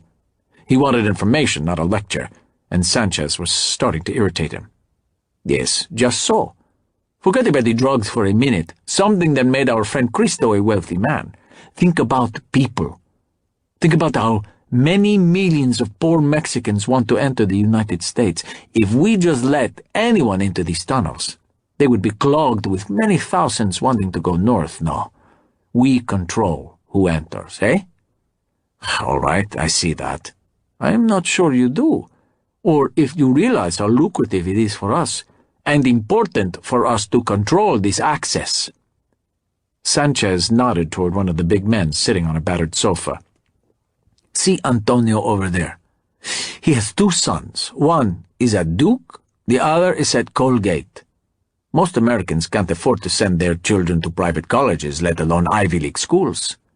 Antonio has 3 more kids, younger ones, and they'll all attend university in the United States, so you see, we control it. We control the access, and so we control the profits." "I see," Shabal replied. "So, here is where we will insert you," Sanchez said, drawing his finger to a point on the map. "It is our most well-protected location. It is a compound that is as closely guarded as the homes of some of our richest citizens. No residents of this city dare come within 100 meters of it. You are paying us well, so we will take you to our best and most secure route to the north." "How will we get there?" "Not by the bus that brought you here. That would attract too much attention, no. We move in 30 minutes. This is the time of day when the delivery trucks make their deliveries to the restaurants and cantinas. We can fit all 9 of you in the back of one of them. In the compound, they know we are coming, and they know what our truck looks like. It is as simple as that, my friend." "It is never simple," Shabal snarled. The two MH-60S Nighthawks set down on a hard stand near the small airport's single strip. The reinforced Bandito squad and their gear were quickly unloaded, and the Nighthawks lifted off. They would await any call to action from a military airfield 20 miles to the south. There was little to be gained by the conspicuous presence of two American military helicopters sitting on a civilian airstrip near Mexicali. After the helos lifted off, the SEALs surveyed their surroundings. Just off the airstrip were a series of heavily locked self-storage units and a few light aircraft tied down nearby. Most were old tail-draggers. The complex was surrounded by an 8-foot chain-link fence with coils of razor wire running along the top. Captured plastic shopping bags dotted the rusty chain link, but most noticeable and pervasive was the smell. Nearby and, unfortunately, upwind, a large column of birds circled over a garbage dump. A parade of open dump trucks were making their pilgrimage to the waste site, dumping loads of refuse and heading back into Mexicali for more. Parked near the hard stand, well back and off to one side, were 4 battered Ford Explorers. As the SEALs moved toward the vehicles, a single figure in a tailored black combat uniform stepped out from a group dressed in a variety of shabby civilian attire. Except for the lone figure in black, they looked like an undercover narcotics squad. Given their area of operations, this was not surprising. "Well, well, what have we here?" Nolan said quietly. "I'll talk to the Jefe," Engle replied under his breath. "Why don't you and the others mingle with their troops and get a feel for them? I want to know what you, AJ, and Ray think of these guys." Nolan could understand more Spanish than he could speak. AJ and Ray were fluent. As the other banditos peeled off to one side, Engle made straight for the tall man in black. He dropped his gear, came to attention, and saluted. "Good afternoon, or buenos dias, sir. I'm Lieutenant Engle, SEAL Team 7. The man was tall and slim with fine Castellon features. He wore only the oak leaves of a lieutenant colonel on his buttoned-down cloth epaulets and a badge on his left breast that read, "Todo por Mexico," all for Mexico. Stopping in front of Engle, he, too, came to rigid attention and rendered a parade-ground salute. He had high cheekbones and a pencil-thin mustache. Yet, for all his bearing and formality, Engle thought he detected a twinkle in his eye. "Welcome to Mexico, Teniente. I am Comandante Juan de Rio de la Ribaneo," or, an easy smile now accompanied the twinkle as he extended a hand, "until we finish this unpleasant business, please call me Juan. And your Christian name is?" His English was precise and impeccable. It's Rourke, sir." "Please, Rourke, it's Juan, I insist. And before we get started, let me say it is a privilege to be working with the Navy SEALs. We are honored, all of us." He paused to regard his men, who were now mingling with the banditos. "They may not look like much, but they are good boys and brave. You Norte Americanos have your overseas ventures that keep you quite busy. We here in Mexico don't have to go far to confront evil. Our war is right here. Our enemies are well-financed, well-armed, and committed to their enterprise. So our operations, like yours in Afghanistan and Iraq, are deadly and ongoing. Like you, I've lost some good men, and as with you and your wars, there seems to be no end to it." He paused a moment. "But then, we are not here today to talk about the burdens we warriors must bear. We have our duty. More to the point, I understand we have a job to do. I look forward to hearing all about it." And Rourke Engle brought him up to speed with what he knew so far. Dave Nolan spoke just enough Spanish and Sergeant Primero Lopez just enough English for them to get a feel for not only each other, but the capabilities of their special operators. Senior enlisted leaders the world over are very good at getting to the point, and when it comes to the issues that relate to risking their men in battle, brutally honest. Nolan could have this same conversation with an Israeli Rav Samal Rishon or a German Hauptfeldwebel, and with the same results. There is something about the prospect of mortal combat that causes men who must lead other men into danger to be candid and truthful. Up the chain of command, politics might enter into the equation, but not at the troop level.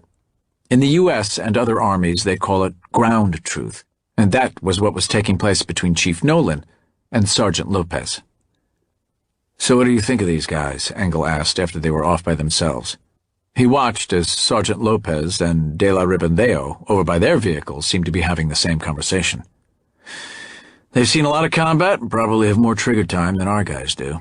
Tactically, I doubt they are as good as we are, but they've been in a fight, and it seems they know how to fight. I don't think there's anything to be gained by integrating our guys with theirs, unless we're dealing with local non-combatants, but if it comes to a fight, I believe they'll stand tall. How about their Jefe? I'm not sure, but I think he's okay. More to the point, what do his troops think about him? Oh, they seem to like him. He's obviously a dandy and a blue blood, but they call him El Lobo, the wolf.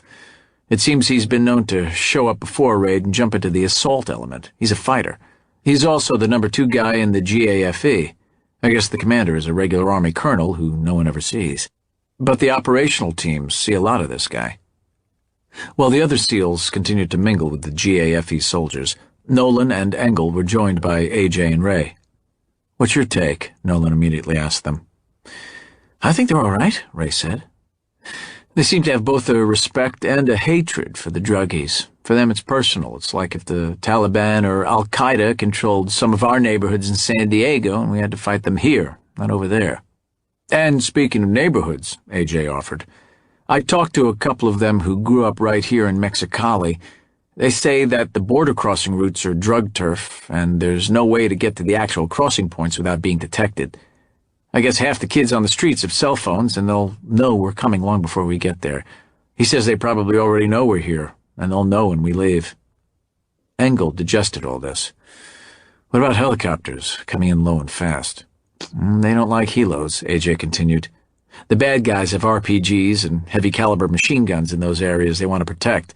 When they do have a solid tip and have to go in, they go in their Explorers, drive like maniacs and hope it's not a setup, like with a big roadblock and snipers on the roof. These guys take fire on almost every raid, even when their intel is good and they have total surprise." "So Cedros Island was a cakewalk?" Nolan asked. "We're up against the varsity here, Chief," Ray said. "The druggies have good weapons. They're not afraid to die, and there's lots of them. So it could be anything but a cakewalk. I don't know what they pay these GAFE guys, but it's not enough." "So what we're talking about here," Engle summarized, "is opposition that's every bit as dangerous as anything we go up against in Kandahar or Al-Anbar." Both Ray and AJ nodded. "And without the support we have over in the sandbox," Nolan added. Engle looked over to where Juan, Sergeant Lopez, and the other members of the GAFE were gathered. They were all smoking and laughing.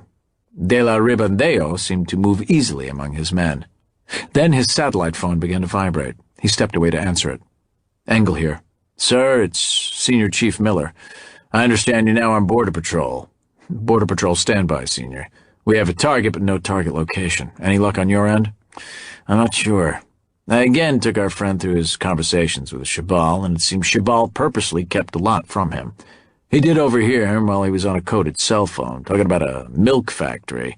Something about getting them all to the milk factory. It's not much, but it may be something. If I get anything more, I'll let you know." "Thanks, Senior. Keep me posted." Nolan was at his elbow. "Anything?" "I doubt it, but we'll see." They made their way over to where De La Ribandeo and his sergeant were talking. The tall GAFE leader took out a gold cigarette case and offered one to Engle, then to Chief Nolan, but both politely declined. It seemed as if all the GAFE smoked, while none of the SEALs did. Lopez gratefully accepted, and De La Ribandeo made a show of tapping his cigarette on the case before lighting it. "Sir, I mean Juan," Engle began. "I just received a call from one of our intelligence people.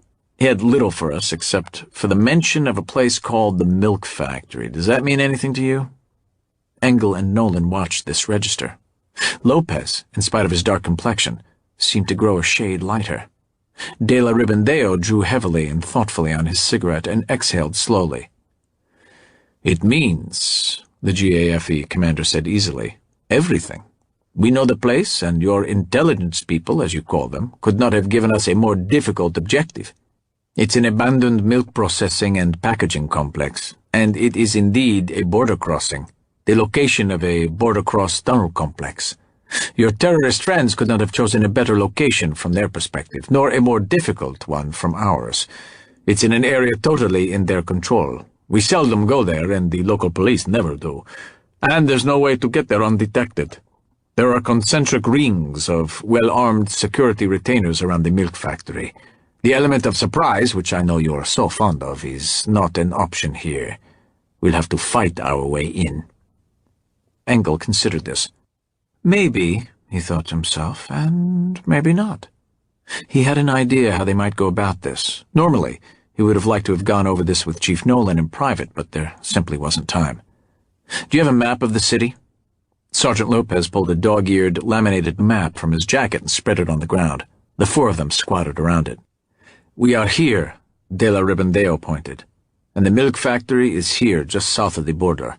And the whole area underneath, it is a warren of tunnels.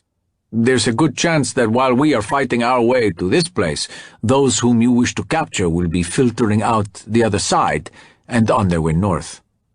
"How would you go in?" Engle asked. "In those," indicating the battered explorers.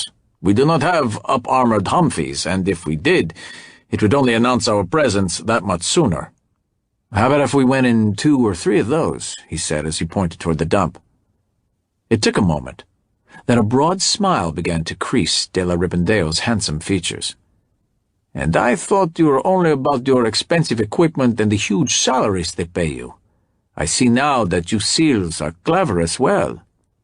"Juan, do you understand what a blocking element is?" De La Ribandeo drew himself up formally, but there was still a twinkle in his eye.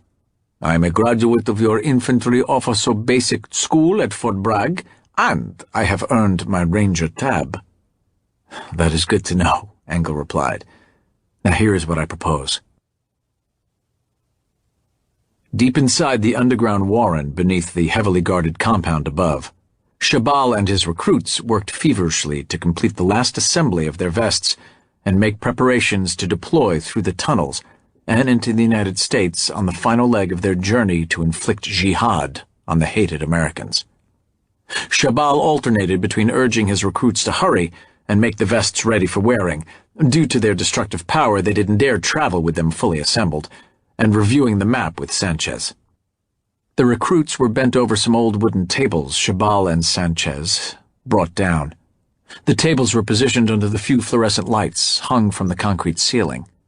The lights cast a cool, white glow as the recruits used several tables to assemble their vests, treating them with the same care a parachutist might pack his chute. Every time Shabal urged them on, they just grew more and more nervous, and it actually slowed their assembly. On another nearby table, Shabal and Sanchez reviewed the hand-drawn map of the tunnel maze. "Here, Shabal," Sanchez said, alternately pointing at the map and to a darkened passageway to their right. "Here is the passageway you must all travel down. It is a little more than 150 meters long." "I see," Shabal replied. "Then you must break up into smaller groups. There are 3 smaller tunnels that go deeper and then actually cross the border here, here, and here," he offered, pointing to the primary smuggling routes on his maps. "Then these are the ones you use most? Are they secure?" "As I told you at the safe house, this is our business, and we are good at it. No one we have sent through these tunnels has been stopped at the U.S. side of the border, absent some gross stupidity like hitchhiking on a major highway. But you must decide who goes through which one, though I do advise you to use all 3 as a precaution."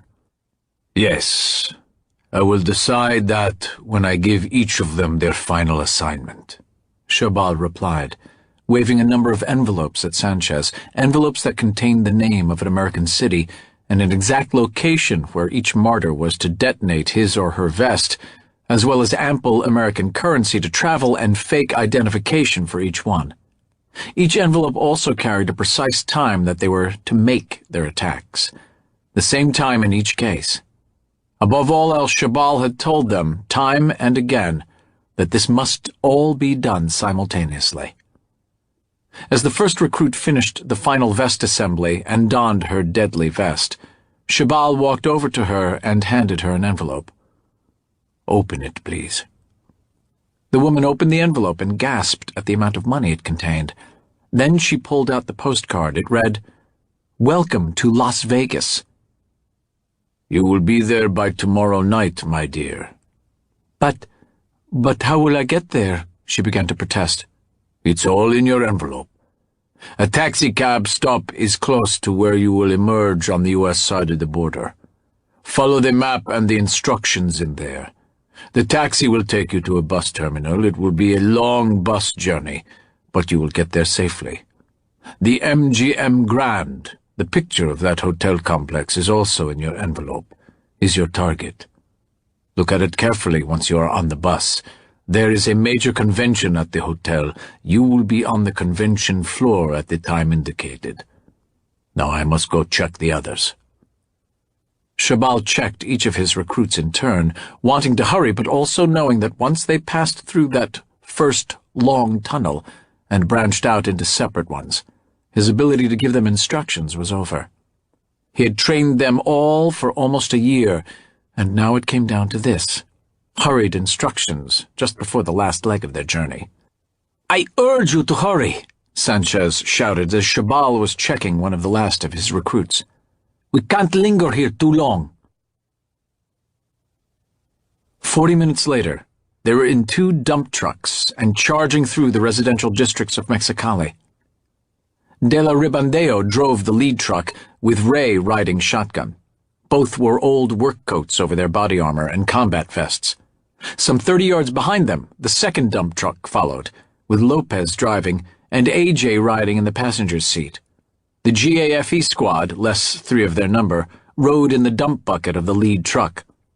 With them were Sonny and the 2 Team 1 SEALs. The other Banditos and 3 of the GAFE were in the second truck. The trucks were equipped with canvas roll-top appliances that helped to keep refuse from flying out from a loaded bucket on the way to the dump. It provided concealment while allowing the SEALs and GAFE to peer out from underneath the canvas covering. As they approached the abandoned milk factory, they began to see idle teenagers on the streets, then teens with guns. Finally, there were armed men on rooftops with guns and bandoliers of ammunition. Ray, riding with De La Ribandeo in the lead truck, had an old stocking cap pulled over his ears to hide his earphones and partially cover his lip mic. "Boss, you copy?" "Right here, Ray. We are entering an armed enemy base camp. I've never seen so much security, at least not out in the open." "I hear you. How much farther?" There was a pause, then, "The GAFE leader says about 3 more blocks unless we get stopped. Get ready." "Okay, guys," it was Nolan coming on the net. "Let's get our game face on and stay sharp. This is probably going to be a dick-dragger." The security gunmen gave them puzzled looks as they rolled past, but no more than that. De La Ribandeo, with a cigarette dangling from his lips and an Uzi in his lap, smiled and waved to everyone. This guy, Ray thought, is a gamer. As they approached the main entrance to the milk factory complex, an old stretch Mercedes rolled out to block their path. De La Ribandeo slowed as if he were going to stop, then slipped the transmission into low range and mashed the gas. He hit the Mercedes on the near side quarter panel and spun it off to one side. 2 guards were taken out along with the car. As he drove past, De La Ribandeo killed another with his Uzi. The dump truck was through the gate before Ray could get his M4 up and into action. As they roared past, the guard who dove to the right of the gate to avoid the oncoming truck rose and began shooting at the rear of the fleeing truck, but he only got off a few rounds. AJ, coming in the second truck, saw it all. He leaned from the window and put 2 rounds in the guard's back. The 2 trucks stopped 10 yards from each other and began to disgorge SEALs and GAFE. In the lead truck, Sonny and the Team 1 sniper rose through a hole they had cut in the canvas shroud and began to look for targets. Per their plan, De La Ribandeo, Sonny with his SAW and a heavy ammo load, and the 2 Team 1 SEALs were to hold the entrance to the main building and, if possible, get the sniper and a GAFE rifleman or 2 up to a perch where they could command as many building entrances as possible. Their job as the blocking element was containment and isolation. They would shoot any hostiles who came out of the building and shoot any hostiles who approached the building. For now, all was quiet. They had taken out the inner circle of security and the gate guards. But those gunmen on the outer rings of security would soon be collapsing back in on the milk factory, so there would be no shortage of bad guys inbound to their position. The Team 1 communicator was to stay with De La Ribandeo and serve as a relay between the GAFE commander and his men outside and the assault team inside. He was also on both his SAT and cell phones, letting anyone and everyone know they were in contact in Mexicali and within sight of the border. Sonny found a good shooting position where he could command both the gate and the main entrance to the building. De la Ribandeo stepped to where Engle and Nolan were preparing to enter the building. "I think Sergeant Lopez and his men can stand with your men here," he said in a conversational tone. "If you don't mind, I think I'll join you inside." Engle started to protest, but knew he hadn't the time, nor, he rightly guessed, the authority to overrule him. Aside from that, the twinkle was no longer there. The slim Castellon was all business. Engle nodded, and the assault team moved to the building. Sergeant Lopez and 3 of his men ran to the sandbag guard shack by the gate and dragged the dead sentries aside. When the first of the cartel gunmen cautiously approached, they casually waved to them. When they got close enough to see that all was not right, Lopez and his men opened fire. From then on, it was a gun battle, and the bodies began to collect in the street outside the abandoned milk factory. Engle, assuming the front door might not be the best entry point, led his team to the loading dock, and a single steel door next to a series of loading bay doors rolled down. They paused for a moment, while Wymie quickly taped a breaching charge to the door. It had a command initiator. After a "fire in the hole," the door was hurled inward by the force of the explosion, and the squad filed in through the smoke. AJ, once more, was the first man in and almost tripped over the body of the cartel gunman who had been guarding the door. Several floors below in the sub-basement, Shabal and Sanchez looked at each other when they heard the explosion. They and one of the Filipino recruits were bent over a map of Southern California. On a nearby table, a dozen explosive vests were neatly laid out. The building was concrete, as were the floors, and this was their first warning that they were under attack. Shabal instantly knew it had to be the Americans. "No!" he seethed. "First Cedros, and now here. This cannot be happening." Christo, he reasoned. It had to be Christo. "If I live through this," he vowed, "I will find him and his precious family, and I will kill them all." "How many men do you have down here? How many?" Shabal demanded harshly. Sanchez hesitated, his eyes wide with fear. "I don't know. Not many," he admitted.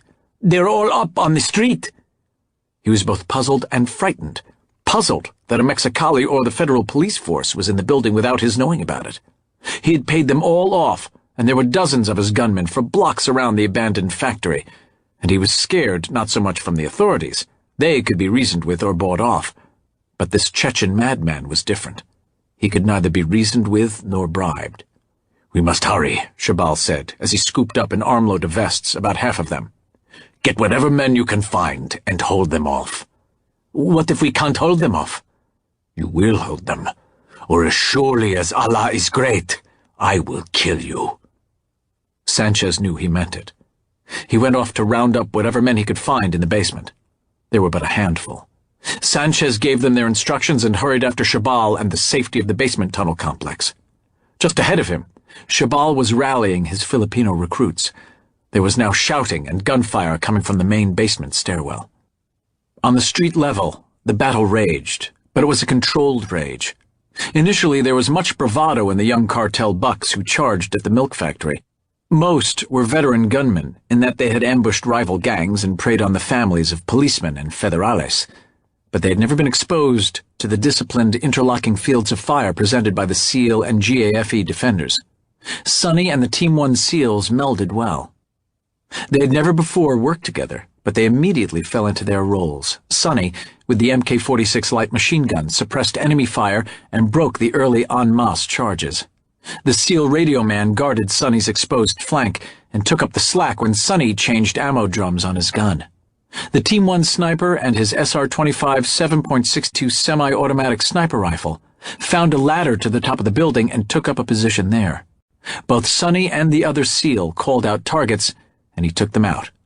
Soon the GAFE riflemen were calling out targets.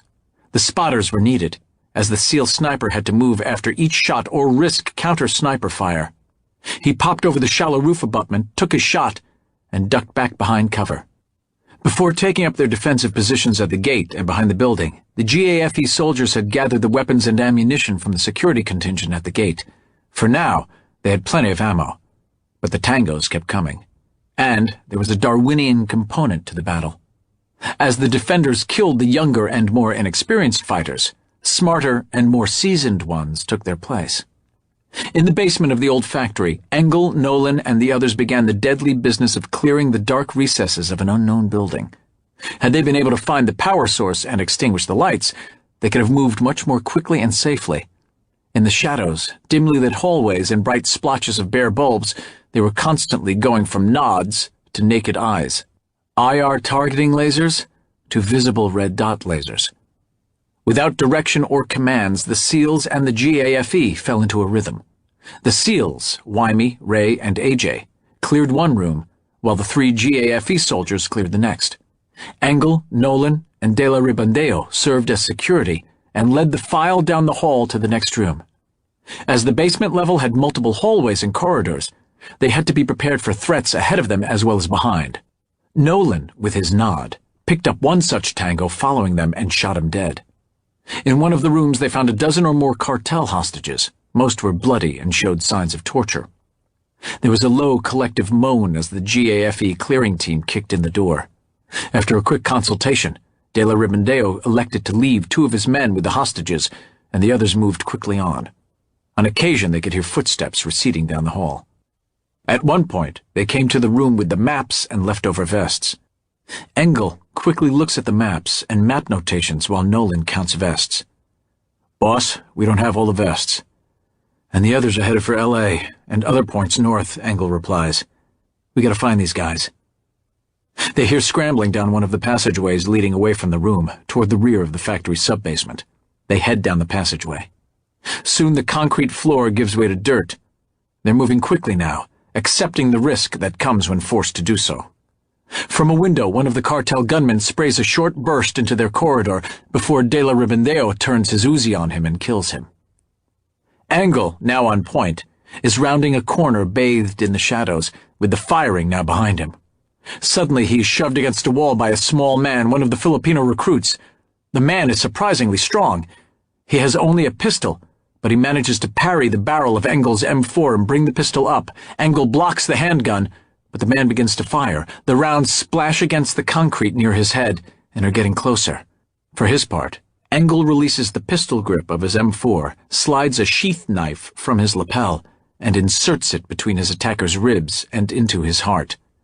As the Filipino slides to the floor, Engle takes the pistol from the dying man's hand, tosses it aside, and resumes heading down the hall.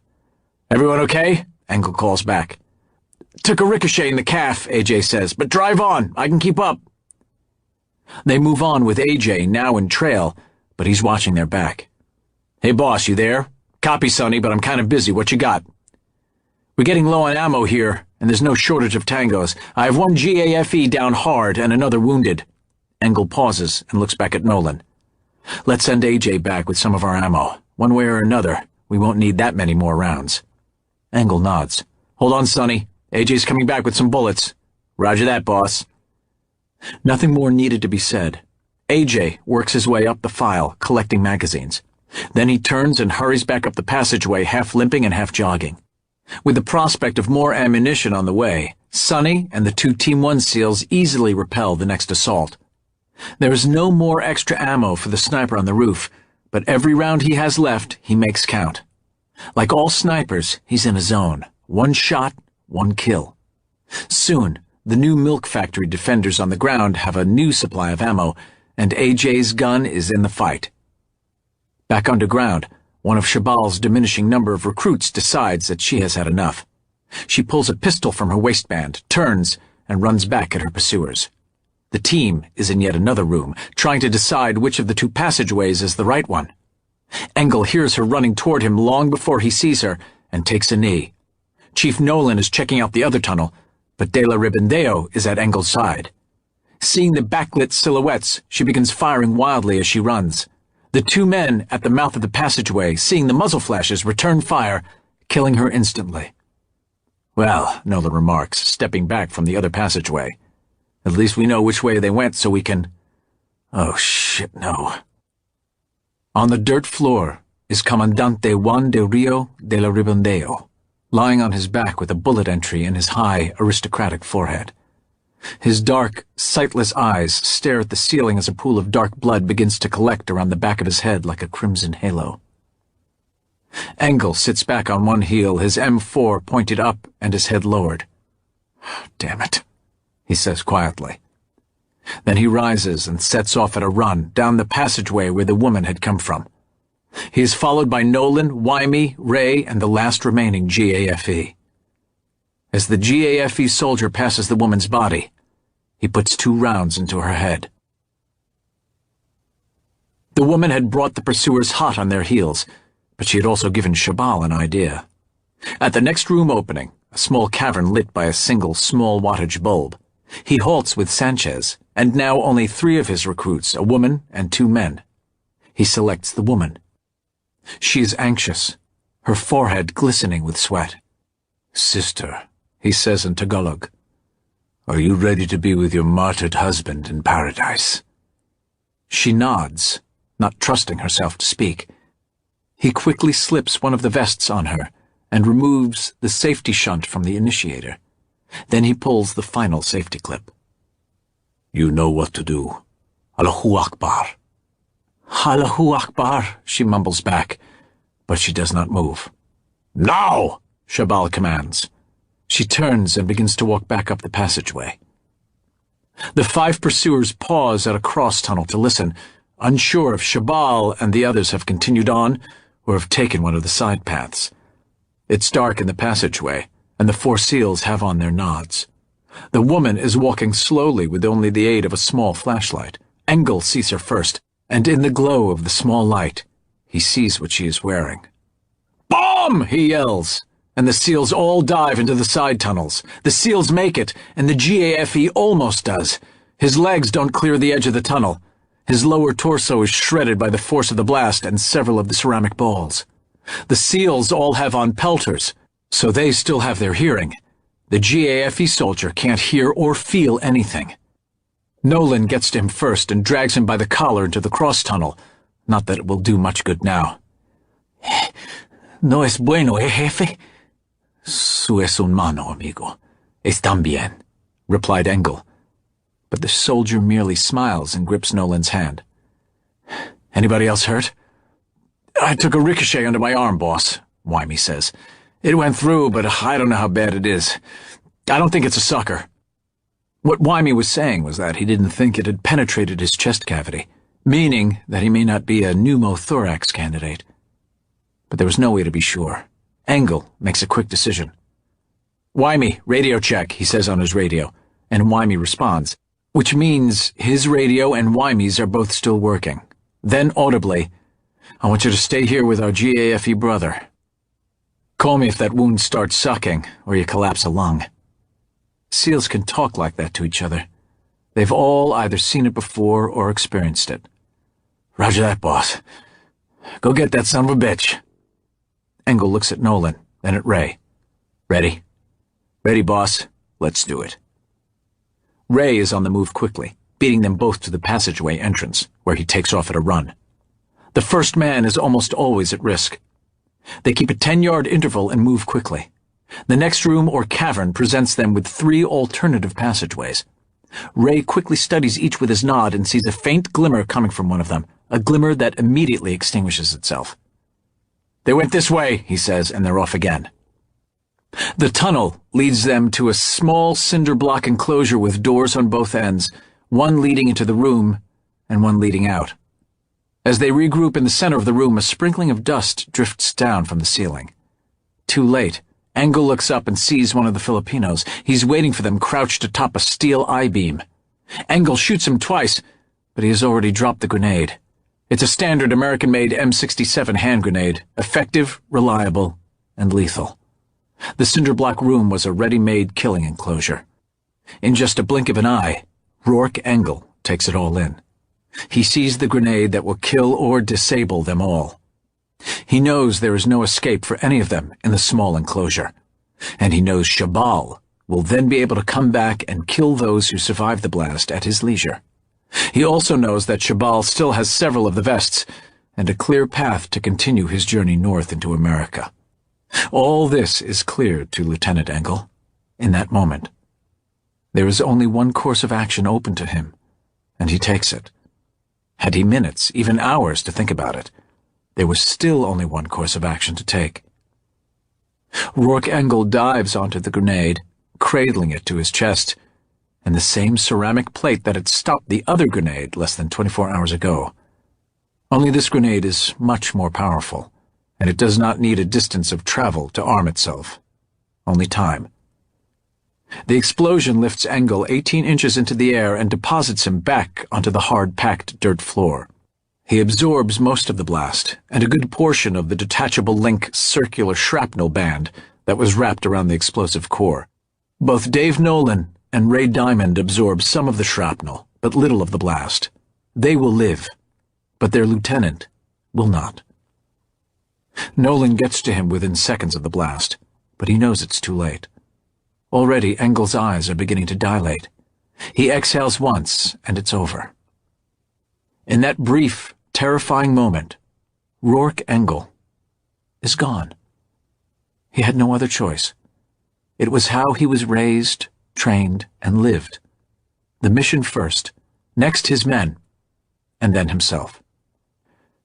"Stay with him, Ray," Nolan says as he takes up his M4 and heads out the other door. Ray, who has taken only a few more pieces of shrapnel than Nolan, retrieves his rifle and crawls over to his lieutenant. He sits close and presses Engle's cheek close against his thigh with one hand. He holds his rifle at the ready with the other. Boss, why did it have to be you?" He begins to cry, but he never takes his eyes off the door that Nolan just went through. Dave Nolan grimly moves forward through a tunnel that is now all hard-packed dirt, floor, ceiling, and both walls. Like an old mine shaft, there is knob and tube wiring that services an occasional bare light bulb. Nolan senses danger and advances slowly, the butt of his M4 in his shoulder and looking over the front sight. He comes to the next node in this seemingly endless series of tunnels and rooms, where three forms are pressed up against the walls of a small room just out of his line of sight. One of the Filipinos comes at him, pistol in hand, and Nolan cuts him down with a short burst.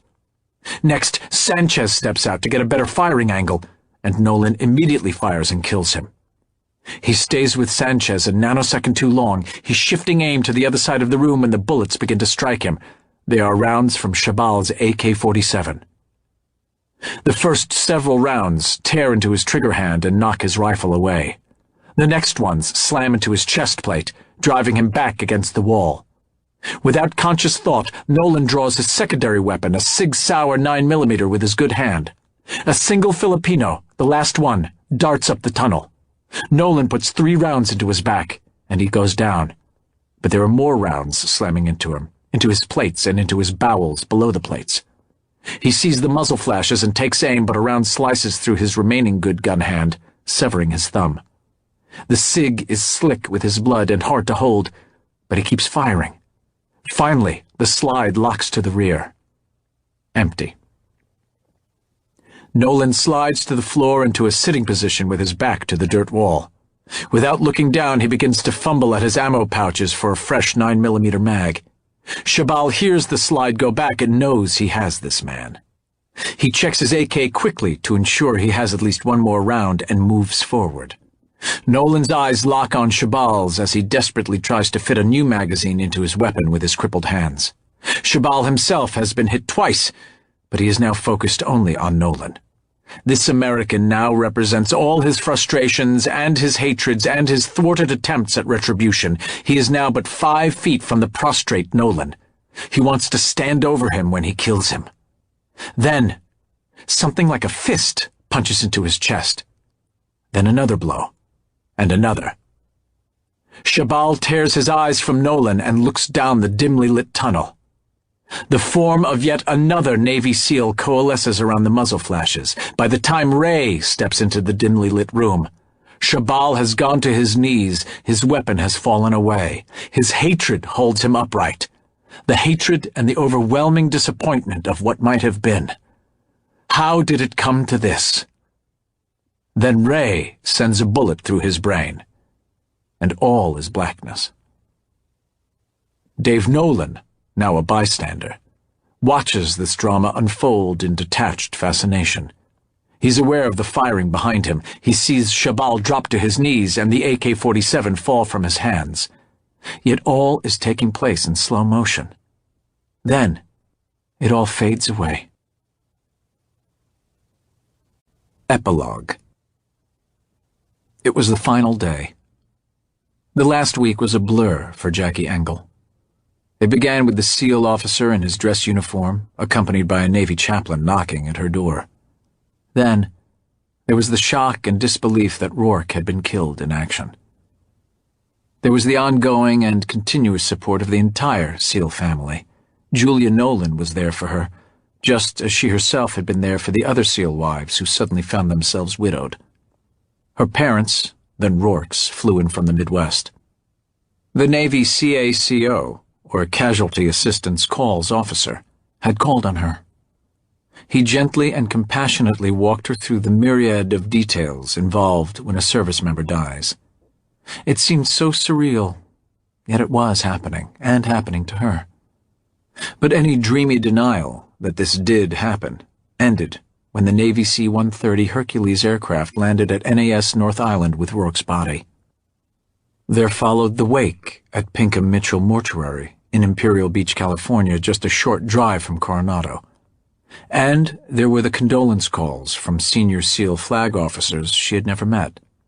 It was a conveyor belt of grief that seemed to never stop. The days seemed to drag by, as did the sleepless nights. As much as anyone can be prepared for the sudden death of a spouse, Jackie Engle was prepared. More than 50 Navy SEALs had died in action since September 11, 2001, and Jackie had been to many wakes, funerals, and burial services. Several of the men whose wives and families she had consoled had served with Rourke in his previous tours. One young wife was only 19 years old when she became a teen widow. She had been completely inconsolable, and Jackie had taken it upon herself to help the woman deal with her grief. To this day, she considered Jackie to be the big sister she'd never had. Only now did Jackie have some insight into what that young woman had endured, and she understood now how the pain had made her numb. But as prepared as she was, nothing had readied her for this day. Today, she would bury her husband, her Rourke. She had steeled herself for this day, or thought she had. She had watched other SEAL widows perform this ritual, but could she? She would have to, she told herself. If nothing else, it was her duty to her husband and what he had died for. The SEAL family was with her every step of the way. At one point during Rourke's wake at Pinkham Mitchell, she had to console Julia and Dave Nolan's second youngest, 3-year-old Maggie, who presented her with a picture she had drawn of Jackie and Rourke surfing. As she presented it to her, Maggie had completely broken down, and Jackie had hugged and rocked her for what seemed like an eternity, until the girl had fallen asleep in her arms. A wise Julia Nolan did not intervene and let Jackie comfort her daughter for as long as it took. Now, she walked out of the door of their local church in Coronado, Christ Episcopal Church, flanked by her mother and father, and moved toward the car waiting at the curb on the 9th Street side of Christ Church. Father Geison's words had been uplifting, and the overflowing crowd of friends, neighbors, and SEAL families listened in respectful silence. Jackie, too, had listened, but had heard little. Just outside the door, the Naval Special Warfare Command Commander, Rear Admiral Frank O'Connor, approached her. "Mrs. Engle, I'll accompany you and your parents in my staff car, if that's all right." "Yes, Admiral. That will be fine, thank you. You've met my mom and dad earlier this week?" "Sir, ma'am.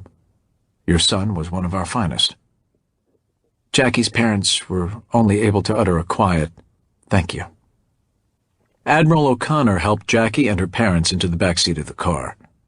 The 6 SEAL pallbearers had already placed Rourke's casket in the hearse that would lead the procession.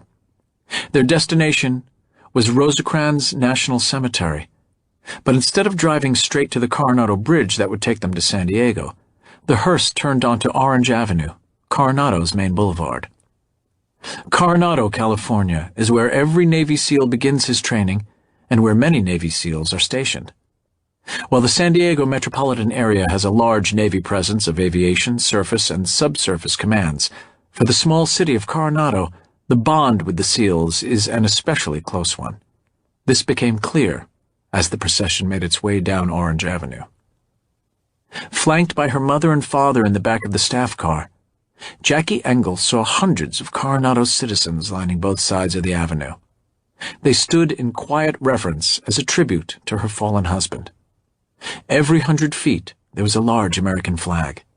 At the first intersection, at Orange and 8th Street, Coronado Police Department cars blocked the intersections on both sides. Jackie quickly realized that they were there to ensure that no traffic was allowed on Orange Avenue. The city had shut down this morning to honor Lieutenant Rourke Engle. Admiral O'Connor turned around to Jackie and simply said, "They're here to honor Rourke and to share in your grief." When the long line of cars finally did cross the bridge and into San Diego, the Admiral again directed the procession onto a local route. The details of the operation Rourke had led were still classified, but that didn't prevent the Naval Special Warfare Command and the city of Coronado from telling their neighboring communities of the death of a hero. The funeral procession passed through Barrio Logan, National City, downtown San Diego, Liberty Station, and Point Loma on its way to Rosecrans National Cemetery. It was said, unofficially, that this SEAL officer had helped to foil a terrorist plot that would have killed thousands of Americans. The flanking American flags continued all the way down Harbor Drive, past the San Diego International Airport, and into Point Loma. There were American flags along Rosecrans Street, up Cannon Street, all along Catalina Boulevard, and all the way to the cemetery. Jackie and her parents were stunned by how this large metropolitan city had turned out to honor a fallen hero, their fallen hero. The procession of cars, more than 80 of them, arrived at Rosecrans to a scene all too familiar to Jackie and to everyone in the SEAL community. The rolling hilltops of Rosecrans National Cemetery were covered with the white sentinels of the dead. Wars past and wars ongoing. The gravesite was prepared. The 7 SEALs in the honor guard were standing by with their rifles, ready to salute their fallen comrade. A senior Navy chaplain was standing by, ready to render more consoling words. Jackie had seen this so many times before, yet none of that could make her immune to the crushing and all but overwhelming grief she felt at this very moment. Admiral O'Connor took her arm as he escorted her to her seat, while the 6 SEAL pallbearers carried Rourke's coffin from the hearse to the gravesite. The Admiral did not flinch as, halfway to her seat, Jackie's knees buckled and she almost lost her footing. He held her up in such a way that no one, not even her parents walking a few steps behind, noticed her unsteadiness. But then, Jackie Engle was not the first SEAL widow this Admiral had helped to a graveside service. Inside her, their baby stirred uneasily, as if he somehow knew the father he would never meet was to be lowered into the earth. James Rourke Engle. Rourke had requested that, if it was a boy, he be named James for his grandfather, whom Rourke so admired. And Rourke had never known that he was to have a son. Or did he? Jackie took her seat and sat stoically in the front row of chairs. Her parents, and Rourke's, were there to lend support as well as deal with their own deeply personal grief. "Friends," the chaplain began, John 15:13 tells us, "Greater love hath no man than this, that a man lay down his life for his friend." He spoke loudly, to be heard by the hundreds assembled on the hillside on this bright, crystal-clear San Diego day. Christ Episcopal Church in Coronado was small, and the many mourners were unable to attend that service. They were all here now. While the chaplain droned on, Jackie let her eyes survey the scene. There were the military men and women standing ramrod straight. There was Rourke's casket, draped with the 48-star American flag that Rourke and his grandfather had carried into battle. There were his men from the Bandito platoon, Wymie, Sonny, Ray, AJ, and of course Mikey, with a black patch covering one eye. Standing with them was Senior Chief Otto Miller. And there was Dave Nolan, wheelchair-bound from his injuries but sitting tall. She knew he was there against his doctor's orders, and yet she knew he could not stay away. Nolan, like the other banditos, was in dress blue uniform. She had heard the chaplain's words, but they were lost on her. She was already planning how to do what she knew Rourke wanted and needed her to do. She knew that for the rest of her life, no matter what direction it took, she would somehow bear the full responsibility of ensuring that James grew into a man both she and Rourke would be proud of. That was her SEAL mission. She knew she would be up to the task, but she also knew it wouldn't be easy. Yet Rourke's teammates would be there to help her. Their wives and their children would be there for her as well. She could also count on Rourke's strength and their 2 few years together to give her the determination she needed to complete her mission. Her reverie was broken by the first of 3 volleys fired by the 7-man honor guard. Then the next, and the next. Jackie, along with many of Rourke's brother SEALs, flinched slightly at each of the 3 volleys. It was impossible not to. It was an emotional reaction, not an auditory one. She was still holding it together, though just barely, and she knew it was almost over.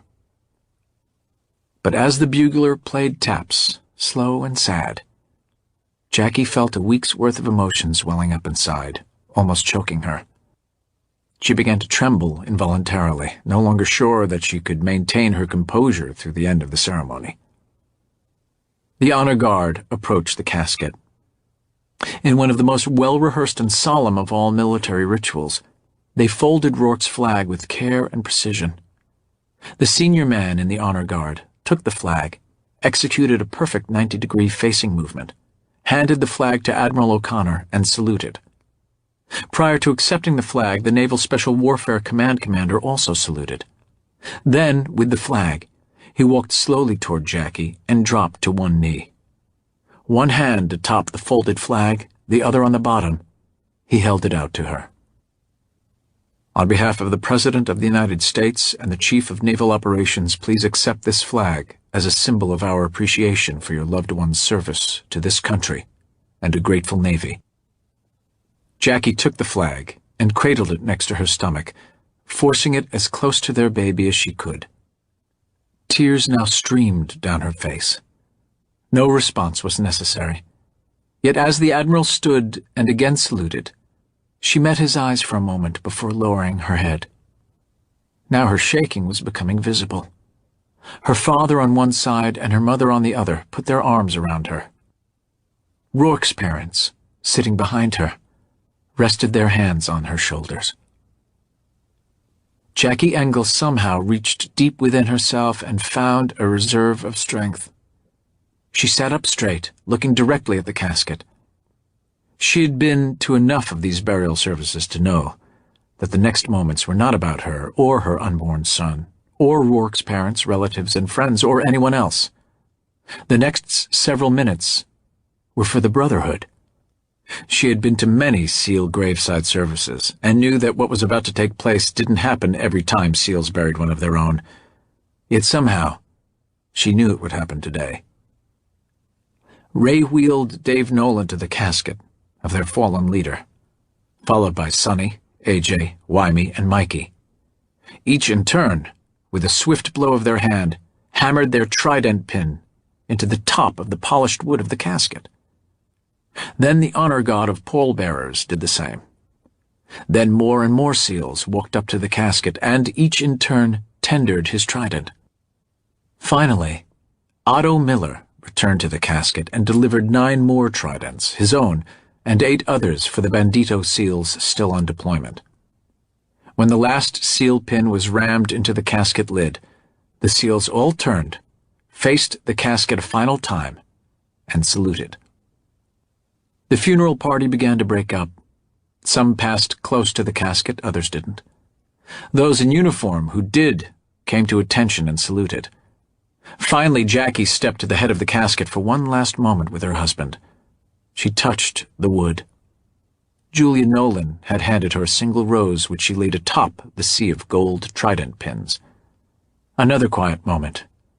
Then she allowed Admiral O'Connor to escort her back to the staff car. It was over, the service, but not the grieving. As the crowd began to thin, Chief Dave Nolan asked his wife to wheel him closer to the casket so he could be alone with his officer. She knew her husband well enough to understand that he needed time alone with the man he so greatly admired. She took their 2 oldest children, the 2 old enough to attend the service, off to another section of the hillside. After several moments of silence, he began in a quiet voice. "Boss, you know I wanted to take that grenade instead of you. How'd you get there so quickly? You always did run my ass because I was so damn slow, and now it played out in the worst possible way. But then again, you always were a step ahead of all of us. That's what made you the best officer, the best man I've ever known. As long as I live, I'll never be able to get over feeling that I let you down. All I can do now is to try and make up for it. I'll do what I can for Jackie and James. I'll take care of our men, our brothers by different mothers. You have my word on it. And I'll think of you every day of my life." He wiped away a tear with his one good hand. Dave Nolan, the doctors at Balboa Naval Hospital all agreed, was something of a living medical miracle. In addition to a load of shrapnel from the grenade, he had taken 27 bullets, luckily none to the head, but those to his torso, the ones that would have been kill shots, had been absorbed by his body armor. But he had still taken a lot of bullets. "Safe journey, my friend." Nolan paused, then continued in a softer voice. "Before you died, you gave me this reading by Tecumseh for your kid, just in case. At the time I told you that I'd make it into a paper airplane, that you'd be there to say these words yourself." Nolan then chuckled to himself as he recalled their talking about it, even though it hurt to do so.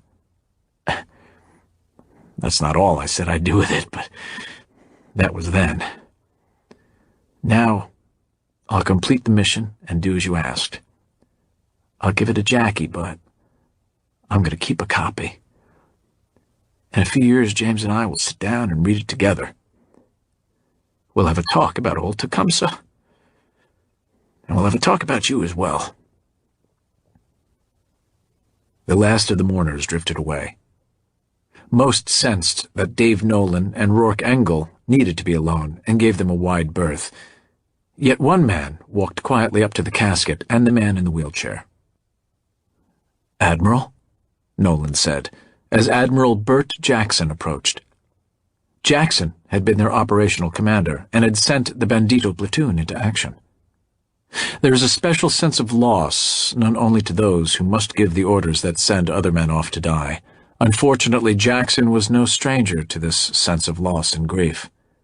"Chief, we lost a true hero, and I know you lost a friend. Thank you for all you did for him and all you've done for the teams. I understand you want to return to duty as soon as you're fit. We'll be blessed to have you back." "Thank you, Admiral." They were silent for several minutes until Jackson again spoke. "Tell me something, Chief. He had an honored place waiting for him in Arlington. Why here?" "He wanted to be near Jackie and the teams." Jackson nodded, and the two waited in silence for a few moments longer. Then the Admiral moved down the hill, leaving Nolan alone with his SEAL brother. 10 months after Rourke's death, Jackie was having a light breakfast while Jimmy was scattering his Cheerios about his high chair and onto the kitchen floor.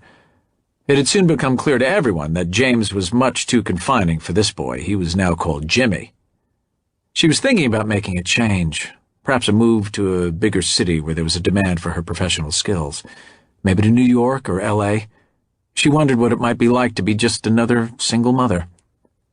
But at the end of the day, she knew she would do none of those things.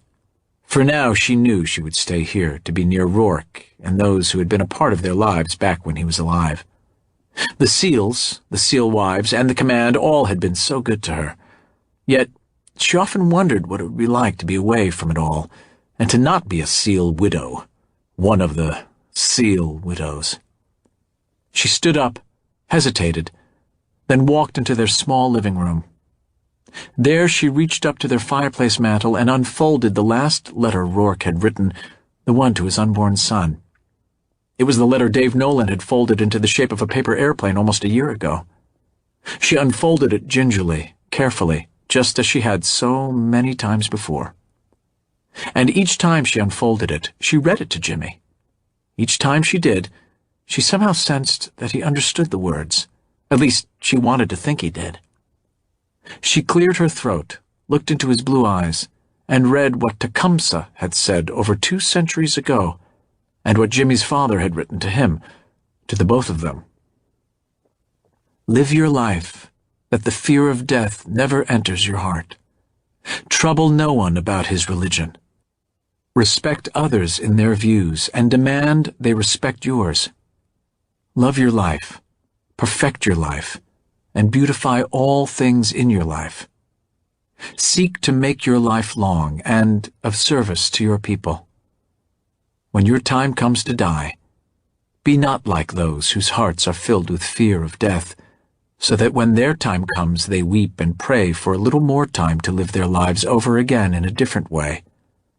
Sing your death song, and die like a hero going home. Jackie paused a moment and looked at Jimmy. He smiled, spit up a few Cheerios, and smiled again. And she knew that Rourke's words were reaching his son. Jackie Engle carefully folded the letter and returned it to the mantel. There she placed it atop a folded American flag. The flag was flanked by a shadow box displaying Rourke's military medals and decorations. There, on the other side of the flag, was a similar display of his grandfather's military achievements. Somehow, she knew that the warrior legacy would not skip a generation this time.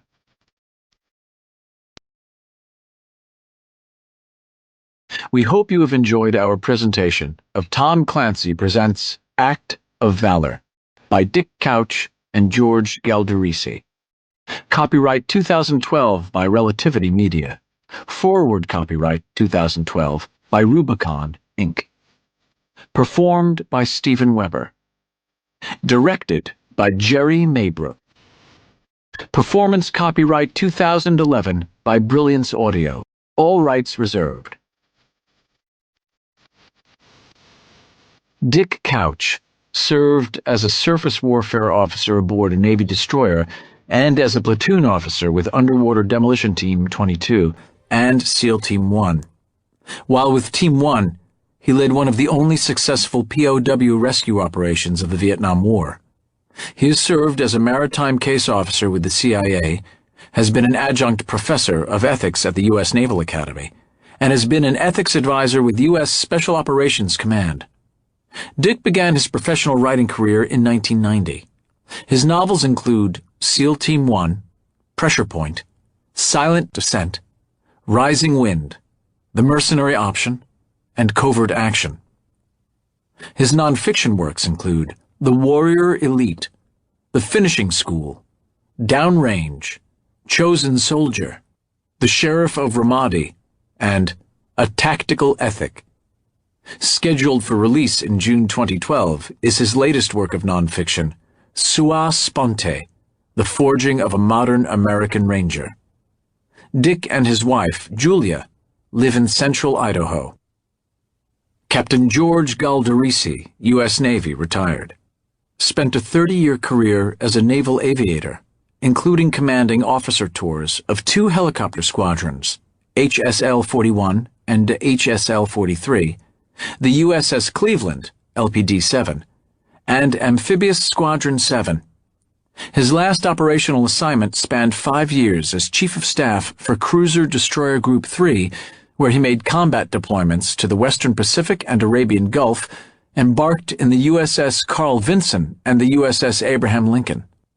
Subsequent to his Navy career, he was a senior advisor with the Center for Security Strategy and Operations in Washington, D.C., where he was involved in Navy and Marine Corps strategy and policy formulation.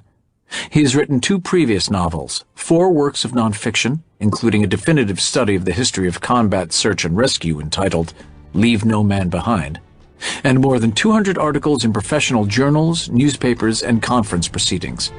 He and his wife Becky live in Coronado, California, home of the Naval Special Warfare Command. He works as a senior analyst for the Department of the Navy.